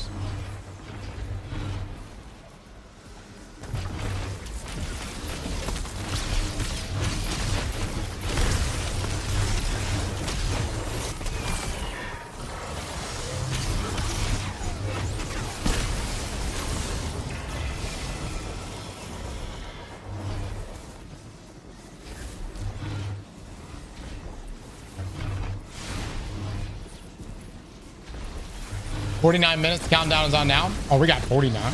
Wow.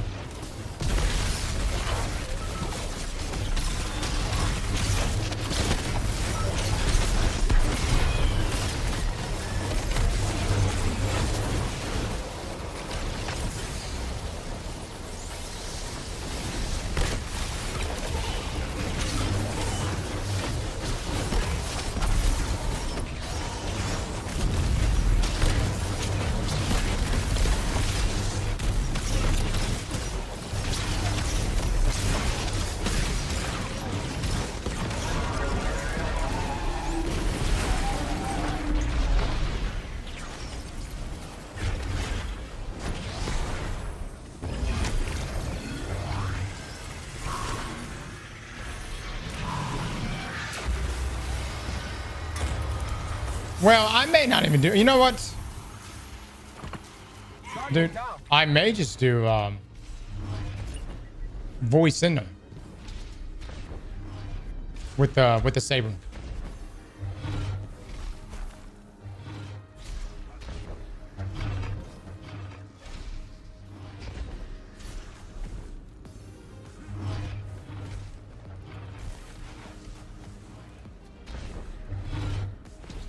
You can, Randy. No, we're not doing any server giveaways. Don't trust anyone named Aztecross trying to give away free shit. It never happens. Guardian down. It's a lie. Why not use prismatic at that point? Because Sentinel shield is not on prismatic.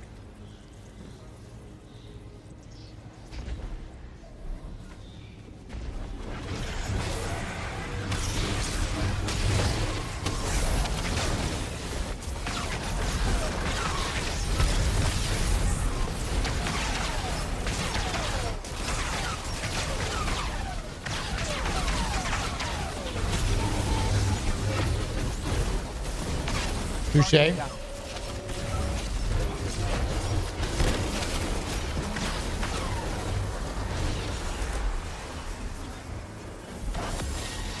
Alright, fish, bird.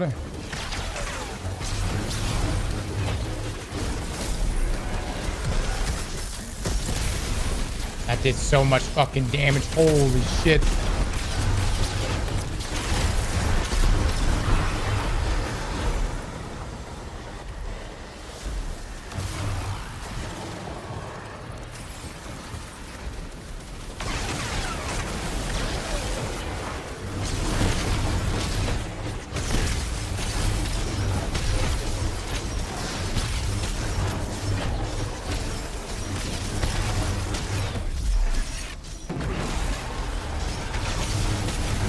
Honestly, the bow charger kind of does cook.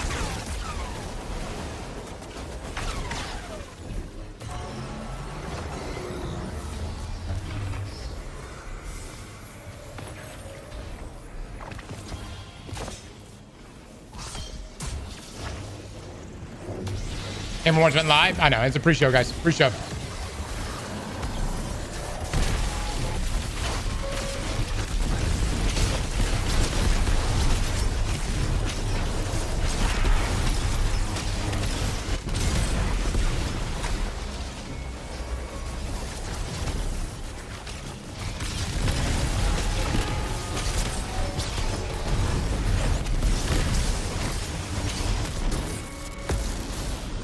What the fuck?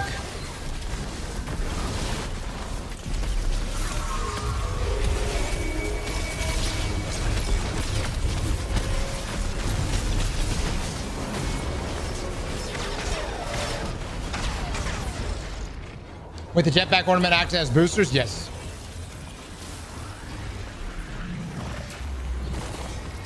Yes, it does. All right, come on. Be something juicy, man. Fuck.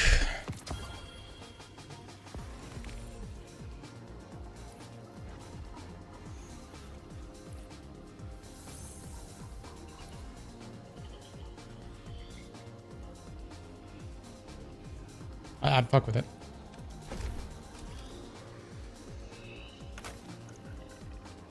There we go. Not perfect.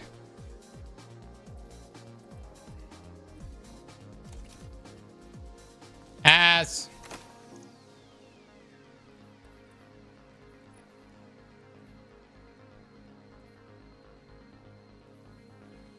How long does this damage resist last? The 4-piece. Block and attach to the sword or glaive grants a short period of damage resistance against combatants when you next drop cord. Candy! Candy, thank you so much for the massive, massive raid. Moz, can we get some shout outs, please? 3 seconds, but it can be refreshed constantly. That's nuts, man. Ooh, look at this shit. Look at this shit. Ooh, that's an easy one. Hell yeah.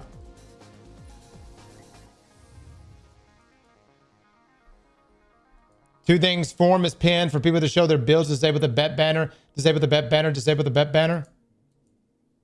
What are you telling me?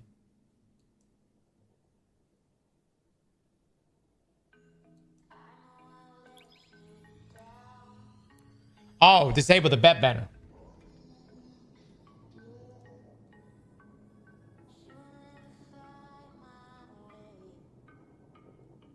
Remind me tomorrow to re-enable the bet banner.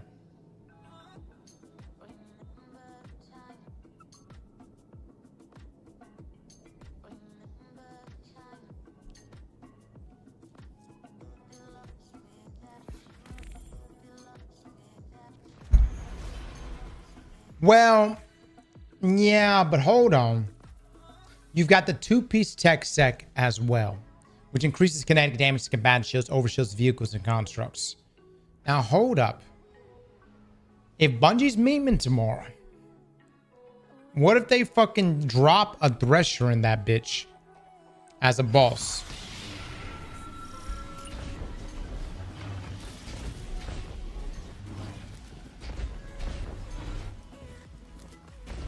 I'm just saying. Not tomorrow. Saturday.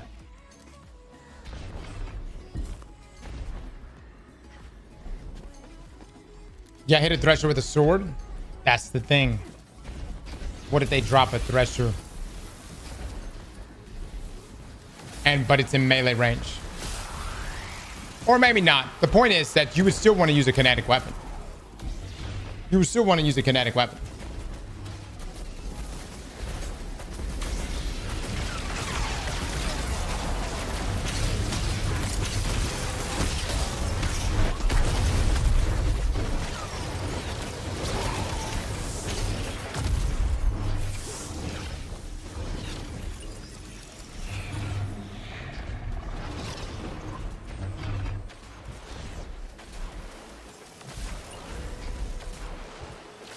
Thank you for the 20, my man. You can grapple melee balls Thresher to death. Did you not hear about that? Did you not see the dismant or the disabled list? Two-piece smoke jump, two-piece theropodon.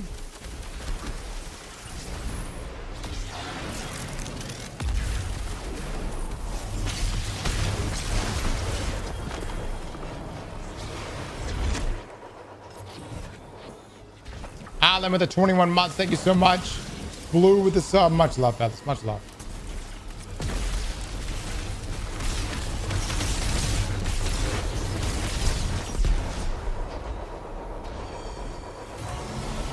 Why am I doing this mission? I'm getting the Sword Master set.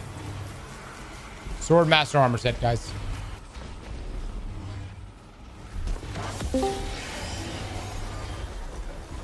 Hello.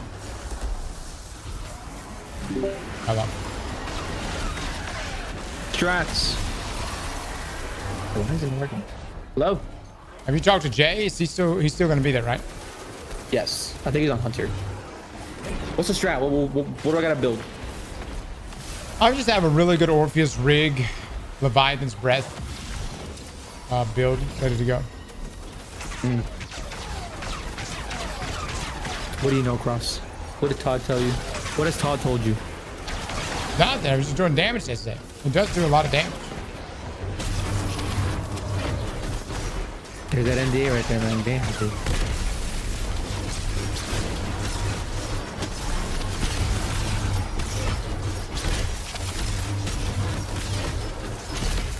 Team, I'm not paying attention. How many? Who's next? I'm next. Let's go.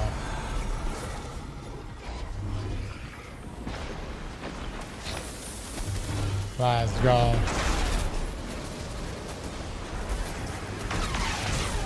I would say we probably need to have a good sword build because I think that we're going to have a boss within melee range that we may have difficulties landing a crit on. Kinetic Ruptures is out, so that kind of eliminates Izanagi.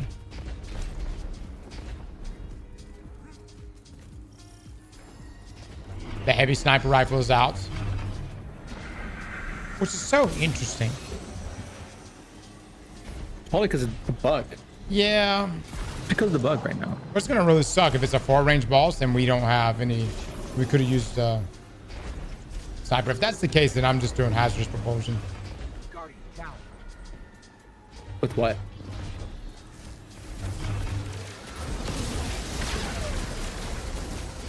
I don't know. I haven't thought that far. Nice.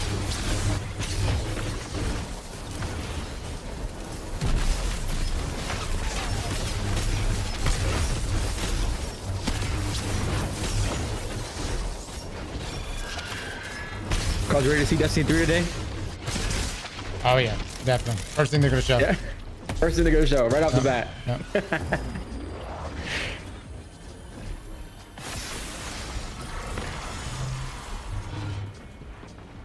I hate to say it, chat. Thunderlord hazardous propulsion might be all right.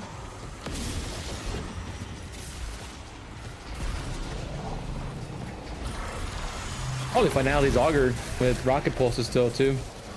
Ammo's a bit problematic, but If I'm trying to get super, it's gonna be Psycho Pomp, Mint Steel, and probably Finale's Auger, yeah. do you have the stasis SMG I do. with the shiny roll, the target lock, Oh, clean no. bubbles? No, I don't. What's the DPS on it? It's the best. No, I mean, like, what is it? Or it's cooling baubles, target lock with peacekeepers, and you just shoot indefinitely. I don't know know. what the DPS number is at. Anybody know, chat, anybody here got a DPS value for it? It's really good. You have a stasis warlock with you, creating crystals. You literally will never reload. A cooling bauble, target lock. Was it Accelerated assault. What's the accelerated assault? What's the name of that? Peacekeepers, yeah. M17? M17 fast talker, yeah. You see me shooting that burst fire SMG? I did. I had that. I have that roll two times, which is kind of funny. Like two. I don't know why I kept 2 of them. Yeah, the DPS isn't crazy, but kinetic ruptures being disabled really hurts every kinetic weapon I thought about using.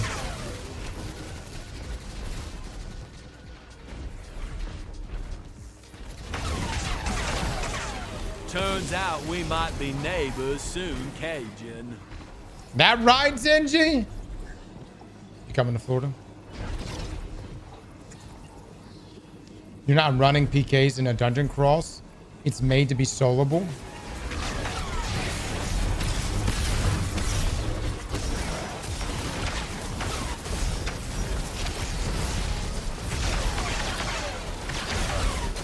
What?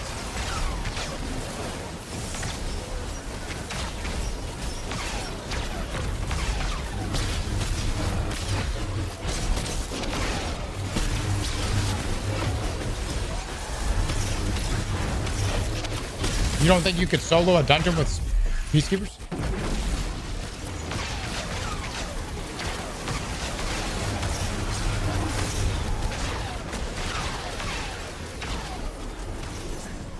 I mean, there's a reason why people were rocking peacekeepers and Desert Perpetual and Epic Desert Perpetual.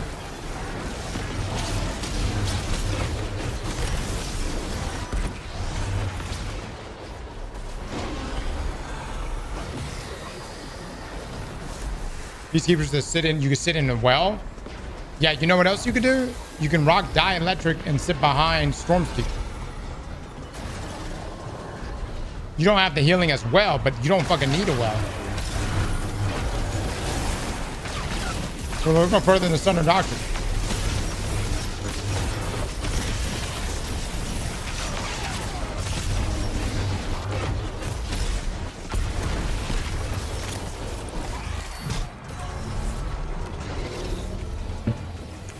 What were you saying?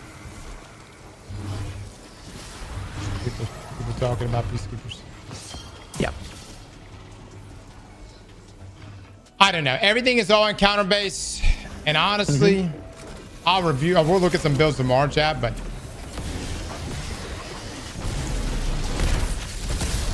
It's funny, we make all these builds and then we go back to the same shit. Old charge, wall of radiance. It always comes down, it always comes back to that. I don't know. Salvation's Edge fucking made us change this shit up. We were pulling out wolf pack swords. That is true. That is very true.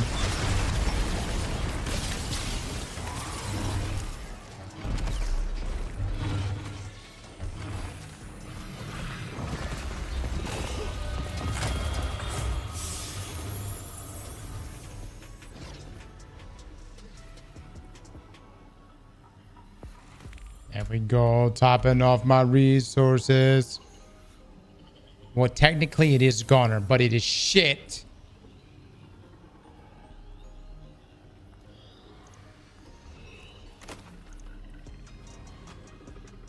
Wow. Oh! I got the new spread shot and get it. Okay.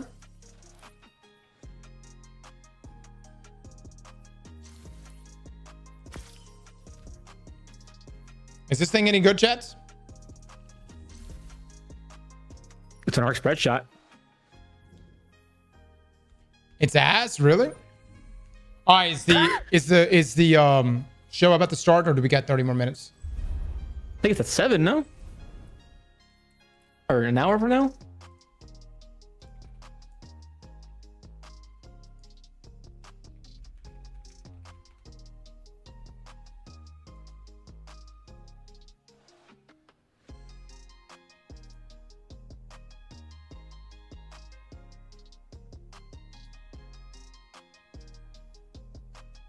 Pre-show is in 30 minutes. Okay. Chad, we're going to be over there in just a second. Hold on. I'm trying to grab a few more pieces. We're almost done. I promise. One more. One more. Just one more. All right. I'm going to jump out of here. All right, let's do some stuff. Have a good later. one, man. Show starts at 7:30, but Kid Rock's about to go on. Really? Ain't that something?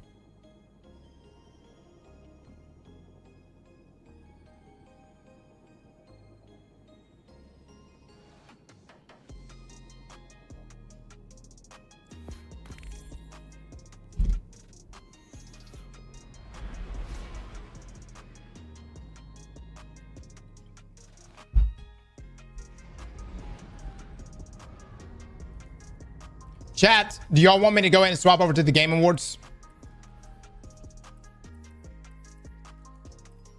I'm fucking just mindlessly grinding here. I get one more piece. Well, y'all can pull it. Y'all can pull it. No rush.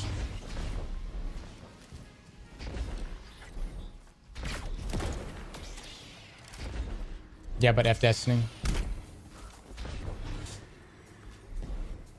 Wait until the pre-show at least.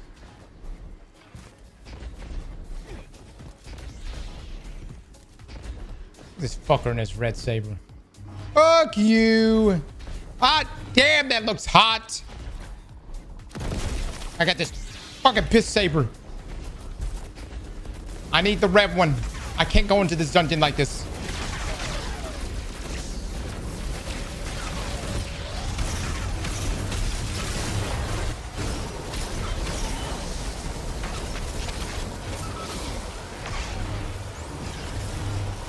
Dude, I've done like 30 runs, 30 fucking invasions.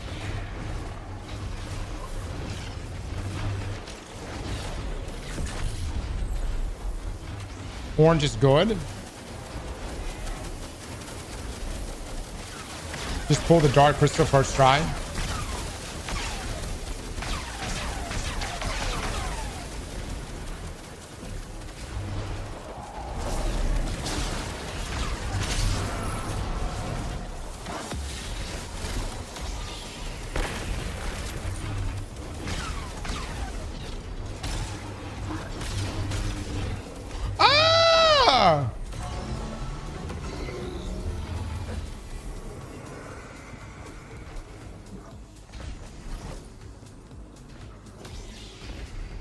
I got mine after losing. I lost after winning all 3, but out of 50. Yeah, maybe I just fucking lose, I guess.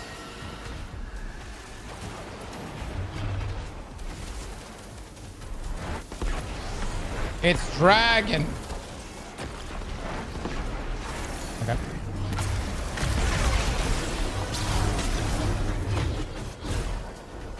Oh no, that blows. Brother.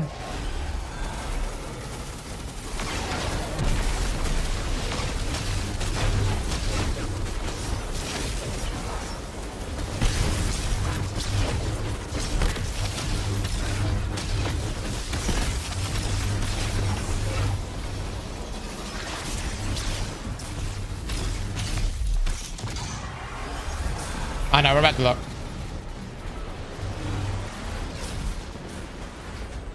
I have to grind, fellas. I gotta get this armor set. Jake's bad. Thank you for the 11 months, my man. Some of us are meant for the most luxurious things in life, Cross, so it's perfectly fine. If you don't get the red crystal, it's okay.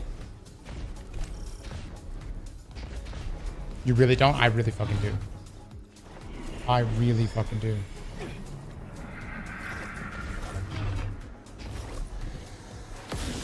I'm not going for the 4 set. I would like to get a good 4 sets with a good tertiary. But man, RNG on RNG. I can't believe I care about this shit.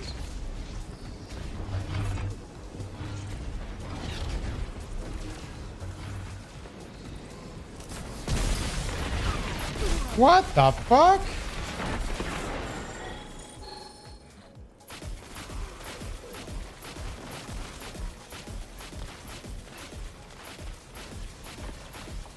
Look at this shit, dude. No mod. Ain't that something?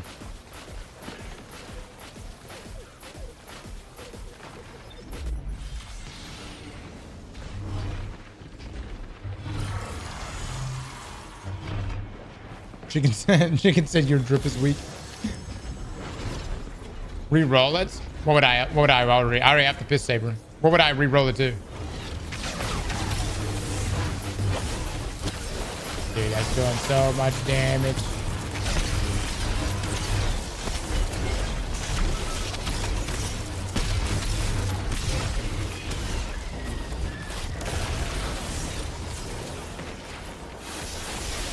All right, to the practice blade.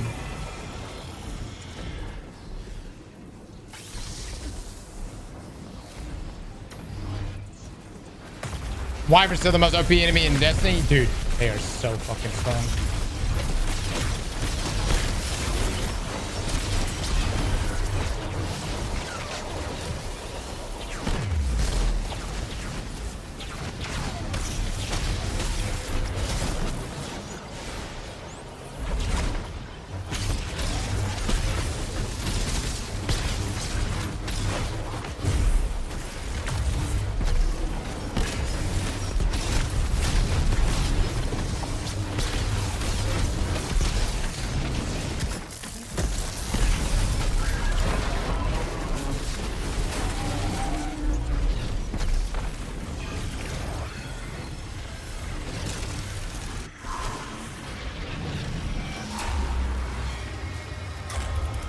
Chad, has anybody actually sat down and looked at the super regeneration from just the Praxic blade?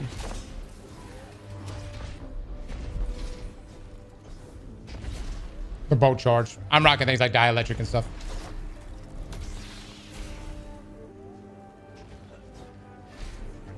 Is it any good?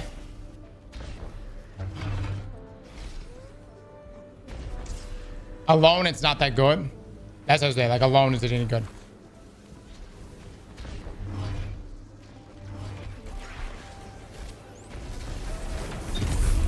Super regen is fast as fuck with the red crystal. Yuri's a monster in Warframe. I fucking bet, dude. I want him so bad. As soon as we get past this dungeon, I'll be back on Warframe to grind him up.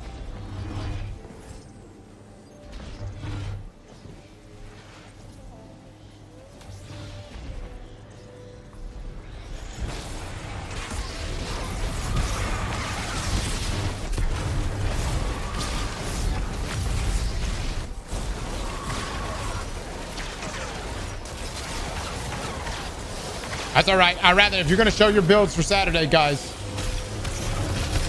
you know, definitely, just put up anything. We'll review them tomorrow live if y'all want. But there's probably a lot of people that just, you know, probably just have to continue waiting for the disable list. 90 seconds.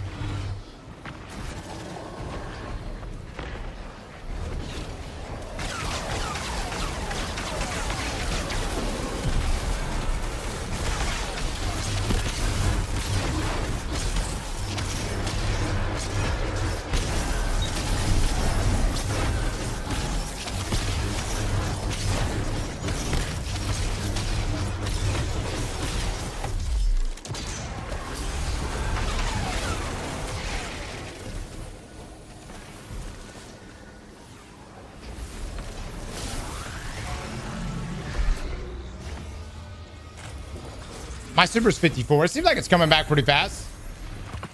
I think there's a play to be made here.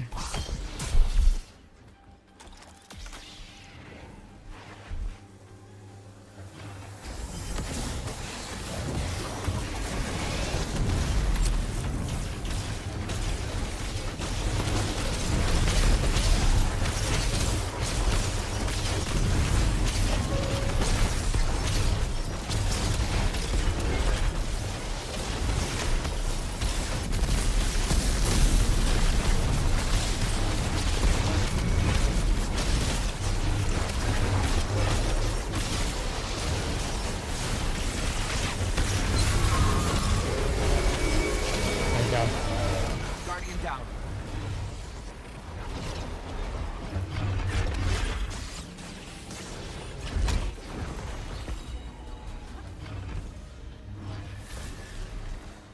I keep forgetting to fucking reload.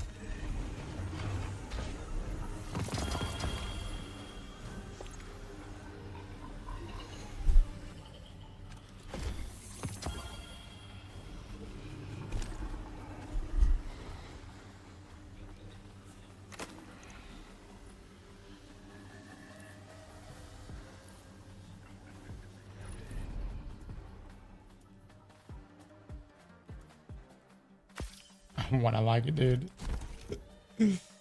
Shit! Oh, this is so garbage.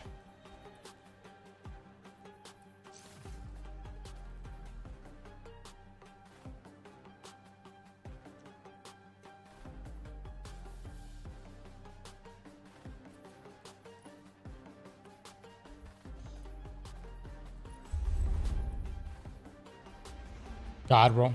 God roll.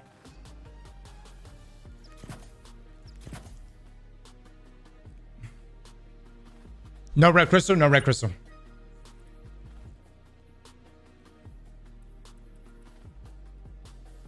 Boys, I hate to say it. We gotta go again. We gotta go again.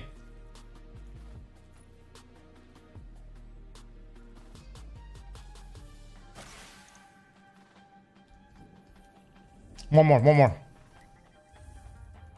I gotta get this. I gotta get these rolls, dude. I gotta get this armor set. Game Awards starts. The pre-show starts in 20 minutes, essentially.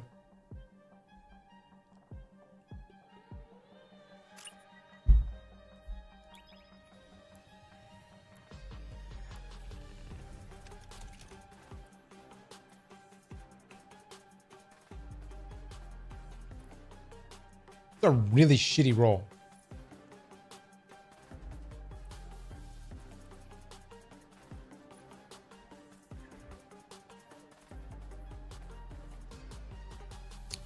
That's a really shitty roll.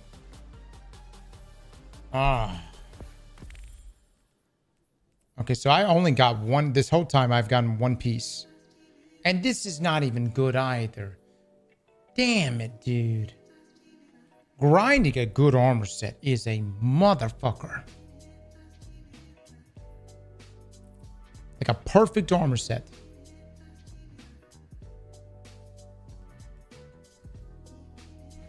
None of these are all like doable.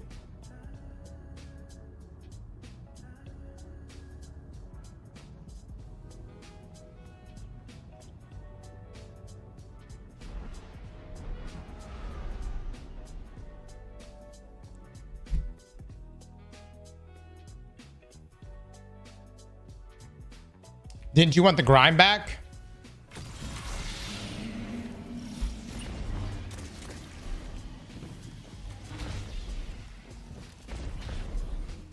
Cross doesn't watch One Piece. I don't.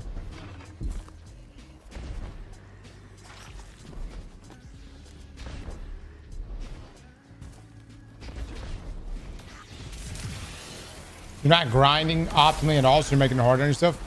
How am I not grinding optimally?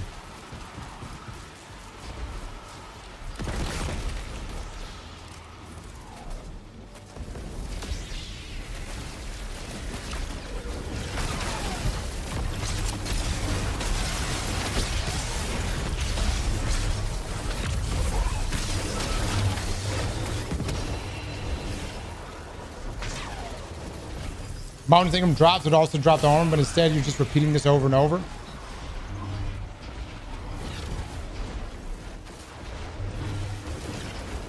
Fair enough. Fair enough.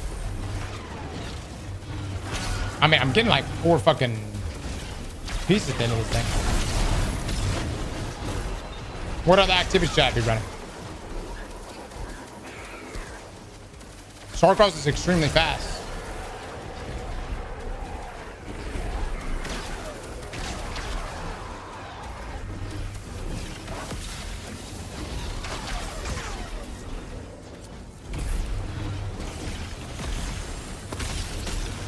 You'll get the armor when you get the red crystal.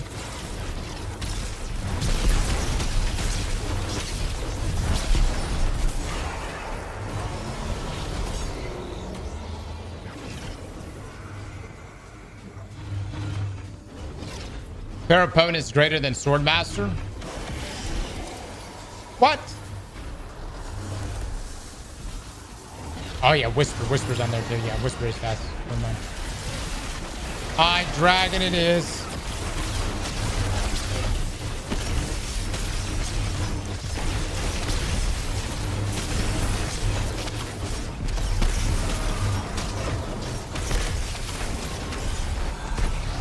All right, fish.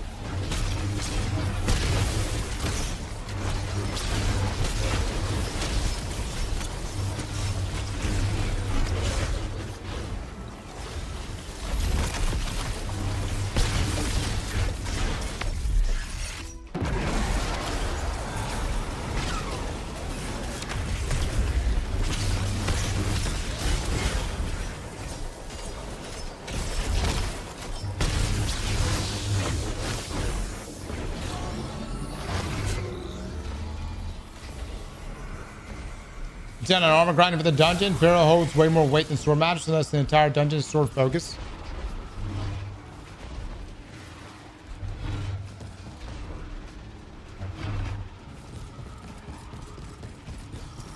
I have things that can replace Farpoint.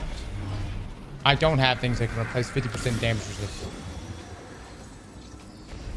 For simply guarding. That essentially what Swordmaster is going to allow me to do is drop Swordmaster or drop Stronghold.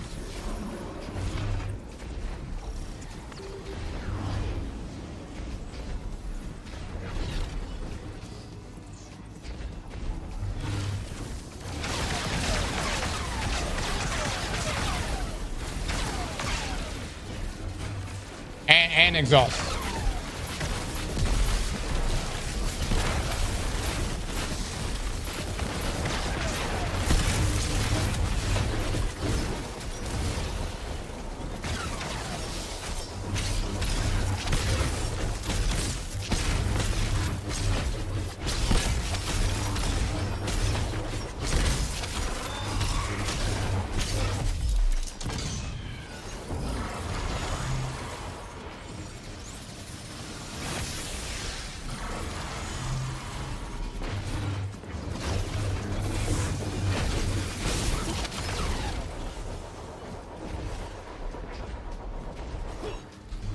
No lie, if over, I mean, I'm not saying it's not good, but I would just rock twofold and smoke.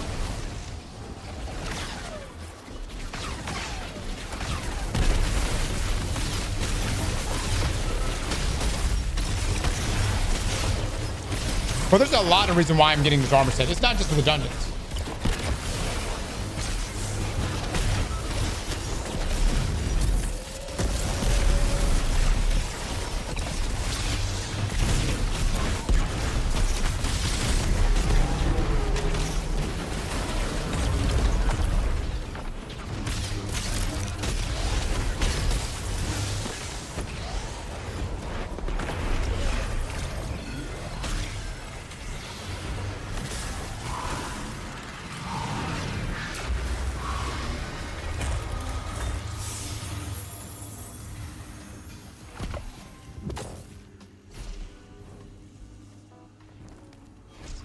Yeah, more minutes. I know. Let me get this last mission in, then we'll be jumping over. Okay, guys.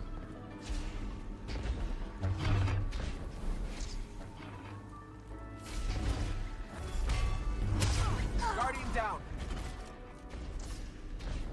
Oh, that hammer. It almost did it. As to rain, First anomaly with the 37 months. Thank you so much. I've been there. I would say this armor set is going to be especially nice for this week's GM.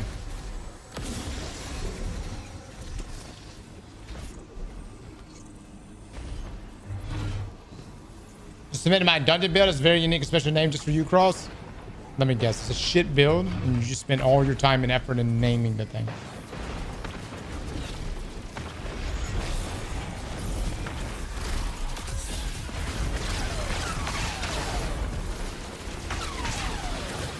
No, I fucking guarantee that's the good name equipped.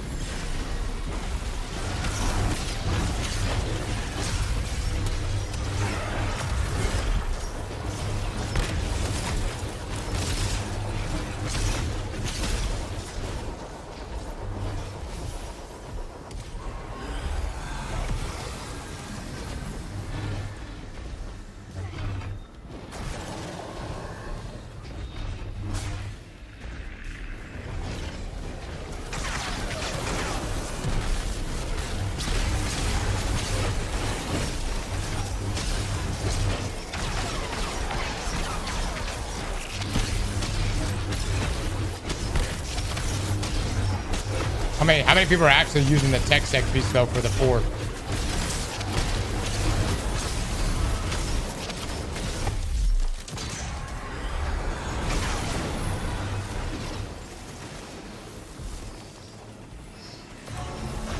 I mean, I think the two is what makes it.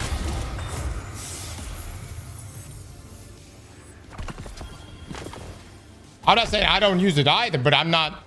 I prefer the 2 over the 4.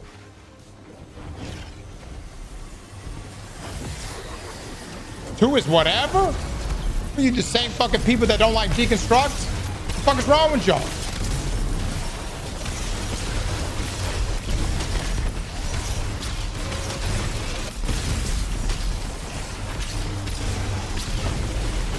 You just wait. If we get a fucking Thresher boss, that shit's about to be so meta.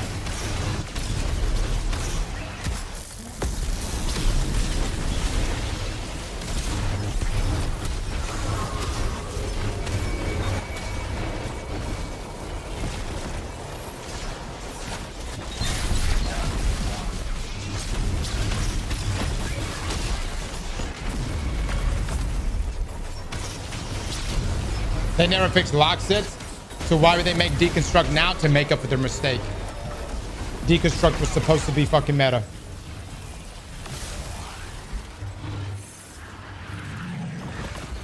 It was written in the stars. Don't give me this. Don't. Ah, Jesus Christ.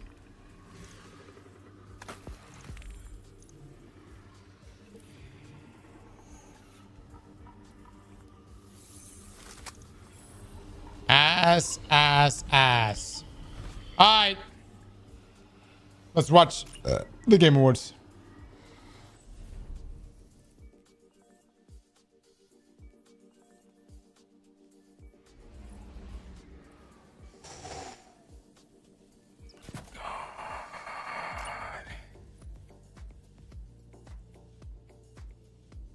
How many seconds does the 4-piece last?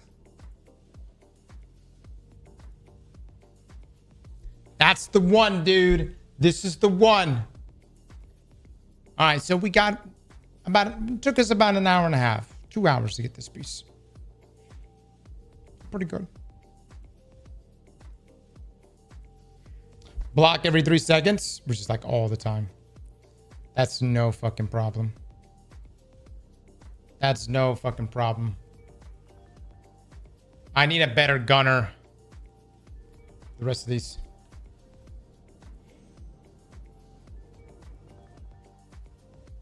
All right. Guys, let's hope we get a great Game Awards tonight. Let it be glorious. Oh.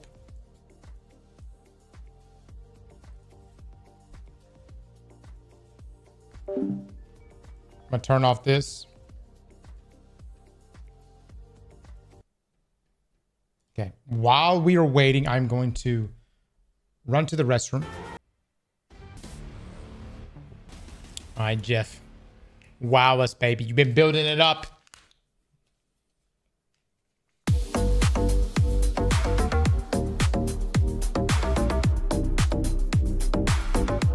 Cook, Jeff, cook. I want everybody to know tonight. Every trailer you see, 3 minutes, is $1 million. Welcome to the 2025 Game Awards opening act. I'm Sydney Goodman, here to start us off on gaming's biggest night, streaming all around the world. We are coming to you live from the Peacock Theater in Los Angeles to celebrate the year in games, with special performances including from the Game Awards Orchestra and Evanescence, surprise guests, and world premieres like Resident Evil Requiem, Phantom Blade Zero, Lego Batman Legacy of the Dark Knight, and many more. Plus, over 20 brand new games you haven't heard about yet. It will make you believe the universe is conspiring delayed by for 10 to 15 you. seconds. It's okay. And you know what? I can wait that long. I don't think I can wait any longer. Let's just get started right now. Tonight is a very special Game Awards because 3 of our Game of the Year nominees are from indie studios. So we're going to start things off. Timing right. Pandora with the 5. Thank you so much, my man. With the announcement of a beautiful new game from the Burlington, Vermont-based Frame Interactive Studios. This is The Free Shepherd. Chat, is the audio good?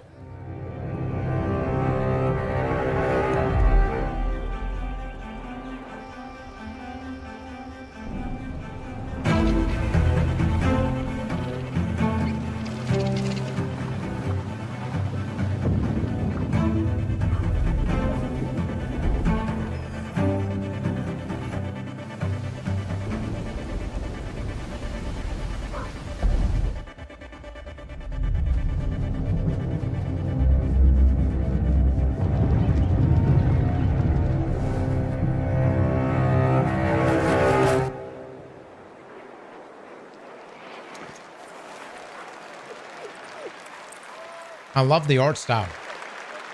Okay, I'll Can I say pet that it. dog? The protagonist is not only powerful, but I'm proud to also confirm it is adorable. And now it's time to give out our very first Game Award. Here are the nominees for Best Family Game. Donkey Kong Bonanza, Lego Party, Lego Voyagers, Mario Kart World, Sonic Racing Crossworlds,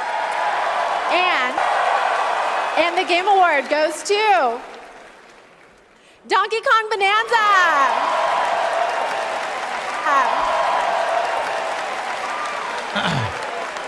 Is it that good? I haven't played it. On behalf of all of us at Nintendo, and especially the Donkey Kong Bonanza development team, Thank you. With this game, the team had an objective of creating a thrilling game where players could feel the strength of Donkey Kong It's mid. as he smashed through obstacles and discovered how music would shape his Nintendo overall payoff. journey. Oh my As a god. lifetime fan of Donkey Kong, I think they delivered on that and so much more. We're grateful to the fans and to the Game Awards for this honor. Looks like smashing things is kind of fun. Thank you very much. Thank you very much. Congratulations. What's going on with the audio? And now we have 2 more world premieres ready to go. Up first is another independent game that hails from a solo developer in Sweden who's a hardcore Souls fan. He's built a brutal melee combat experience backdrop. Spooky. This is Decrepit. Is the Twitch stream lagging like this?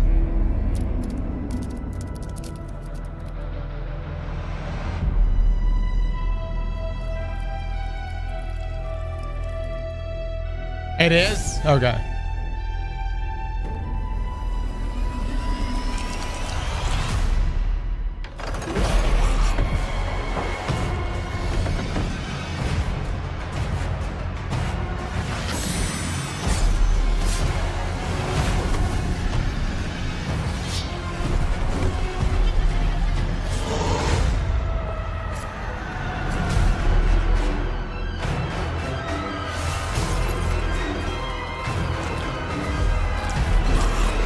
I like that it's first person.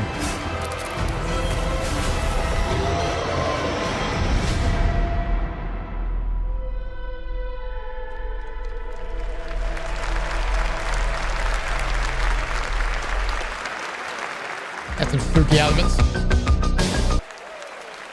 That was Audio Mech, the new game from Dylan Fitter, the creator of Audio Surf.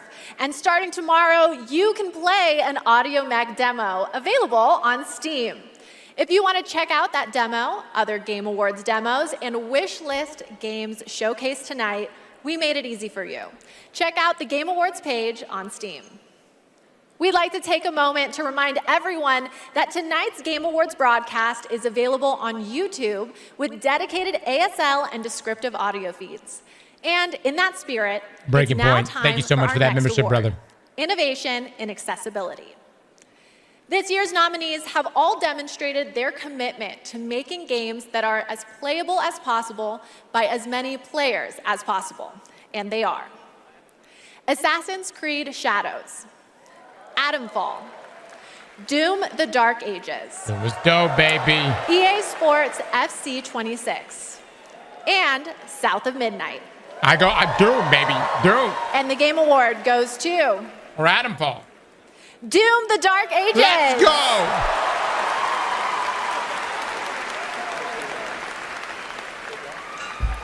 Thank you so much. This is such an honor. You know, Hugo set the vision for this with the idea of creating Doom for all Slayers, a Doom for all Slayers, and we couldn't be more proud of the team for executing on that. It takes such commitment. It was a great game. Thank you also to Xbox for their commitment to accessibility and the support of the game, and as well as our partners at ZeniMax. User research, QA, our dev team, our accessibility consultants. We couldn't have done it without you. Thank you so much. Congratulations, Doom: The Dark Ages. Still to come, more brand new game announcements, awards, and at the top of the hour, maybe Jeff will finally reveal what that statue in the desert is all about. I'm thinking it's probably not related to Miss Piggy, who will also be here later. We'll be right back.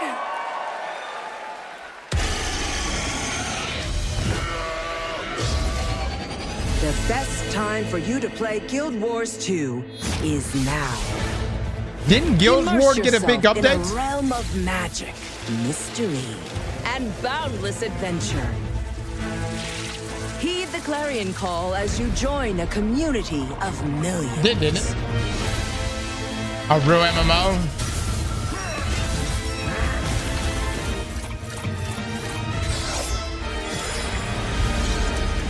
Dive deep and explore a wealth of lore. You know about this game? Oh, yeah. Yeah. Celebrate the release of Guild Wars 2's newest expansion, Visions of Eternity.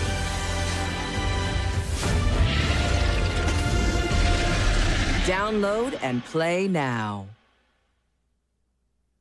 Yeah, there's a lot of like even WoW when it was at its peak, Guild Wars was popping alongside it.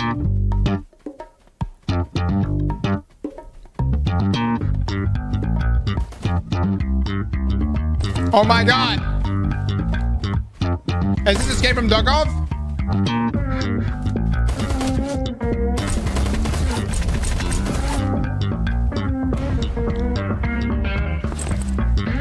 Dude, this game is intense. This game is no joke.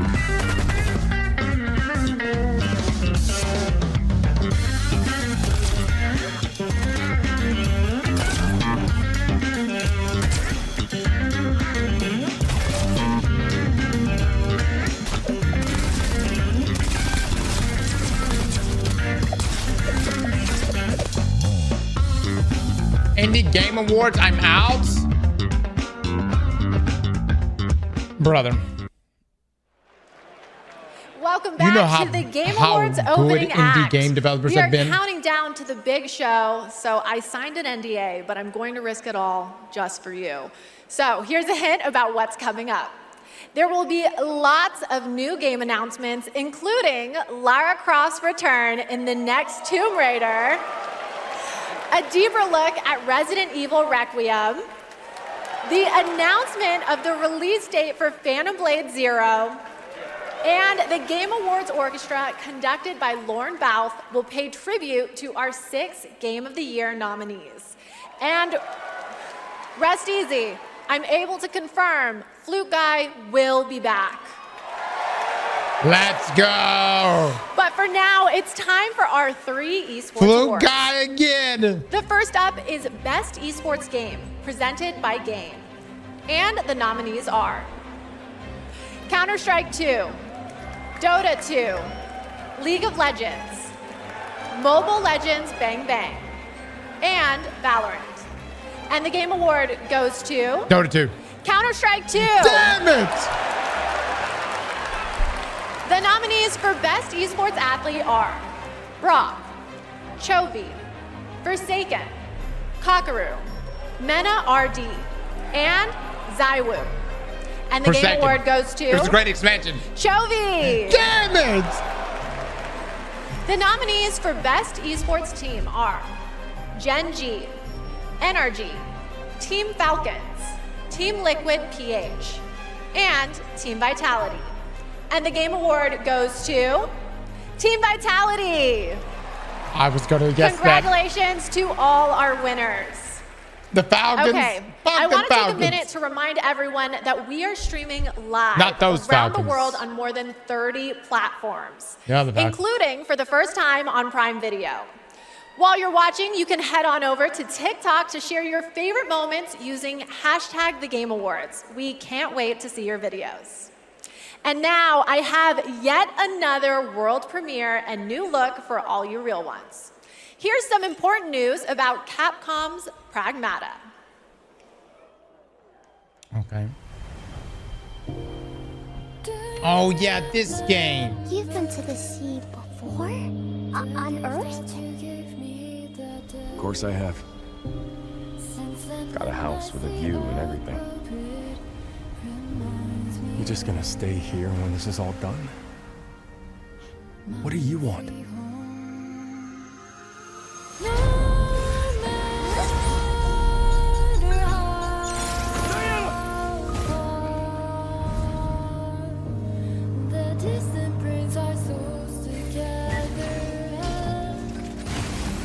Man, need us again. I can't do anything.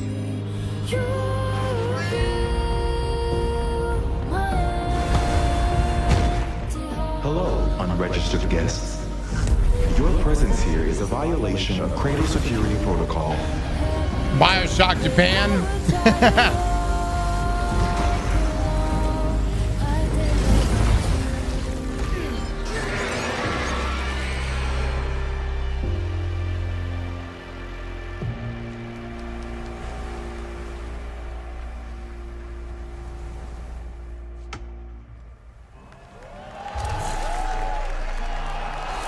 Only, oh, on the Switch as well. Okay, okay. Everywhere, including Switch. And you got a demo too? I like it. I like Stunning. it. I have the same beach in my research station back home.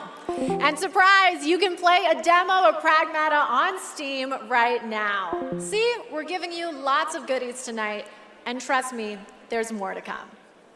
And now I have another award. These nominees are games that never leave you because they're on your phone. Here are the nominees for Best Mobile Game. Destiny Rising, Persona 5, The Phantom X, Sonic Rumble, Withering Waves is going to win. Umamasume, Withering Waves is going to win. And maybe not. Wuthering Waves. And the Game Award How's the Destiny goes Rising? to Umamasume, Pretty Derby. I have not played that game.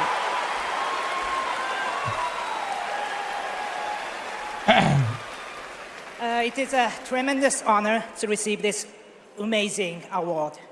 This was only possible with the support of our fans. I deeply appreciate all the Umamasume trainers out there. To the people who are not familiar with science, we are dedicated to being the best entertainment. We will promise you more wild contents coming, so stay tuned. Thank you so much. Thank you. Is it really that good of a game? Congratulations. All right, I think I have to take a quick break Derby? and play Umamasume. It's not my ADHD. It's professional development and my ADHD. But there's so much more to come, including two brand new game announcements from two brand new game studios right after this. Really? A Gooner Derby? Dear children, I write this letter to you as testimony of my undying love. Theorcus, my beloved, you will honor our goddess more than I ever could. Ricard, my cherished, find your father's steel and face the challenges ahead. What happened? She knew Marike was coming for her. Never forget, the bonds that tie the six of you will be your strength.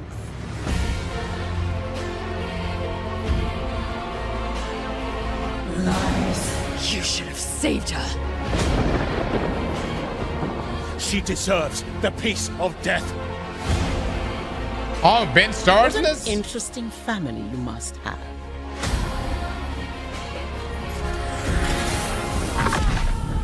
Is that fear I sense? Good. Stay in the light.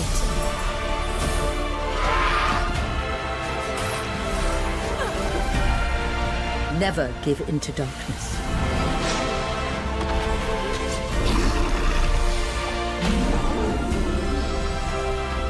Your loving mother, Mahin.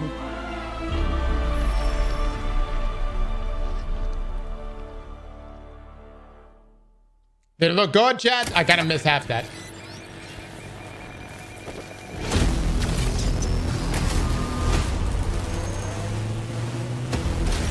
Not really.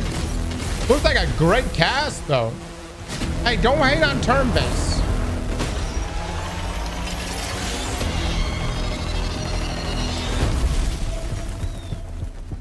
I know we've never quite seen eye to eye. Believe it or not, Whitaker, we want the same thing. It's all out there in the zone. You never know what you might find.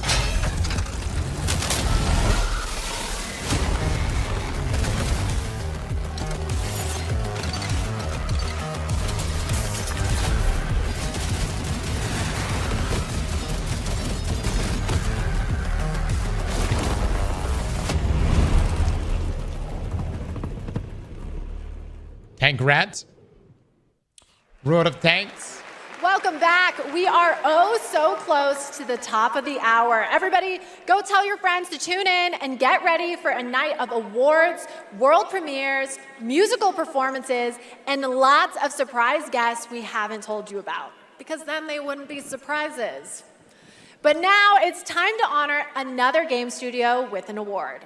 And it's one of my favorite categories, Best Independent Game. This year, there have been so many incredible independent titles from studios around the world, and our global jury of media selected these 6 as the best.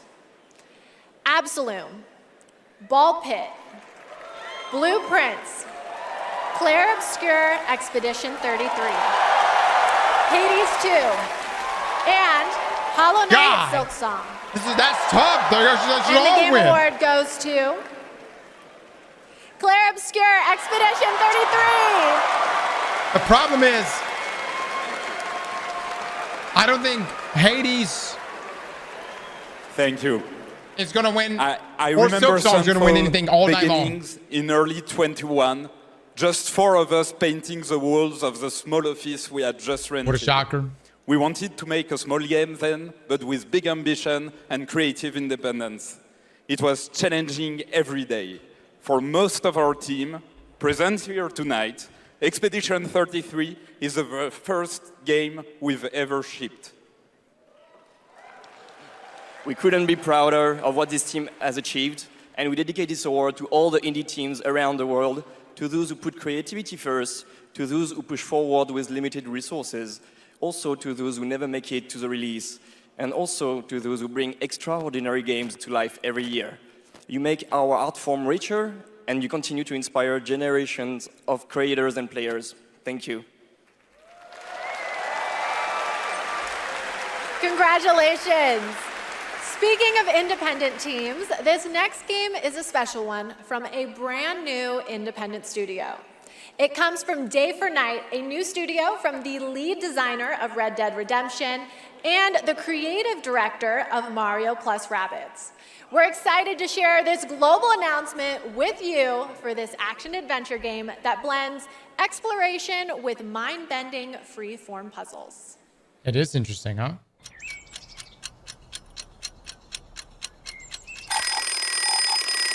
I love a new game. Okay, sunshine, check. Map, check. Time for a new platforming adventure. What? My village was gone. All I wanted was to go back home. Badgerborn. Tried exploring, did some jumping around, you know, the classics. It's what I do. Everywhere I went looked strange and weirdly unfinished. And that's when I found it. And everything changed. Literally. Oh yeah! Make your own platform game, baby! Now we're talking! I had a new grasp on things. I learned tricks that blew my mind. I really transformed myself. This thing is amazing! Made a bunch of new friends. Picked up new wheels. Figured out how to think big and small. I had it all. And then the code broke down.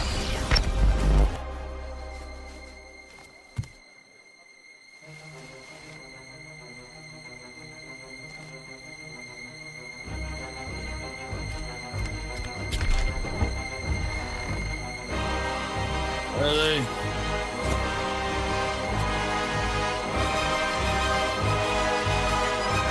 And that's when I found you.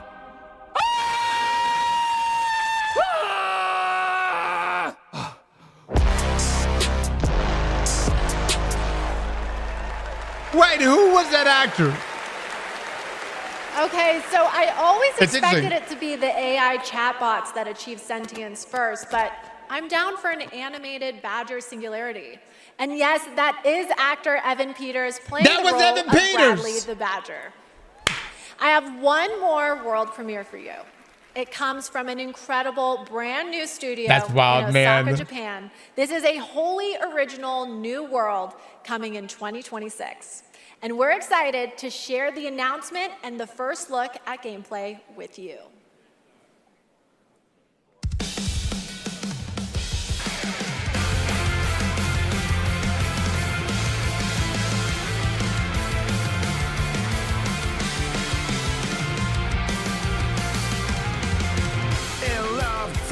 to alone despair. Fiercely blaze my heart, see that these frozen air. Dark and cold, the place that's on your face, I fell in love. Don't even know I got your name, girl. I don't mind even carry you illusions. Shattered dreams, now it seems no salvation, boy. I'll take all the way we're rising, conquer fate. Hold me close, I can feel a connection. Hell appears, push your back, you won't come around. Stupid, won't die, never die away. I will break through the wall, I will stand tall. With you here in my heart, I will never fall.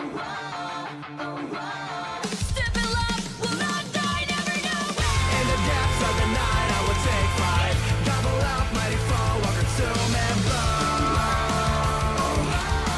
Stupid, never dies, never died away. I will fall, I'll fight 'cause I'm crazy about the sex and love. With you, I mean, I like the song. we can hold us back down. But what's the game?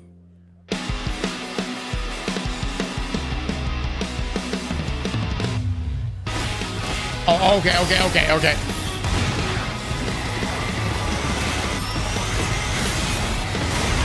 Ah, okay, I got you.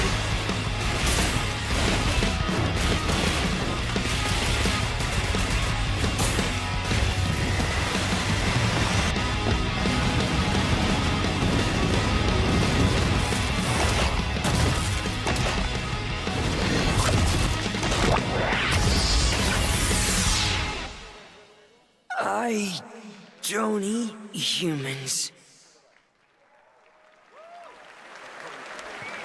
Okay, if that doesn't get you hyped for the main show, then maybe you're the problem. That was Stupid Never Dies from GP Track 50, a studio made up of action game lovers who have worked on titles such as Devil May Cry, Dragon's Dogma, and Resident Evil, creating action games for action game fans. Wow. Okay, we're minutes away from the main event. We have one more award for you. A category that celebrates other media that took video game IP and made movie and TV magic. Here are the nominees for Best Adaptation. A Minecraft movie, Devil May Cry, Splinter Cell Death Watch, The Last of Us Season 2, and Until Dawn. The Minecraft movie! And the Game Award goes to The Last of Us Season 2! What? I haven't watched The Last of Us. I haven't finished even Season 1. Thank you very much. Gabe? I want to thank all the original devs that worked on The Last of Us Part 2, all my homies back at Naughty Dog, our outsourced partners, our fans, our video game fans. This opportunity wouldn't exist without you. Thanks to all the support we got from PlayStation Productions, Sony Pictures, HBO. Do we need to thank Netflix or Paramount or whoever our streaming overlord is now? But most of all, I really want to give a big shout out to our crew, our incredible cast led by Pedro, Bella, Isabella, Gabe. They really threw themselves at this and did their best to bring our world to life in live action, and we're super proud of what they've done. Thank you to the Game Awards. Thank you very much. Congratulations, The Last of Us. Okay, my guys, we have reached the end of the opening act, which means it's time for a new beginning. The Game Awards main event is imminent, with big awards, even more world premieres, and amazing performances, surprise guests that even I don't know about, because if you guys remember, I violated my NDA earlier, and they decided I couldn't be trusted. But you know you can trust me to be absolutely losing my mind when we get to Lara Croft's long-awaited return, the announcement of the next Tomb Raider, which is just minutes away. And that's just one of the announcements we've told you about. There are a lot of other ones that are so secret, all I get to see completely serious. Anyway, thank you for going on this journey with me, and congratulations again to all the winners so far. Trust me, the fun is just beginning, so buckle up. The 2025 Game Awards starts now.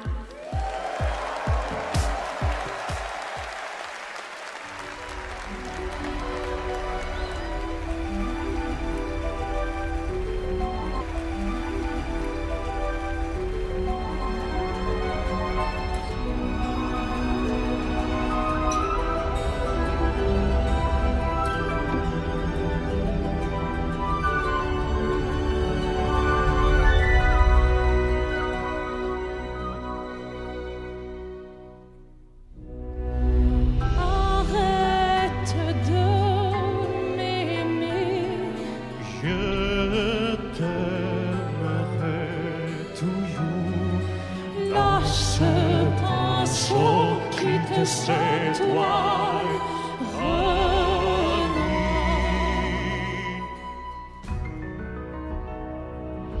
Je prendrai toujours. Arrête de prendre. Lâche le pinceau, quitte cette toile.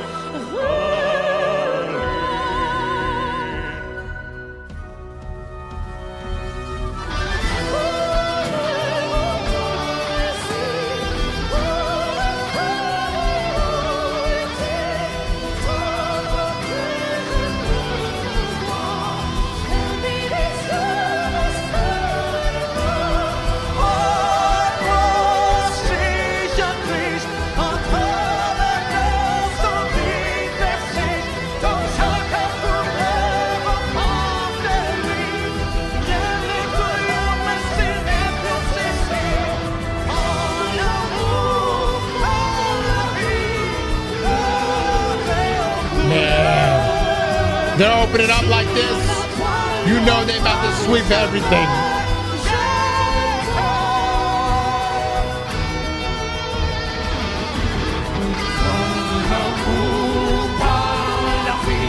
Oui, oui, baby. Oui, oui.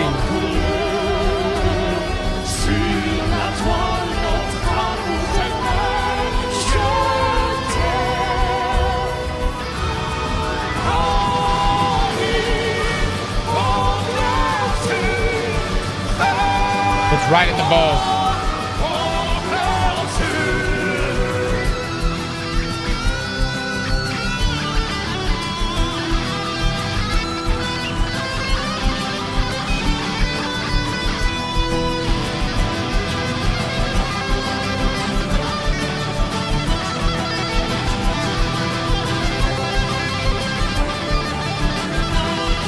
Yeah, it does kind of look like Bucky.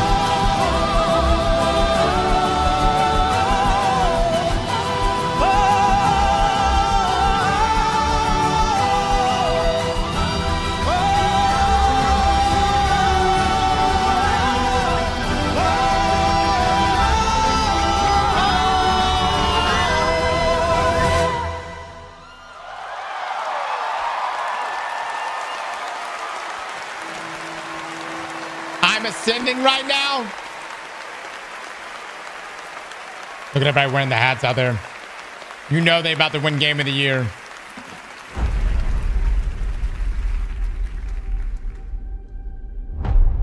Living things can't help but change, you see. They can't stay the same forever. That's what living is. To change and to embrace change. For so long I have waited. Sometimes we paint the bars of our own prison. So long that I almost became You chose a hard road for yourself. just a stoic statue fit for nobody. And I don't wanna get in your way. Stubborn people change the world. Finally think I can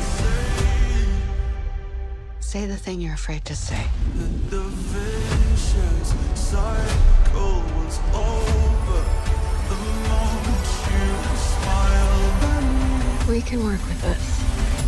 To new beginnings. Ring the bell, sharks, baby!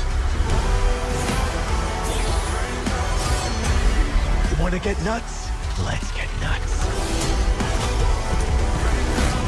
Kingdom Come was so much fun. Mistress.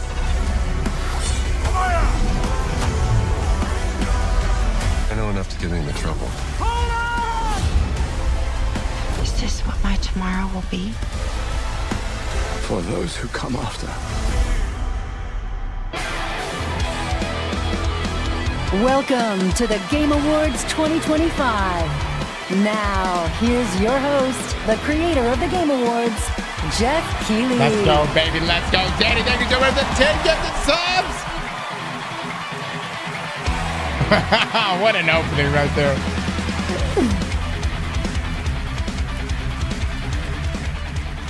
Good evening, everyone. Welcome to the Game Awards, a night to celebrate the best and discover what's next in video games.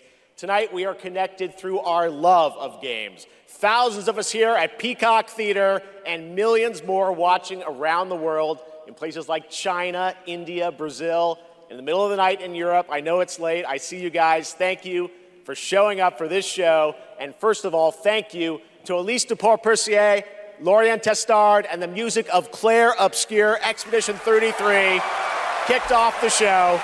An amazing performance. And of course, that is the most nominated game in the history of the Game Awards. And many members of the team from Sandfall Interactive are here with us tonight. I think you can identify them based on their attire tonight. Welcome, guys. It's great to have you here. You know, every year this show reminds us why video games matter. They are worlds we share, stories we live, communities we build, and experiences that challenge, inspire, and connect us like nothing else, especially when life gets hard. I don't usually open up about personal things on stage, but 2025 tested me in ways I didn't expect. In January, my home burned down to nothing but ashes here in the Los Angeles fires. And just a few months ago, I lost my dad, who quietly sat in this audience every single year, proud, supportive, always cheering us on. My mom's here tonight, and we've left an empty seat beside her in his honor. Miss you, Dad. That's good shit, man. Good shit, dude. But in the middle of all that loss and rebuilding, this show and all of you became a source of strength for me. I think about this night, this moment, and this community, and it gave me something to look forward to. It reminded me how important it is to celebrate games. Games have this incredible ability to hold us when we're hurting, to lift us up when we feel small, to give us somewhere to go when the real world feels unsteady. I know I'm not alone in knowing that. All of you watching tonight, you've felt that power too, and that's why we're all connected in this moment. We're here to celebrate the artists, technicians, and storytellers who help this medium soar to new heights. Woo! Tonight, we're going to honor over 100 nominees and celebrate a record-setting 3 independent titles up for Game of the Year. That's right. And we are going to have some fun, of course, too, with a whole slate of brand new game announcements that will hopefully get you excited about the limitless future ahead. So let's get going. To present our first award, a father and son, 2 remarkable actors. He is one of the finest performers working today, from Isaac in The Last of Us to Chase in Dispatch, and his son brings young Chase to life in Dispatch as well. Please welcome to the Game Awards, Jeffrey and Elijah Wright.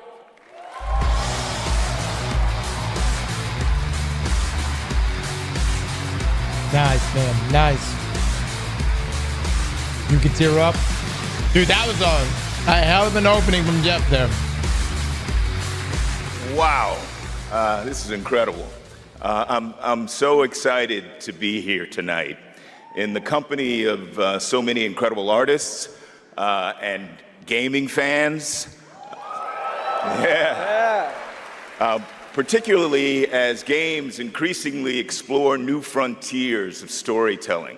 But the reason I'm here really is standing next to me, my son Elijah. It was Elijah who brought me into the world of modern games, emphatically encouraging me to join the cast of The Last of Us Part 2.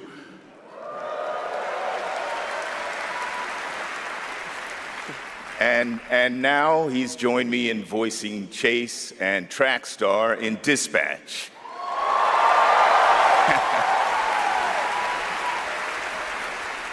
Some Dispatch fans out there, I think. Yeah, cool.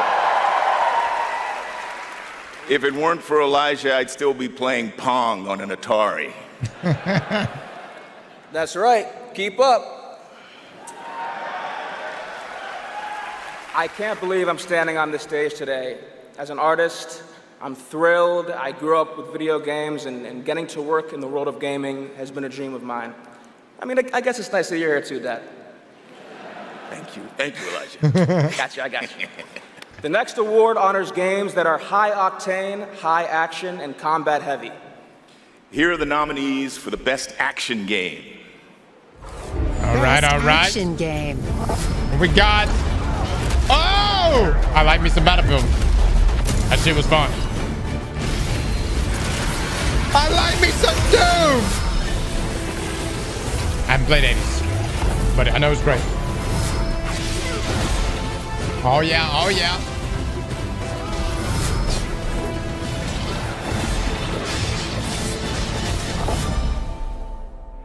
Hades is really good. And the winner is Hades 2.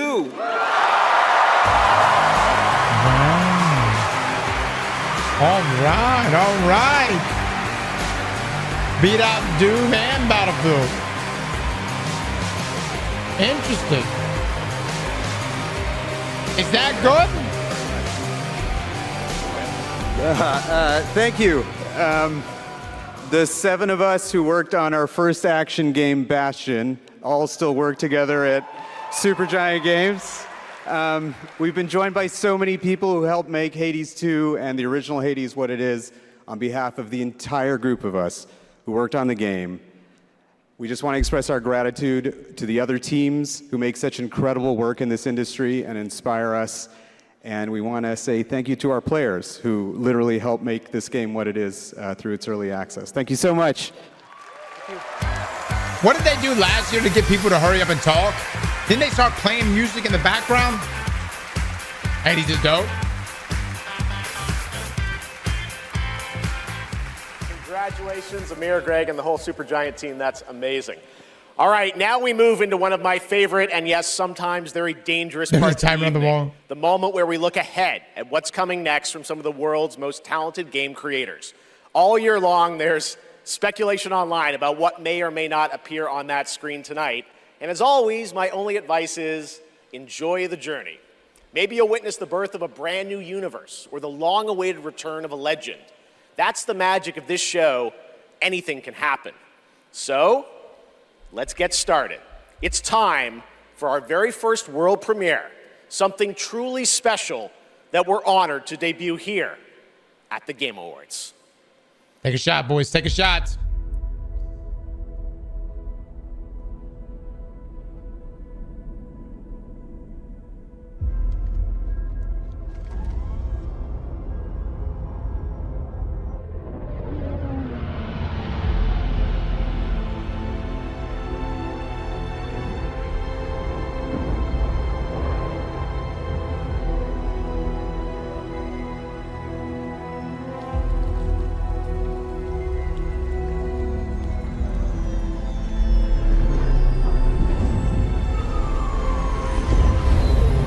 Destiny 3? Chill.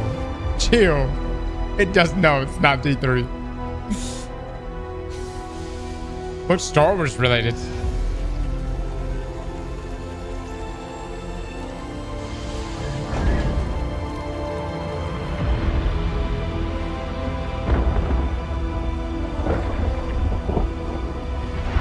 No. No.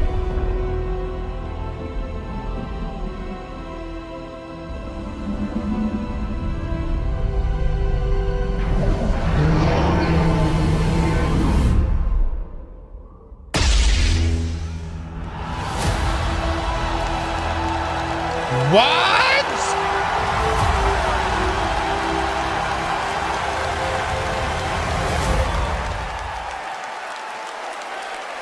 Boom!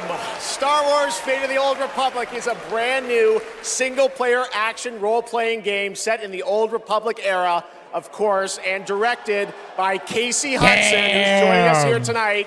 Casey was, of course, the director on Star Wars Knights of the Old Republic and the Mass Effect series. And we are so excited that Casey and Star Wars are back together again. All right, we have many more game announcements to come. Dude, Jeff looks so fucking hyped. But right now, we have a very special guest I'd like to bring out. Please welcome Miss Piggy.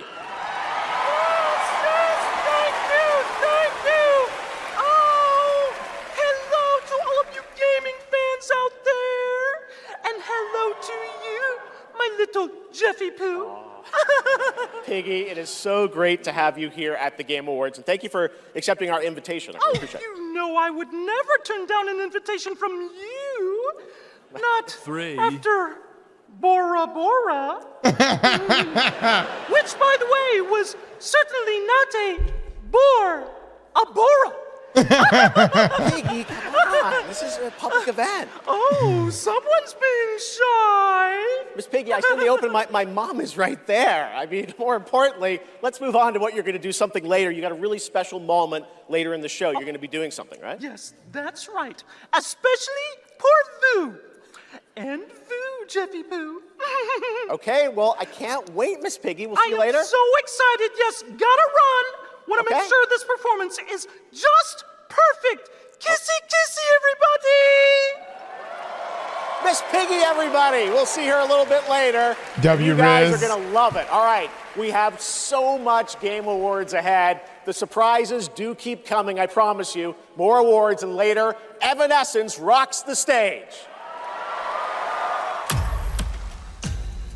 Here for survival training? Of course you are. Pathetic! Now, we've compiled some valuable training materials, so you can stand a chance against the hungry undead. We can just run around those, right? Silence, both of you. Out there, you'll need more than your foolish instincts to escape the monster's claws. Or to pick a fight with a martial arts master. Well, I do love a good fight. But do you like winning them? Dude. You'll face samurai and demons and viruses. I'd like to talk more about the samurai and demons. Oh, well, this is survival training, not survival talking.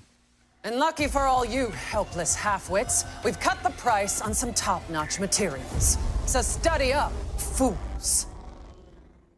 Capcom said. This isn't Conquest. It's Red Sec. It's a lot of fun. Yeah, and it's free. Free Red Sex? Do you think anyone here said sex? He said sex. You said free. Redacted Sector. Really? Yeah. Is that the name? It is. We gotta jump. Am I supposed to have a big gun? No, you're gonna find big guns down there, and we might even get a tank, noob. Oh, a tank? We're not getting a tank if we don't jump. Oh, we need to jump. Yes. Go, go, go. Yeah, Red Sex.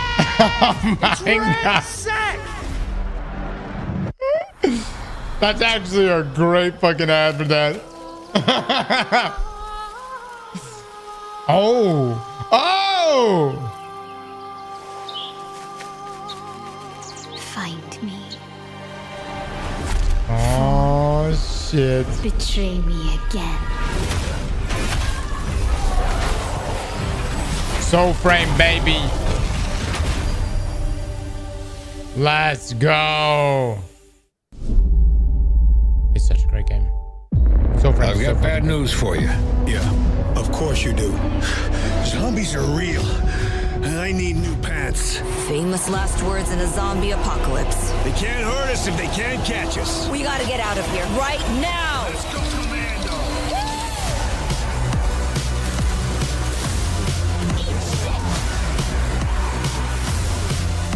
Zombie is redundant. I prefer Homo Mortis. We're gonna have to tone this shit down for the movie.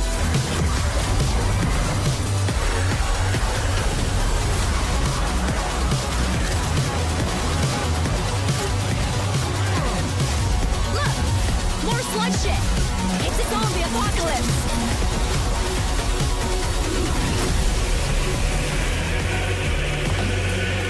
Fuck that. Toxic Commando. Okay. All right, now it's time to put an end to gaming's most controversial mystery.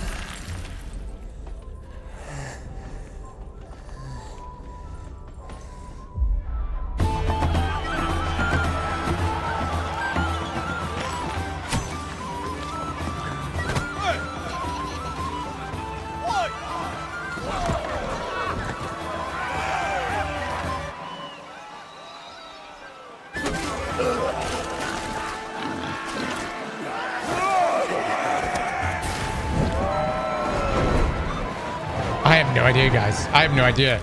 Unless it's Fable related, but I don't know.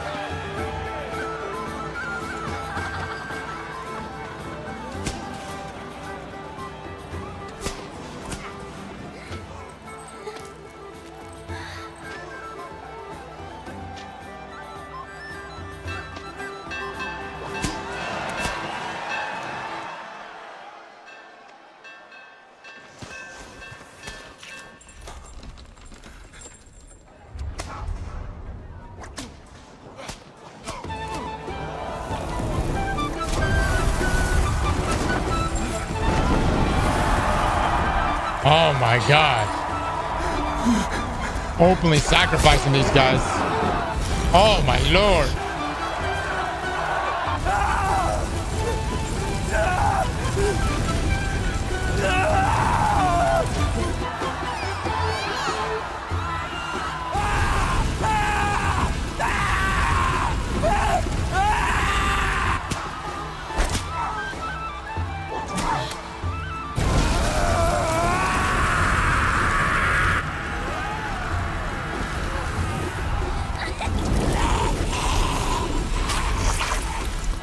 Oh my Lord.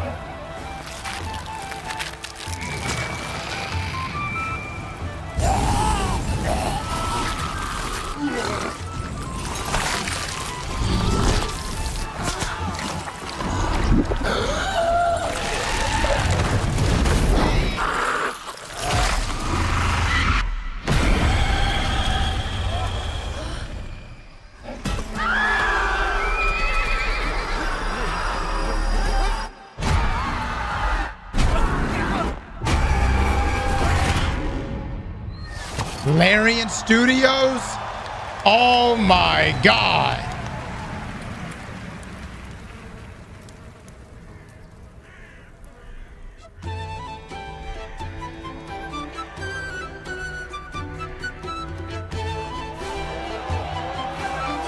Holy shit, dude.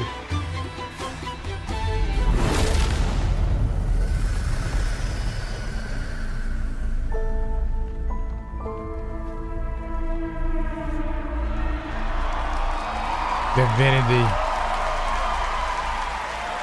Man. What kind of game, though? I mean, probably going to be an RPG of some sort. That statue or monument that has fascinated the internet now has a name, the Hellstone. And yes, Larian, winners of Game of the Year in 2023 for Baldur's Gate 3, are hard at work on their next role-playing game, a continuation of the Divinity saga. Divinity is their biggest game ever. That's right, even larger than Baldur's Gate 3, promising more breadth and depth than ever before, and we cannot wait to tell you more in the future. That's going to be crazy. To present our next award, please welcome two previous winners of Best Performance here at the Game Awards, Maggie Robertson and Neil Newbon. I mean, already so many bangers have been opened up.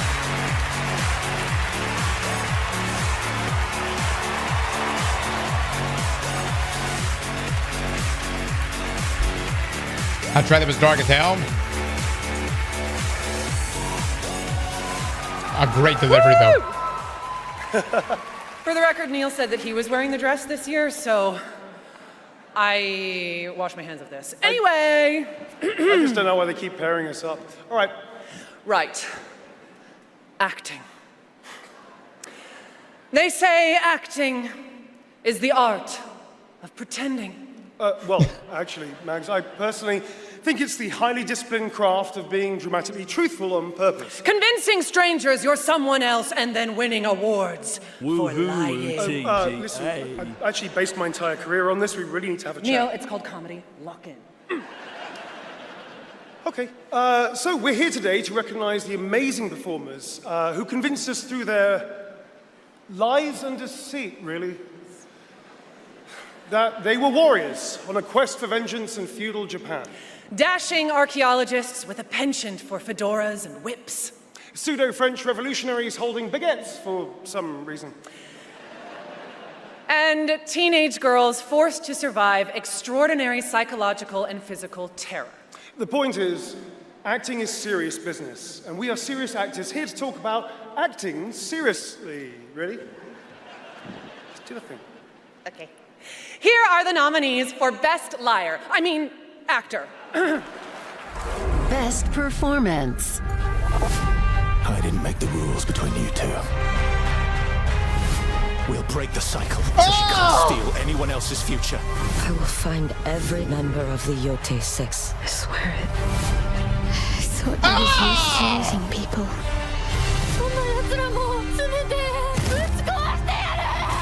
These relics hold a force that could change the course of history. I can't decide, dude. I can't. And the game award goes to Jennifer. Jennifer English!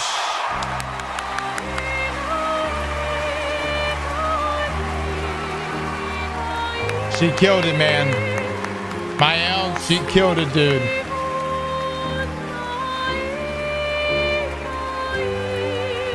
Yep. And she's in Soul Prone.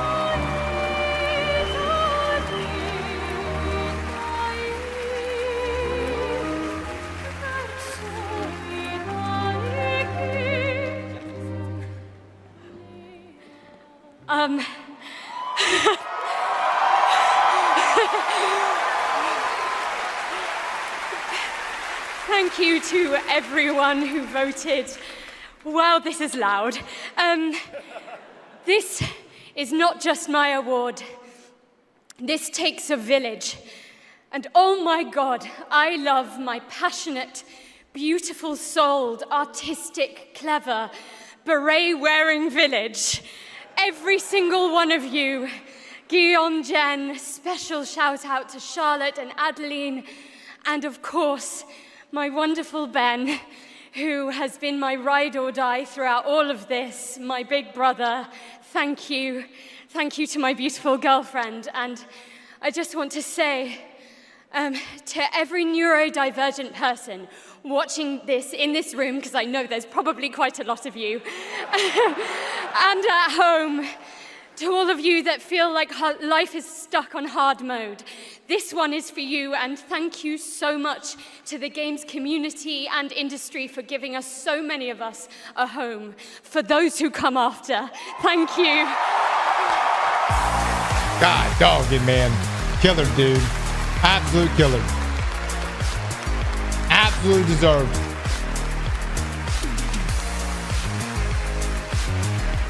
The fact that 3 people were nominated from the same damn game just tells you.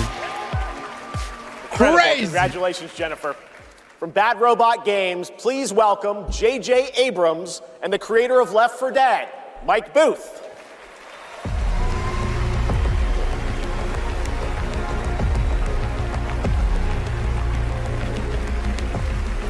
Is this the Emotional Game Awards? They try to hit us in the feels, man. We've been so lucky at Bad Robot to get to work with some incredible artists to tell stories on stage, TV, and film. And it's been an absolute thrill and honor to have spent the last few years working with a brilliant Mike Booth on an original universe that brings our passion for great storytelling to the PlayStation and PC. Thank you, JJ. At our Bad Robot Game studio, working with our friends at PlayStation, we've been creating a new kind of co-op game that builds upon what I learned making Left 4 Dead. The result is something entirely different, an unpredictable, challenging combat sandbox where you succeed through cooperation and improvisation. And now I am excited to share a glimpse into what we've been working on. Okay. In fact, we're also inviting all of you to sign up for early playtesting and check it out for yourselves. But first, welcome to 4 Loop. 4 Loop. Welcome back, team. Now, I need you to brace yourselves. Earth was invaded. Lost in less than a minute. All of this was our fault. We're the only ones left who can fix it. And you must use our machine, the same machine that broke the world, to unbreak it. Now, I know what you're thinking. This bloke's gone insane. This plan sounds impossible, and we're probably going to die. But that's where you're wrong. You're definitely going to die. Reprinting. It's all part of my new plan. Every time you fail, I will use our machine to bring you back. Reprinting. Reprinting. If you can relentlessly experiment, Reprinting. Reprinting. test strategies, learn from your failures, you will become the world-saving team humanity needs you to be. Trust me, the voice in my head hasn't been wrong yet. From now on, nothing is impossible. Now get out there and fail to save the world. It's gonna be crazy. Up next, we have a new game Who's announcement interesting? from some of the developers who helped put The Last of Us and Uncharted into our hands. This new, small, independent studio is charting its own The course, Cube. focused on crafting uniquely styled, artful games that are pushing the evolution of companion characters. Enjoy.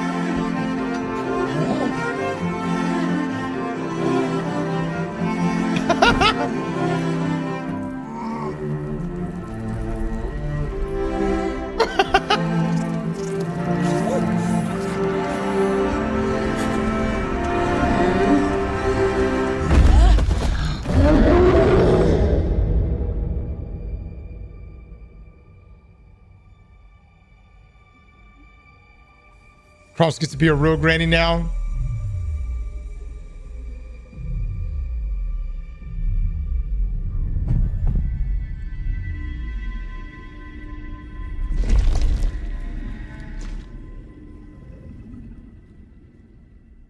Okay. I have no idea. I mean, you get to be granny. Kepler! Come, talk to me first. I can explain what's going on.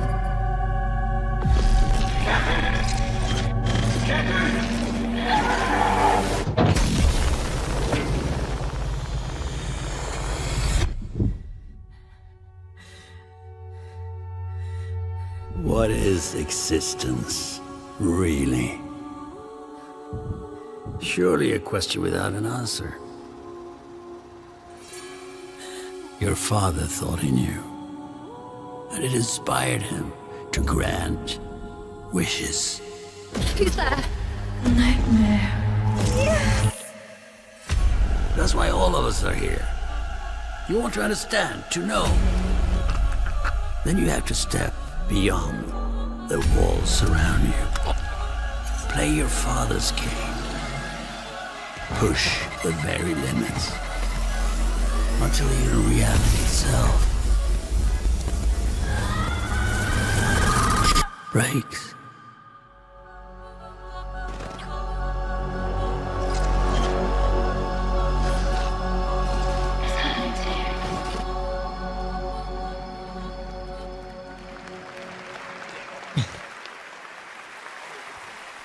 That was Ontos from Fractional Games, a sci-fi mystery and spiritual successor to Soma, set on a repurposed hotel on the moon. And yes, the unmistakable Stellan Skarsgård will star in the game.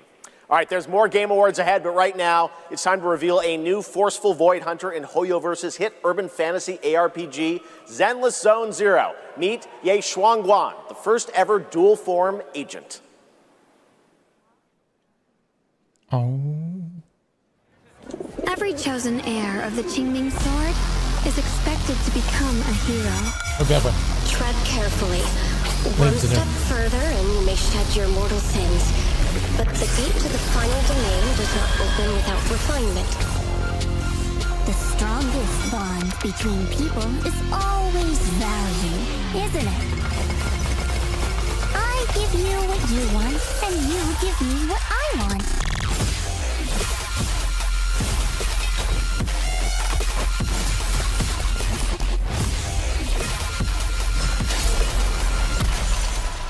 It was all a lie from the start.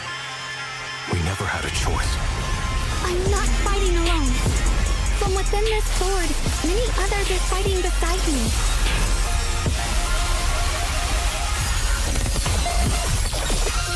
God, I will say the animation of this game is crazy. The more noble the excuse, the uglier the truth behind it. One instant, 1,000 visions!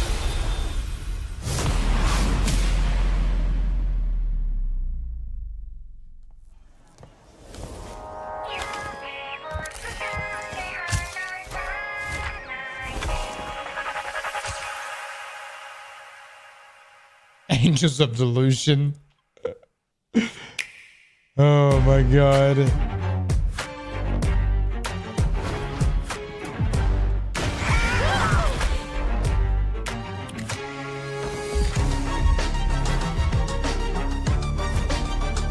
Oh, that's right. Dustblood's come out next year.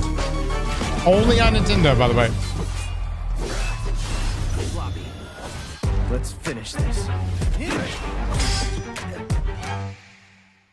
D3? Oh my god.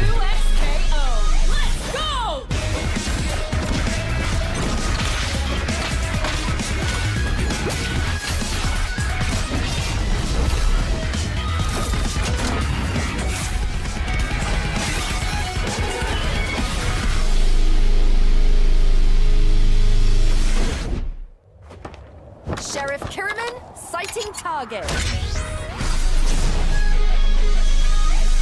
What is that?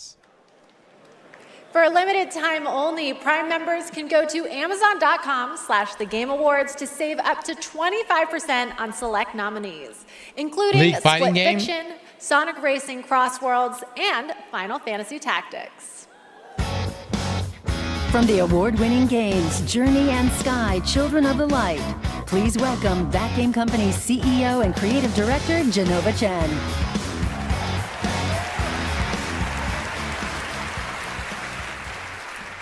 At That Game Company, our mission has always been about creating the experiences that will inspire human connection. And tonight's Game for Impact nominees embody that spirit. Through stories of nostalgic childhood memories, diverse culture and identity, and grief and healings, these games remind us how interactive art brings us closer together. Here are the nominees. Games for Impact.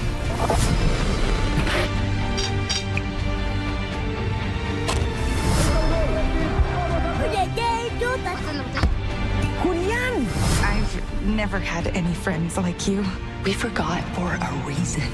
It's not safe out there, Hazel. If I was the one missing, she wouldn't stop looking.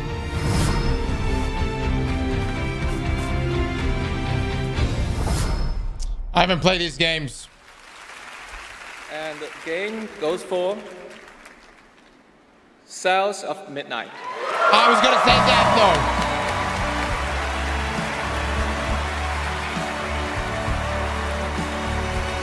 That one looked like it was gonna bang.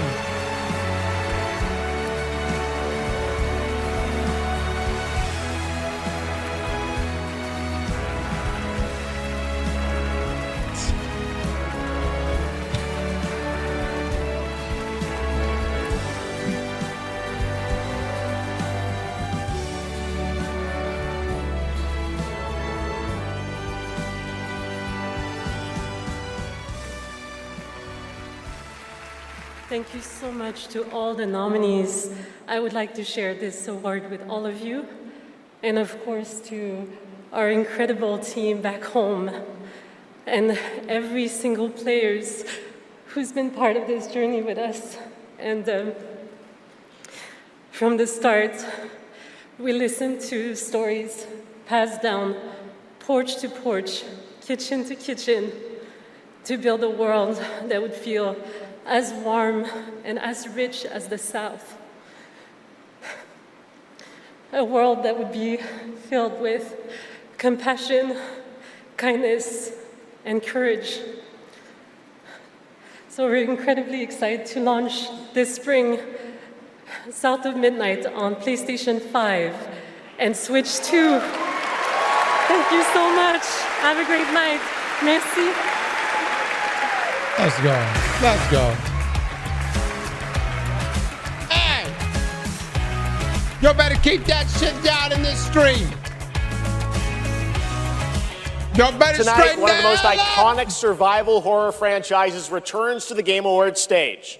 For nearly 3 decades, Resident Evil has defined what it means to face the unknown, to survive against impossible odds. This next installment, Resident Evil Requiem, is a nominee for Most Anticipated Game, and tonight we're excited to dive deeper into the game and some of the surprises that await.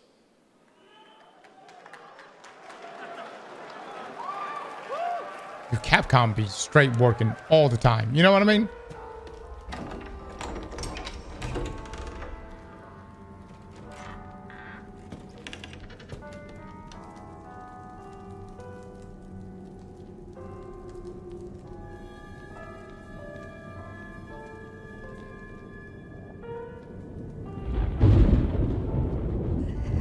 Hello? Oof. It hasn't been easy. But after much effort, here we finally are. Who are you? I know now that you're the one that I've been searching for. The special one. The chosen one. It's Ashcroft.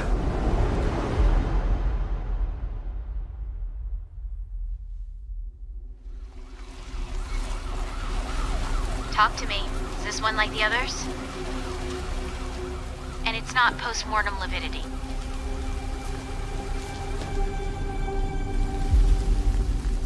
Hey, I just got a report of a missing police officer. It might be unrelated, but he disappeared near where the 5th body was found.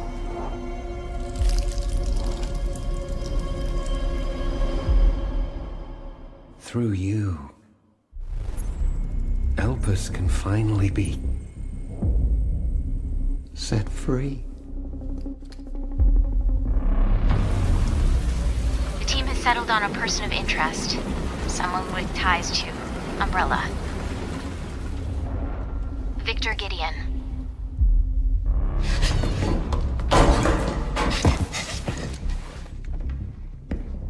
Grace!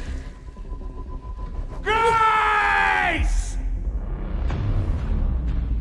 Victor purchased a building after Umbrella went under. I'll send you the address.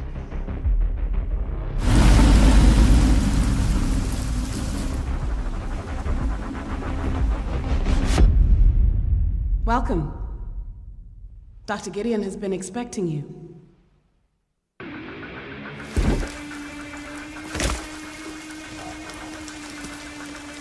You there, Leon? Yeah.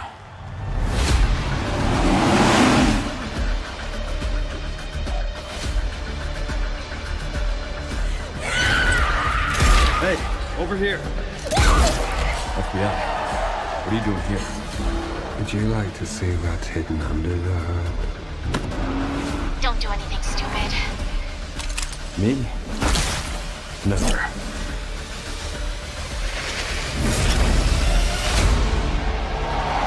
All right, all right.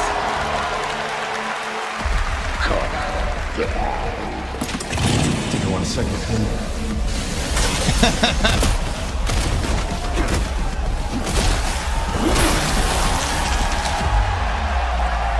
I've played it in his games, but he's the badass, I would assume.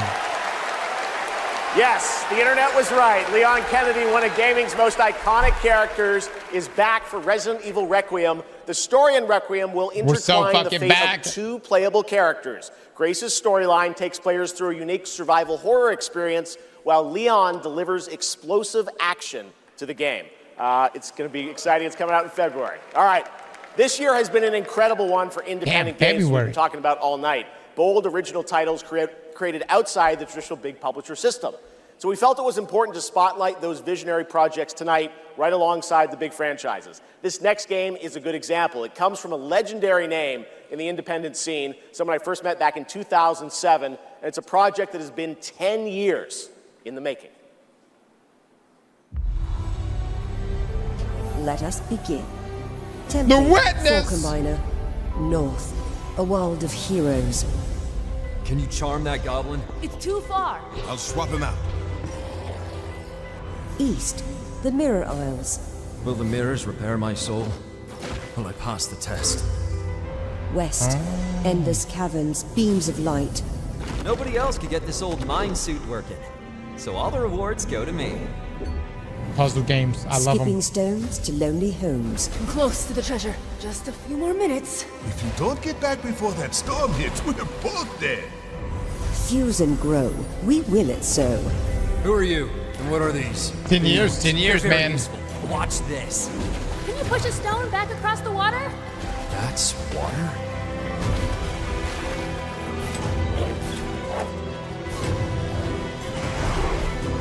When the portal appeared and I stepped into this overworld, holy hell, I had never imagined such a device that could fuse realities.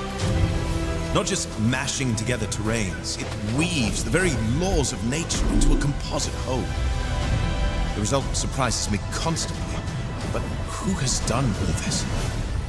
And what do they want with me? Dude, that is wild, man. That looks massive. Order of the Sinking Star is an amazing puzzle adventure with over 1,400 puzzles and a big story wrapped all around it. We're very excited to play it. All right, next up, we're traveling 40,000 years into the future for a brand new look at Exodus, the upcoming sci-fi action RPG from Wizards of the Coast and Archetype Entertainment. For decades, Wizards has built worlds where players define their own legacies. Exodus carries that tradition into the stars. It's time to step forward. All right, okay.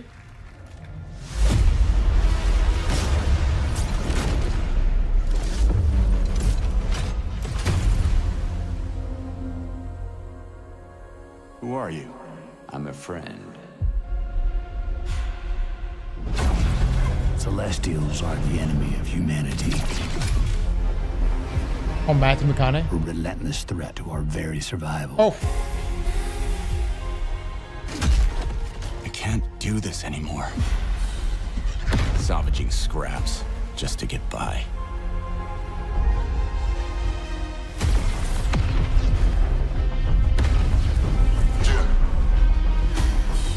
Child of Orion, fulfill the purpose for which you were crafted, and seize your destiny.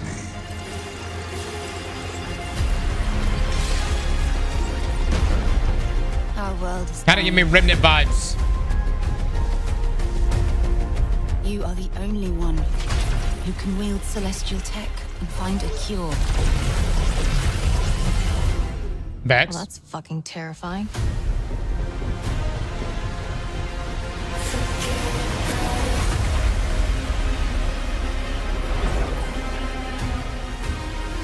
But with the right ship and the right crew, you could save all of us. I was on an alien world. Felt like I was finally doing what I was made for. Thank you, June. We are the defenders of Leiden's future. And we will fight to protect it. The fight for survival has consequences. How far are you willing to venture? How much are you willing to sacrifice? save your world. Damn, kid. No pressure there.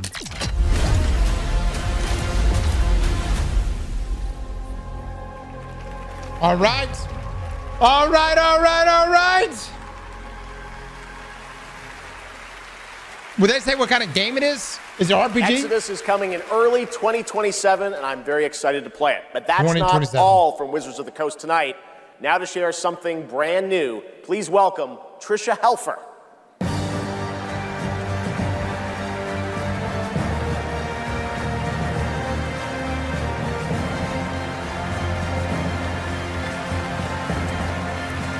Hello, everyone, and thank you, Jeff. It's great to be here celebrating gaming's biggest night with everyone.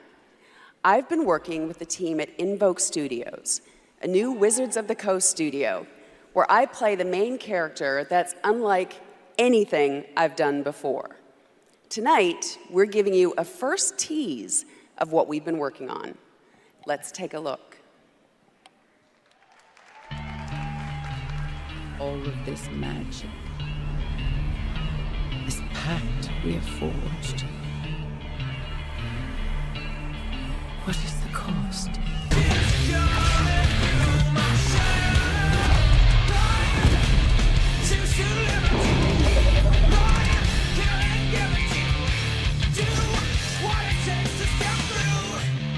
Game. More on Warlock coming in summer 2026. All right, still to come tonight, the Professor return Game, of Tomb my Raider, God. Phantom Blade Zero, and a performance by Evanescence, who are also releasing a new version of their hit song Afterlife today on Spotify, alongside new video game-inspired singles from Labyrinth with Sonic the Hedgehog and Bill Murray, not that Bill Murray, different one, with Cyberpunk Edge Runners. Here's your first listen.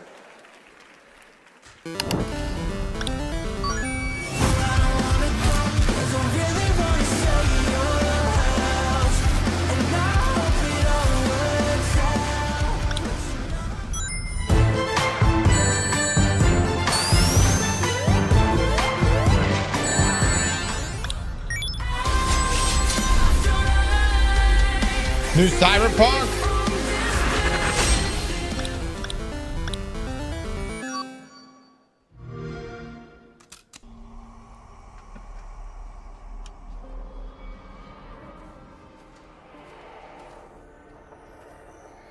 Yes.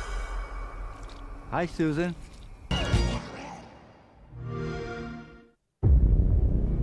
He's here. It's him. It's Gabrielle. Gears of War coming soon.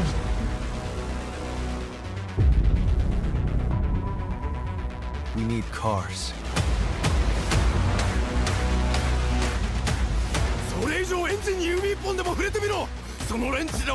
Behold, the Echo. We have touched your anger, tasted your fury. It has sharpened you. Who it is your greatest weapon. リツコも言いたいことある？リツコ？ A Screamer tournament is about to be announced, held by a Mr. A. Consider this your personal invitation. Burn alive, you piece of shit!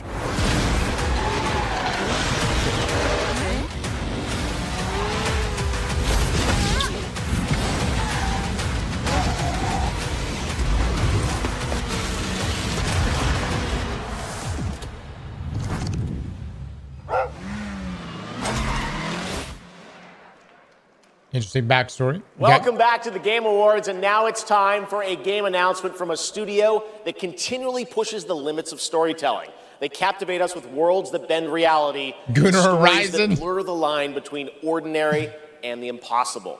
They're one of the most distinct voices in our industry, and whenever they show up, you know you're about to see something unlike anything else.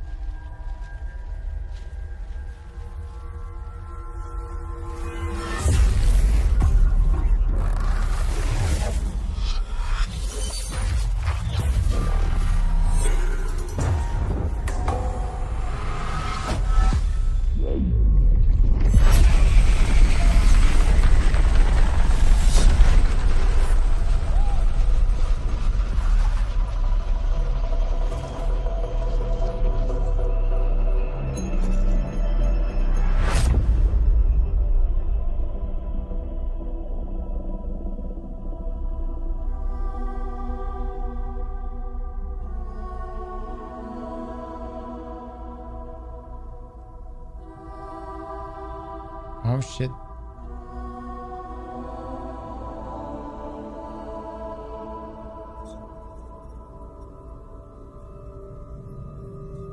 Do you feel it?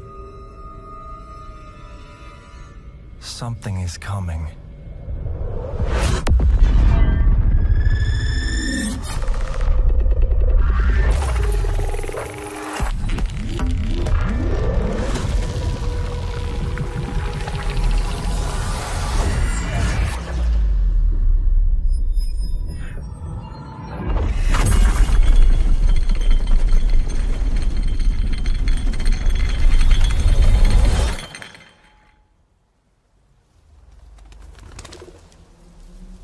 An intrusive pattern.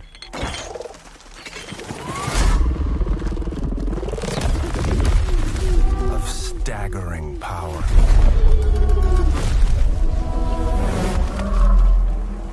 Reshaping reality as we know it. Inception? Everything we try to keep inside eventually worms its way out.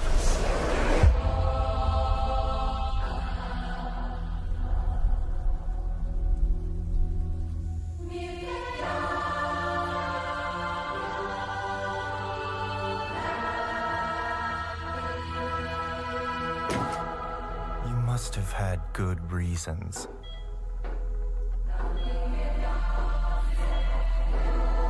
But we were not prepared.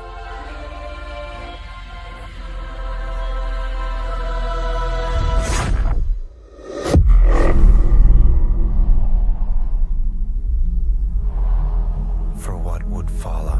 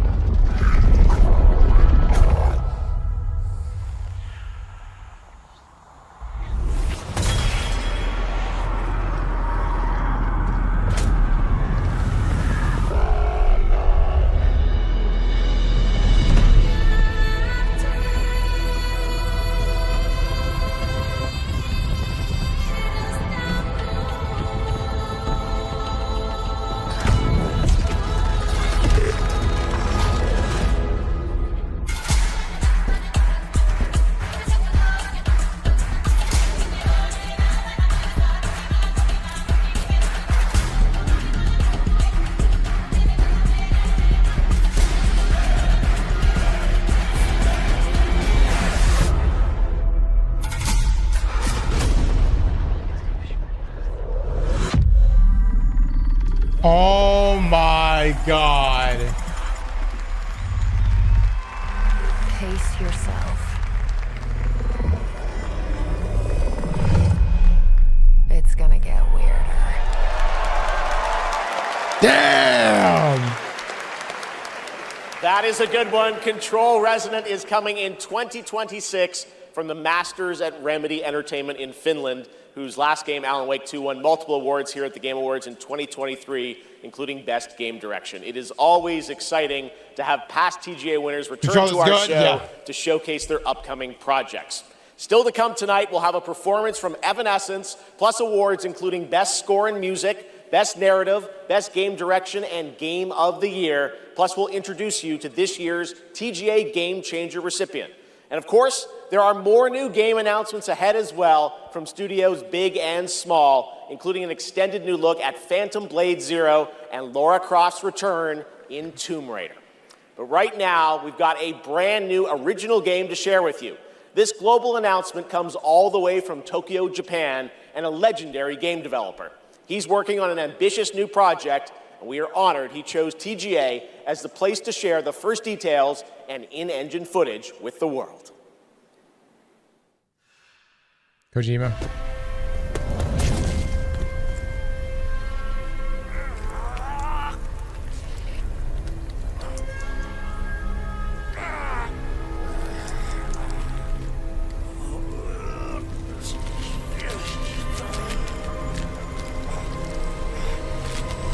Motherfucker!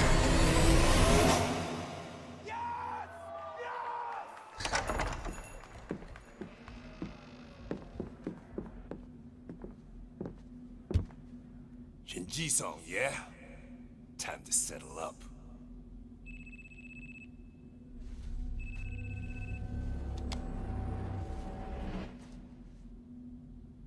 Hey, Daiki. When'd you make it back? Excuse me, sir.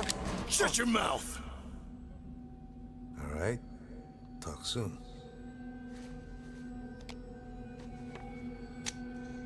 On your feet, now!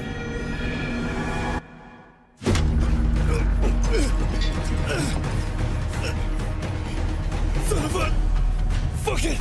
Just kill him!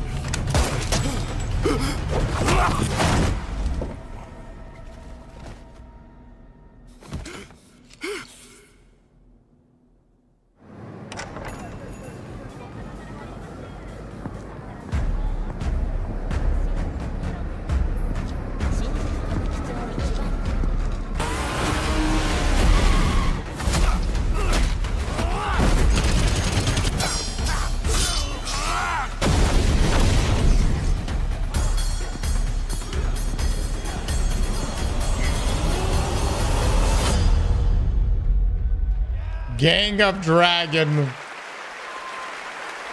Gang of Dragon is deep into development. Nagoshi-san, thank you for that announcement.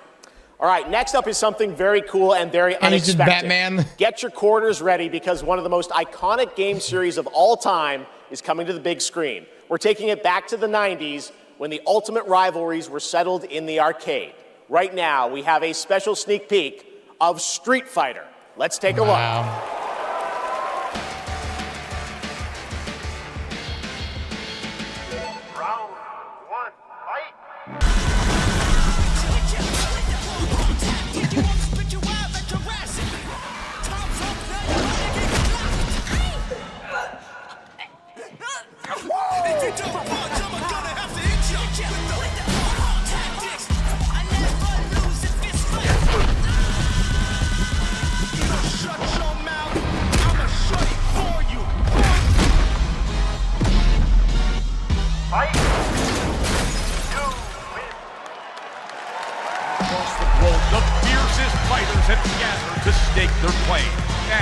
It's time to meet some of the warriors stepping into the ring.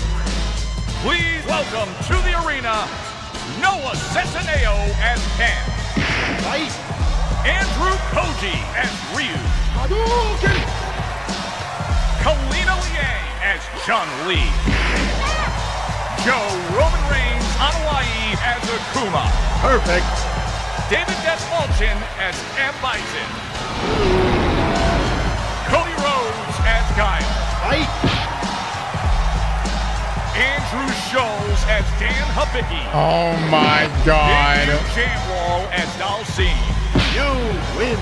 Orville Peck as Vega. Olivier Richters as Zangief. Oh, damn. As Yuli. Mel Jarnson as Cammy.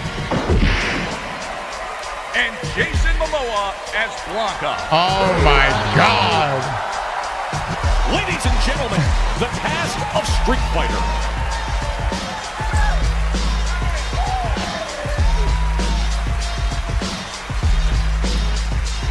Hell of a cast, dude. What a Game Award!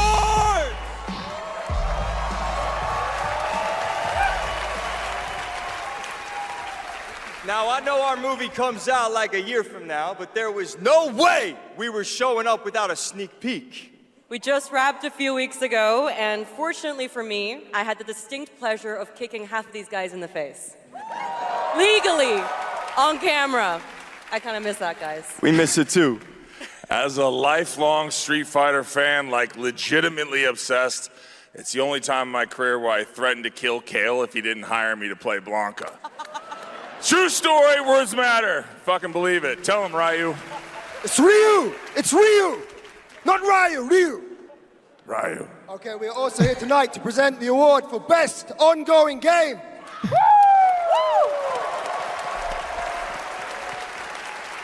The games in this category are the ones that never quit delivering all year long. They keep us looking forward to what's next. Cody, I told you, the dedication, the passion, the resilience. We need more presenters. This ain't enough, you know what I'm saying?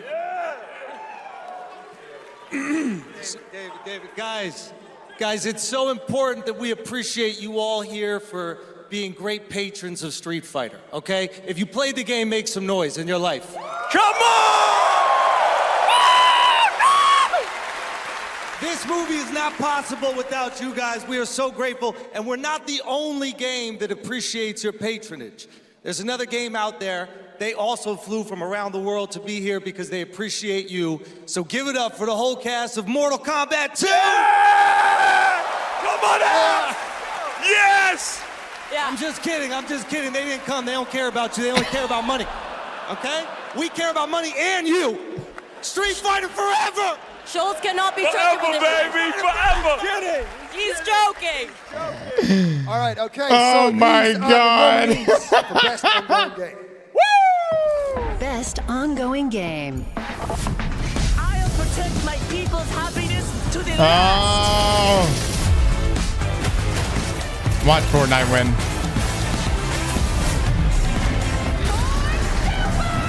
And that was great, man. Marvel Rivals. No Man's Sky. Where's Destiny? Bum, bum, bum. Oh, the mic's not coming out of the floor. I thought it was coming out of the floor. And the Game Award goes to No Man's Sky!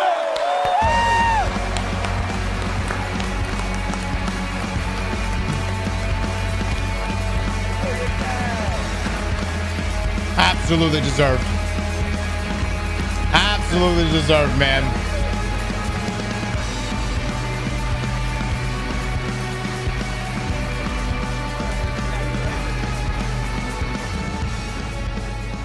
Hey, well, this is wild. I guess, so thank you. I would say a massive thank you on behalf of the whole team at Hello Games who have poured so much into No Man's Sky. I also want to especially say a thank you from Sean, who for family reasons wasn't able to be here tonight. But I know he's probably watching this in whatever time zone it is where he is. I'm slightly jet-lagged myself. And he'd be very sorry he isn't here. And I'm also slightly sorry he's not here because this is way more nerve-wracking than he makes it look when he gets up. But, you know, just that our tiny, massive, impossible space game still means something to so many people, that we get to keep on making a game that we love. That is a real privilege. You know, that we are able to be here on a stage surrounded by so many incredible games. Like, that is really special. And, you know, the whole team is so grateful. It means the world to our team. So thank you so much.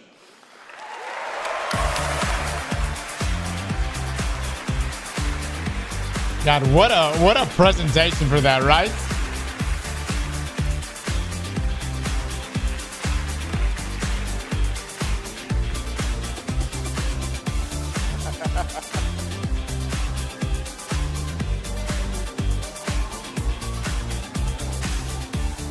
A lot of handshakes. Congratulations, No Man's Sky. And how about the Street Fighter cast? That was absolutely wild. All right.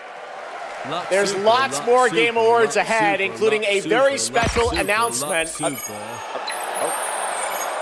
okay. Well, we'll His pick it up, Texas I guess. speech. Remind me to turn it on more. Live from the Batcave, all the way from Gotham City, Batman, welcome to the show. How you doing, buddy? It's great to see you tonight. You having a good time?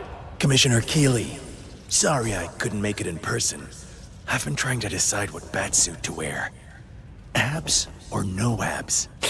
Anyway, great show so far, but it's about to get even better, because it's time for a new look at my upcoming game, Lego Batman, Legacy of the Dark Knight. Batman out.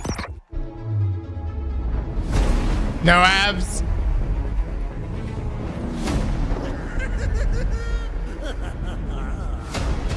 Make sure he stays secured at all times. You want to see a magic trick? The city has become a breeding ground for suffering and injustice.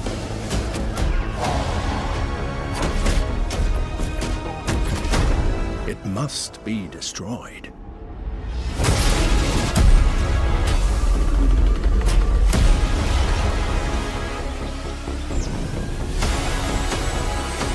Let's get to work.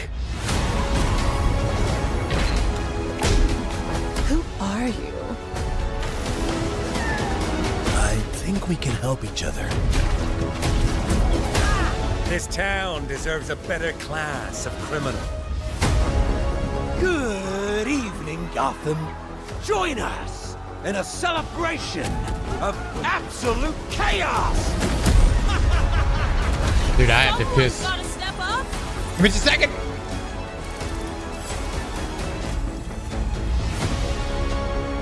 Let's get to the root of the problem.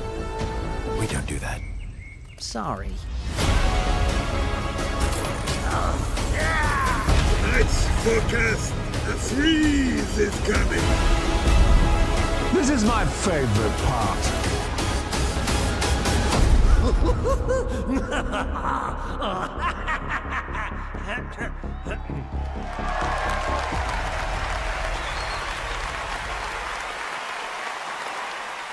Lego Batman Legacy of the Dark Knight launches on May 29th, 2026.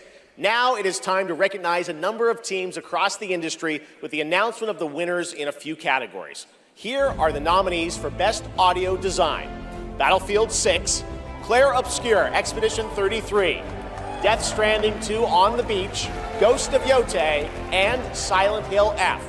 This year, the Game Award goes to Battlefield 6. Congratulations.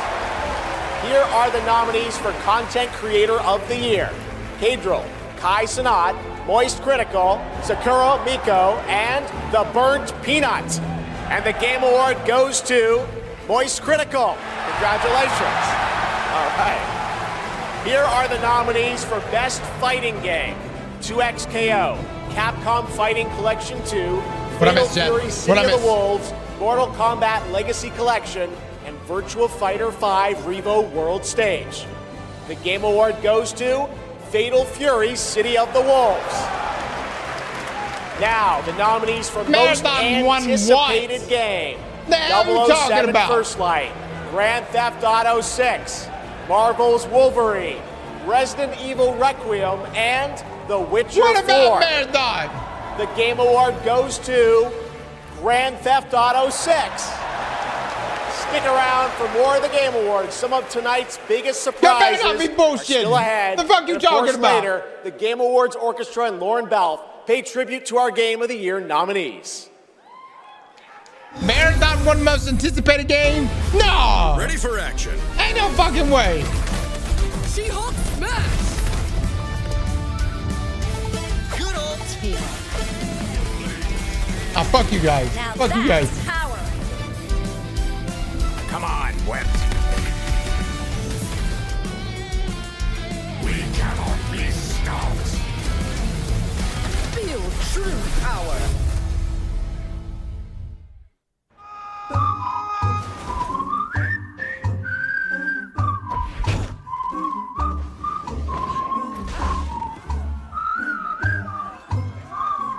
Oh my god.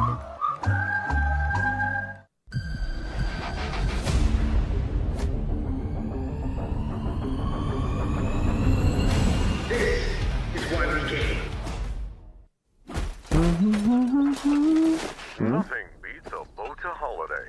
And now you can play Rust Mobile for free. This is an ad break. 100 strapped off to the oil rig.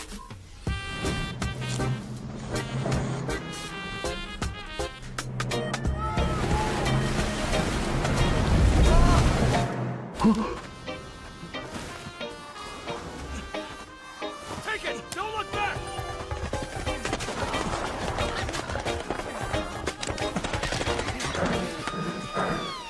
Who does sound like? Enough talk! Move! Here's my loot!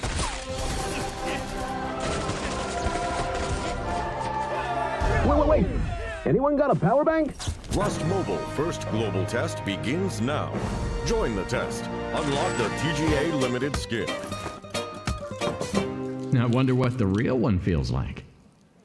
Please Battlefield 6 welcome won best actress, audio? writer, and gaming creator, Felicia Day.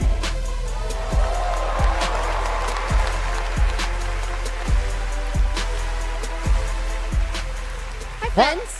I am thrilled to be here tonight to present the TGA Game Changer Award, an award that recognizes an individual or organization that has demonstrated positive social progress in the gaming industry. And I'm even more thrilled that tonight's honoree is one of the most impactful organizations uplifting girls today, and one that I'm honored to represent as an ambassador, Girls Make Games. Over the past 12 years, Girls Make Games has empowered over 8,000 girls aged 8 to 18 from all around the world to create and share their own video games through summer camps, workshops, and game jams.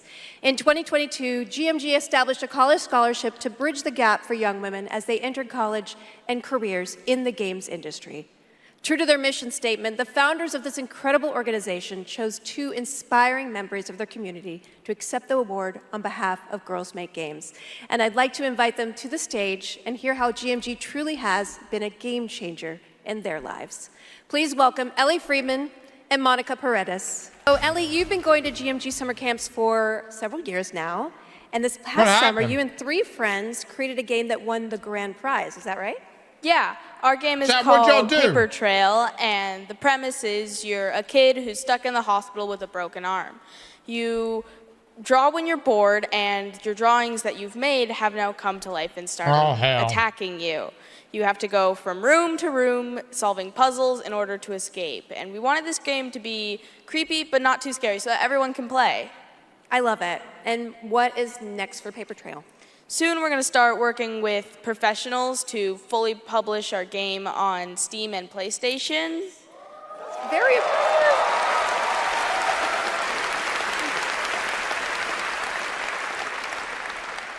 I'm personally super excited to see the prototype we made at camp turn into a full-fledged game. I mean, it sounds amazing. I can't wait to play it. I mean, hopefully with my daughter, because she's actually the brave, scary games girl, not me.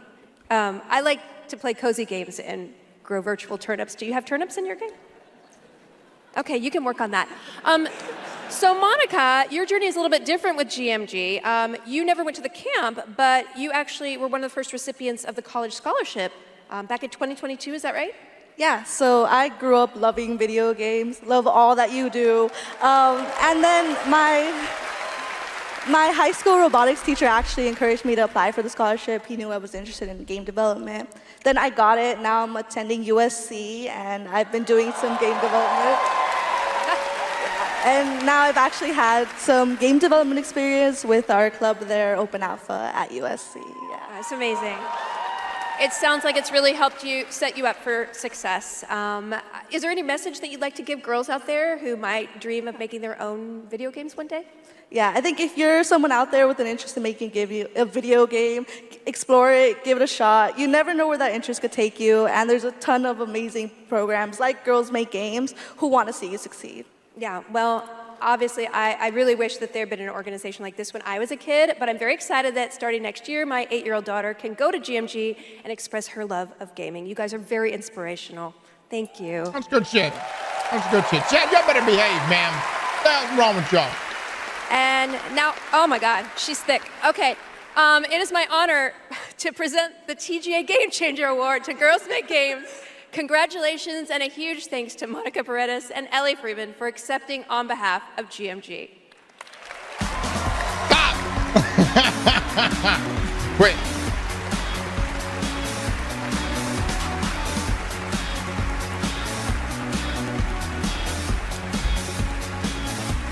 Thank you so much, Felicia, and congratulations to Girls Make Games. It's an incredible program. I've had the chance to visit their summer camps in the past, and it is truly inspiring to see the passion and the creativity that these young developers bring to the medium. Hell yeah. Initiatives like that don't just open doors, they shape the future of our industry in a positive way. And I have no doubt that some of the girls in that program today will be on this stage in the years ahead accepting awards for the games they helped create.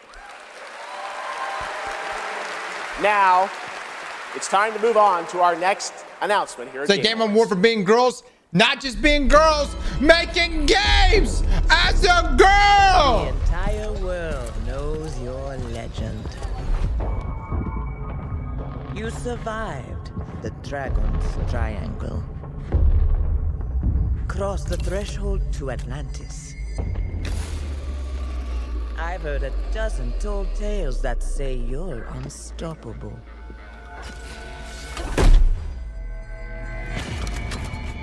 But I say, all legends must come to an end.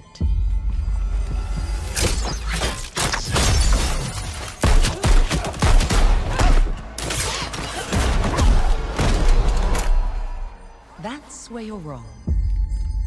I'm just getting started.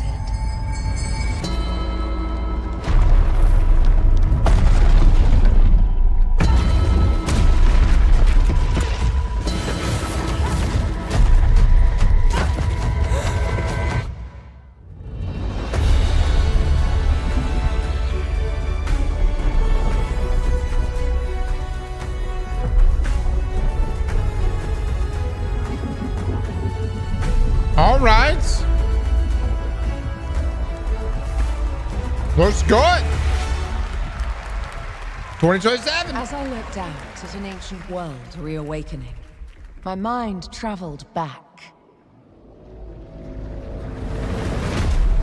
to where this story began. And everything changed.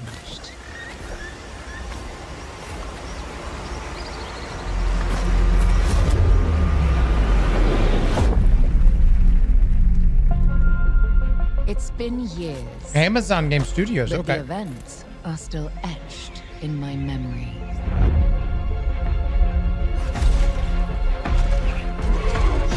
Lost worlds.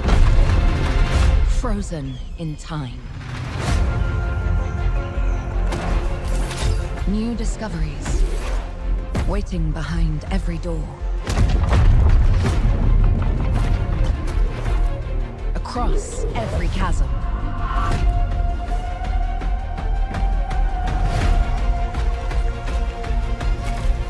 I didn't know then the path this adventure would send me on.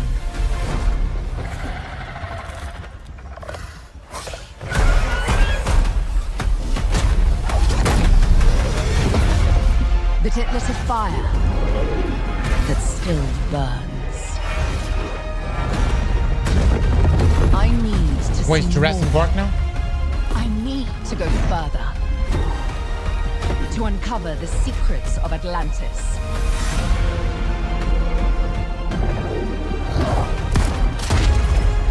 The T-Rex is gonna be crazy. It always was. Some legends are destined to be retold.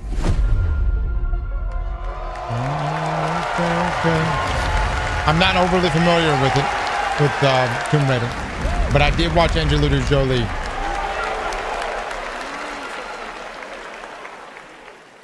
There you have it. Not one, but two Tomb Raider games. Tomb Raider Legacy of Atlantis, a reimagining of Lara's iconic debut from 1996 for the 30th anniversary in 2026 next year, and Tomb Raider Catalyst, a brand new game and Lara's biggest adventure yet in 2027. And now for something completely unexpected.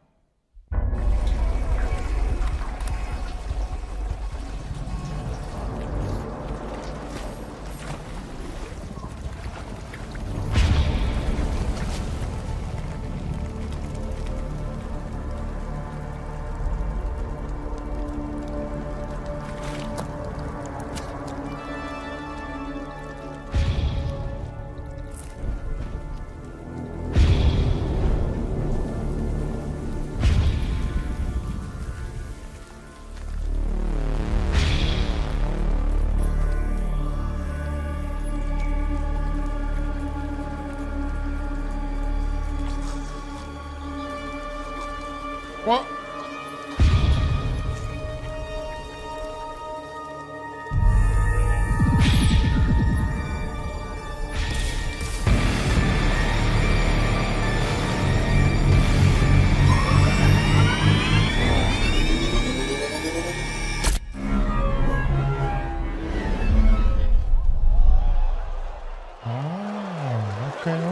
Hi, I'm Robert Kirkman, co-creator of Invincible, and I'm here to introduce a brand new character to... Hey, Game Awards! Sorry, Robbie K. I got this. I see you, Keeley. Love what you've done with the place. Rex, I was just here to introduce a world premiere. Yeah, look, I am the world premiere. Cue the lights, cue the orchestra, cue the seething jealousy, and meet the second best character in our 3v3 fighter Invincible Versus. Roll it, Kirky. What the f? I said roll it, Kirkman. Roll it.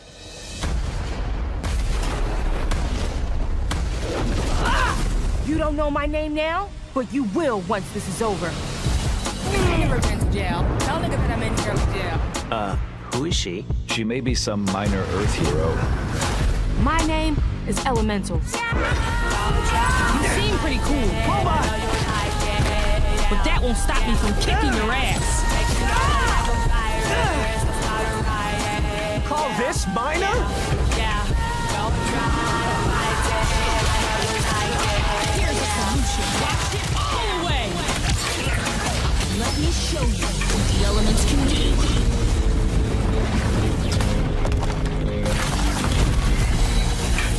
Don't spoil it for me. I still haven't watched season 2 of Invincible.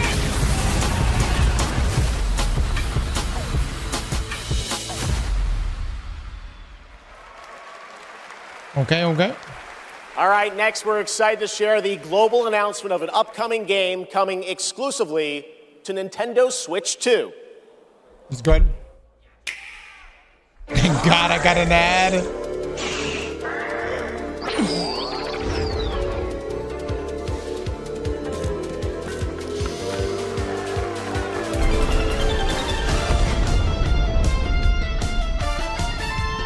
Giving me Mega Bonk vibes.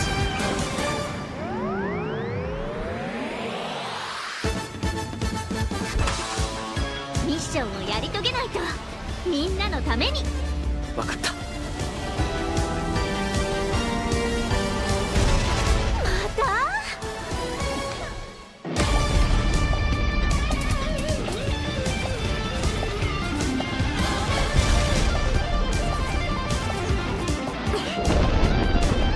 Oh wow. オービタルズ2人協力プレイのスペースアドベンチャー。イエイ。任天堂スイッチ2から出るよ。イエイ。お楽しみに。 Doesn't that look fun? A two-player co-op game starring Maki Yanomura with a retro anime universe aesthetic. Orbitals is coming in 2026. Now it's time to present some other... Jeff! Yes, Piggy? Jeff, Rolf isn't here yet. Rolf the dog? Yes, my accompanist, my companion, the piano player. Yeah, I thought you guys were rehearsing for later. You know, we're actually live in the middle of the show. He's not here yet. We're not rehearsed. He doesn't know the song. What am I going to do? Piggy, we have awards, we have announcements. You know what? Go with this guy. He's going to help you. This guy? Get you ready for later in the show, okay? Help me. Yeah, exactly. Right there, Piggy. And scene. All right, well, I'm sure that's going to work out. Ralph's probably just stuck in traffic. It's okay, Piggy. It's okay. All right, more of that later. Now we're here to honor another group of nominees and winners. First up, here are the nominees for Best Action Adventure Game. Death Stranding 2 On the Beach, Ghost of Yote, Hollow Knight Silk Song, Indiana Jones and the Great Circle, and Split Fiction. And the Game Award goes to Hollow Knight Silk Song. Yep. See, you guys won. All right, here are the nominees for Best Art Direction. Claire Obscure, Expedition 33, Death Stranding 2 On the Beach, Ghost of Yote, Hades 2, and Hollow Knight Silk Song. I'm going to say Expedition 33. And the Game Award goes to Claire Obscure, Expedition 33. Now, another genre, the nominees for Best Sim Strategy Game. Those are Final Fantasy Tactics, The Evil East Chronicles, Jurassic World Evolution 3, Sid Meier's Civilization 7, Tempest Rising, The Alters, and 2 Point Museum. I don't know. Actually. This year, the Game Award goes to Final Fantasy Tactics, The Evil East Chronicles. Congratulations, Square. Now the nominees for Best Debut Indie Game. Blueprints, Claire Obscure Expedition 33, Despelote, and Dispatch. Gonna be Expedition 33. And the Game Award goes to Claire Obscure Expedition 33. Congratulations to all the winners. We'll have much more Game Awards ahead. But right now, here's a first official reveal of Wuthering Waves 3.0 coming on Christmas Day. Expedition 33 is not an indie game, it is. For both Player's Voice and Best Mobile Game.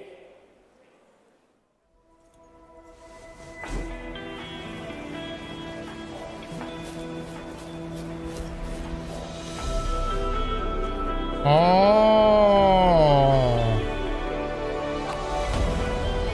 I did was add a turbocharger, tweak the suspension, and Chad, is this actually a good game? Hardly a violation, wouldn't you say? So, this trip's theme is back to school, huh? Welcome to Starforge Academy. We did promise to witness it together. Better than Genshin? I Wow. want you to witness it. The rise of the new sun. I might have to play it. Initiating criticality protocol. Don't blink! You'll miss the best part! The way to the High Roy is open. It's time for you to return. Combat is crazy good.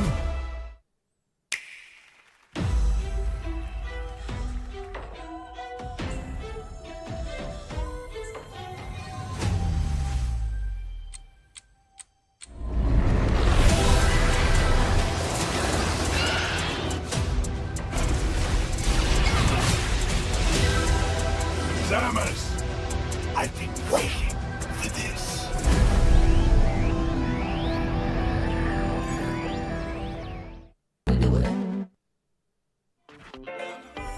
There it is, the Google Play Point, the most valuable jewel in the game. Earn them by playing the stuff you love. Then trade them in for the sweetest in-game items. Score the latest IRL swag. Or up your game with limited edition merch. Victory is yours, and so are rewards. With Google Play Points. Go reward yourself. Go play. Oh, hell.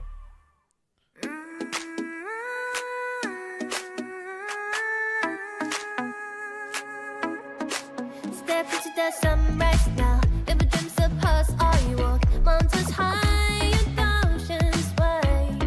There's a fire I feel inside. Every star is a star that lights my way. Even when I fall, I find the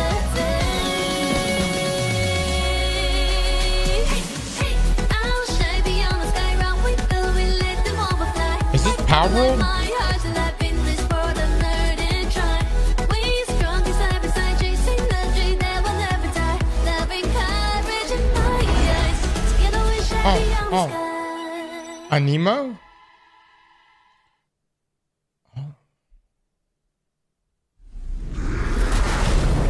Enough! With every celebration of hubris, your hatred grows. Look around to would-be heroes, influencers, executives. You! How far would you go for that trophy? Death? Decapitation? And you streamers are no better. Riker, Shroud, you've corrupted more minds than even I can imagine. Ah, if it isn't Jeff Keighley, creator of this crucible of jealousy. Impressive. As for the rest of you, who of you is worthy of facing me? For I am Mephisto, Lord of Hatred, and you are nothing.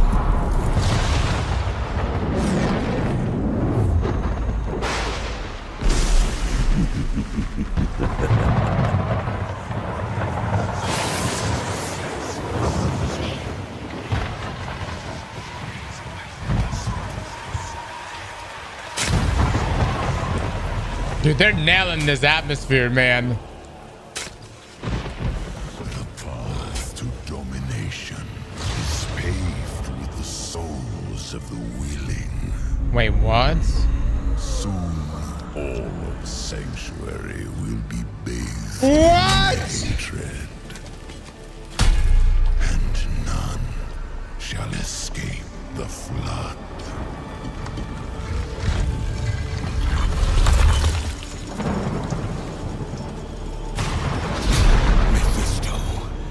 You shall darken the world no longer.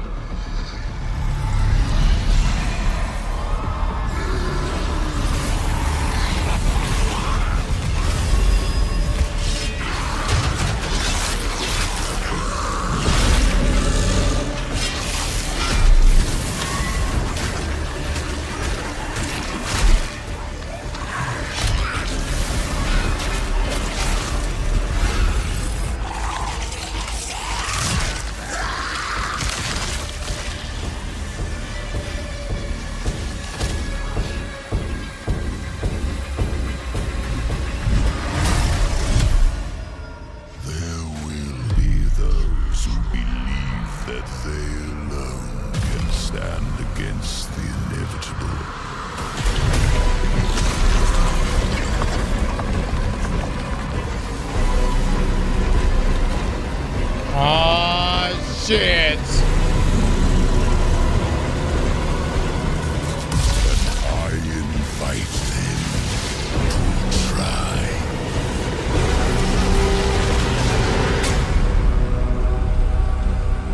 That actually looks good, man. That actually looks so good. Diablo players, your wait is over. Get in the fight and play as Paladin today, and get ready for Lord of Hatred coming in April. It is great to have Blizzard here at the Game Awards. Want to know who else is here? Well, it's time for an update Diablo from trailers Marvel are always Rivals, crazy tonight for best ongoing game about the latest Marvel hero set to join the game in 2026. Yeah. What's up, Game Awards? It's about oh my god. Shooter ever. But first, some hot redhead is trying to blast my ass a few new holes. And I got a surprise for her. Woo, boy, this is gonna be fun. Whoa, easy now, fellas. I'm the one who set you free. Oh, hey, this was not the plan. Oh my god. All right. Reinstall it now. Get Tyrannosaurus Rex! Come on! I'm not even a...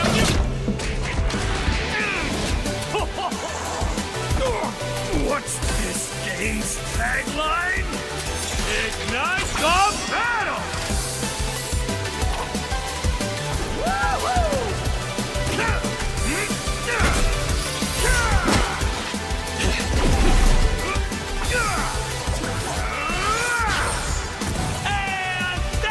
I have 3 movies, baby! Yeah! Now, why'd I do this again?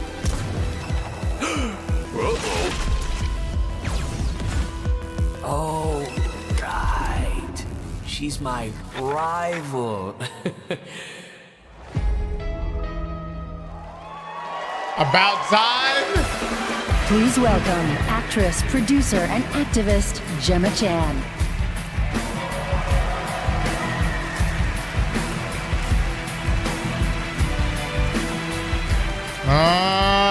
Hello, Game Awards. I have the pleasure of playing Dr. Selena Tan, head of the tactical simulations for QLab in 007 First Light. James Bond has long had the fortuitous, some might say daring habit, of crossing paths with rather dashing antagonists. And this one is undoubtedly unforgettable. Take a look.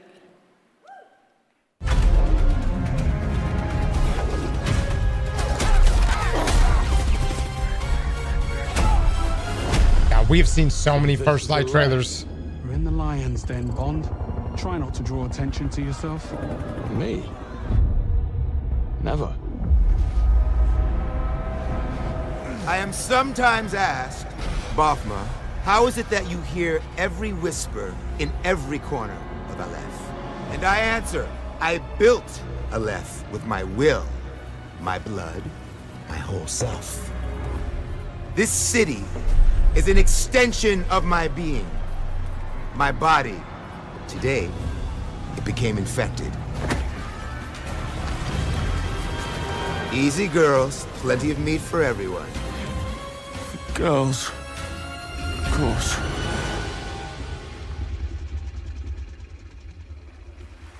All right, all right. Please welcome Obama himself, four-time Grammy winner, Lenny Kravitz.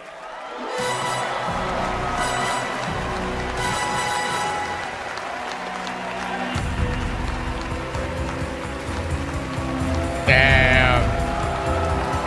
He's pulling it off, man. He's pulling it off.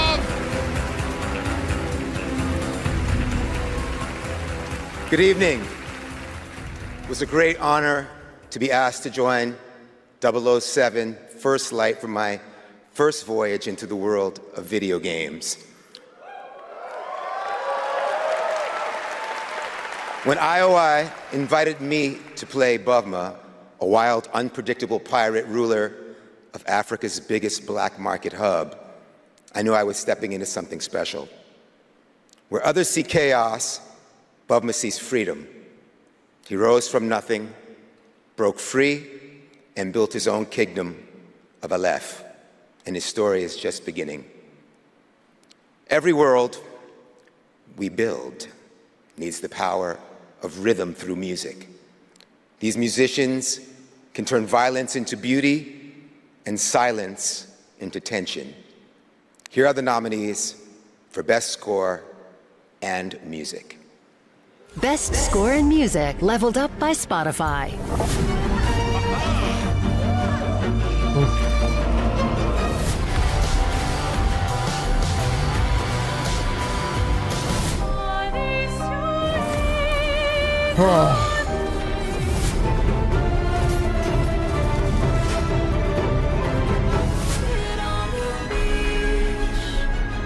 We really have had some bangers this year, man. I think Expedition 33 is probably going to win. And the Game Award goes to Lorient Testa.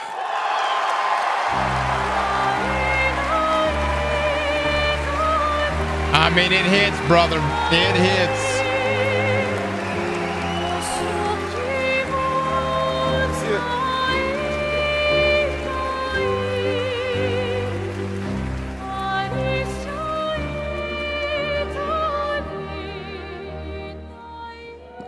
Thank you so much.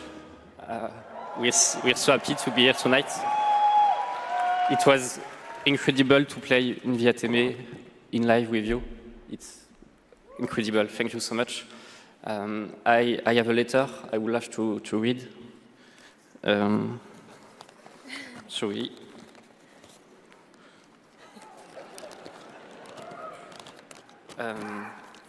I would really love to start by thanking all the musicians who work on the soundtrack with us, who give their soul and their hand and their voice to the sound of the music.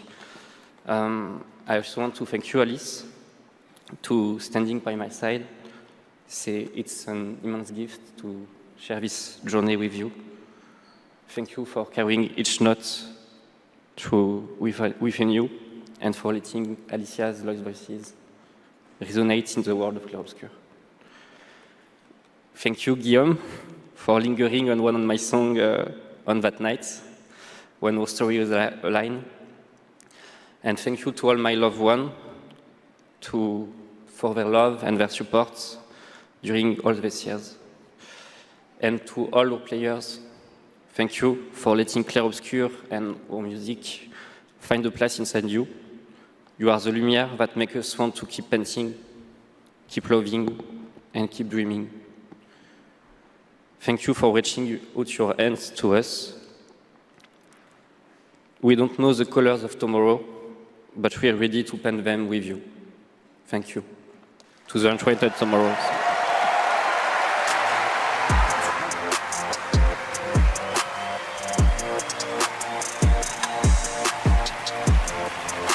I I would like to say something too.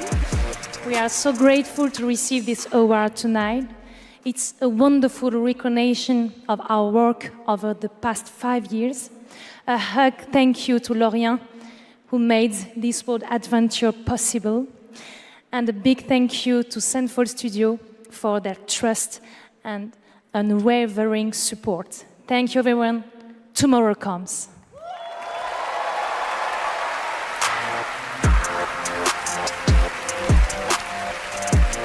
God damn it.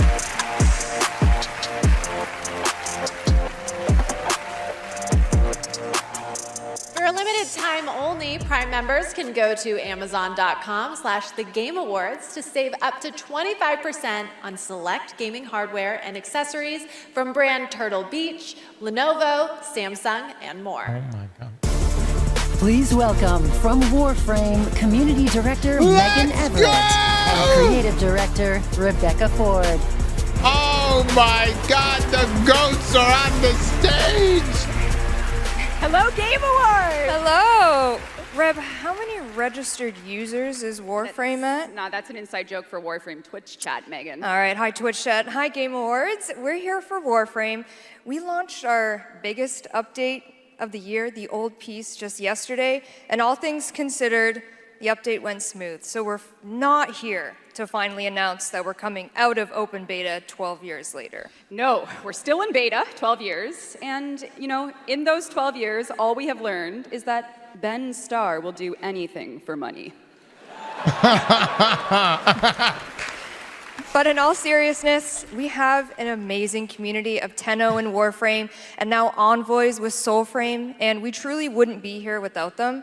So Reb, why are we actually here? We are here to outsource the question of what is Warframe. We have completely given up answering it ourselves. Warframe was once ninjas in space, which it still is, and we clung to the tagline, ninjas play free. But it's time to let a legend tell you what is Warframe.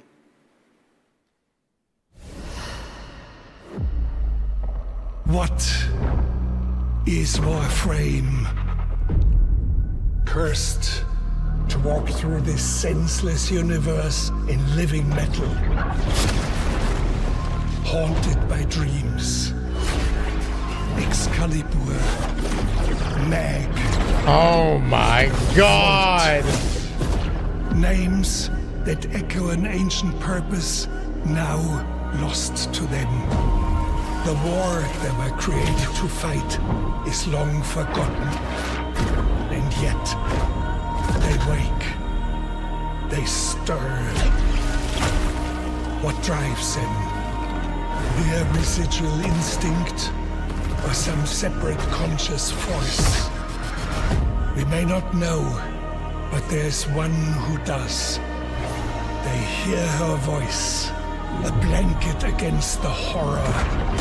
They insist blindly upon humanity and its worth, even in the face of ultimate indifference. Oh but my with God. so little understanding of what they have taken, what they still owe to me.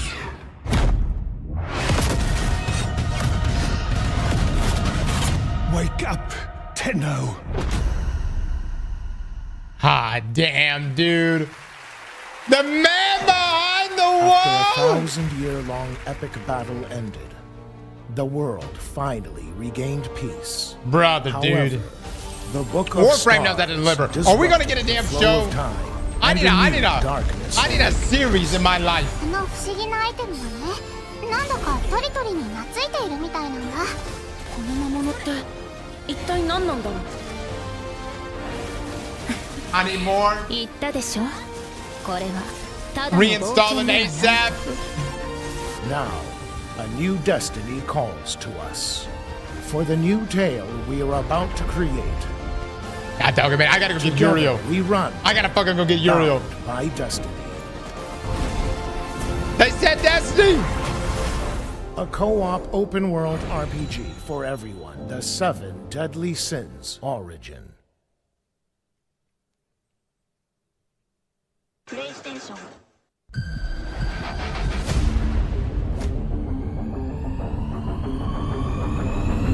The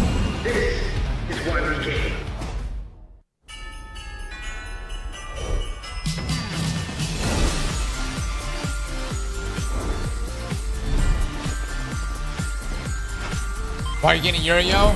Can I get my pink badge so I'm not stuck in the emo mode with these guys? Oh. Them are the VIP.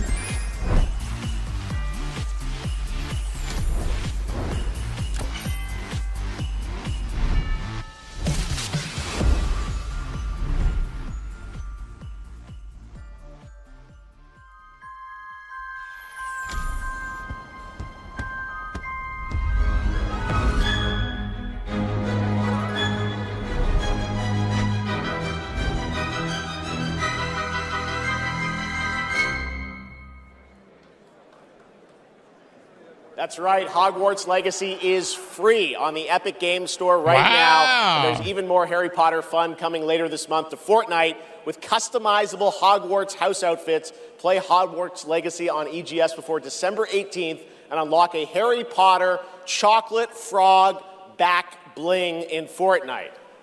It's the world we live in, guys. All right, back in 2023, Lords of the Fallen surprised and impressed players with its brutal combat, dark fantasy world building, and stunning dual realm design. Tonight we have your first ever look at the gameplay of the sequel. Lamp bearer. One must travel many paths. On the road to salvation. Paths through light. Paths through shadow. I will walk them with you, wherever they may lead, no matter the cost. It's a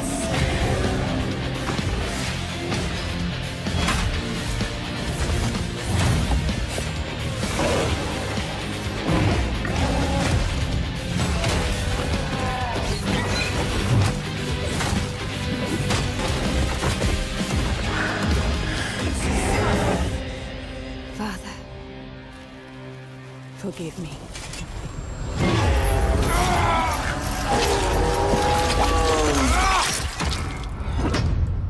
Wishlist now. Lords of the Fallen version 2.5 with new veteran mode out today. Didn't we play the first one? Didn't we play the first one? This next set of awards recognizes a diverse set of games across a variety of genres. Here are the nominees for Best Sports Racing Game: EA Sports FC 26, F1 25, Mario Kart World, Rematch, and Sonic Racing Cross Worlds. Rematch! And the Game Award goes to Mario Kart World. What? Congratulations, Nintendo. Here are the nominees for Best Community Support: Baldur's Gate 3, Final Fantasy XIV, Fortnite, Helldivers 2, and No Man's Sky. This year, the Game Award goes to Baldur's Gate 3. Let's go, baby. Let's go. Here are the nominees for Best VR AR Game: Alien Rogue Incursion, Arcan Age, Ghost Town, Marvel's Deadpool VR, and The Midnight Walk. The Game Award goes to The Midnight Walk. Congratulations. Now, the nominees for Best Role-Playing Game: Avowed, Claire Obscure Expedition 33, Kingdom Come Deliverance 2, let's go! Monster Hunter Wilds, and The Outer Worlds 2. Brother, I gotta say Kingdom Come. This year, the Game Award for RPG it's gonna be goes to Claire Obscure Expedition 33. And finally, here are the final 5 nominees for Player's Voice, a 100% fan-voted award: Claire Obscure Expedition 33 is gonna win. Dispatch, Genshin Impact, Hollow Knight Silksong, and Wuthering Waves. This year, the fans selected Wuthering Waves as the winner. Congratulations. Who the fuck? All right, and now, we've got something great for you. Please welcome actor Rahul Kohli. Is it that good? The Gooners. Good evening. I play Arjun Devraj in the upcoming Saros from the amazing teams at Housemarque and PlayStation. For the last 30 years, the Housemarque name has been synonymous with thrilling action, satisfying gameplay, and of course, bullet hell. It's been an honor working with them, not just as an actor, Mobile but as a Gooners. fan of Stardust, Returnal, and literally everything in between. We cannot wait for you all to play when Saros lands next year. And here's the debut of our new story trailer.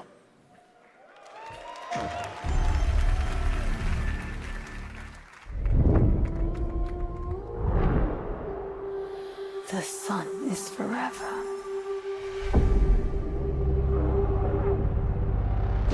We promised we'd never be apart. There's so many trippy games this year.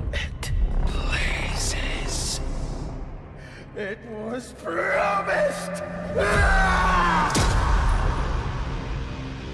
I need to know that I just made the right decision. It's me, boss. Wait, how long? Since the last time the sun died, mate. You left us here. We've lost people. There's no way to get home, and you... Lies! This is what it does. It gets in our heads, and it twists, and it turns.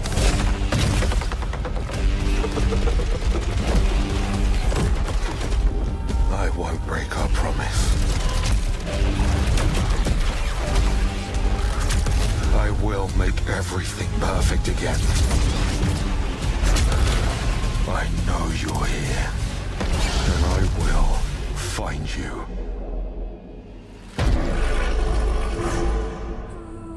Looks like a faster paced Remnants. April 30th, 2026. Okay. Cross, you played Returnal 1. Saros looks great. It's coming next April, and I'm very excited that Rahul is starring in it. To present our next award, I am honored to welcome a previous TGA winner.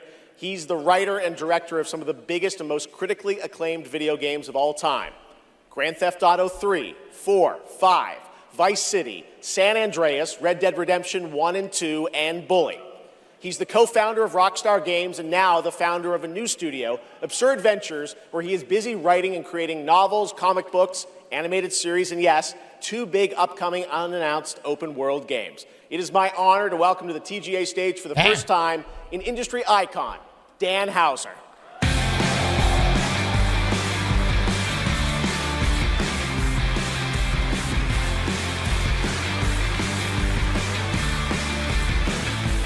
Oh, what a fucking resume, right?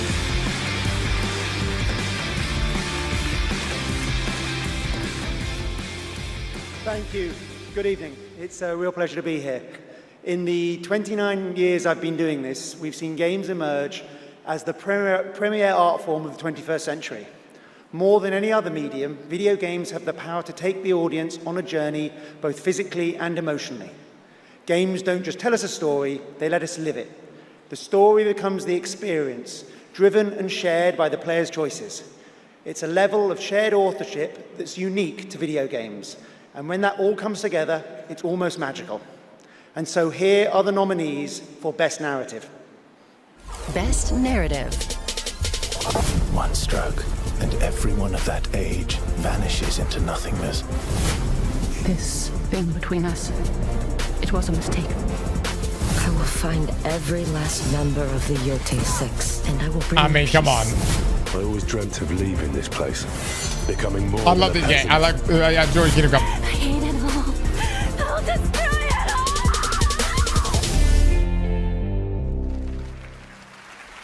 And the Game Award goes to Claire Obscure, Expedition 33. Koji was like, God, dog, man. Oh, I love it. They got the fit on.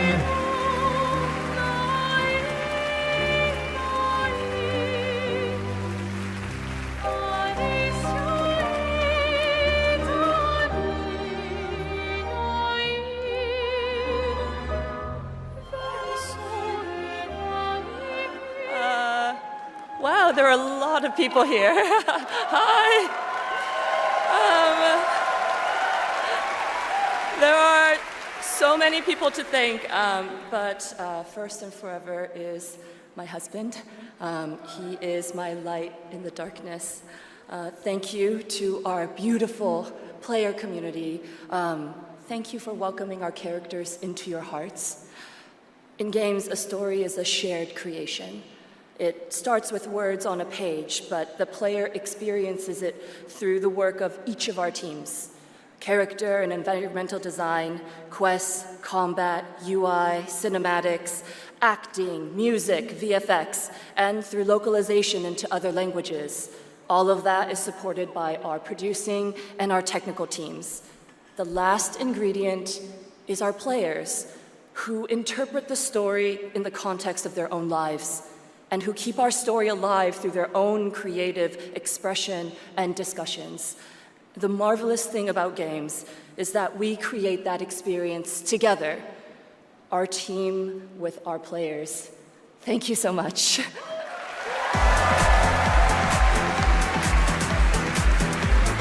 I'm having to replay Expedition 33 at this point. You know what I mean?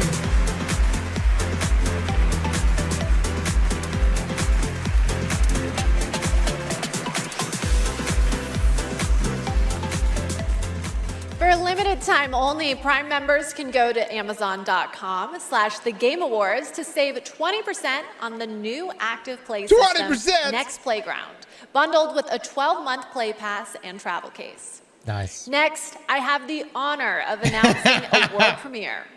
The next game from a small studio in Uppsala, You think Bezos Sweden, is watching right now? Neon Giant known for The Ascent. This is No Law. You think Bezos? Hell no! A city that don't belong to anyone, but everyone wants a piece. No laws, no oversight, just the jungle creeping back in, both the vines and the people. The mayor stepped in where the government couldn't. Said the city needed order, and they'd be the ones to bring it, keeping the peace on their terms. I walked away from it all, kept my hands in dirt instead of blood. But desire is a fickle mistress. The city won't let me go. It won't forget my name. I asked for nothing, and they still came and took everything. The mayors and anyone that stands in my way, every last one of them. They're gonna learn something real simple.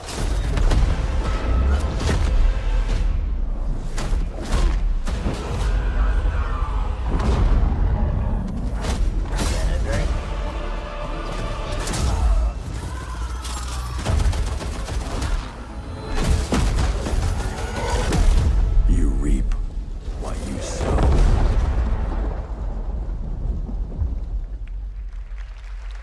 No law. Okay, okay. Roadhouse. We'll all be looking forward to that. And good morning to everyone in Sweden and Europe. I know it's a late night. We got a lot more show for you, but coming up, we've got more awards like Best Game Direction. Todd Howard is here to present that from Bethesda, and more announcements, including one I promise you that nobody could have anticipated. But right now, Game Awards, get ready to get on your feet. Earlier this year, Netflix's Devil May Cry brought Capcom's iconic game franchise to life as an exceptional animated series nominated tonight for Best Adaptation. The show also featured a #1 single from our next performers who just announced their 2026 world tour. Here to perform Afterlife, please welcome Evanescence.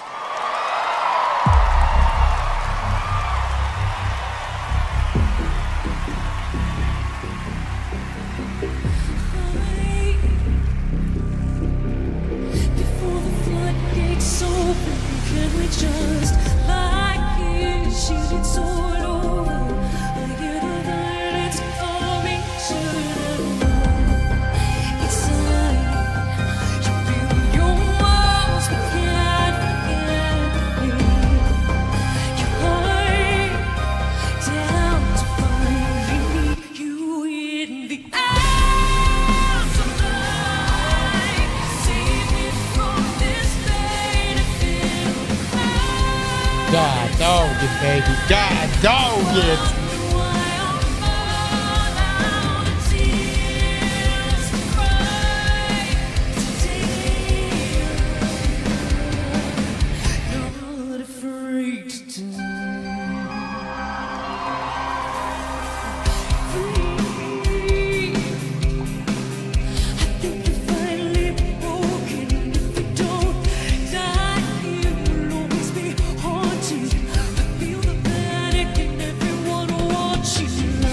What's the anime in the background?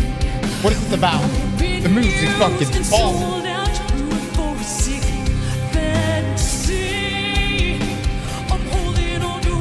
Oh, it's Devil May Cry. Oh, okay, I gotcha.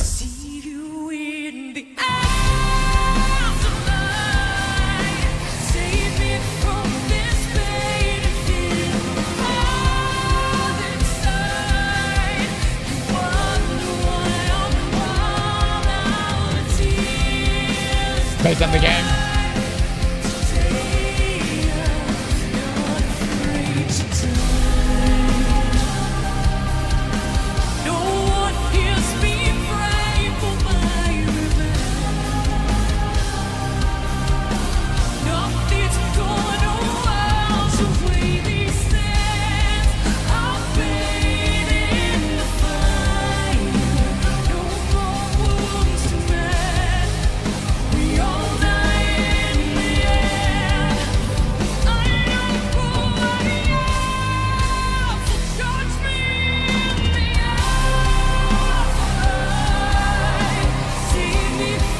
I gotta Shazam this shit, man. God dog it.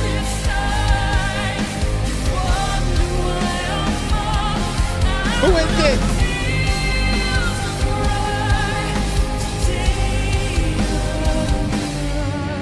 This is not working.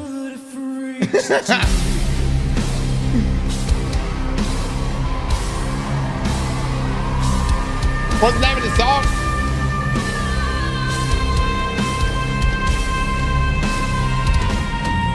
Afterlife.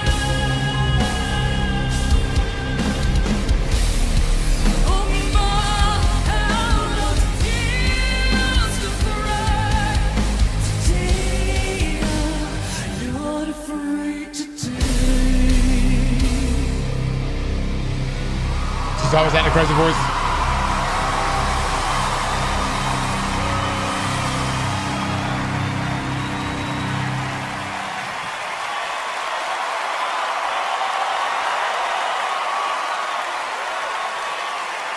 Oh my God. Talk about a performance. Devil May Cry Season 2. Bring me the May live. 12th, 2026. Call me when only you're on sober. Netflix. Give it up one more time for Amy and Evanescence. That was incredible. All right, there is more Game Awards ahead, including more new game announcements and, of course, Game of the Year, presented by last year's winner. Which game will take home the trophy this year? Stick around to find out. Lauren Balfe and the Game Awards Orchestra are tuning up. So not next year.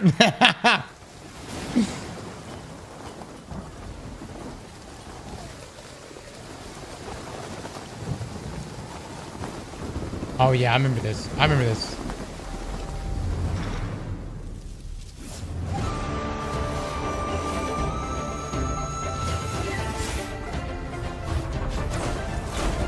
I remember this game.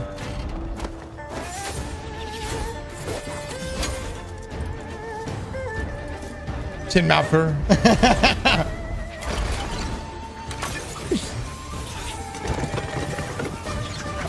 Don't tell me you forgot. The game is popping off. I bet. It's more fun than I thought.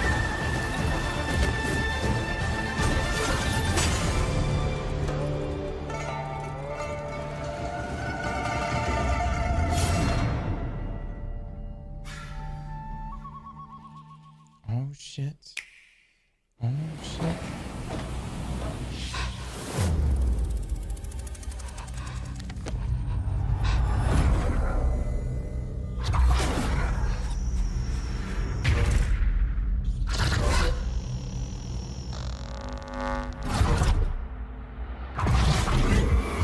So many scary games, man. A lot of scary ones shown today. Didn't that game almost win Game of the Year? They're gonna want to play it. If they play it, I've not played it. I've not played it. They'll want to play other games they love too. So you'll build them a place to discover more cool games. More than that. Played this with Bravo. But then Yeah, I think Frost. I've watched Frost play a little bit of everywhere. Like here, Frost here, O's is a here, scary game. or even on this beast. And if they can play everywhere, they're gonna want to keep tabs on those games and everything else they love in one place. So you'll Holy give them a fucking new ads. tab, a home base They're that setting tracks up the all their stage, play, guys. No matter how they Hold on, I'm grabbing water. With Hold one on, hold on. souped up profile to rule them all. Whoa. So, if you give a gamer all the games, the freedom to play anywhere and everywhere, and a U-Tab to keep it all in one place, they're definitely gonna wanna go play. 47. An urgent threat has emerged in Dartmoor. One that can have catastrophic consequences on a global scale. Careful. One touch can be deadly. Please welcome the actress behind Hitman's next elusive target, Mila Jovovich.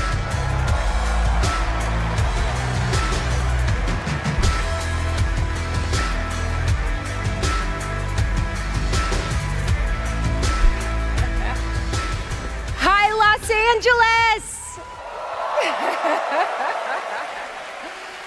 And hello to gaming fans around the world. I'm thrilled to be making my debut in a video game as the next elusive target in Hitman: World of Assassination. The hunt begins February 2026. Now, I'm happy to present the Game Award for Best Multiplayer. Modern multiplayer represents a monstrous challenge in game design. I mean, imagine having to develop games that account for the absolute unpredictability of thousands of live opponents, or even worse, the persistent dumbness of a human teammate. It's no easy task. And tonight's nominees all pull it off in their own inspiring way. Here they are. Best multiplayer game. They said the world above had ended. Heart rate's probably about to win the ship. Battlefield 6 was a banger though, man. I mean, it was. Tragedy must be averted. I enjoyed Rhyme Rain. You have to do a sprint jump. Careful, be careful. Split Fiction. A lot of explosions. I think Arc Raider's about to win. I see people have a lot of favorites out here. Who do you want? All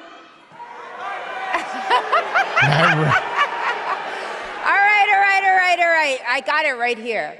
And the Game Award goes to Arc Raiders! Let's go, baby! Let's go, Arc Raiders! They fucking earned that shit!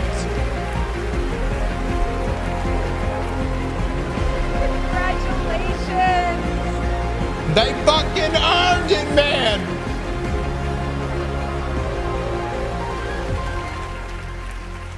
Wow, incredible. With this list of nominees, who would have thought? First of all, thank you all. And on behalf of the Arc Raiders team, this incredible team, we'd like to thank our loved ones for supporting us and cheering us on along the way. Embark Studios as a whole, because as we all know, it takes a village, for the fearless leadership of our dear Patrick Sutherland. The partners in Nexon, whose unwavering trust in us took us all the way here and made it all possible. And of course the players, whose love and engagement just means the world to us. Thank you all. Good stuff, man. Good stuff. Dude, they did it, man. For so long, an extracted shooter has been trying to break out, man, and be the thing that united all types of players on all devices. From the Marvel Cinematic Universe and Stranger Things, please welcome to the Game Awards, David Harbour.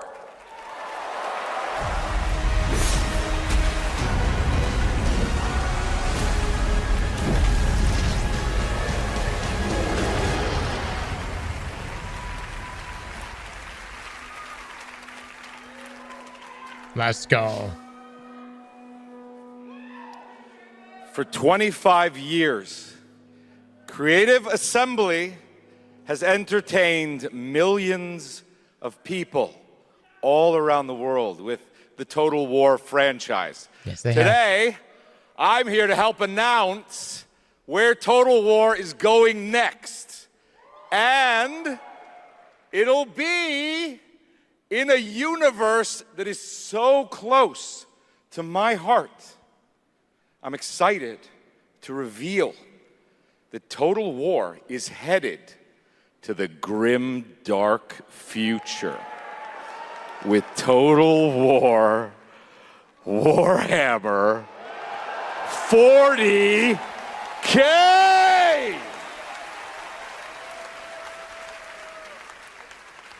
Some of you may know this, but some of you may not know this, but I am a huge fan of tabletop gaming. I've painted endless miniatures, spent a crazy amount of time dropping dice under a table.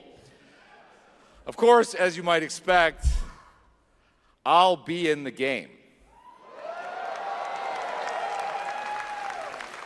It connects to some of my favorite aspects of the universe, but more details on that later. Let's take a first look at Total War Warhammer 40K. That's crazy, man. That's crazy, dude. In the grim darkness of the far future, every soul's survival hangs by a thread.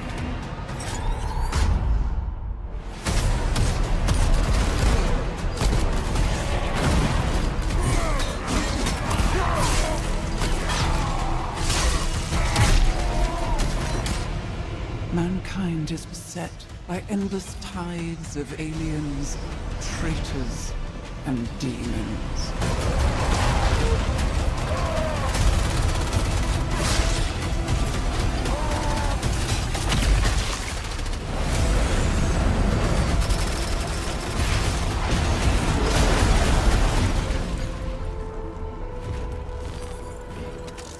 Across countless worlds, battles rage.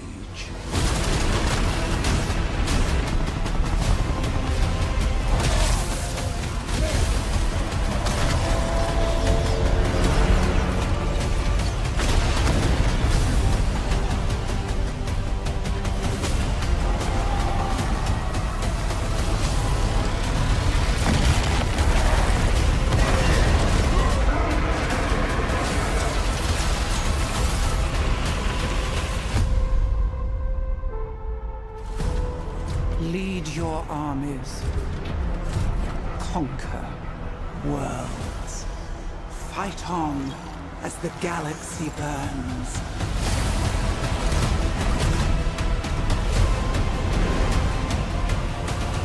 For there is no peace amongst the stars. There is only war.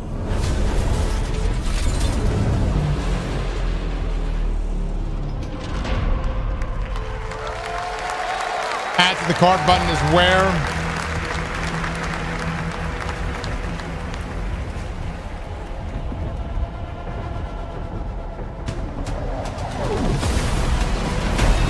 Oh, shit. Oh, fuck yeah. I cannot express how much Rome Total War I have played in my life. An unreasonable amount.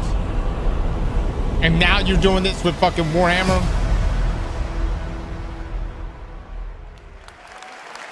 This is sick. 30 seconds to target.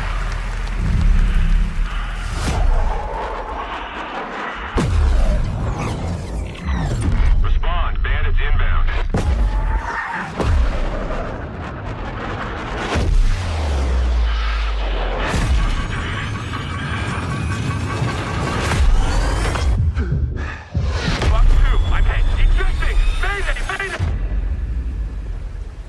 Take a look.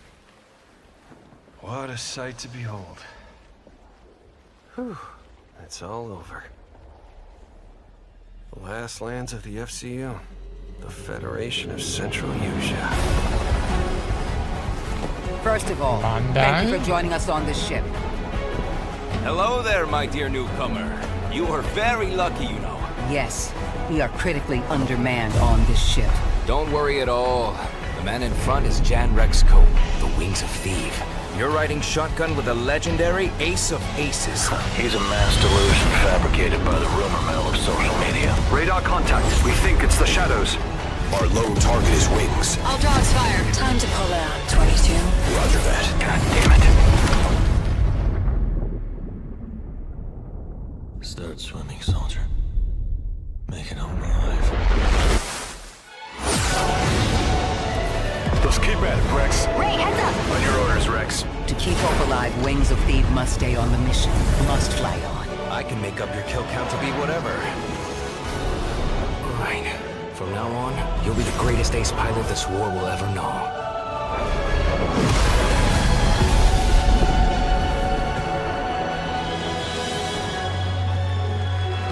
Dude, I bet the combat's gonna bang, man.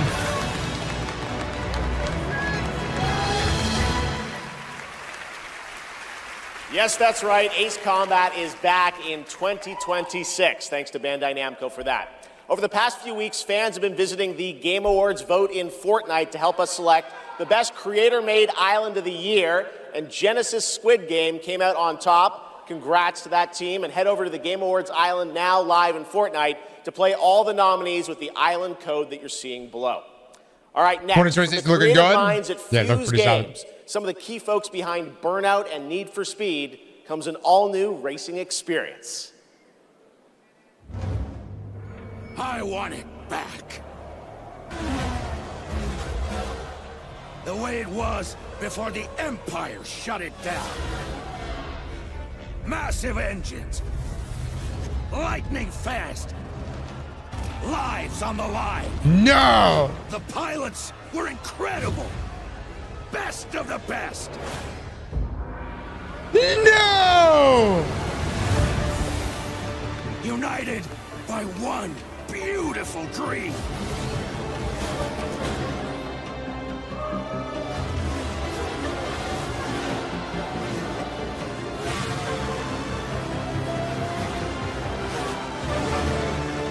The galaxy needs racing.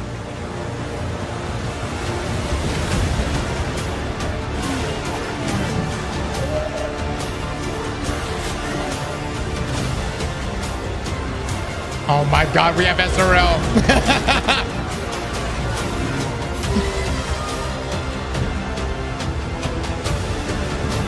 Oh, this looks really good. If this is this, no way this is gameplay. Right.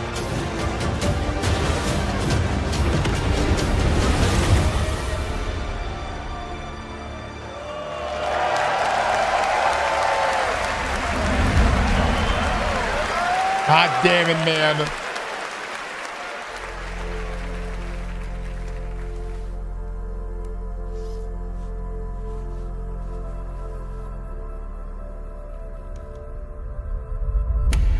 You?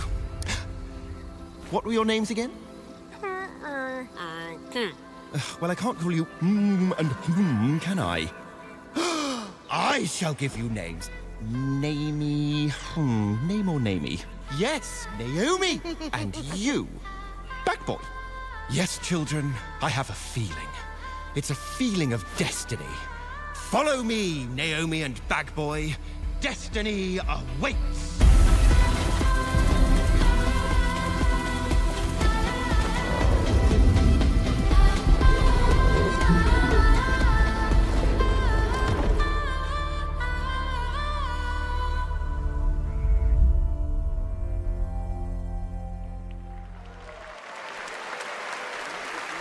Such a beautiful game. That was Out of Words, a stop-motion co-op game being developed over in Denmark, and it's a great game coming next year.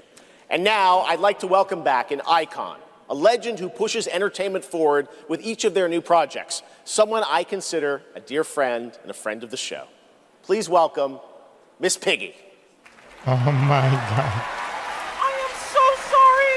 I am so sorry, everyone, but I will not be performing a song this evening. No, so sorry. It's all because of my accompanist. This dog was late, as usual. Hey, sorry, I lost track of time. I was out taking myself for a walk. Oh, ha ha ha ha! Same old excuses and jokes. Hey, they liked it. Let's go. It's time for you to sing, pig. Sing? Sing what? We haven't rehearsed anything. And where's the grand piano, huh? Yeah, wouldn't fit in my hatchback.